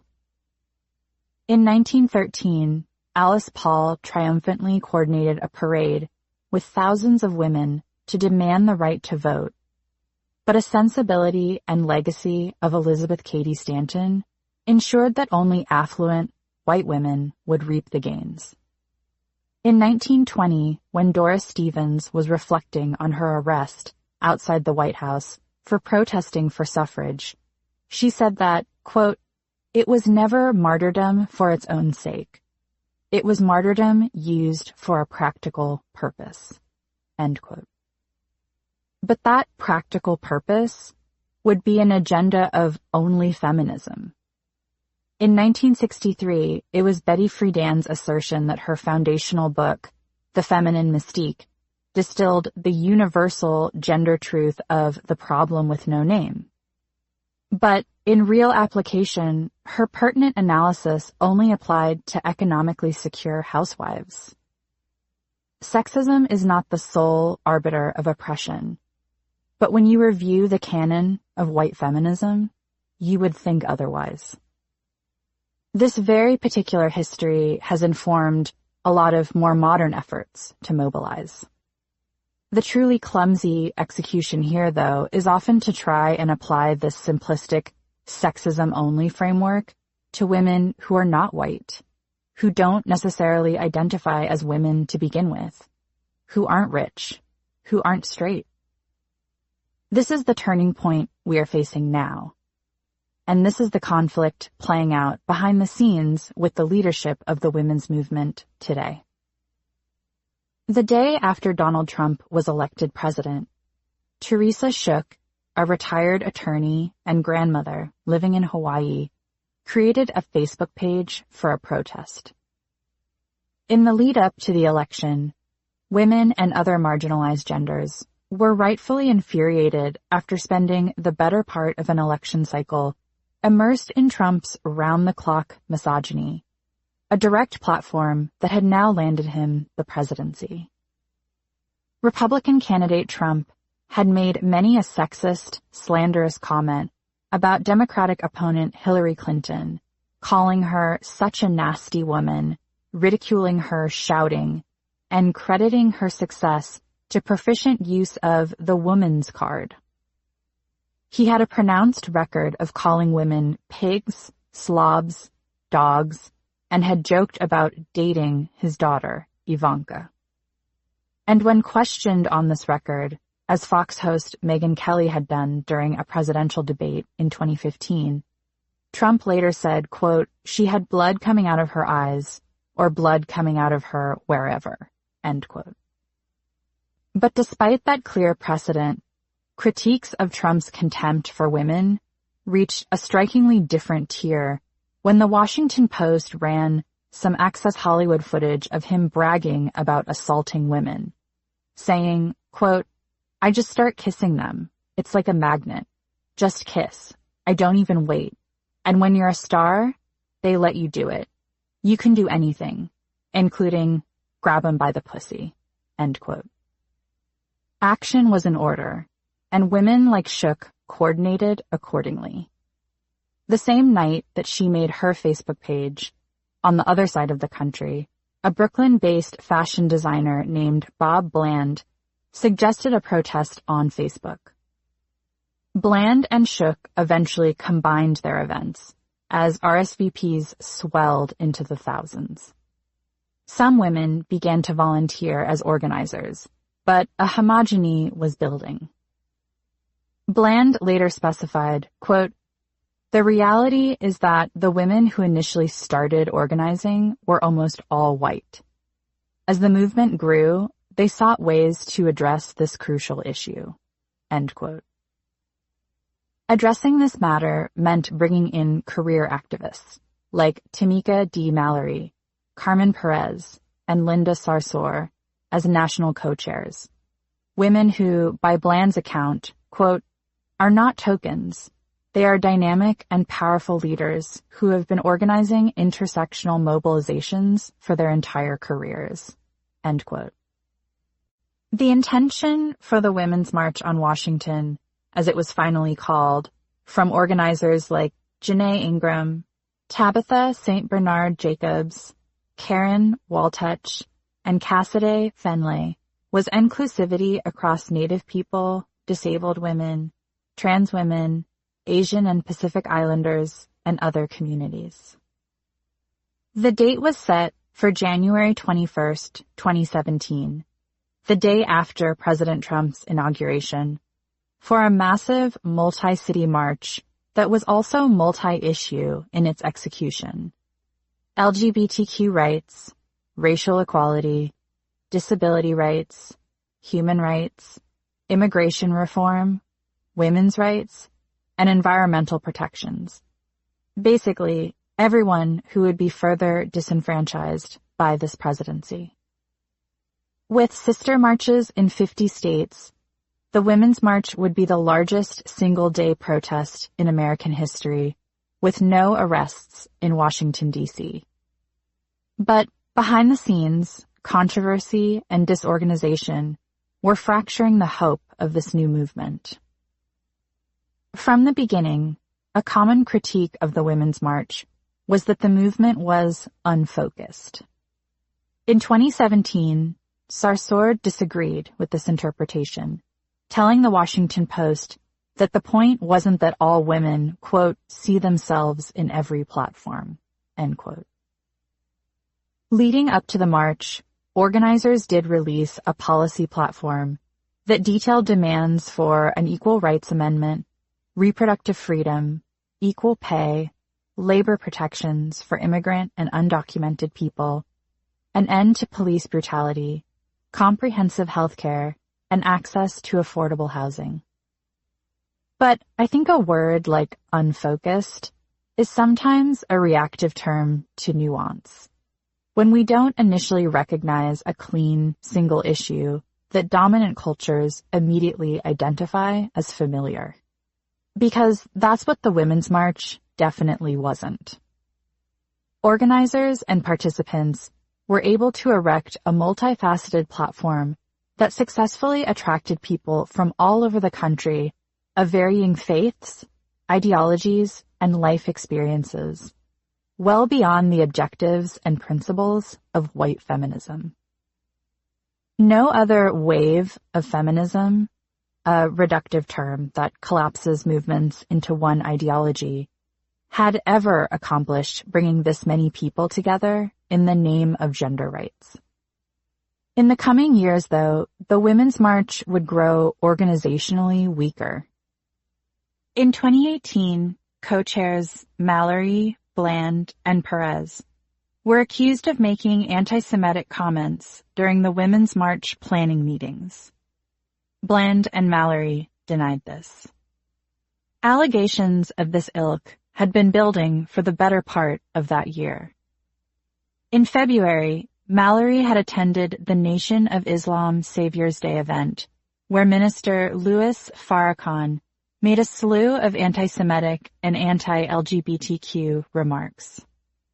During his speech, he recognized Mallory by name, who had reportedly also promoted the event on her Instagram. Calls escalated on social media and quietly within newsrooms, I remember, for her to renounce Farrakhan. A week later, the Women's March released a statement saying that Farrakhan's beliefs did not align with their own principles, and they stood with Mallory. A day later, Mallory wrote a piece detailing her connection to Savior's Day, an event she had attended as a child and would continue to attend for support after her son's father was murdered in 2001. She clarified, quote, I attend meetings with police and legislators, the very folks so much of my protest has been directed towards. I've partnered and sat with countless groups, activists, religious leaders, and institutions over the past 20 years. I've worked in prisons as well as with present and former gang members. It is impossible for me to agree with every statement or share every viewpoint of the many people who I have worked with or will work with in the future, end quote. Mallory went on to make similar defenses after being interviewed on The View in 2019. By then, Shook, who first made that catalytic Facebook page, had called on co-chairs Mallory, Perez, Sarsour, and Bland to resign because of, quote, their refusal to separate themselves from groups that espouse these racist, hateful beliefs, end quote. 3 of them did, as, according to the press release, their terms had expired. Mallory, Bland, and Sarsour. 17 more women joined the National Women's March Board, and Perez stayed on with the organization, writing in the Daily News that ultimately, quote, the organization did not act quickly enough to address the criticism head-on, causing hurt and confusion, end quote. I believe that Mallory's career as an activist does call for sharing tables, meetings, and discussions with people who publicly advocate for causes you don't agree with or even fight for. On a much more minor level, I've sat at brands and in meetings with people who, although I'm unified with on a masthead, I have little in common with politically or even ideologically. But it's imperative to distinguish that what Mallory's career activism requires, sitting with and speaking with people who are wildly homophobic, anti-Semitic, and anti-Black, isn't what the Women's March branding calls for, which is a unified and visual front against these beliefs. The brand had been effectively fractured. The unity felt by many in 2017 hadn't quite carried through the following year. Women's March Inc. had engendered a separate organization named March On, geared toward incentivizing women in red states to vote and organize around tipping elections in progressive directions. While publicly the two groups remained civil and respectful toward one another's differing goals, continual comments on social media suggested they were frustrated and confused by one another's differing agendas, strategies, and branding. By the 2019 Women's March, participation numbers had fallen. 100,000 participants attended in Washington, D.C. By 2020, tens of thousands of protesters were gathering in January, estimated to be upward of 25,000, as many did not formally sign up to attend. Within the masses of people who genuinely wanted change, though, there was another motivation that threatened solidarity: the rise of protesting is the new brunch. Leading up to the first Women's March, the proliferation of pussy hats, pink knitted caps created by Jana Zweiman and Krista Suh, came to suggest a very different kind of attendance. Both women, quote, conceived the idea of creating a sea of pink hats at women's marches everywhere that would make both a bold and powerful visual statement of solidarity, end quote, according to the Pussy Hat Project's website. Named in reference to Trump's pussy-grabbing comments, the hats were also intended to serve as a symbol of empowerment and as a visual marker for women's rights, even if you could not physically attend the march. But the iconic global symbol of political activism, as it is described by the creators, also became conflated with a very specific Women's March attendee, a branded one. Someone who made sure to wear their nasty woman shirt from Etsy and pack their feminist water bottle from Amazon and take lots of selfies with trending hashtags. Someone who was more preoccupied with positioning themselves as activist chic rather than necessarily advocating for undocumented women. These dynamics would be immortalized in a photograph captured at the march depicting Black activist Angela Peoples carrying a protest sign that read, "Don't forget, white women voted for Trump." As if directly evidencing her point, in the background were several white-passing women with pink pussy hats taking photos on their phones. Their captured glee and her stoic expression also underscored the difference in their respective activist experiences. In one frame, the differing allegiances of white feminists and women of color were captured, and the photograph, captured by Kevin Bennett, went viral on social media and beyond. It's true that social media was a prominent force in both assembling the march and disseminating its message. As a grassroots movement, individuals sharing their participation, intention to go, and support of different platforms was the lifeblood of the assembly. A survey of Women's March participants from 2017 concluded that over half of participants planned to share their opinions on social media. But with the advent of personal branding, those lines became blurred. The day after the 2016 election results, I took to Instagram. A lot of people did. I had been up most of the night before, desperately turning around a number of pieces for MaryClaire.com that I had assigned under a projected Hillary Clinton win. As has been the case for most of my career, I had a professional reaction first and a personal reaction later. The last text I remember sending that night was to a reporter confirming a deadline. In the morning, after my assignments were safely rejiggered for a Trump win, I posted a vintage yet iconic image of Gloria Steinem holding the "We Shall Overcome" sign on my personal account, and then headed into work to see all my colleagues crying. I didn't realize it at the time, but my instinctive pull for vintage protest imagery would soon be reflected everywhere. Since the election, there has been a visibly aggressive uptick in protests and protest imagery across social media and editorial coverage. The imagery reflects an overall shift in activism participation. According to a poll in 2018, 1 in 5 Americans had attended a protest since 2016, and of that group, nearly 20% had never protested before.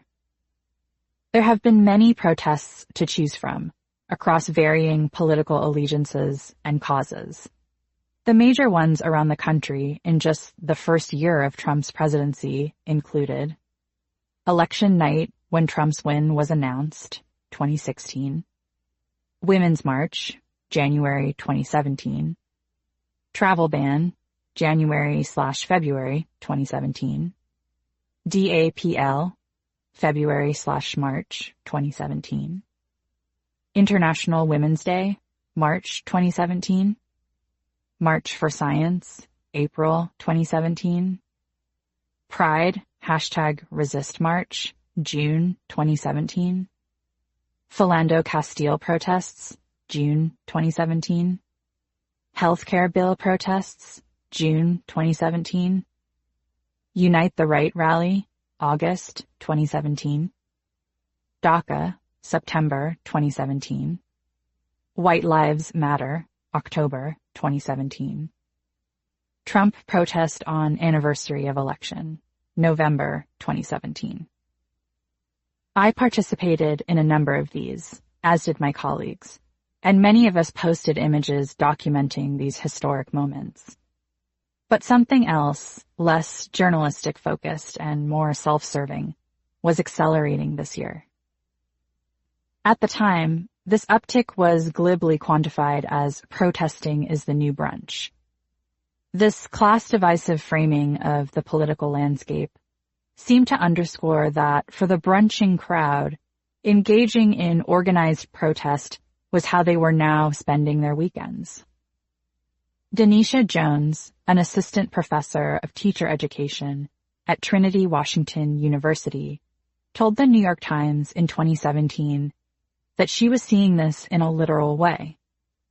Quote, "I did notice that it's getting to be more of a type of social event. Folks I normally go to brunch with, we go to protests." End quote. Part of this narrative was to encapsulate both the frequency of organized protests post-Trump, as well as the fact that many of them were on the weekends.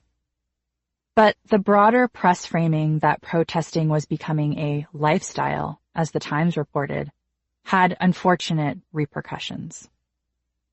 The white feminist practice of Instagram framing of activism as brunch stands in stark contrast to Black Lives Matter protesters being shot and Black civil rights protesters losing their lives in the 1960s. Enduring here is that for white feminism, as well as white and white-passing women, protest is a safe endeavor. In its most unembellished form, though, activism is a lifestyle.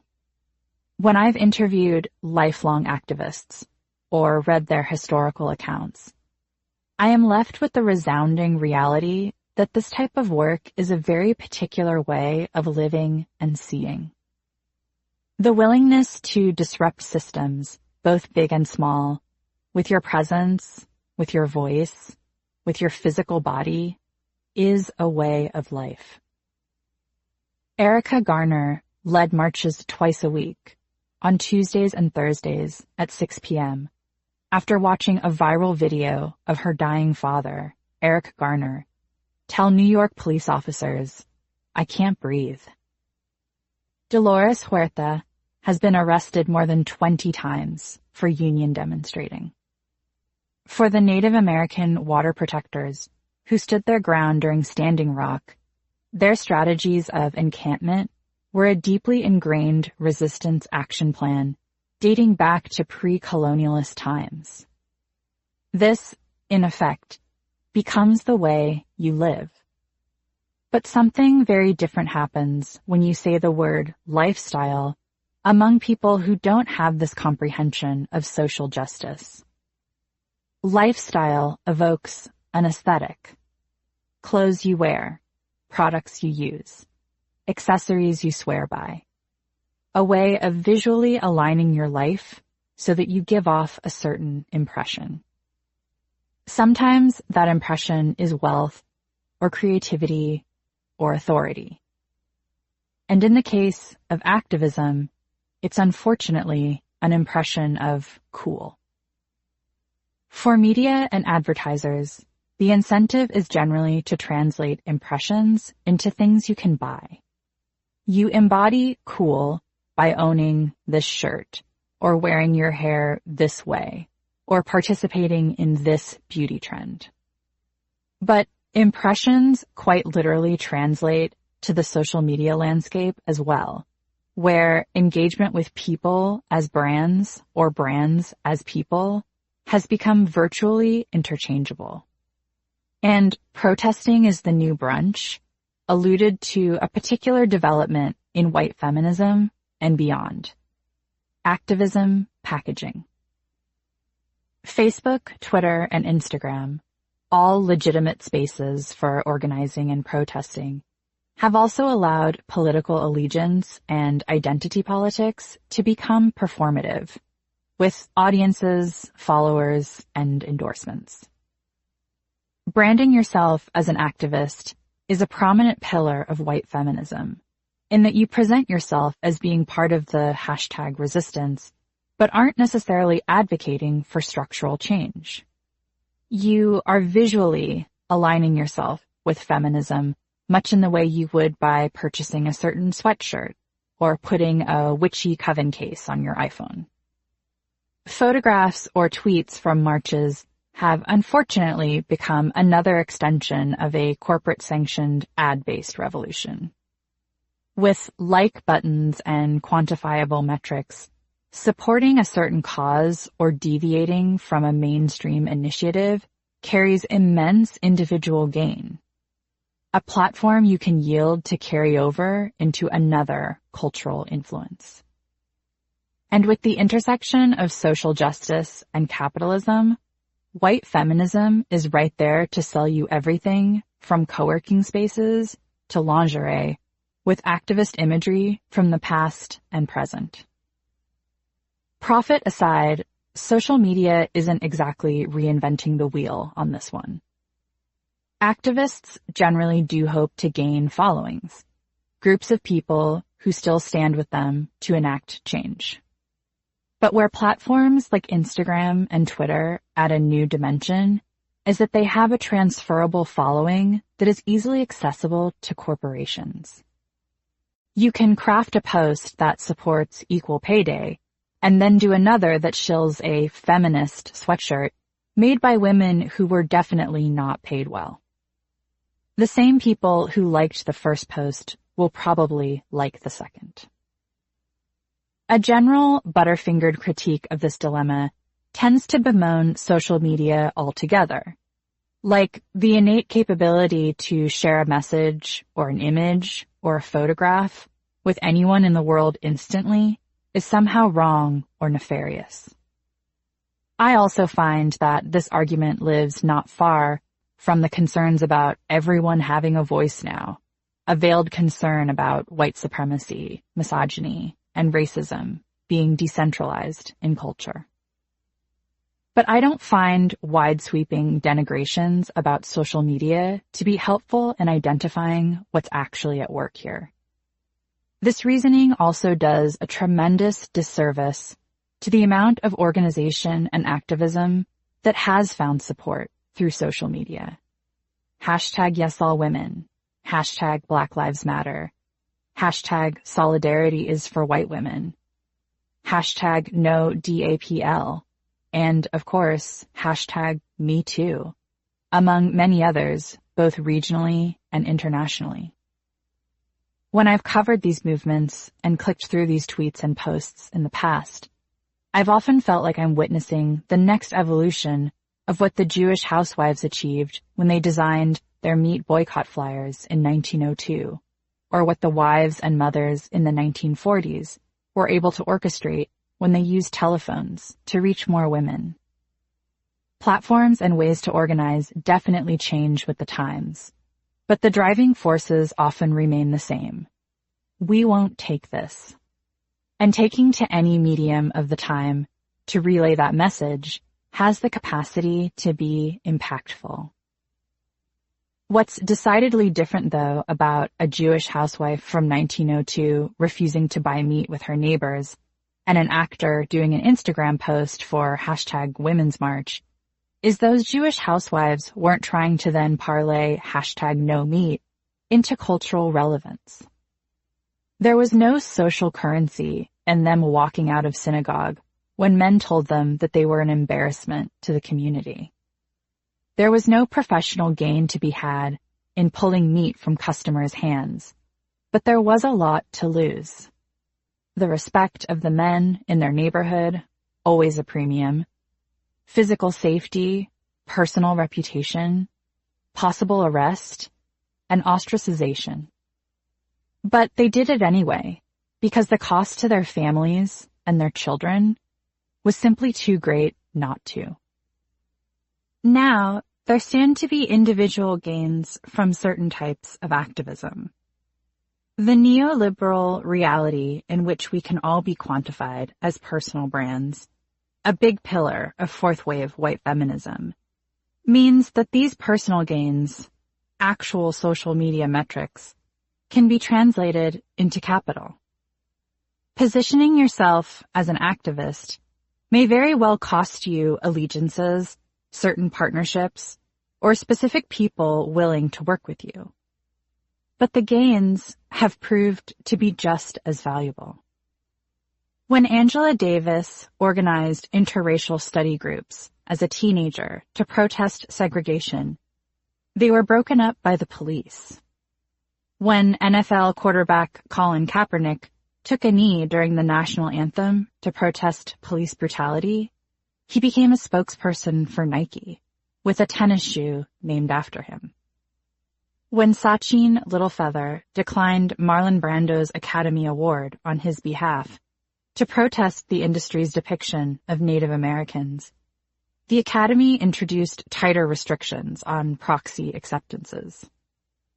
Over 40 years later, when certain people from that same industry wanted to combat systemic harassment and assault, Time's Up was engineered much like a corporate brand, with a CEO and president, as I reported for Out magazine in 2019. Depending on your own politics, or whatever platform you deem most advantageous, you stand to gain more literal followers, receive more partnerships, and attract more people to work with you by way of taking some kind of a stance, no matter how unnuanced or vague.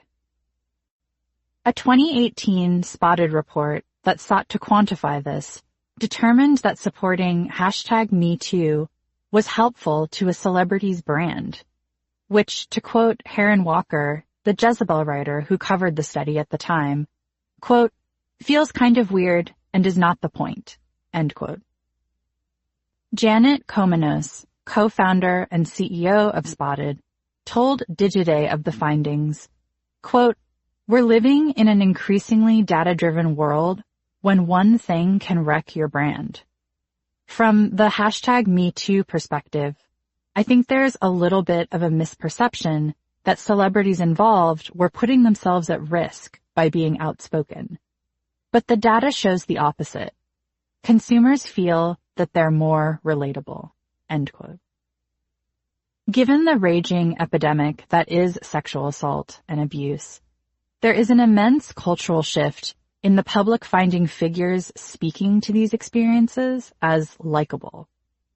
This is a new mass reaction, and I would like to think it builds on a growing literacy about rape culture, predators, and the ways in which we have societally facilitated sexual abuse by framing it as a personal responsibility and failure rather than something we don't hold abusers accountable for.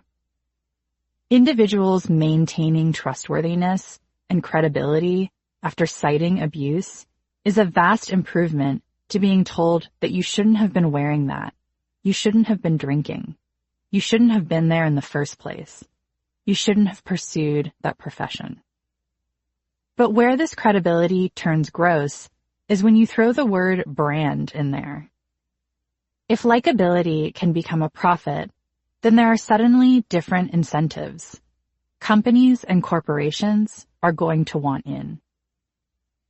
Amelia Hall, Associate Director of Cultural Strategy at TBWA /, commented on this jump, observing to Digiday the profits that could potentially be had from, quote, #MeToo brand activation, end quote. Perhaps the most chilling phrase I've ever heard. She said, quote, "As celebrities lead these conversations and consumers and the world react, I think it may inspire brands to do the same. The fact there hasn't been an overt #MeToo brand activation, I think we'll see things change," end quote. Things are already changing. In a climate where politics can get robust social media engagement, companies realize that they need to figure out a strategy to keep people buying while they are protesting. But that doesn't seem to include spending more on internal infrastructure or practicing these politics. It's about optically messaging that they are aligned with them and recruiting other people to echo those messages for them. Falk Rakoff, the chief marketing officer at Ubermetrics, a data platform for PR and marketers, wrote about the importance of prioritizing brand activism in 2018. Of the road ahead, he observed, quote, "We foresee that brand activism is becoming the rule, and PR pros and marketers will start working more closely with political brand advisors in the near future. If your company hasn't done so already, it's crucial to reflect upon your values and identify the causes that you want to stand up for. After all, that's the way to consumers' hearts in 2019 and beyond." End quote.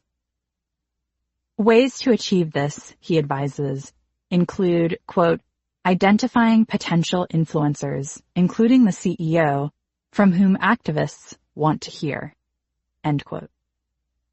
This corruption of a grassroots movement started by Tarana Burke to convey the scope of sexual abuse goes beyond companies trying to sell physical goods. Everyone, it seems, has been trying to make money off this movement. Yahoo Finance reported in 2018 that, quote, "the #MeToo movement is a boon for big law firms, who are finding it's certainly a great revenue generator for law firms," end quote. That same year, the New York Times reported how the finance industry is trying to cash in on #MeToo, observing, quote, "Accusations of sexual harassment have felled dozens of executives, but in one quiet corner of the financial world, the #MeToo movement looks like a golden opportunity." Companies that offer money to plaintiffs in anticipation of future legal settlements are racing to capitalize on sexual harassment lawsuits." End quote. Burke herself responded to how #MeToo had been widely distorted, saying in a 2018 TED Talk, quote, "Suddenly, a movement to center survivors of sexual violence is being talked about as a vindictive plot against men." End quote. Focusing on what alleged predators are losing as opposed to what victims need has always been a deeply flawed framework for understanding or presenting systemic abuse. But her comments also underscore what drove #MeToo as a response to the post-Harvey Weinstein news cycle, centering survivors in a system that never has. Burke conjures up a deep legacy of activism by describing collective unity to subvert power. What she says could very well apply to the disability rights movement, the industrial feminists who walked out of their factories, and many other initiatives. Burke said, quote, "We reshape that imbalance of power by raising our voices against it in unison, by creating spaces that speak truth to power," she said. "We have to re-educate ourselves and our children to understand that power and privilege doesn't always have to destroy and take. It can be used to serve and build." End quote. In the context of white feminism, I think Burke's words can be taken a step further. Power and privilege doesn't always have to be used to serve and build up the individual. Discomfort for more privileged sex can be the threshold into increased awareness. It's the moments in which you shrink from that discomfort, that you don't walk through it, that you don't interrogate why you have such a corporal reaction to the demands of others, that those biases maintain their place. Prioritizing and catering to that uneasiness was exactly what some women going into the Women's March would do. Challenging white feminism. 12 days before the march, the New York Times reported that some white women, clearly ascribing to a sexism-only ideology going into the march, were bristling at the insistence that whiteness be assessed in the organized response to the newly elected President Trump. But it's the default of whiteness that often holds the singular sexism lens firmly in place. For feminism specifically, this has deep historical precedent. Quote, "When we actually get down to representation or creating a list of demands or mobilizing around a set of ideas," Ashley Farmer, a historian at Boston University, explained to NPR in 2017, "It tends to be that white middle-class or upper-class women's priorities get put above the rest." End quote. Activists started openly discussing and prompting that the march would include and hopefully centralize other platforms besides anti-sexism. Some white feminists, though, were interpreting this reminder as if they were somehow not welcome to the march because they were white. Jennifer Willis, a 50-year-old minister from South Carolina, who was planning to bring her daughters to the march, reportedly canceled her trip. She had read a Facebook post admonishing white allies for being so singular in their activism. This was in response to a larger critique. According to the dominant press narrative going into the Women's March, Trump's presidential victory had awakened women to the xenophobic, racist, and misogynistic ills of the country. For women who had been activists prior to this election cycle, these grotesque societal ills were hardly new. They were well in place before Trump assumed power, and would most likely endure after. But for white feminists who felt a direct and personal affront to Trump's pussy-grabbing comments, who say didn't attend a march in response to his racism and immigrant hating, the call to action was suddenly now. The tonal implication from much of this coverage suggested that now that they were under attack, it was time to become an activist. To properly put this into perspective, the Facebook post Willis reportedly read said, quote, "You don't just get to join because now you're scared too. I was born scared," end quote, alluding to a decidedly non-white experience in the United States. Willis told The Times of her decision not to attend, quote, "This is a women's march. We're supposed to be allies in equal pay, marriage, adoption. Why is it now about white women don't understand black women?" End quote. What Willis and a number of other white feminists in the piece were responding to was the assertion that the 2017 Women's March would not solely be about them. They largely interpreted this from social media. At the end of 2016, activist Shishi Rose wrote a post on the official Women's March Instagram advising white allies to be, quote, "listening more and talking less, spending time observing, and unlearning the things you have been taught about this country," end quote. Various activists, many of them women of color, who had participated in social justice work before, if not their entire careers, were controlling for a tendency they know and encounter often: white supremacy. And the very long history of activism in the United States has demonstrated how whiteness, youth, heterosexuality, able, thin, cis bodies, and wealth can be prioritized in even the most radical of movements. But this decentering of whiteness was metabolized by white feminists as flatly, "Don't come because you're white." It speaks volumes about the insulation and self-occupation whiteness and white feminism affords that a recognition of this unique cultural scaffolding can be understood as a disinvitation to attend altogether. But some participants, in sensing that they would not be playing the center role that this particular iteration of feminism and white supremacy has guaranteed them, began to reconsider their participation. On January 2nd, the Women's March Facebook page posted the following quote from Bell Hooks, underscoring how intersectional the march would aim to be. Quote, "We could only become sisters in struggle by confronting the ways women, through sex, class, and race, dominated and exploited other women and created a political platform that would address these differences." End quote. White feminism reacted accordingly.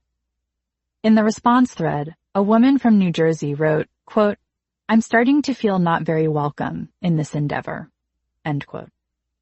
A woman named Christine emphasized that she would still be attending, but elaborated on the sentiment, writing, quote, "We all have our own fears and our own reasons for marching. I don't have to understand everyone's reasons to know right from wrong and to be kind to people." End quote. It's moments like these, in real time, in strategy, in execution, that white feminism relies on their honored currency of niceties to maintain racist and heterosexist practices. And it's the legacy that they've inherited directly from white supremacy, their ability and culturally sanctioned way of basically saying that they don't care about Latinas or Black women or Asian women, and still managing to sound sweet while they do it. It's the modern equivalent of the Negro problem Anne Braden cited in her memoirs, with the same saccharine tone and wholesome delivery. What Christine is essentially saying is that she doesn't have to understand why Black women march, why Latinx people march, why queer Muslims march, why cis immigrant women march. She just has to be kind, and that will suffice in moments of political solidarity. In white feminism, kindness and niceness manage to carry the same cultural value as a literacy of structural bias and discrimination. And it's because white feminists sometimes are white or aspire to whiteness that they are afforded this value system, this clean trade-off. It says a lot more about what they have the power to leverage than it does about any other cohort. It's not like being kind has helped certain unarmed Black people from evading police brutality, or from talking an ICE agent out of taking your undocumented husband away. Being nice works for them, though. It's an operational tenet of white womanhood, and it's what white, anti-racist activist women resign when they cross into that, quote, other America, end quote, as Braden said activist Pat Patterson explained to her. But Christine's comments provide a valuable window, a sort of time capsule, into the lead-up to the 2017 Women's March. You can see down through the thread, as well as throughout the Facebook page of hopeful attendees, that many of these participants are somehow aiming to build nice into their activism, not to be conflated with nonviolence or peacefulness. Essentially, they want to take white cis female privileges into the Women's March and focus only on what impacts them, sexism, while being kind to the other women in attendance. This way of both oddly participating in a collective demonstration of gender disenfranchisement while remaining the focal point of the march is often what white feminism tries to marry. Social justice for all and equal pay, but also this is all just really about me. Signs that the march was attracting this kind of participation were reported as the Women's March approached. In Tennessee, when their sister march was renamed to more closely reflect an alliance with the march in Washington, quote, some people complained that the event had turned from a march for all women into a march for Black women, end quote, according to the New York Times. Like that's a bad thing. But white feminism is very sensitive to moments and strategies that shift them from the default priority. In Louisiana, Candace Huber, a white bookstore owner, resigned a state coordinator role when there were no women of color in leadership positions. She told the outlet, quote, I got a lot of flack locally when I stepped down from white women who said that I'm alienating a lot of white women, end quote. Again, a paramount offense. And to properly stifle this deviation from default whiteness, they pulled the evergreen word that I've heard in professional settings, in meetings over content and reporting, in discussions of editorial packages and phone calls with marketing departments, and with friends on a sunny Sunday afternoon on the stoop of my apartment. Huber told the Times, quote, they said, why do you have to be so divisive? End quote. Responses like these prompted some women of color to publicly say that they weren't attending the 2017 Women's March either. In the months after President Trump was elected, heading to D.C. to stand shoulder to shoulder with women who didn't even understand the significance of hashtag Black Lives Matter wasn't exactly impactful. In fact, it seemed more like an Instagram moment. Nor was it inspirational to be reduced to a human reminder of intersectional feminism and having to police every pussy hat-wearing woman who walked by. Writer and columnist Jamila Lemieux captured this well in a 2017 piece for colorlines.com, writing, quote, I'm really tired of Black and brown women routinely being tasked with fixing white folks' messes. I'm tired of being the moral compass of the United States. Many of the white women who will attend the march are committed activists, sure. But for those new to it, white women who just decided that they care about social issues, I'm not invested in sharing space with them at this point in history. Thus, I am affording myself the emotional frailty usually reserved for white women and tapping out this time. I'm not saying that I will never stand in solidarity with masses of white women under the umbrella of our gender, but it won't be this weekend. End quote. Lemieux added that one day she would like to see, quote, 1 million white women march to the grave of Harriet Tubman, Sojourner Truth or Audre Lorde, or perhaps to the campus of Spelman College to offer a formal apology to Black women." End quote. But that would require a certain awareness of whiteness, how it functions, what it protects you from, and what puncturing those privileges would do. Going into the 2017 Women's March, this self-awareness just didn't seem to be there, at least on a large enough scale. Again, social media provided a more intimate window into this dynamic. Christine, the commenter who nicely affirmed that she didn't need to understand everyone's reasons for attending, said in the same comment that the stereotyping she was encountering online was nasty.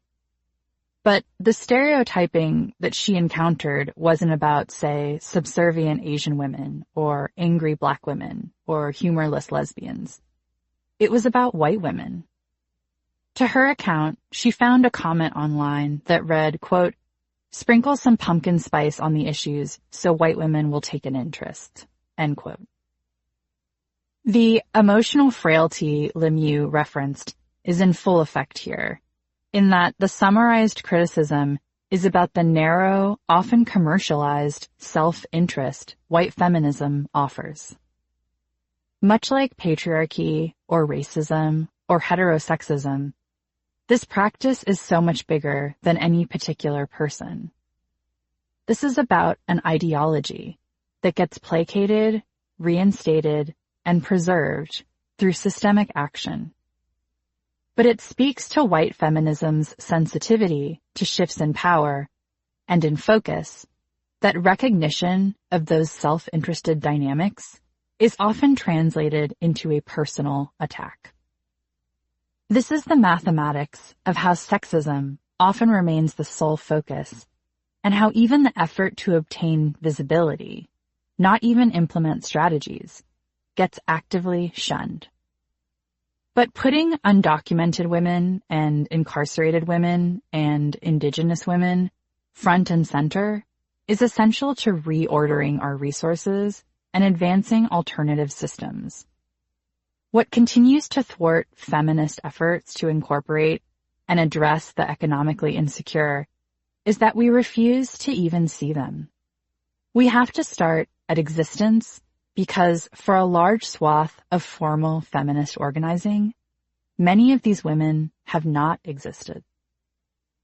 Women's March, despite its splintering, didn't default to that. And I hope that for the continued efforts of the march, the organizers, and its participants, it never does. At the heart of choosing one type of oppression as the sole thrust of change is authority. It's about maintaining control in times of political upheaval and preserving a certain hierarchy even as you are throwing some deep protocols out the window. White feminism has kept true to this practice, but also adapted to places much more intimate than the national stage. This approach has proved insidious to some workplace activism, oftentimes when policy changes are touted as wins for all women. In 2015, a woman named Priya was up against this practice while working in the data department of a large company.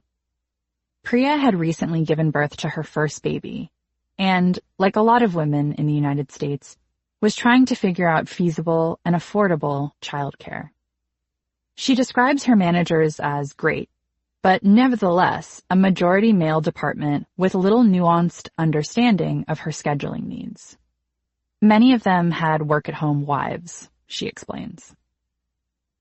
Priya's then 4-month-old daughter was in a private daycare, an expensive arrangement that she assembled after returning quickly from a standard maternity leave. But she soon learned the daily scramble to get out of the office and pick up her daughter by 6 p.m. when the daycare closed was completely unsustainable.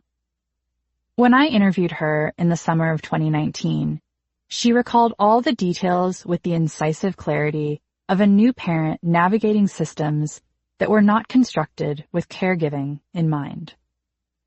Quote, I had to leave at 5 o'clock every single day, and most of the male engineers didn't really understand that.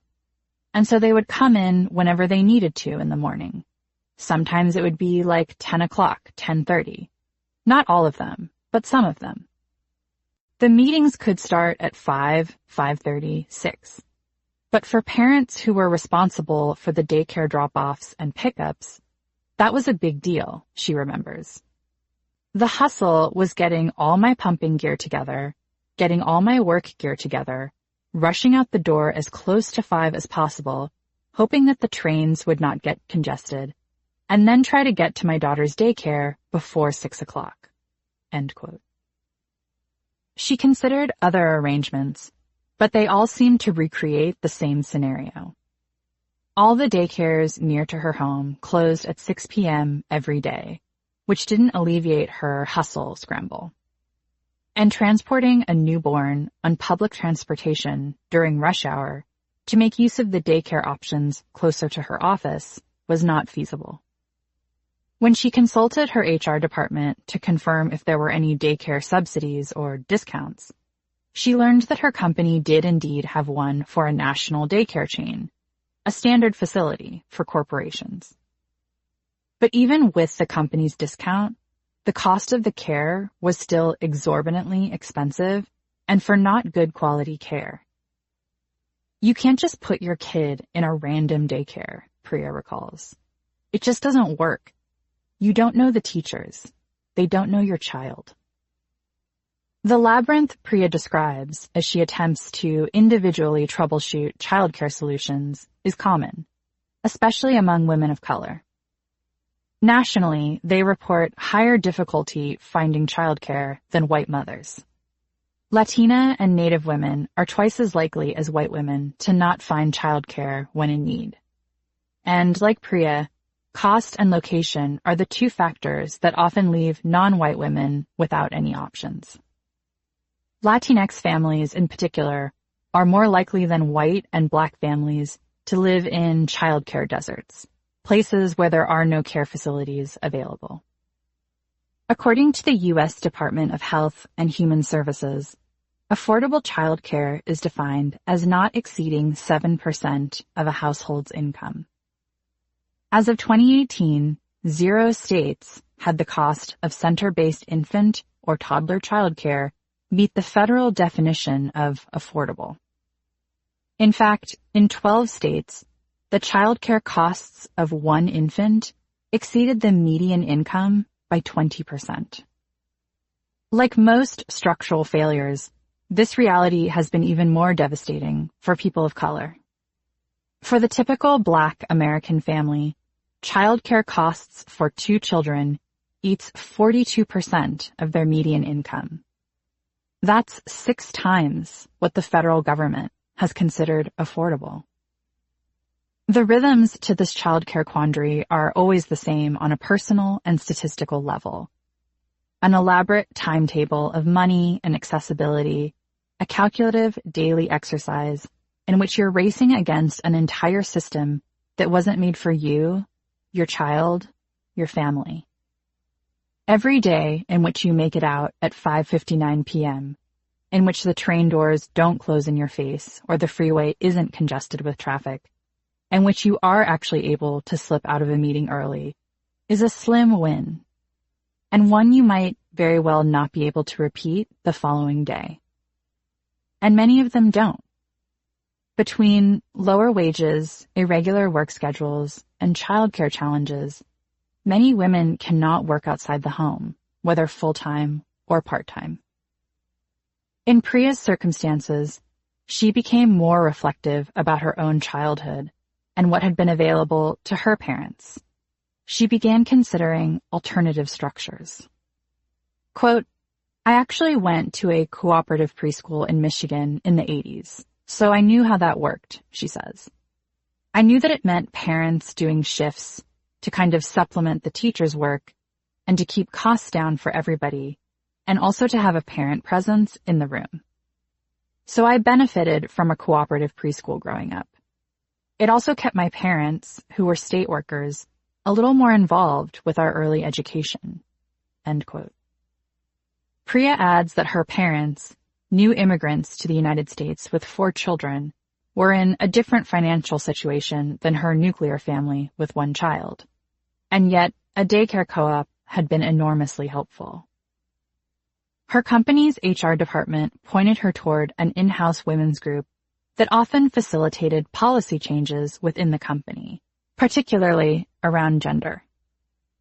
Priya tells me that she approached the internal women's group to get a sense of their politics around daycare cooperatives. Quote, "The immediate impression was that this was a really good revolutionary idea, and they were all about it." End quote. So Priya and another expectant mother put together a proposal for a company-wide daycare cooperative. Quote, "It was a tiered system. It wouldn't have been an across-the-board subsidy. It would be based on income, because I knew I was making more than some women there, and I knew that I was making quite a bit less than other women there," she explains. Priya says her plan also proposed less spending by the company itself, given that the subsidy would be reflective of what each individual woman made. This initiative would ensure that all parents, regardless of their income level within the company, could afford quality childcare. Priya and her co-writer consulted with HR as well as more senior women within the company to strengthen the proposal as much as possible. Finally, the last real stop was obtaining the official endorsement from the women's group before formally moving ahead with a policy discussion with the company. Separately from Priya's efforts, the women's group had been advocating for an extended paid maternity leave policy. At the time, there was no fully paid parental leave at the company, as Priya had just experienced. The women's group resolved to include Priya's sliding scale daycare subsidies within the extended paid parental leave package. At the same time, Priya began to understand more of the personal circumstances of the women in the group. Nearly all were white, and many were quite senior in the company, making high-figure salaries. Many of them had private nannies to watch their children. Childcare was not an issue for them as high-earning women, and ultimately not an issue for the women's group. Quote, "We learned that they decided at the last second to cut out our whole section on daycare subsidies because it didn't fit with their goal," Priya recalls. The extended paid maternity leave successfully was pushed through, though. Quote, "There were a lot of accolades and high-fiving and congratulations going around about the paid maternity leave, which was really cool." End quote. But this is where Priya found the women's group's goals to be entirely different from what she was trying to achieve in the first place. Quote, "It was a package that was designed, I think, for women who could comfortably leave the office for 4 to 6 months. And when they returned back from their maternity leave, the majority of them had nannies anyway. So the short-term goal was satisfied. They got paid to keep women paid through maternity leave, which is good, which is great. But also, it kind of cut out the longer-term need for most working parents, which is, okay, if I'm going to be at the office, how do I afford quality daycare so it doesn't have me rushing back and forth?" End quote. This win, while celebratory, gave the women's group a paternalistic hue in engaging with other proposals, Priya says. There was constantly, quote, "the impression that they knew best about what the needs of women in general were. But it was their needs. They were saying, if we get this done, this is a victory for all women here." It was almost as if this cohort of women could decide what was best for the broader set of women. They didn't really listen to the experiences of people outside of that women's group. End quote. Amidst these criticisms, Priya makes an important clarification. Quote, "I do think the paid maternity leave is a victory, but it was prioritized based on the priorities of those women, not necessarily the priorities of the broader parent group." End quote. What this ultimately means, from a top-down perspective, is that sexism and discrimination is assessed and mobilized against as it's felt by this predominantly white, economically comfortable women's group. And what Priya and her supporters and co-writer quickly learned was how swiftly their thoughtful proposals and urgent needs were discarded by the one gender-conscious body within the company. Quote, "I'm not bitter that we didn't get a daycare subsidy," Priya adds, who spent a sizable amount of time outside the office crunching data and figures while simultaneously caring for a newborn. Quote, "I'm upset that we never even got to participate in the conversation in the first place, even when we were supposedly part of the group." End quote. She has since moved on to a different company, but the experience has stayed with her, particularly as she considers influencing workplace policy with other women. Quote, "I'm really reluctant to join any women's group now that's not a women of color-led group, because that one brand of mainstream feminism really doesn't work or uplift all women, in my experience.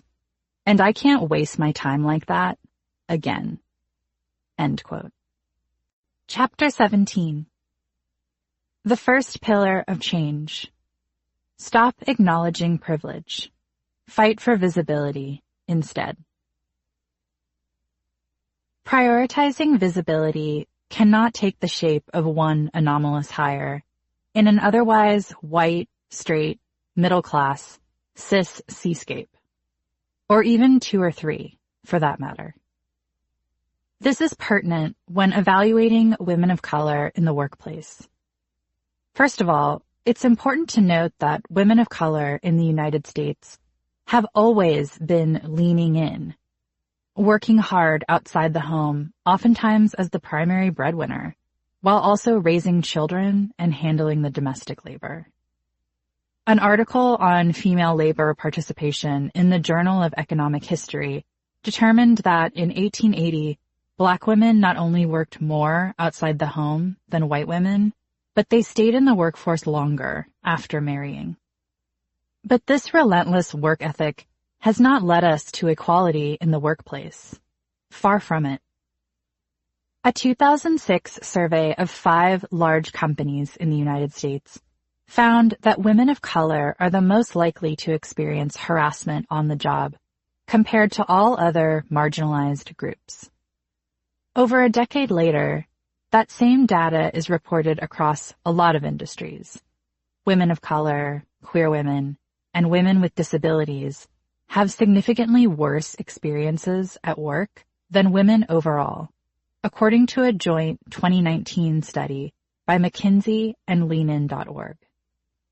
They receive less support from managers, are less likely to have their work promoted to colleagues, and are less likely to receive mentoring or be socialized with outside of work. For Black women, for instance, there are several studies that conclude that their statements and observations at work are remembered less accurately than those of white or male peers. And when they screw up on the job, or the more diplomatic, commit organizational failure, they are evaluated more negatively than white female or male leaders. Essentially, women of color go virtually unseen in the professional world until they do something wrong. Another, more nuanced look at this landscape dug more intimately into the workplace dynamics that disadvantage non-white workers. In a review of how these women and men of color navigate spaces that often result in promotions and increased recognition, like work happy hours, Harvard Business Review determined that participants possessed a hesitancy to open up personally to people they work with, namely the white people they work with. I hear a soft echo of that cosmopolitan work wife piece in this assessment by one Black executive suggesting how personal information and dynamics often play out. Quote, "I don't feel safe sharing information that might later be used against me." End quote.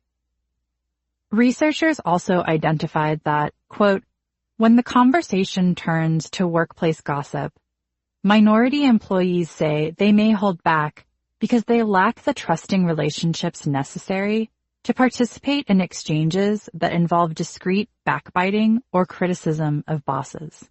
End quote. This distrust is also felt across moments of more traditional work bonding, over culture, over TV shows, movies, music, shared or presumably shared interests. But some women of color don't find these conversations bring them closer to their colleagues. If anything, it pushes them farther away. One Black woman told researchers, quote, "How do I jump into the conversation when I often have no idea what they are talking about? I don't watch the same TV shows or the sports they are discussing." End quote. I know what she means. I used to work for a white feminist enterprise where the entire staff was besotted with the show Gilmore Girls and would often get in lengthy debates about who Rory, the protagonist, should have ended up with. The show had ended about 10 years before, but the emotional investment and attention to detail of the show ran very high and had clearly been a formative storyline for all of them. But I didn't grow up worshiping, let alone even watching, the storyline of a white character. Granted, the lead actress, Alexis Bledel, is Latina, but her character sure isn't. With a white mom and white grandparents in a seemingly all-white New England town. So these intense moments of impromptu professional bonding were completely inaccessible to me and had a way of always casually casting me on the outside of the beating heart of the brand, no matter what the metrics of my performance demonstrated. The true similarities between me not being able to quote some Gilmore Girls dialogue and said Black executive saying that she doesn't know the shows her colleagues watch are that our coworkers' interests are valued as the default, the prioritized, as supported by white supremacy. I could have very well started talking about The Watermelon Woman in front of them, a movie I nearly know by heart, but it just doesn't carry the same weight when the dynamic is reversed. And on some acute level, both the Black female executive and I know that. So, women of color go unseen in the workplace. And, not coincidentally, a foundational premise of white feminism is that unseen labor by women, even women who are your colleagues, friends, or peers, is essential for you to achieve financial autonomy and professional recognition. Utilizing female labor in this way is not only consistent with patriarchy and capitalism, but also neoliberalism, in which the importance of optimizing the self and personal resources eclipse structural responsibility. Marcel observes, quote, "There are no workers in neoliberal history. There are only people who invest in their human capital. Entrepreneurs whose own lives are their business projects, who bear full sole responsibility for their outcome. Neoliberalism resolves conflicts between work and capital by simply turning a person into capital, and her life into a series of investments she makes in her market value. It's a viewpoint that has made us all equal." End quote. This is how labor rights are eroded. Without workers, there is no need for workers' rights or employee protections or other hard and fast regulations, and therefore no recognition of that labor. If everyone, women and other marginalized genders included, are individualized agents or entrepreneurs of their own economical futures, then there are no structural obstructions, only singular strategies and advancement for solitary success or personal failures. Where this often takes on an even more heightened level is in mainstream celebrity profiles. It's here that this narrative of an individualized ascension within a feminist context or landscape is often popularized, and where issues of social justice, activist tendencies, and political ideologies are captured as highly specified singular radicalisms rather than part of bigger movements. More tellingly, engagement with gender politics or activism is centered on individual resolutions, but not structural changes.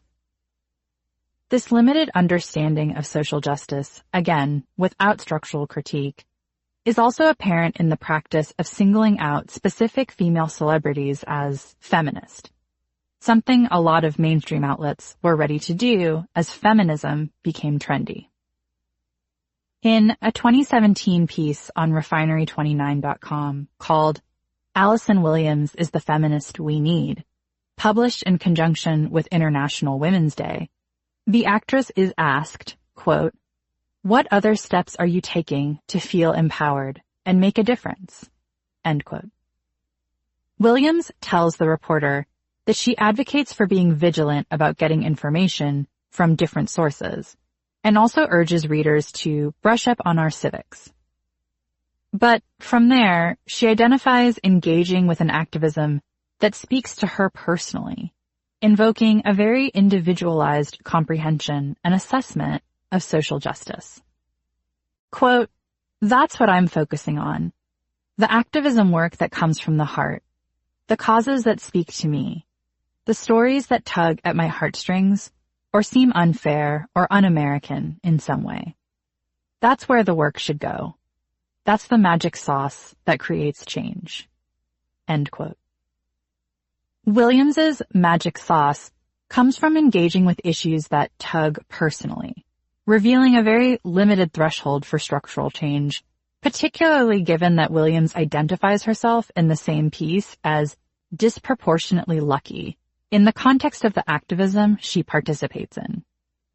Quote, "To say that there has been any moment in my life when I've felt disadvantaged would be incredibly tone-deaf and self-unaware of me. I have been so fortunate.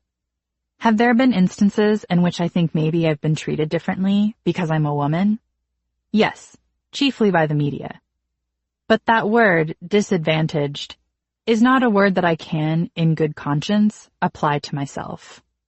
I've been disproportionately lucky and privileged, and I intend to spend the rest of my life working off that credit by giving back and paying it forward."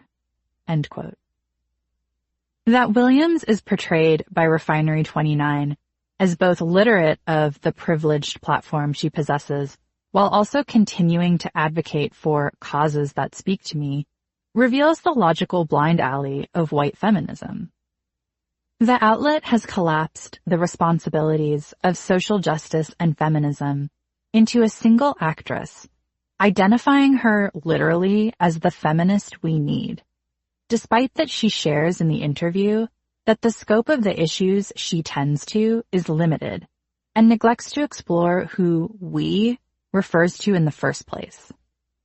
Broadly, the white feminist we is a common record scratch. It's the place where they tonally and verbally try to broaden their experiences, but are actually signaling to us they are narrow. Like in 2013, when author and political scientist Anne-Marie Slaughter said in a TED Talk, quote, "But 60 years after The Feminine Mystique was published, many women actually have more choices than men do. We can decide to be a breadwinner, a caregiver, or any combination of the two." End quote.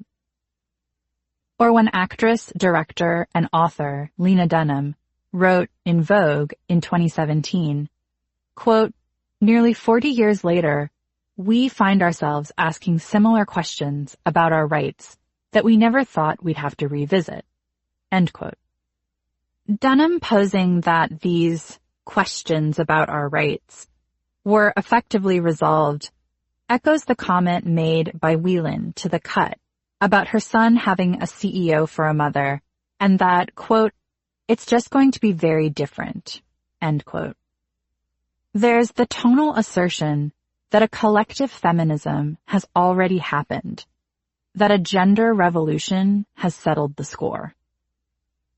Both statements speak to profoundly white, middle to upper class experience, where you can easily navigate myriad choices, where you are imbued with rights you never thought could be taken from you. But in 2013, the year Slaughter made those comments, national data revealed that 17.7 million women were living in poverty. And the year before Dunham's piece appeared in Vogue, the Guttmaker Institute determined that 4 decades of the Hyde Amendment has meant that 1 in 4 women on Medicaid are unable to pursue their constitutionally protected right to an abortion due to cost. But it's statements like those of both women that perpetuate a white feminist fantasy of broad strokes changes, rights, and gender wins, sometimes to the point of rewriting history and ignoring present realities. These same dynamics cause the Williams piece to almost turn over on itself. You have an actress both resisting, but in other moments embracing, an individualized understanding of feminism. This narrative is similarly employed in a 2019 profile from Bustle.com titled Rachel Brosnahan is Standing on the Shoulders of Giants, signaling the many women, both in her personal life as well as her industry, that have made her commercial and professional success possible. Yet, when identifying Brosnahan's activism, Bustle.com tethers her politics to a narrative of self-empowerment. Quote, the other part is much bigger than her. It's the conversations that people across the country are having about the ways that we raise young men versus the ways that we raise young women, she says, to advocate for themselves. An outspoken proponent for causes like Time's Up and social and political activism, see her Emmy speech about women using their voices to vote, Brosnahan wants the young girls of today to feel as empowered as she did at their age. End quote. The reference to differences in how children within the gender binary are raised does, for a moment, allude to larger cultural and systemic shifts well outside the personal, as does her encouragement to vote.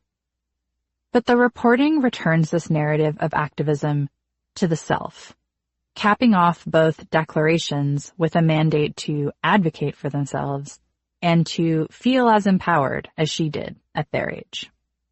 Lucky, a term referenced in Refinery 29's piece on Williams, is once again used to neutralize any race, class, or heteronormative privileges Brosnahan has benefited from.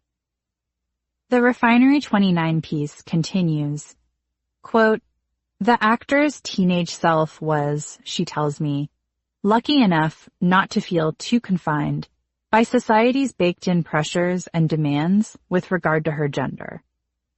Ironically, that was because she surrounded herself with men, from her dad to her brother to the guys on her school's wrestling team. I felt like, in a way, because of a lot of the male influences in my life, I missed some of those things that keep young women taking up less space and feeling less comfortable taking up space, Brosnahan says now. End quote. That Brosnahan is depicted as having inoculated herself against sexism through male influences perpetuates the notion that structural misogyny can be evaded through personalized efforts and calculations, but also by being lucky. But there's no interrogation as to what lucky quantifies. Class, race, cisgenderism, and heteronormativity go unanalyzed and are effectively factored out of this representation of activism and feminism. There's a reason that words like luck or lucky are the terms that have become fluent in white feminist speak.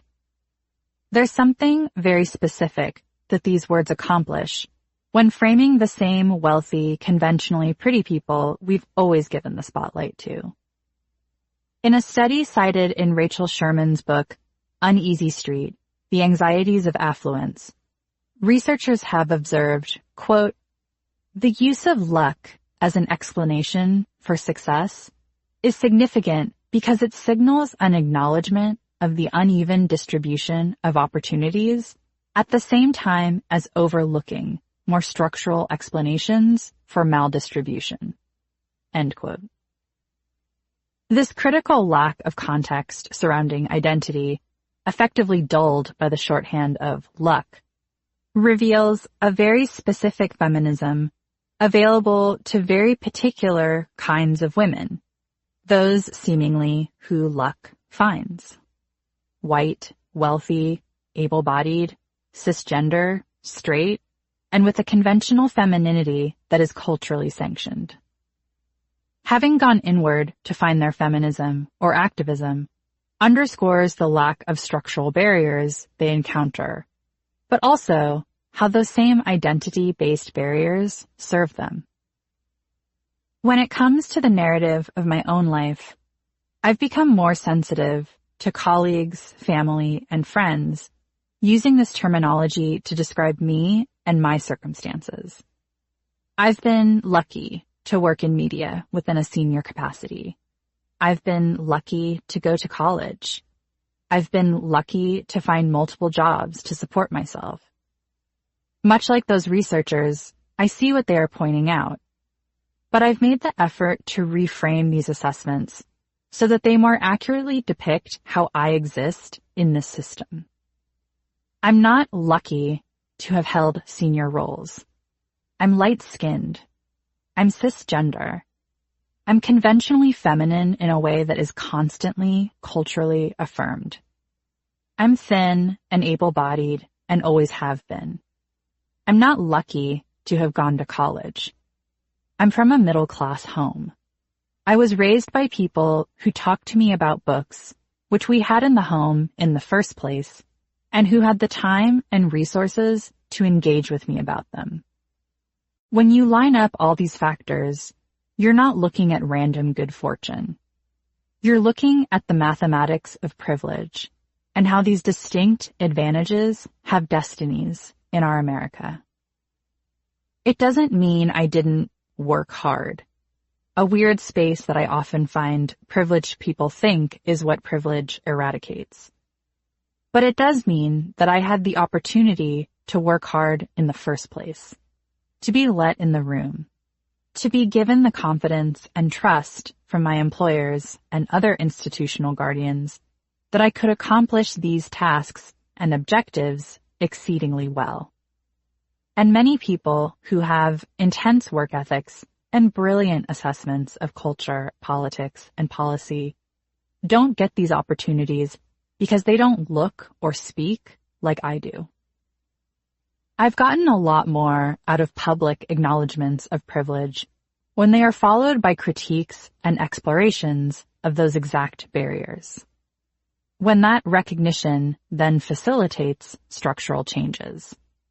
I'm white, and I resent that everyone else at this table is too. How can we access more networks of women of color? I'm straight, and I think that's a problem for leadership, given that we are designating coverage for many women's lives. Does anyone know any queer literate women who could take on this project for additional pay? When you open a statement about being white, about being cis, and about being a citizen, that should be the beginning, not the end.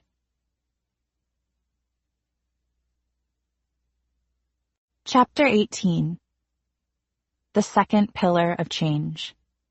Fighting the systems that hold marginalized genders back. After increasing visibility, the next action many women need is the basic ability to feed and nourish their bodies. Hunger is disproportionately experienced by women. 1 in 9 Americans lived in a food-insecure household in 2018. And households composed of a single woman, either with or without children, were significantly more likely to be food insecure. By contrast, single-parent, male-headed households are less likely to be food insecure. This reality is the result of a multifaceted attack on women. Domestic violence, gender discrimination, lack of paid leave, and the wage gap, among other things. And yet, their vast intersection manifesting as literal hunger is not popularly presented as a women's issue. Going hungry because of structural and systemic racist misogyny is not cited within white feminism as a prominent risk factor. But poverty endures as one of the longest-running symptoms of patriarchy. In the early days of the COVID-19 pandemic in the United States, it became apparent quite quickly who a lot of our protections were explicitly not made for: poor people. Calls for increased hand washing don't mean anything if your home doesn't even have safe or clean water. Societal encouragement from influencers to stay home assumes you have one and that it's safe to be in. When shelter-in-place mandates started dotting the nation and businesses closed, calls for Americans to stay at home were aptly clarified as a white-collar quarantine by Howard Barbanel, a wine company owner in Miami. He told reporters, quote, "Average working people are bagging and delivering goods, driving trucks, working for local government," end quote. The coronavirus infection and fatality rates soon bore that out by race. In New York City, deaths from the virus for Black and Latinx people were twice that of whites. In Chicago, where Black people account for just 1/3 of the population, they accounted for 72% of virus-related fatalities.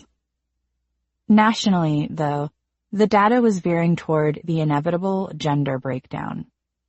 When the Department of Homeland Security identified the essential workers critical to maintaining daily life, most of the roles were held by women.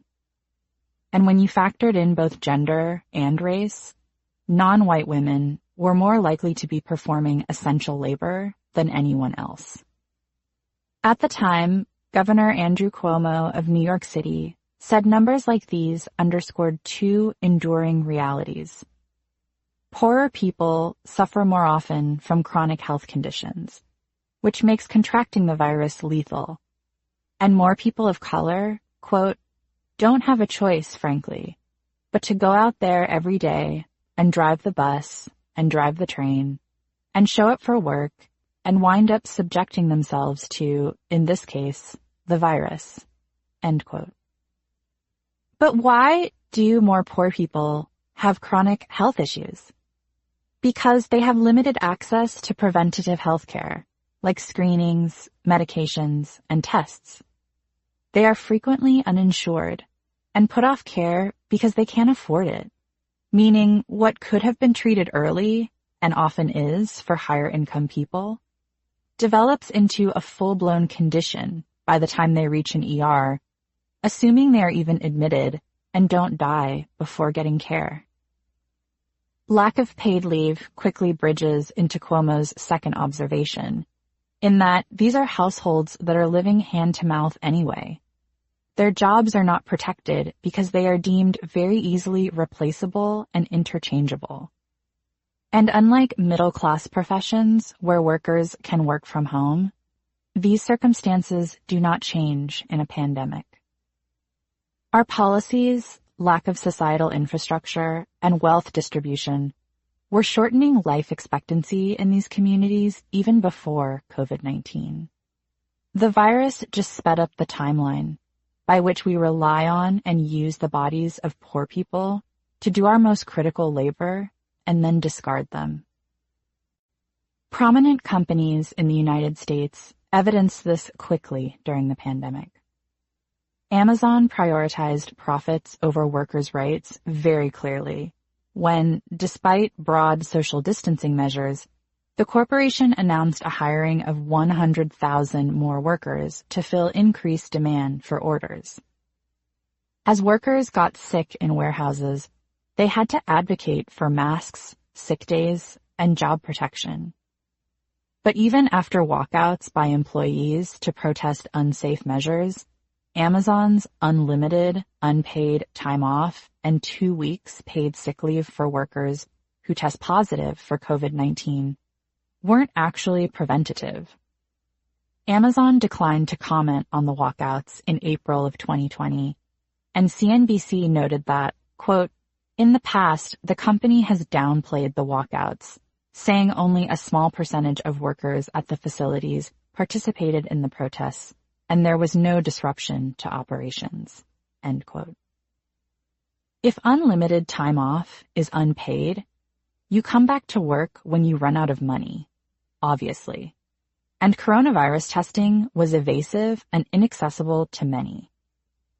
In July of 2020, Amazon published a blog post detailing efforts to protect both workers and customers from COVID-19, which included distributing personal protective equipment to employees, 150 process updates that included cleaning and social distancing, and investing $4 billion in, quote, COVID-related initiatives, end quote, among other measures. Trader Joe's followed a similar point of contention with workers who had, pre-pandemic, been coordinating to unionize. The chain reportedly sent memos to store managers encouraging that they dissuade employees from unionizing, specifically during team meetings. A Trader Joe's spokesperson told the New York Times that the company has, quote, "the right to express our opinion to crew members about the pros and cons of possible unionization," end quote. As the virus escalated, the market chain offered bonuses for workers who put in hours during the pandemic and was inconsistent in safety measures. Some locations reportedly banned masks and gloves as they were frightening customers. In April 2020, the company said they would provide masks within stores. Whole Foods, which is owned by Amazon, proved no better, keeping locations open after workers tested positive for the virus with additional deep cleaning and sanitation, and implementing 2-week paid leave that didn't sufficiently address the economic disparities and devastation of the illness. Quote, "The majority of the people who work at Whole Foods live paycheck to paycheck," one mother told KQED with regard to her son, who was working amidst the pandemic. Quote, "If they become ill, 2 weeks of pay is not going to cover it. Many of them would be facing bankruptcy and worse," end quote. A Whole Foods spokesperson told KQED that the company was following guidance from the Centers for Disease Control and Prevention and local health and food safety officials. They told the outlet that they had begun paying workers $2 more per hour, introduced a relaxed worker attendance policy, and increased sanitation practices. But Whole Worker, an advocacy group that was helping Whole Foods workers unionize, didn't believe these efforts were enough to protect employees. Whole Worker advocated a national sick out in March to demand double wages, essentially hazard pay, during the crisis, immediate shutdown of any store where an employee tested positive, and paid leave for workers who were self-quarantining. The hierarchy I consistently see here is money above human life. Just as Rose Schneiderman publicly explained 100 years earlier after she had lost friends in the Triangle Shirtwaist Fire.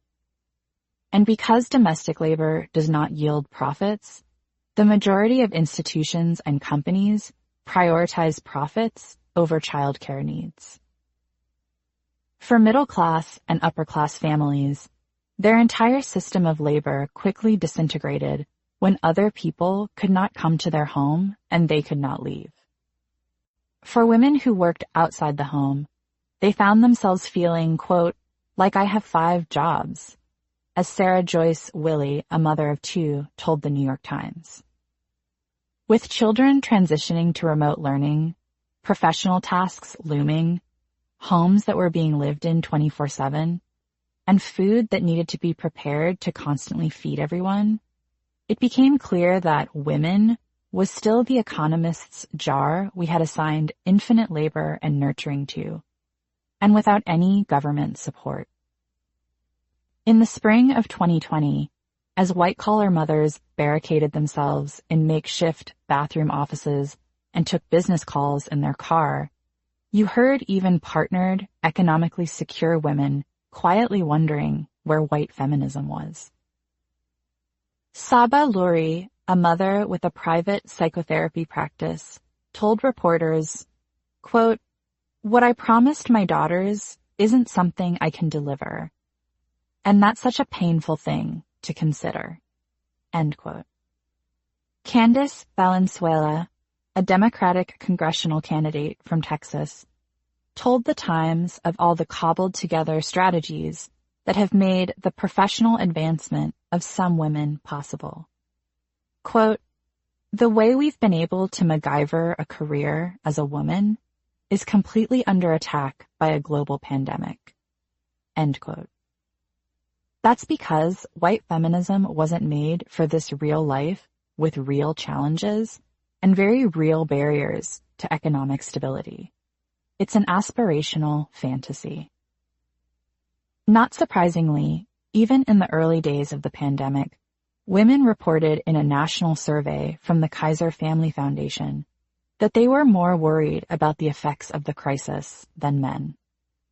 Even though men were suffering more fatalities from COVID-19 and projected to be more at risk, women reported higher concerns about the virus infecting someone in their family, savings being affected, losing income, not being able to afford treatment or testing, and putting themselves at risk because they could not afford to miss work. What all this preliminary data underscored was an enduring pre-pandemic reality in which women are more worried about their economic security than men anyway. And people getting sick, needing care, not being able to work outside the home, or going to work while being sick is a landscape American women constantly navigate, well before COVID-19 tanked the economy. 1 in 4 women who work outside the home go back to work 2 weeks after giving birth. Women are more likely to live in poverty than men, and women are less able to save for retirement or emergencies. But unlike a more standardized news cycle, in which the culprit could be an industry that systematically disadvantages women, or a powerful leader refusing to hire them, or an influential predator who endangers them, the coronavirus pandemic demonstrated that it was all these shoddy systems that were to blame. Healthcare, lack of affordable housing, lack of childcare and paid leave, prison conditions, and protections for essential workers. There was no isolated field that was making the health crisis untenable, and, at its worst, fatal. It was the elaborate avenues to basic living that we had constructed, voted on, lobbied for, and culturally sanctioned. And it always has been. The matrix of policy that keeps marginalized genders, people of color, and poor people in unsafe conditions for little money with no job security or health care is much more sprawling than one single boss who delicately says she would prefer not to hire a single mother. But keeping our villains to a single Harvey Weinstein or even the single tech industry accomplishes another falter. It falsely casts the single hero. Can't good women just take over? In season 1 of the television show The L Word, Generation Q, a plotline develops in which one of the main characters, Bet Porter, a Black lesbian, throws her political campaign into question. As 2 members of her political staff weigh the scandal that might compromise her campaign, one of them proclaims, quote, I'm a trans man, and seeing someone like Bette Porter become mayor means that people like me might live a better life. I mean, she was supposed to be the one to pave the way so that someone like me could be in charge someday." End quote. When feminism became an acceptable topic of mainstream cultural conversation, many myths followed. In conjunction with the two-dimensional idea that earning a ton of money and becoming a ruthless, self-interested capitalist was a patented feminist endeavor, came another distortion, that one person will change everything.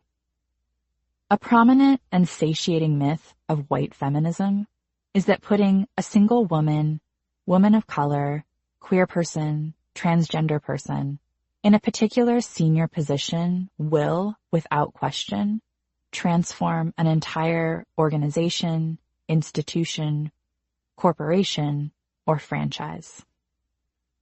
You see this a lot with enterprises that are traditionally cis male and white, like this 2019 Time article about the new CEO of the USA Gymnastics. Quote, "Can anyone save the scandal-plagued USA Gymnastics?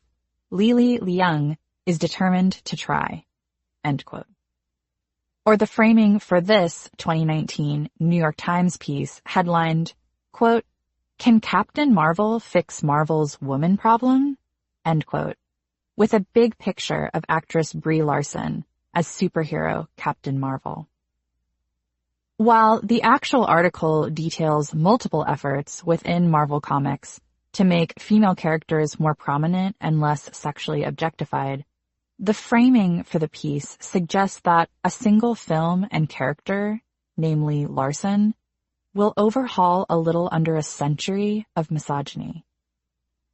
Much like more capitalist approaches to feminism that put feminist AF on a keychain, this Marvel positioning feels good. It feels manageable. It feels proactive. And it satisfies something deeply enduring about living under systems that feel perpetually oppressive and powerful. The script of a single person swooping in and knocking away the cobwebs of sexism with a flexing arm emoji appeases this deep need for change. But these narratives also perform a great disservice in capturing the scope of sexism and how we envision solutions by signaling to us that one person can solve it. There are a lot of dynamics being collapsed here. The current media climate, both in women's media and beyond, supports this, often by putting bold, headlining credit to the first woman of color or queer women hired to fulfill a certain leadership role, whether in politics or companies. Beyond media interpretations, sometimes this framing comes directly from the enterprise itself. Like when the Recording Academy proudly announced then new president and CEO Deborah Dugan in 2019 as the first woman to hold the position. Or when Deloitte, a prominent audit and consulting firm, declared their first female CEO in 2015, Kathy Engelbert. But this strategy is often a deflection to prevent actual structural change by playing more to optics, especially in the Instagram age. This idea that change will be embodied in one woman also serves to protect the structure as is. I've encountered this strategy on a one-on-one level in both reporting and editing stories on racism or sexism in culture. The response, like clockwork, from the subject being, "But we have a woman of color who runs our PR department. But we have a woman of color on our board. But we have a woman of color overseeing this product." And this is where, you can tell, understanding of these societal forces is only skin deep, or that only external changes are approved. They think having hired one woman to hold this position or take on that project means they are immune to these criticisms. What I often hear them saying is, But we did the thing we were supposed to. We checked this off our list. But this is where ideology is ultimately more important to identify rather than anomalous hires. What does it matter if you have a woman of color running this company if she is advancing a white feminist ideology? Her being a CEO isn't going to change the fact that her business model relies on exploitatively low wages of freelancers. But the white feminist narrative is that it will. Women and non-binary people taking these jobs is essential. Moving into these roles, these spaces, these industries, these VIP meetings where the key dynamics of our resources are being discussed and cultural conversations are happening is a worthy goal. But like I tell the young people I mentor, you need to always accept these roles with the critical understanding that you're working in a racist structure. You securing the job alone will not be the change, as much as it has taken you to get there. That's just what the people who hired you think. They think that just by having you, accepting you, and extending roles to you, they are done. What they often don't know is that they're just getting started. If you actually want to make impactful changes for others like you, or others explicitly not like you, you're better equipped to orient yourself against systems rather than individual people. Think in terms of policies, not managers. Think in terms of assembling and establishing a group with other colleagues rather than going up against leadership by yourself. Think in terms of precedents that you can formally set for the people coming up after you, and that would be virtually unthinkable to the people who came up before you. As someone who wanted and achieved quite a few senior roles in media, I've navigated this many times. I knew I wanted to be powerful enough to dictate the coverage I thought mattered and to address the mythologies that so often dominate women's lives. But once I had power, I wasn't willing to exploit others to maintain it, even when I was directly or indirectly pressured to. Because it's simply the way things have always been done, because it's protocol, because that's what that team or staff member is there for, because that's how we were treated when we were junior employees or freelancers or part-timers. I used the influence I had to change the expectations of the teams I managed and the content we created, whether it was neglected raises for some, title changes for others, longer parental leave for new parents, or to showcase a staff member's often unseen strengths.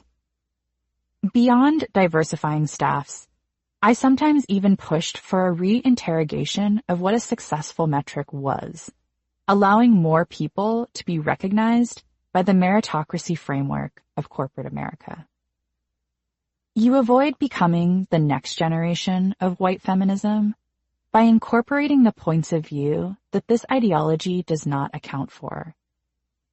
Assume all professional roles of power and influence with an awareness of what you can set into motion for others, specifically for people you'll never meet. A significant downside of senior roles in institutions and companies is that you are often taken further and further away from the most junior and entry-level people who often need and are neglected the most. What policies are you now in a position to change to benefit people who were originally not considered? Parents, trans people, women over 50?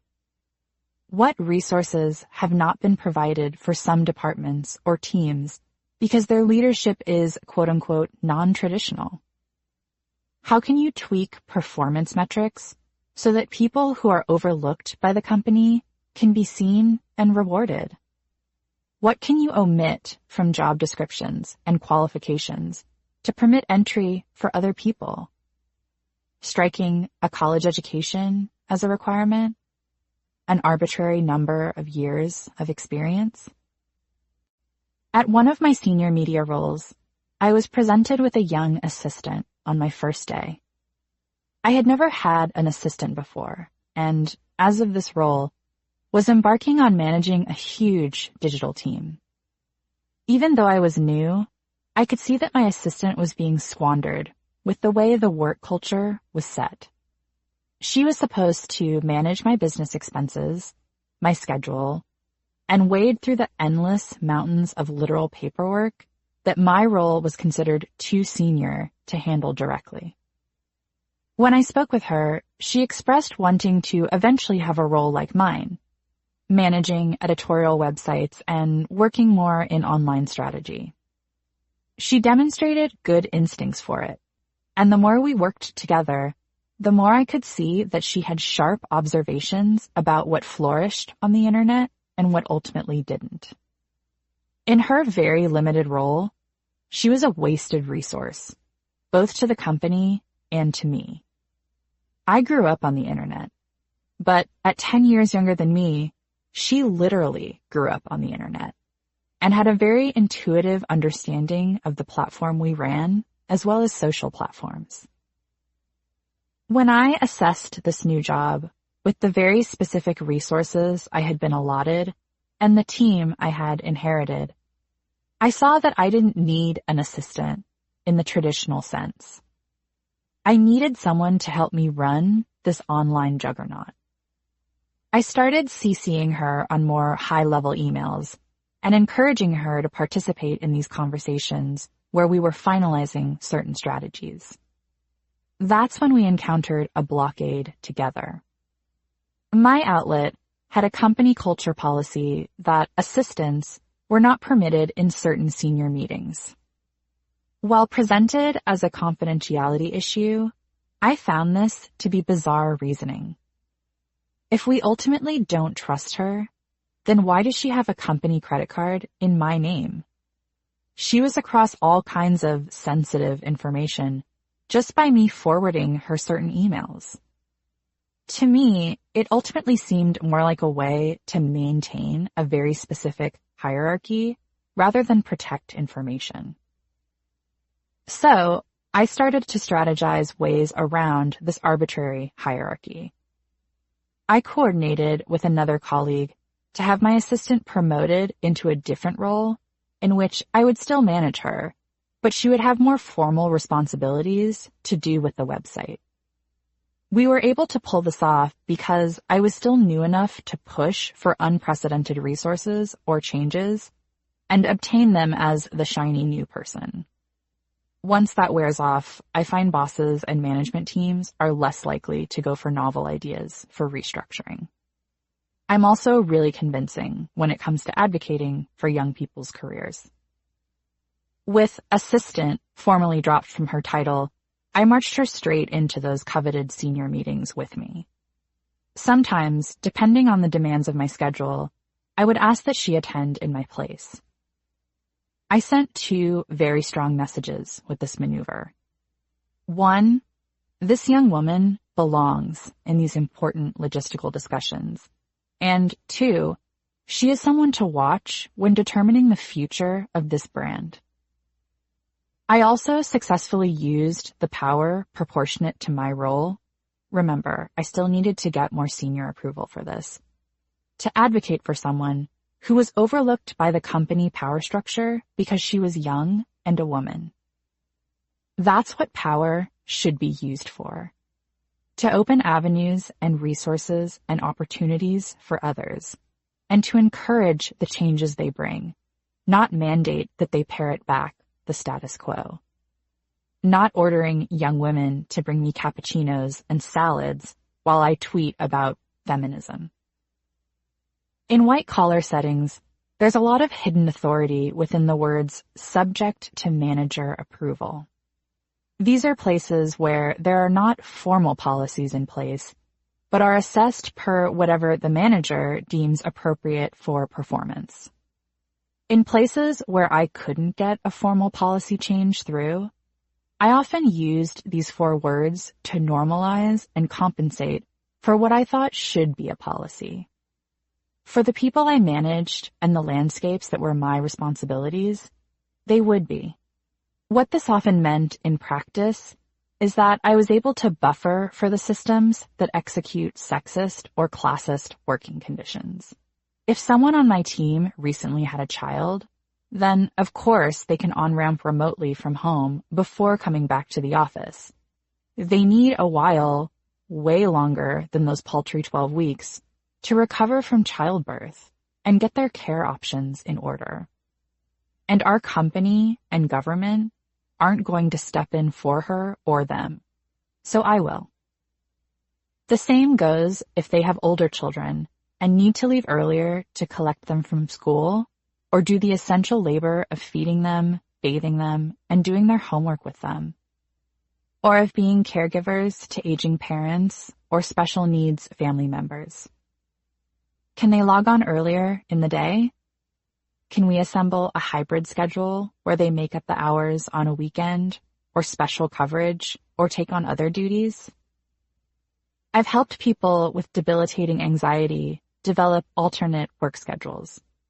I've given different tasks to people struggling with depression. I've advocated for people who have grappled with loss, grief, and trauma to have extended time off beyond standard company policy. Where ableism and racism have shaped the foundational tenets of commerce and productivity, it's on the powerful to be innovative. That's where we show up and control for those forces with our ability to understand the aptitude of our team, reassembling them beyond the rigid formulas that misogyny has standardized. If you are in a position of power and you are not doing this, then what are you doing? The performative nature of a quote-unquote diversity hire, as they are often described by the people who choose them, often muffles the many-layered reality of power. As powerful as these roles sometimes are, first female CEO, first Black editor-in-chief, first Native American senator, first trans tenured professor, their influence will nevertheless be proportional to that role. They will exist in a system that is already composed of constellations of power, colleagues, board members, constituents, teams, and other roles. Which isn't to say they won't enact change. Policies, hires, budgets, different systems, and approaches. The candidate may deviate from the traditional cohort, but they will ultimately be up against it, depending on their ideology. As we learned from the makers of the perpetually disastrous Grammy Awards. When the Recording Academy appointed Deborah Dugan to be CEO and president in 2019, it was a historic appointment. She was the first female president since the Academy was formalized in 1957. Dugan's hire also notably came after the Academy had been under increased scrutiny for lack of gender inclusion and diversity. A 2018 study confirmed that of 600 songs from the Billboard Hot 100 list over 5 years, female songwriters ran a mere 12%. Male producers outnumbered female producers 49-1. And 96% of pop songs that can include dozens of producers did not have a single female credit. Academy organizers responded with a statement saying that the board, quote, takes gender parity and inclusion very seriously, end quote, and that they were assigning an internal task force, quote, to review every aspect of what we do to ensure that our commitment to diversity is reflected, end quote. Shortly after her hire was announced, Dugan was asked by Variety how much the Recording Academy planned to address racial and gender biases within the music industry. Quote, "That's one of the questions I'm most excited to answer in this job," she said. The following year, we learned that answer. The Academy had placed Dugan, on administrative leave. Dugan claimed that she was put on leave for misconduct 3 weeks after sending an email to HR detailing allegations of voting irregularities within the Academy's nomination process, conflicts of interest, self-dealing, financial mismanagement, and sexual harassment. Essentially, and arguably, what she was hired to do. The Academy responded by telling CNN that Dugan created a, quote, toxic and intolerable work environment and engaged in abusive and bullying conduct, end quote. Dugan later filed a lawsuit with the Equal Employment Opportunity Commission, EEOC, asserting that she was wrongfully fired after raising concerns about voting practices and sexual harassment as a retaliatory measure. Dugan's attorneys said that the Academy had offered Dugan, quote, millions of dollars to drop all of this and leave the Academy, end quote. But when she refused to accept that offer, within the hour no less, she was placed on leave. The lawsuit remains ongoing, and Dugan was formally fired. She later said in a statement, quote, I was recruited and hired by the Recording Academy to make positive change. Unfortunately, I was not able to do that as its CEO. So instead of trying to reform the corrupt institution from within, I will continue to work to hold accountable those who continue to self-deal, taint the Grammy voting process, and discriminate against women and people of color, end quote. And that's often the context that is not accounted for in gauzy announcements that conflate progress with a single person. It effectively downplays how complex, far-reaching, and solidly baked in these mindsets are to the infrastructure of companies or institutions. This isn't just a matter of rebranding or doing away with a few key people who hate women or won't hire people whose resumes don't look a certain way. This is the challenging of ideologies, of ways of seeing people. And to that end, it will take a lot more than one person, a new president or CEO or sole actor, solving the sexism of a particular entity. As is consistent with the history of social justice, it will take many of us, either within these industries or outside of them, to effectively refuse to move forward under the status quo. The glowing and revolutionary first woman to run this company template often serves as the red herring of social justice efforts, an easy, strictly visual way to both negate criticism of systemic racism or sexism and to position themselves as forward-thinking without compromising business as usual. We saw this on a mass scale a year post #MeToo.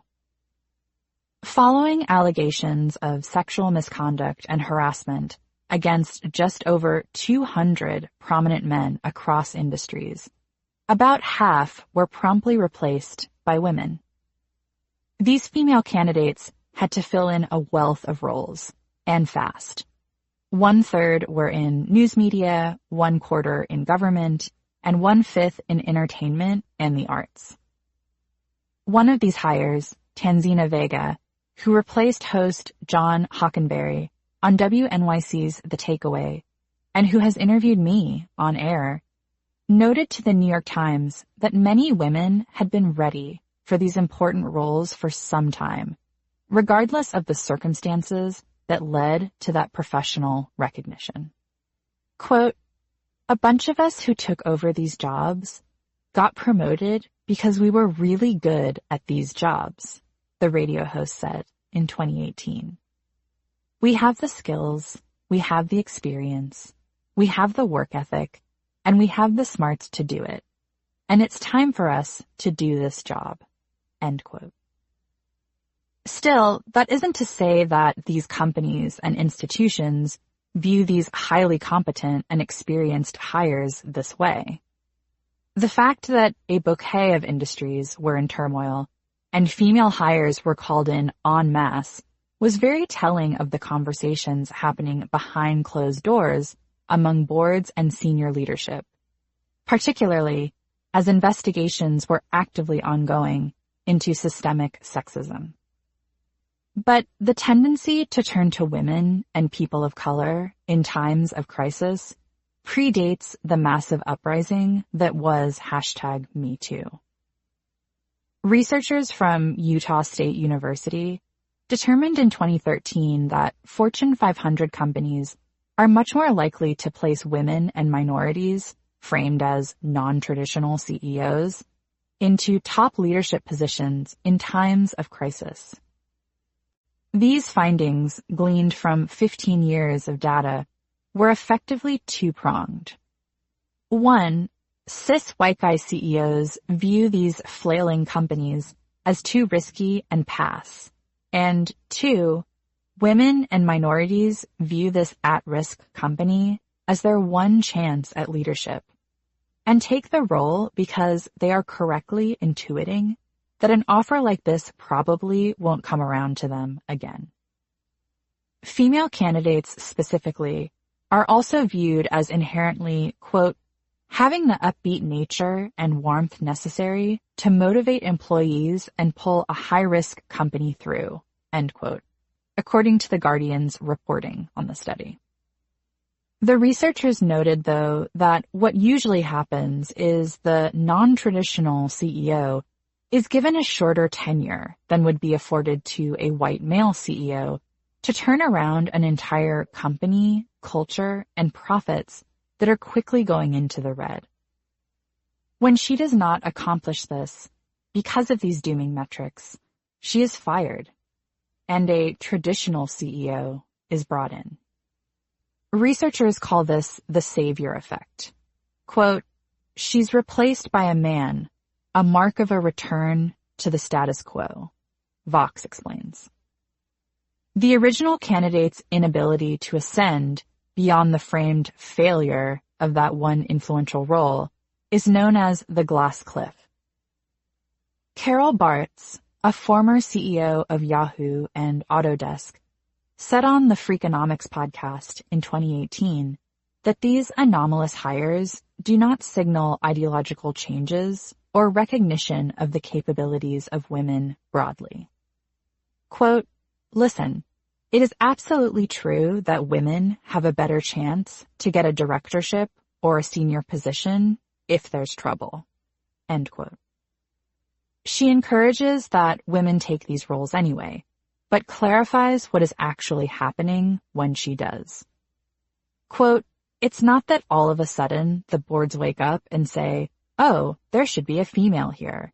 They do that sometimes because it's easier to hide behind, well, of course that failed, because it was female.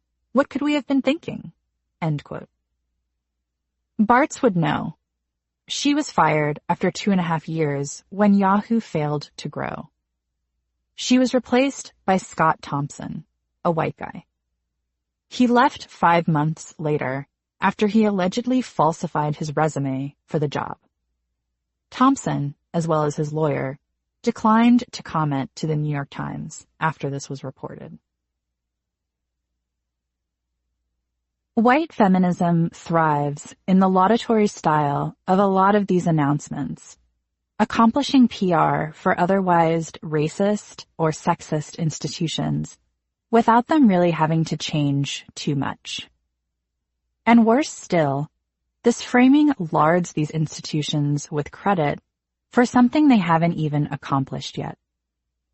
This ideology often capitalizes on this narrative to their advantage, co-opting radical language to tell their own stories of success, as do the institutions they work for. White feminism is generally on board with this cosmetic execution of patriarchy busting, because this practice has a very singular and individualized understanding of power anyway. The values and comprehension of what gender parity even is squares. It's also unabashedly individualistic. The idea that radical change will come one woman at a time, in a nice corner office, in a leadership role, in a woman with a sharp red lip and a severe heel, is also where white feminism overlaps with white supremacy. This approach makes it okay, even celebratory, to hinge all your energies and hopes for social justice on a young female CEO who doesn't push for decent healthcare benefits. It makes it sufficient that she only acts with her own job performance and product metrics and exploits the underpaid, overextended work of everyone else in the company to get there. It makes it fine that she relies on a steady stream of immigrant nannies so that she can do this work.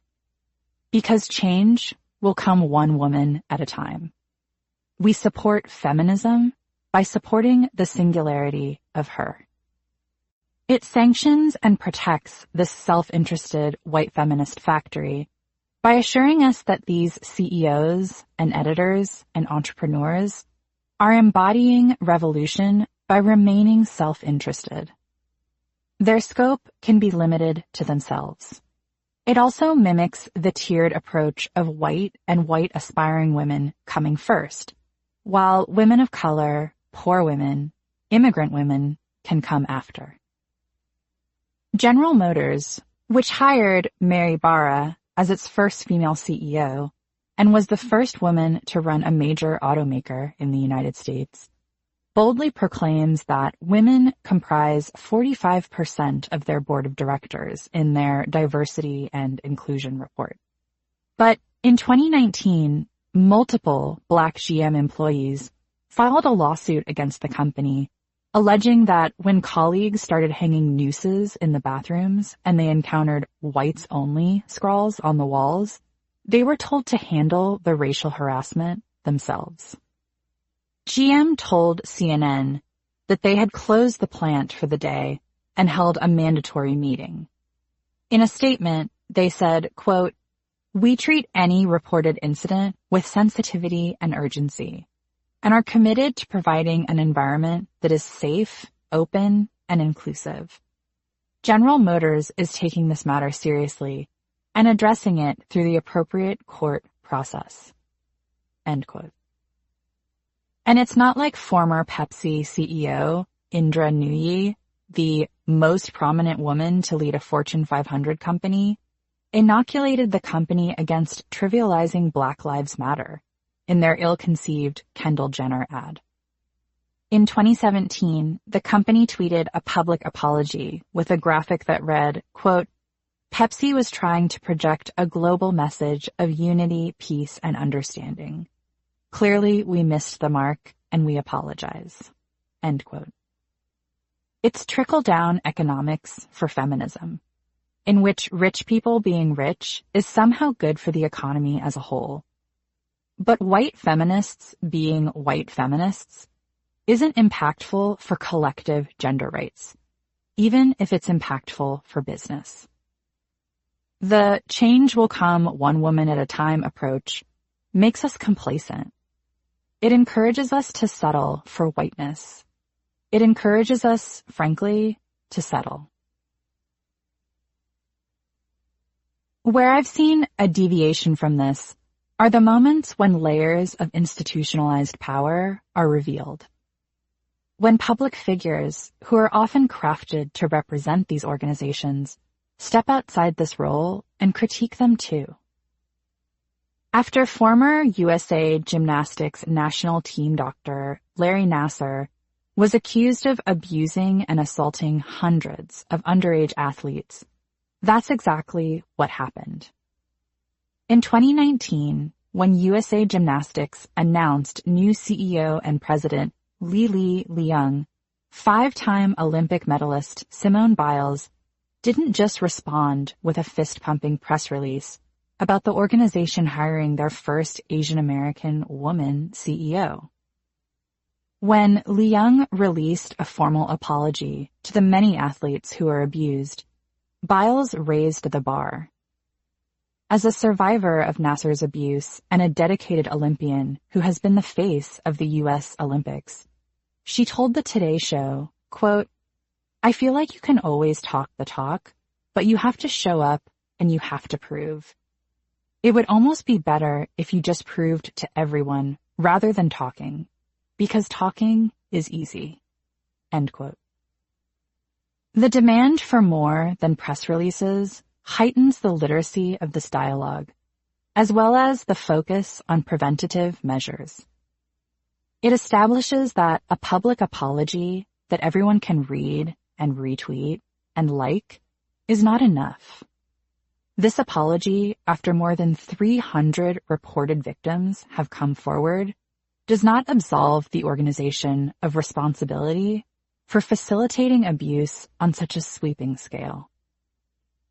This response expands on a comment Biles made earlier while training in Kansas City that same year. She took down the wall, exposing the infrastructure of her role, by revealing how she has to operate after Nassar's trial and conviction.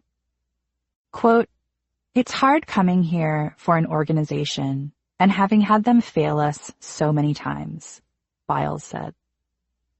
What is so powerful about this phrasing is that she is actively holding USA Gymnastics accountable for that failure, while also acknowledging how trying it is to represent them. These are two simultaneous realities, and in many ways, they depend on each other.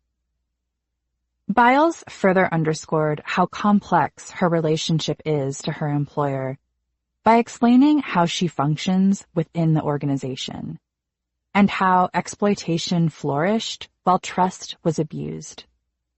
Quote, "We've done everything that they've asked us for, even when we didn't want to. And they couldn't do one damn job. You had one job. You literally had one job, and you couldn't protect us." End quote. Within these two statements, Biles is refusing to erase the organization's failures with her face. She is refusing to optically rebrand the institution. And she is also refusing the assumption that change will be embodied in this one new CEO. She is pushing for something much bigger. She's suggesting an urgency for change that vastly exceeds the capability of even one very powerful person. She's implying that we need a movement that mobilizes and prioritizes all of us. Pornographic actress and writer Stoya made a similar point in an interview with Jezebel in 2018, telling reporter Tracy Clark Flory, quote, "I am so tired of being asked about feminism in porn," end quote. She alludes to the varying systems and structural problems that dictate a woman's life and an ability to create one, which does include the pornographic industry. The question of being a feminist in porn, whatever that means to a variety of interpretations, is complicated by what drives, sustains, and sires any industry: money. Women needing it and other people trying to make it, with bodies, desire, performance, consent, workplace conditions, and the ability to work again, connecting those two constants. To this assessment, being a feminist in porn as a singular person is a moot question, because it's ultimately the structures that dictate women's lives, health, and economic stability. Quote, "I've always tried to be very clear about my work not being feminist," Stoya said. "The only thing that can be remotely considered feminist is like a woman going to work, being paid a decent wage, and having a life under capitalism. But anything other than that is a bit of a stretch, and also a disservice to the actual feminist pornographers. There is definitely a lot of focus in my work on the state of sex work and the history of it, and there's aiming towards human connection and an accurate portrayal of human sexuality. But it's not feminist." End quote. The place where feminist or quote-unquote feminist or feminist trademark efforts differentiate in this space, though, is that activism generally compromises business by asserting the value of life. It doesn't necessarily try to fit into it. To that end, it's often the initiatives that are bad for conventional business that have the capacity to help people. A dent in profits to fund higher wages to reflect the cost of living and paid leave. Disability accommodations that don't track with standard productivity metrics. In short, corporations would make less money, not make the #1 slot on the Fortune 500 list for 6 years in a row, and then allegedly discriminate against pregnant workers, like Walmart reportedly did. After reaching a $14 million settlement with 4,000 women, a Walmart spokesperson denied any wrongdoing to the Washington Post and said, quote, "Walmart has had a strong policy against discrimination in place for many years, and we continue to be a great place for women to work and advance," end quote. But if companies and individuals really wanted to improve women's lives, you would see it in a different way. They would promote and incentivize structural changes and the entities that keep power in check. If companies for marginalized genders wanted to empower women, they would encourage a union that protects the workers who make that enterprise a daily reality, not just tweet out once on Equal Pay Day. They would encourage the workers to approach management with collective bargaining and collaborate on terms that were agreeable, feasible, and sustainable. Instead, Amanda Hess reports in the New York Times Magazine that 26 past and present employees at the wing have watched their working conditions fracture in the name of feminism. Late pay, racial harassment, and pressure to keep criticism of the brand to themselves. The Wing spokeswoman told the magazine that they have maintained employment practices and, quote, "As in any workplace, employees receive feedback and ways to improve," end quote. Instead, I'm counseling junior staff on how to negotiate raises that they were terrified to ask for, despite the lengthy in-house content on celebrating professional women. If you've looked back through the trajectory of a lot of media, though, this timeline is entirely unsurprising. Platforms that were once deemed unknown, exciting, and even slightly transgressive have eventually been co-opted into a boring version of what they once were in an effort to make money. See magazines, digital media, television, radio, the telephone, and, of course, social media. What's revealing, though, about a lot of activism that addressed social inequity is that it gravitated toward what no one wanted to outright say. And when they did, big efforts and physical force were called in to suppress it. That's why when Little Feather exited the Academy Awards stage, actor John Wayne had to be restrained by 6 security guards. He wanted to shut her up. That's ultimately why the police were called for Davis's study groups. They don't want kids calling attention to how stupid segregation is. And that's what needs to be preserved. For us now, as we make use of post-corporate social media to activate rather than brand, the incentive is counter to how companies view it and what the desirable metrics are. The question then becomes, what would be the message or voice that you could use that may not get a lot of Instagram likes? What exceeds the now accepted use of Twitter? If the cultural premium is now who is the most liked, what is the thing no one wants to hear or engage with? Blatant racism and fat shaming aside, what observation could you digitally share right now that would get you fired? That all the women in leadership don't have children? That no woman has stayed at the company long after having a child? That all the women who get promoted seem to be white?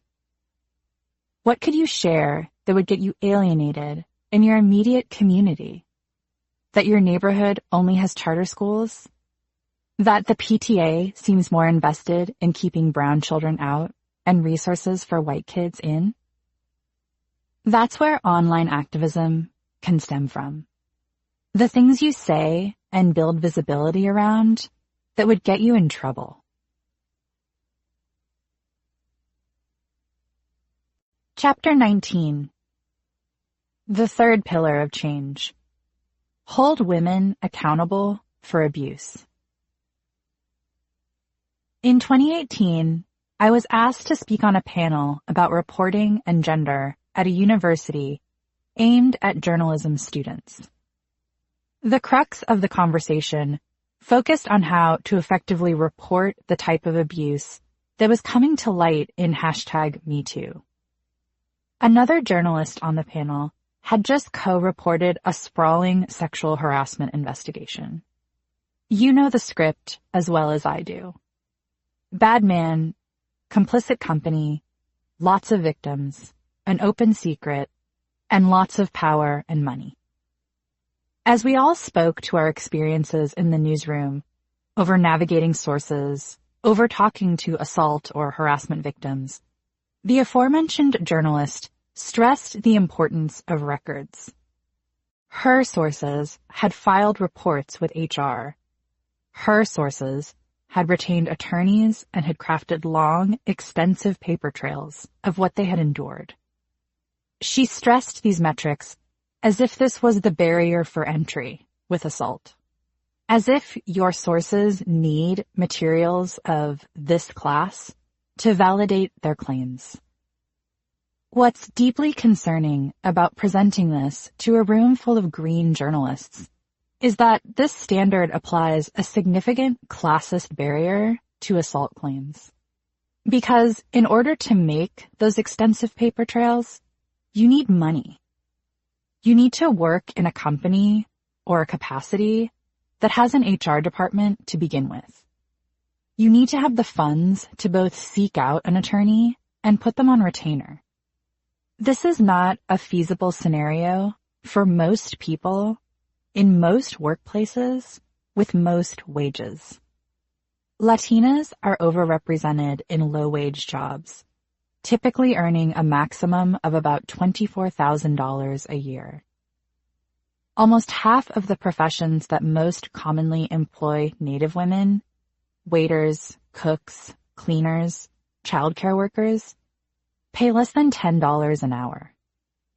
And Micronesian, Bangladeshi, and Hmong Americans have poverty rates 50% higher than the national average. And yet, this expensive trajectory to potential justice is being upheld as the standard. Women need to be seen in this justice system, but we don't see them. We see, recognize, and respond to money, just like the suffragettes and contemporary white feminists have advocated. There are even bigger financial costs to consider. In 2016, I interviewed Gretchen Carlson's attorney after the journalist and news commentator filed sexual harassment charges against Roger Ailes, CEO and chairman of Fox News. Carlson's attorney, Nancy Erica Smith, explained to me how many HR companies do not have the best interest of the employee in mind when allegations are brought to their attention.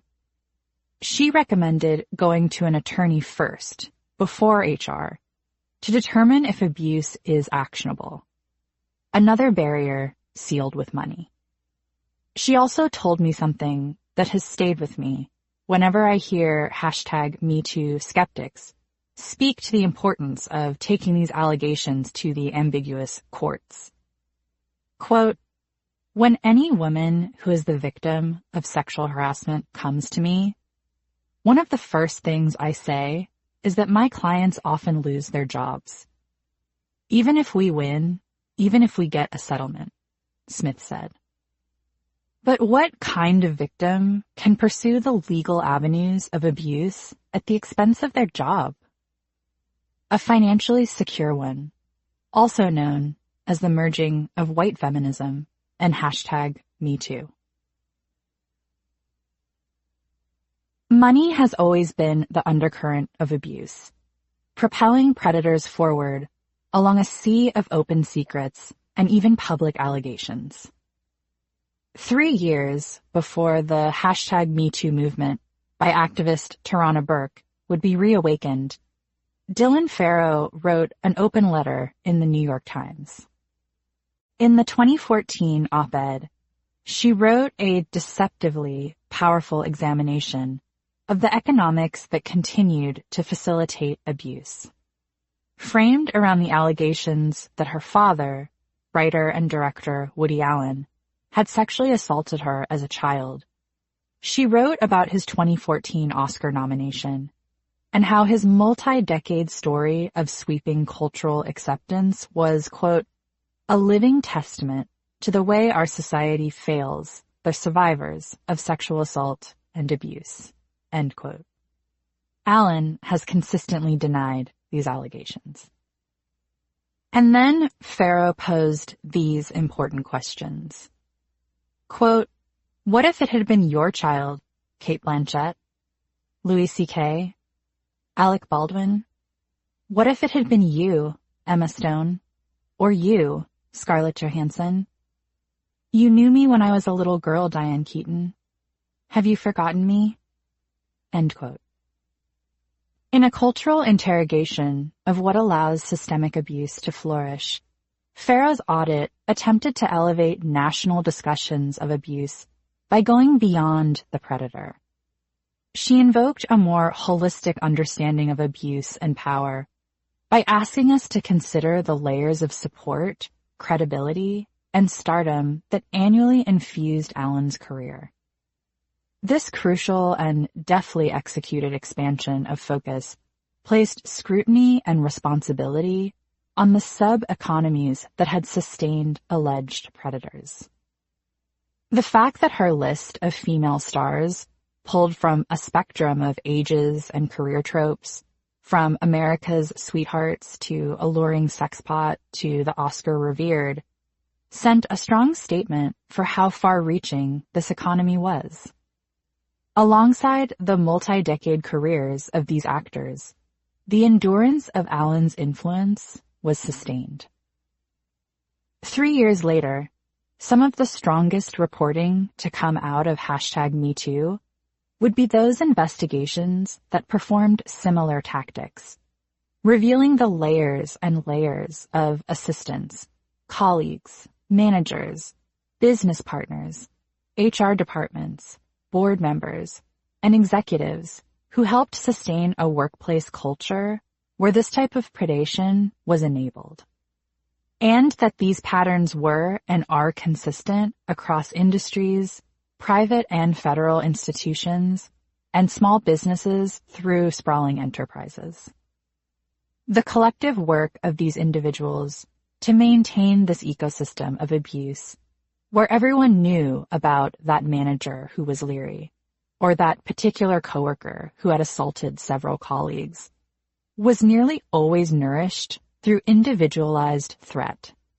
You will lose your job if you speak out. You will lose assignments. You will lose credibility. Ultimately, you will lose. The threat is always personal. This tactic was wildly successful in weighing on the individual to prevent a collective understanding or recognition of abuse, specifically by playing to personalized gains and losses. It was proficient in keeping the collective disbanded by casting the losses and gains in highly personal realities. The effect was powerful: personalized protection and collective denial. There have been so many incredible efforts to overcome this tactic. When I think about what made the original structure of consciousness-raising groups in second-wave feminism so commanding, it was the collective understanding of deeply personal experiences. So, in sharing what hypothetically happened to me as a 7-year-old girl, and then learning about what happened to you as a 10-year-old girl, we see parallels in our experiences, but also beyond our experiences. We see the systems that have enabled both these things to happen to us and the aftermath they carried. #MeToo seemed to echo the same connecting of the dots, only it was happening in real time.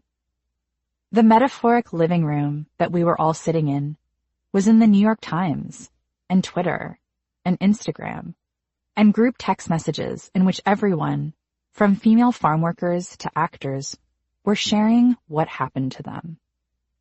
And this time, the systems in question were specific company cultures and climates, namely culturally revered, successful ones. While it was easy and not particularly nuanced to reduce some of these environments to shorthands we were familiar with, like boys' clubs and frat houses, some other abusive environments could not be slotted neatly into these terms. In this post-Lenin climate, the women-led or women-dominated spaces had been positioned as pioneering, forward-thinking, and unabashedly feminist.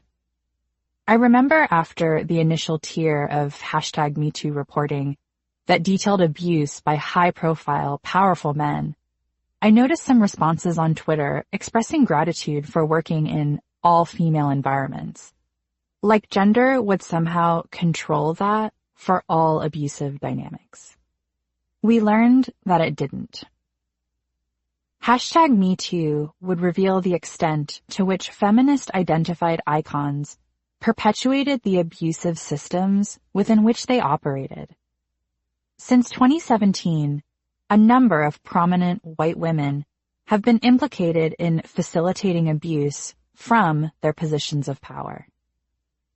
The first female Democratic nominee for president, Hillary Clinton, was reported to have, quote, shielded a top advisor accused of harassment in 2008, end quote. In a typical dynamic explored well, a young woman on the campaign reported repeated sexual harassment by a more senior associate, an advisor to Clinton. In response, the young woman was reportedly moved to a different job, and the accused was docked several weeks' pay and given a mandate to go to counseling. In a story we now know very well, the young woman's career was altered by the alleged abuse that was inflicted upon her. Comparatively, the accused got to stay on track. Multiple advisors told Clinton to fire this advisor, but she refused. A spokesperson for Clinton told the New York Times in a statement, quote, to ensure a safe working environment, the campaign had a process to address complaints of misconduct or harassment. When matters arose, they were reviewed in accordance with these policies and appropriate action was taken. This complaint was no exception. End quote. For a feminist-aligned politician, this allegiance to maintaining influence and structure as she knew it seemed stronger than a young woman's needs upon being harassed. Similar stories emerged. In 2017, the New York Times reported that the president and chief executive of New York Public Radio, Laura Walker, allegedly, quote, pushed growth at the cost of the station's culture, end quote, rife with abuse and harassment. A formal investigation absolved Walker of any direct responsibility, but the employees told the Times that the unrelenting thirst for success meant, quote, management developed a blind spot at the nexus of gender, race, power, and personnel. The station's human resources practices had not kept pace with its growth, employees said, end quote.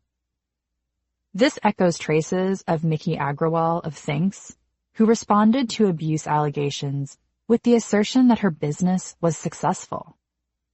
Employees were allegedly belittled, bullied, and abused for the sake of performance metrics, and by 2018, the company had a lot to show for it. The Times report stated, quote, under their leadership, Walker and her deputy and chief content officer, Dean Capello, the station has grown in reach and funding. In 1995, shortly before the two started, WNYC, with its city-owned AM and FM stations, had a weekly audience of 1 million and a budget of $8 million, with $11.8 million in annual fundraising.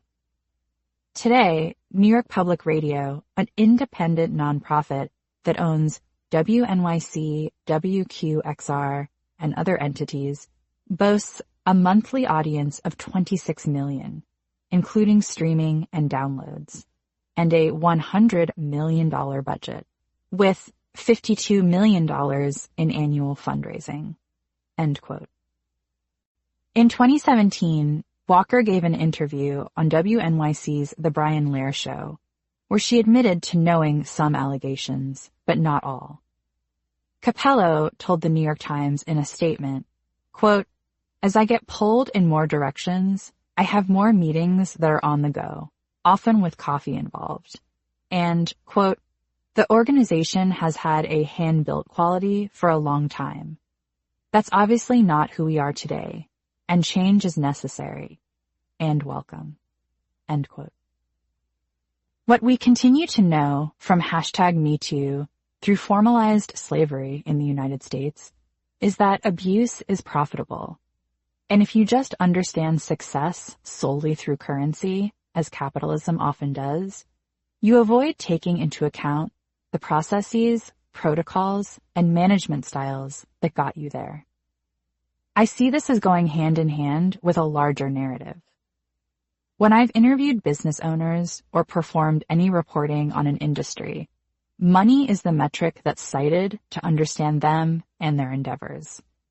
Money becomes the marker for ingenuity, the shorthand for genius, the fastest way to communicate that they possess solutions.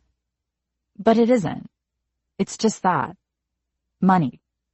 And nothing confirms that more than seeing the number of successful enterprises that reportedly have abusive work cultures.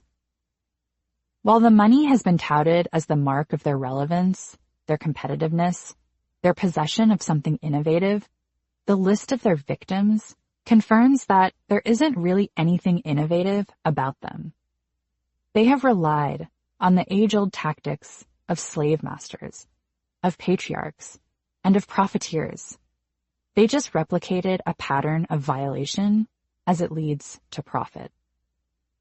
Walker seemed to allude to a similar critique.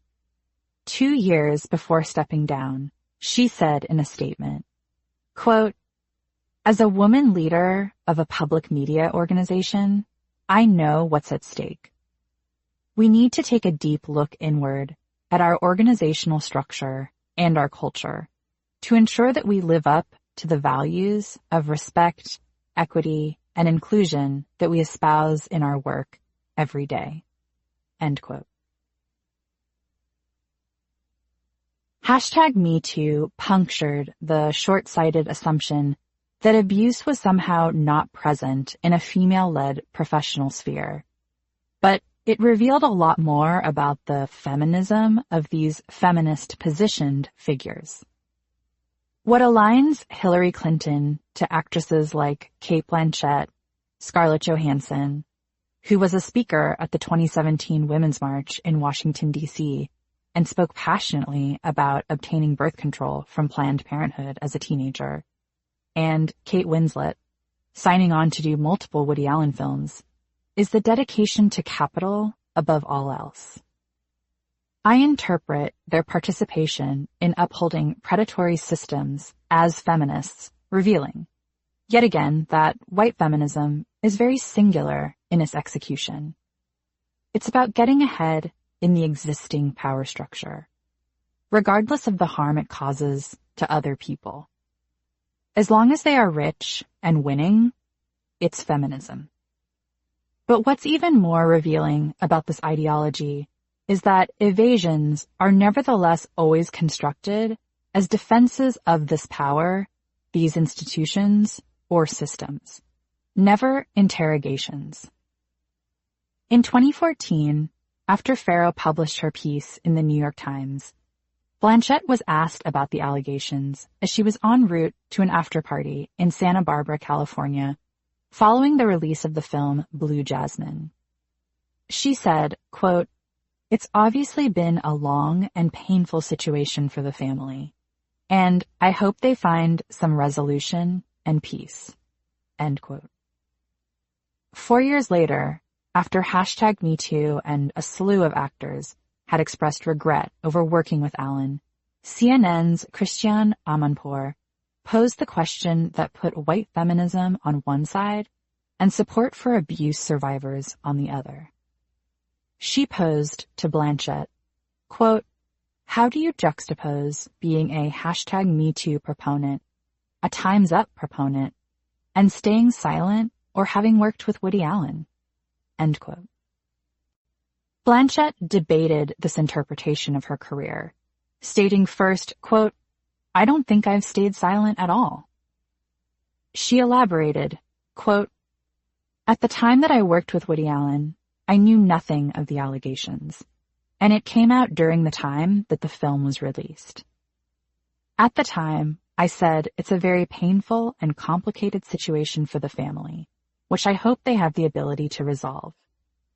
And if these allegations need to be re-examined, which, in my understanding, they've been through court, then I'm a big believer in the justice system and setting legal precedents.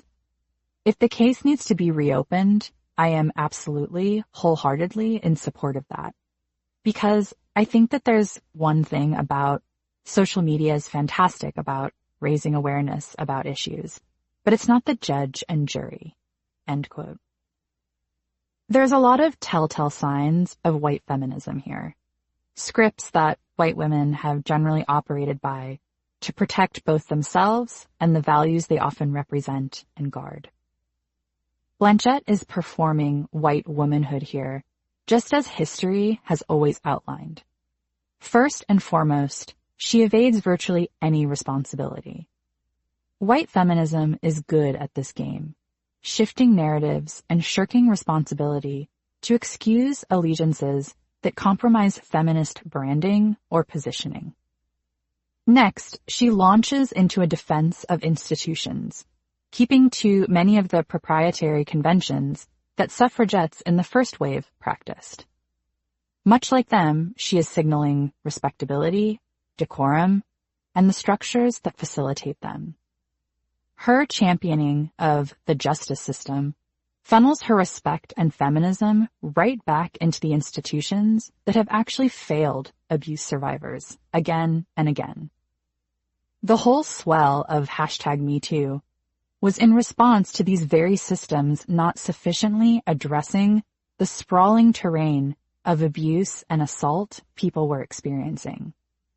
And yet, Blanchett uses that same system to gauge and mark her support. This is indicative of a broader divide. Anytime I hear a feminist-identified white woman pledge allegiance to the justice system or the courts, I know immediately that our gender politics fundamentally differ. This is a way of legislating, of seeing, of assessing crime that has erected the following reality in the United States. Murders of white people are more likely to be solved than murders of black people.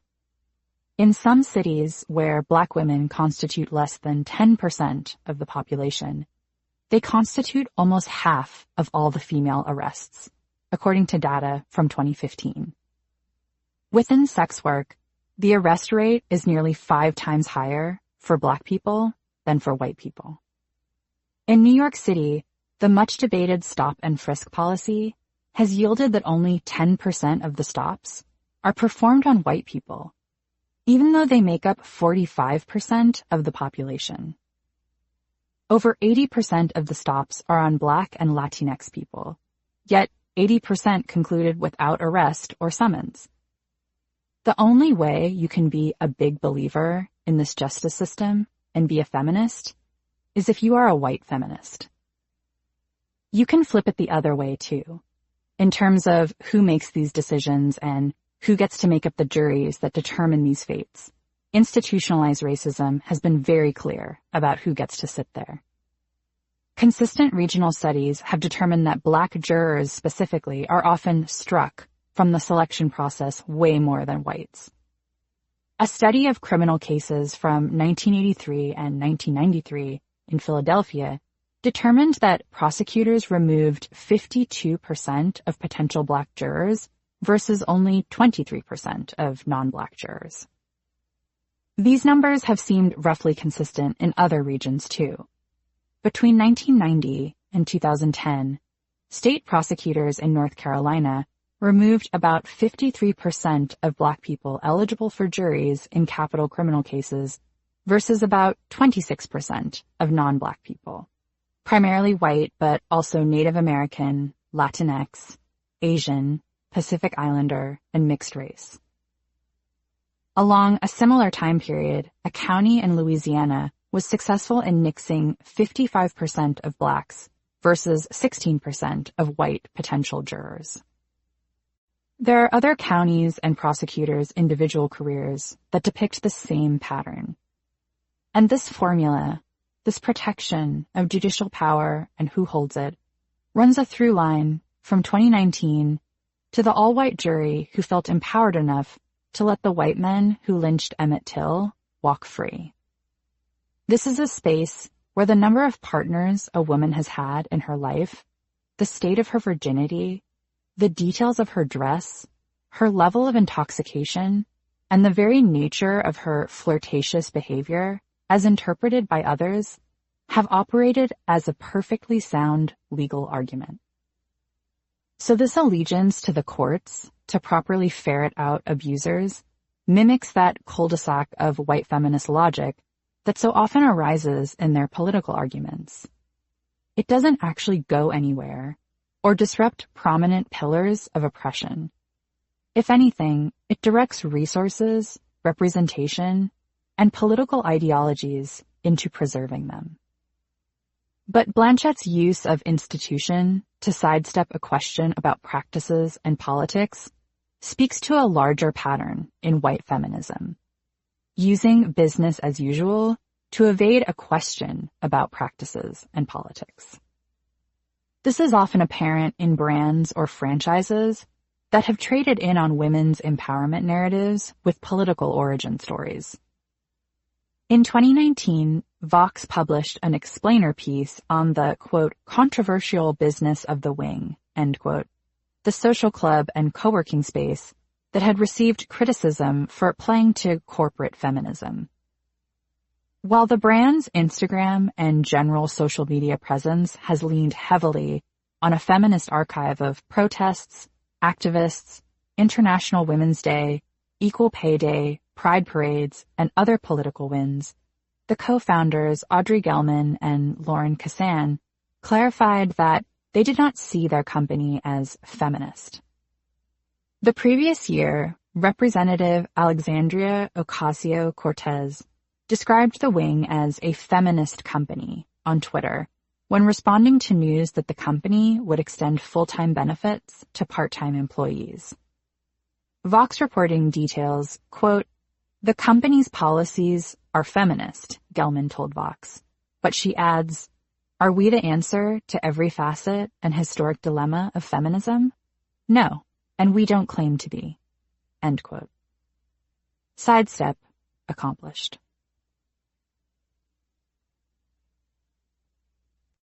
Chapter 20. Our collective future is in the way we view one another. After women are seen, obtain basic resources and decent pay for labor, and are recognized as people in the criminal justice system, they need the means to grow. They need access to education and small business opportunities. Business enterprises may turn to women and people of color for leadership in times of corporate crisis, but in a national crisis, we don't think of them. In late March 2020, Violet Moya, a part-time worker at Sephora in Houston, Texas, wrote an op-ed detailing how when the coronavirus hit, she was abruptly laid off from the company.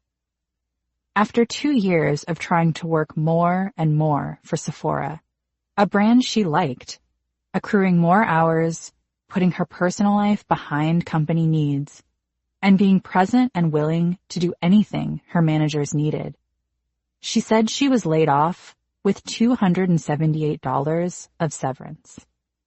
And that sum was not extended to cover her bills or compensate for lost wages. She wrote that, quote, "It seemed the money was offered to buy our silence. If I signed the severance agreement, I couldn't say anything about how Sephora treated me and other part-time workers, and that didn't sit right with me. So I didn't." End quote. That isn't to suggest she didn't need the money. She managed to get SNAP benefits and, like a lot of Americans, called the unemployment office every day starting at 7 a.m. all through the day in the hopes of getting someone on the phone. Quote, "It feels like a job I'm not getting paid for." End quote. But in Texas, employers can facilitate unemployment claims for their laid-off workers, an initiative that Moya says Sephora has not taken advantage of. Sephora declined to comment for this book. But nothing in the way she was deeply undervalued at the company, as a Latina, as a part-time worker, prior to the pandemic, indicates that they would. Quote, "I never really questioned the things that felt unfair in my job. I thought if I worked hard and was flexible, eventually I'd get to full-time and better wages. Now I realize I was just drinking the corporate Kool-Aid." End quote. She advocates for a different economy, one she has yet to see because, quote, "I know we can't go back to the way things were." End quote. But so far, government relief efforts are on track to take us there. When the Senate passed the historic $2 trillion COVID-19 relief bill, known as the CARES Act, Senate Majority Leader Mitch McConnell specified, quote, "This isn't even a stimulus package. It is emergency relief. Emergency relief. That's what this is." End quote. Yet, across that wide-sweeping emergency relief that spanned corporations, education, individual taxpayers, small businesses, and more, there were no investments specifically in women. The Paycheck Protection Program, which provided $349 billion to keep small businesses afloat, ran out of funding in less than 2 weeks, with nothing put aside for women-run enterprises except the assurance that they will, quote, "consider applications" from women and minority-run businesses. And yet, when we are talking about small businesses, we are indirectly talking about women. 99.9% of women-owned businesses have fewer than 500 employees and employ 9.4 million people total as of 2016.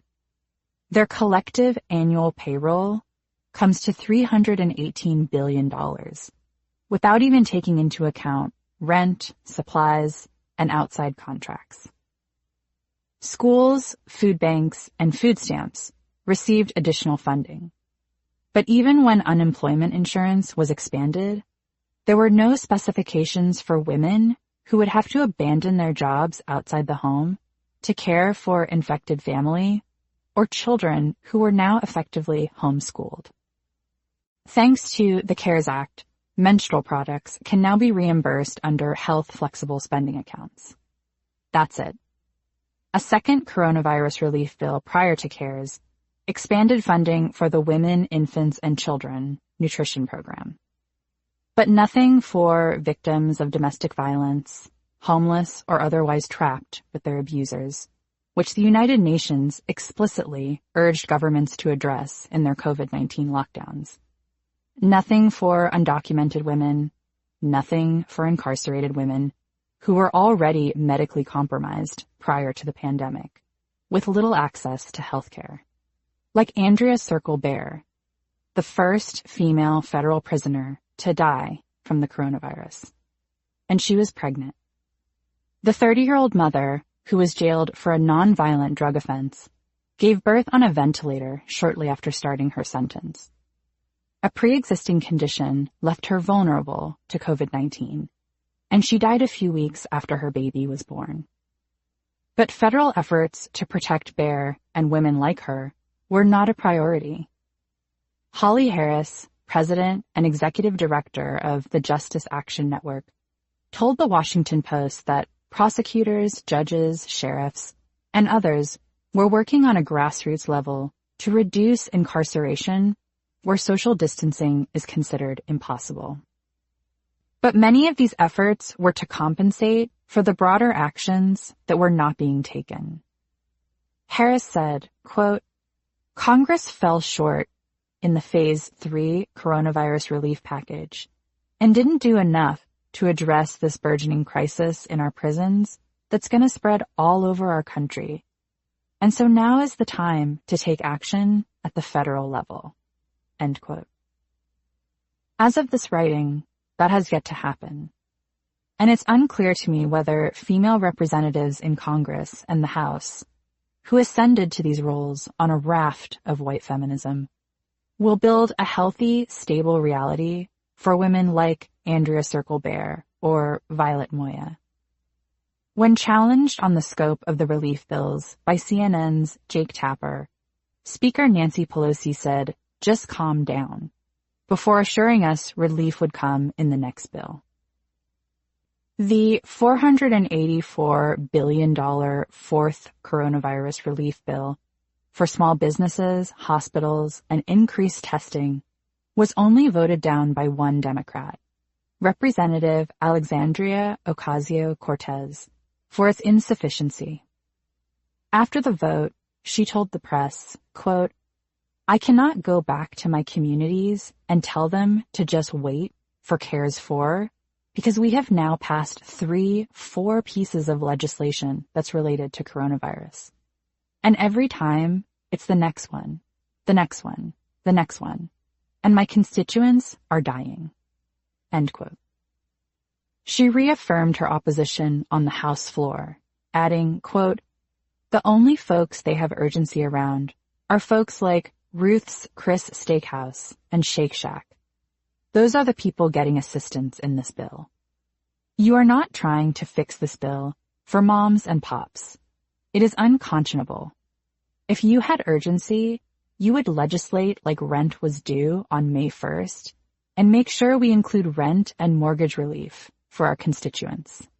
End quote. Congresswoman Pramila Jayapal also echoed that this bill was not a relief to many, but rather a better version of bad. Quote, "We took a bad, insufficient Republican package that was proposed, and we made it better, so that's good," she clarified. But these initiatives were not going to address the number of lost American lives that quickly careened past Vietnam War numbers. Even so, you know what a better version of bad sounds like? White feminism. In the United States, revolution is often a narrative we apply to things you can buy. Advances in technology, underwear that makes us feel a certain way, period products, makeup that is made with specific ingredients, television shows that embody a certain perspective, automation that changes physical labor or the way we learn, medicine and therapies that only certain people can afford, books you hold in your hands. Our ability to innovate in these spaces, to think differently and build out these visions, is monumental and extraordinary. But these products will not supplant the need for policy changes. They will inevitably present new avenues that will need to be regulated by policy changes. Otherwise, these products, by our own hands and minds, simply mirror back the supremacy that already exists. That's where the club gets privatized, where the circle gets elite, where what was once an issue is now a sponsored conference you pay several $100s for. We also need to realize that some of these products are engineered to create more distance between us, to engender and placate a hierarchy in the way we view one another, whether it's a master's degree from a lofty institution or a particular piece of technology or a face serum. They have the capacity to perpetuate a mythology about how you relate to other people. But once products are just products, decorative, useful, a means to an end, they lose this power to colonize us. The same can be said of the many companies, organizations, universities, and government bodies that rely on us to maintain their relevance, their glossy sheen, as well as their valuable reputation. Without us voting, patronizing, buying, working, and sustaining their life force, they cease to be. And even as these bodies grow and become more sprawling, this truth endures. It doesn't really matter how large a company or a studio or a government body gets. If one day employees walk out to protest an all-white leadership team, business will come to a halt. The reason this doesn't happen as often as it could has everything to do with how these institutions trade on our vulnerability, the way they strategically try to keep us distant from one another, with threats, personal accolades, and stories as to why we are there in the first place. We are the special one. We aren't like those other people who we resemble. We work so hard. They would hate to see us lose an opportunity at X. We belong at this elite fill in the blank. This individualistic understanding of these dynamics is also replicated even in the narratives to dismantle them. When I've spoken publicly about gender oppression, or racism, or heterosexism, or xenophobia, or sexual assault, I always get questions from well-intentioned women about what they can do. They want to know how they can personally combat these forces in their nonprofits, their businesses, their classrooms, and their homes. But there is very little that you, the single person listening to this book, or approaching me after a speaking engagement, can do. The revolution will not be you alone, despite what white feminism has told you. There is only the resistance movements that you will build with other people. Across the women you work with, the other people in your neighborhood, and the communities you build digitally and nationally. It's historically clear what questions power, what redefines landscapes so they reflect more of our needs rather than what is the most convenient and profitable. It's when I consider this trajectory that I see our challenges aren't really with power. They are with each other. I see this with women I've worked with or have interviewed, who inevitably interpret increased racial, queer, and class literacy as being weaponized against them. A white woman I worked with once told me at a work function that a picture of her in a kimono could ruin her career. A through line I see all the way to men interpreting #MeToo as an attack on their success. The threat is understood along the lines of their business being compromised, their careers being tarnished, their profits being hit. This, too, is an individual assessment of how these systems are supposed to operate and how, even in feminist strategies, you are still expecting these narratives to serve you first and foremost. In tandem, I think another reality we should be prepared for is that the gender revolution isn't profitable. Feminism will not ultimately yield that every single woman is rich and goes to Vassar and runs a company while also having 2.5 kids with a married partner. Feminism, for a lot of people, will take the shape of policies, like the first ever federal domestic workers' Bill of Rights. If passed, the Bill of Rights will secure paid sick days, health care, and retirement savings for workers who report to private homes or companies in roles like nannies, cleaners, and caregivers for seniors, and people with disabilities. The legislation proposes break times, scheduling protocols, grants for training programs, and a new task force to ensure that these rights and avenues to report harassment and assault are protected. It's the first federal initiative that aims to provide protections like these to the entire care work sector, an effort that has eluded labor organizers since the New Deal.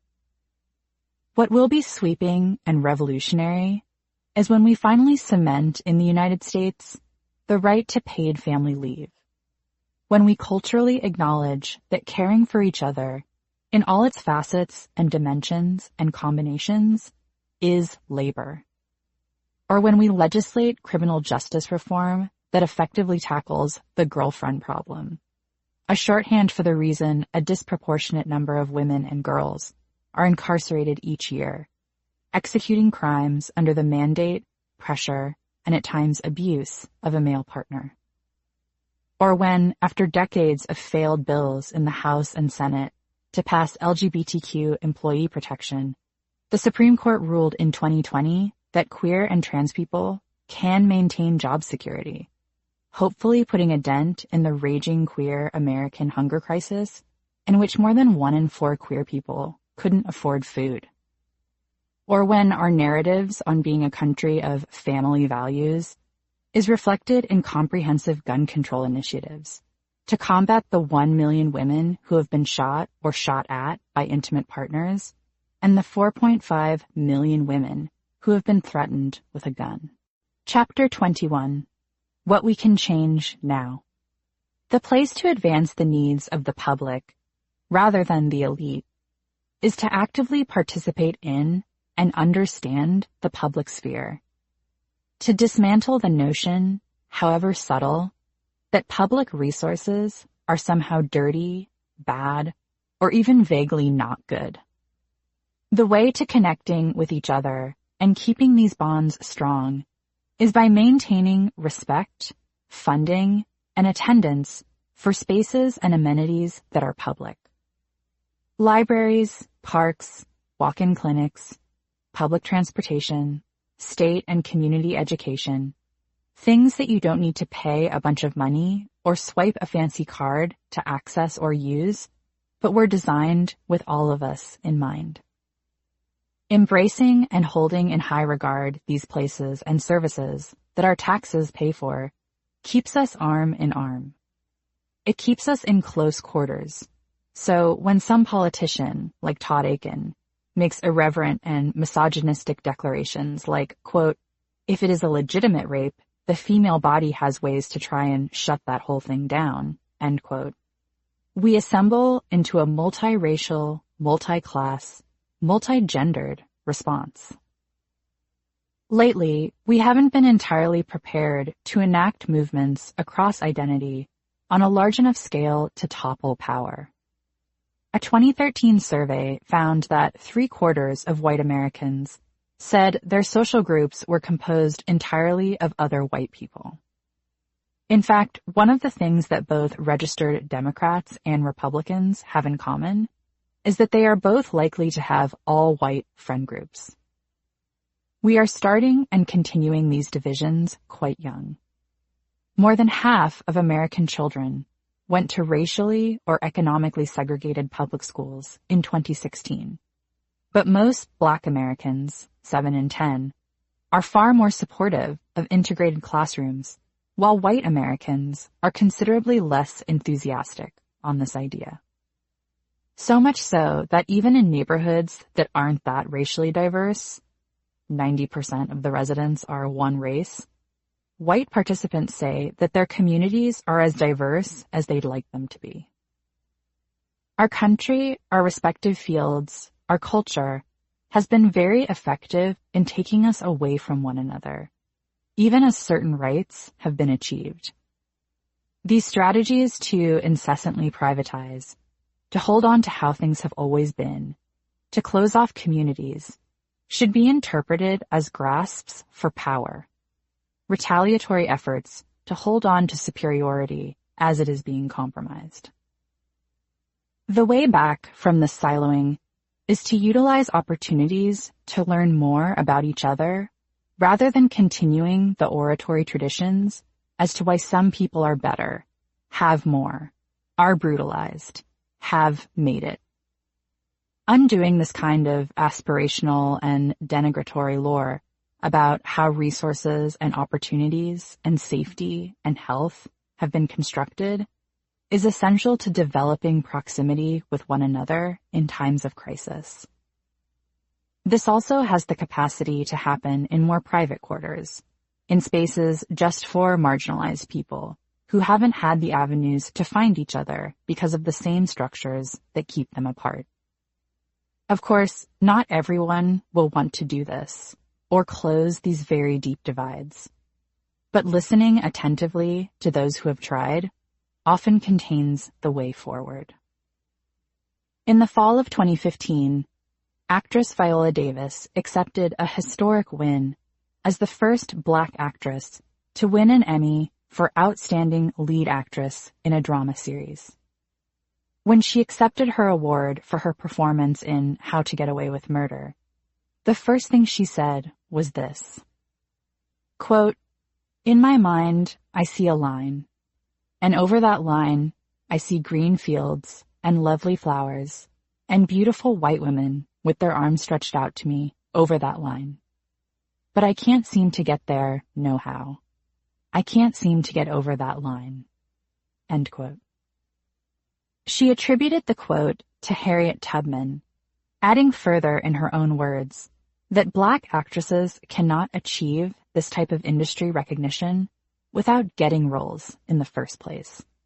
An eloquent indictment of her business's hiring practices. Well beyond apt criticisms of structural inequality, Davis's echoing of Tubman's quote has always stayed with me. Not just for using the very public opportunity to acknowledge fundamental differences between white and Black women, but for implicating that there is a place that we are trying to get to together.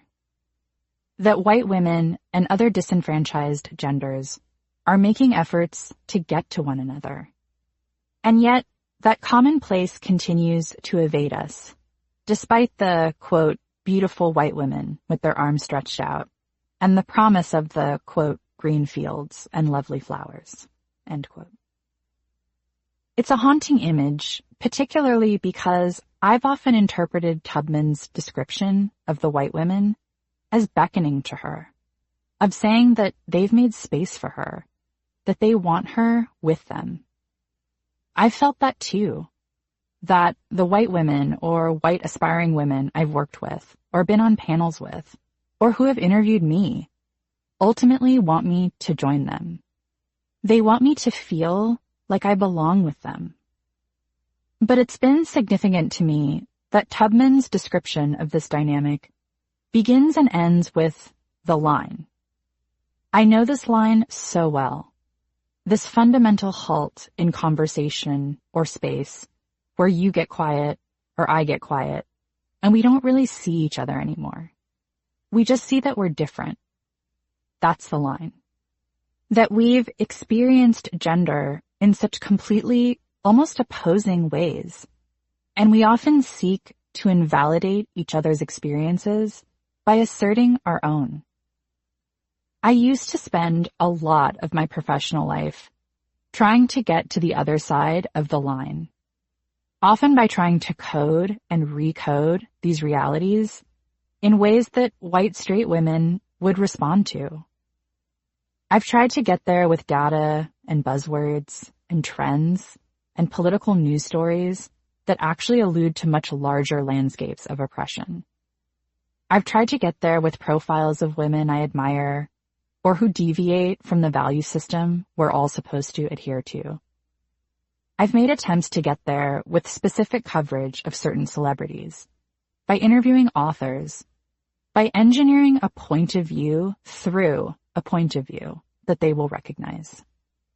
But I feel a certain intimate understanding for Tubman's description of ultimately not getting there. There's an echoing to her disappointment of, quote, can't get there no how, end quote, that I know in my own way, in my own century, from my own vantage point. When white feminists deny that this history is valid, refuse that they have perpetuated these patterns in this particular way, oppose examples, explanations, or even questions. I've often taken this disappointment inward, running through alternative language I could have used, or different approaches I could have taken. I weigh white feminist reactions and consider if they would have responded in a more amenable way if I had led with this anecdote first, this story, this piece of data. I've reconsidered tone, facial expressions, body language. I've balanced the exact weight of a sentence so that the accusation softens into the vowels rather than hardens. But the ideological divide is still often something I can't cross. And somewhere along my career specifically, I've reread Tubman's imagery and deciphered that I'm actually not supposed to. The reason that I can't get over the line is that it's not for me. It's for you. You need to come to me. Where white feminism begins is precisely where white feminism will end, with the people who uphold it. It's by their hands that this ideology will either endure, evolving with another wave of feminism and gender rights, or dying out among other practices. White feminists will be the ones who decide how long we will keep playing to these historical scripts, and when we will stop mythologizing that we are all aligned in the same way under the same power. We won't wait for them. Many of us have long ago built our own feminisms, our own movements, our own strategies for pulling apart what subjugates us, and we will continue those legacies with or without their efforts. But to them, I say that we have green fields and lovely flowers and our arms stretched out.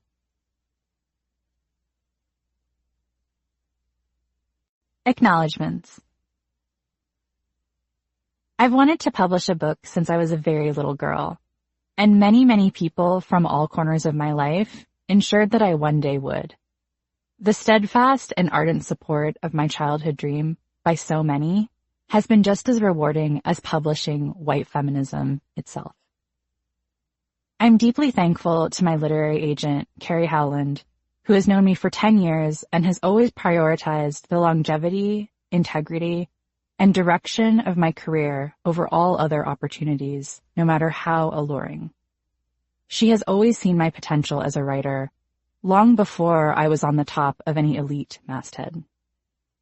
I'm infinitely grateful to my editor, Michelle Herrera Mulligan, who demonstrated a Herculean dedication to this thesis, the development of this narrative, and unwavering support to white feminism's urgency in the world. Some editors are great, but none of them are Michelle. I also want to thank producer Nicole Shelton and sound engineer Hector Medina for bringing this audiobook to life. Long before my career, I had many people in my life who, when I said I wanted to be a published author, believed me and treated that ambition as impending fact. I am no one in this life without the love of my closest friends, Jeremy Allen, Ayanna Bartholomew, Kelly Bartlett, Clay Childs, Ian James Daniel, Lillian Page, Kemi Perry, Stacy Persoff, Sarah Powers, and Kelly Stewart. Thank you for your confidence that this would always happen. Similarly, my family has always mirrored back to me that this was my destiny. Thank you so much to my father, John, who has always supported my writing ventures in every feasible way that a parent possibly can, and conveyed to me early that they were worth pursuing in the first place. There was a time when you were my first reader of everything, and your early encouragement of my identity as a writer has proved foundational to my confidence in being one. Lastly, I'm besotted with my wife Astrid, who continues to challenge me intellectually and deems me capable of all things. Thank you for your insistence that I write White Feminism, and for assuming so much labor in both of our lives so that I indeed could. I love you, Astrid.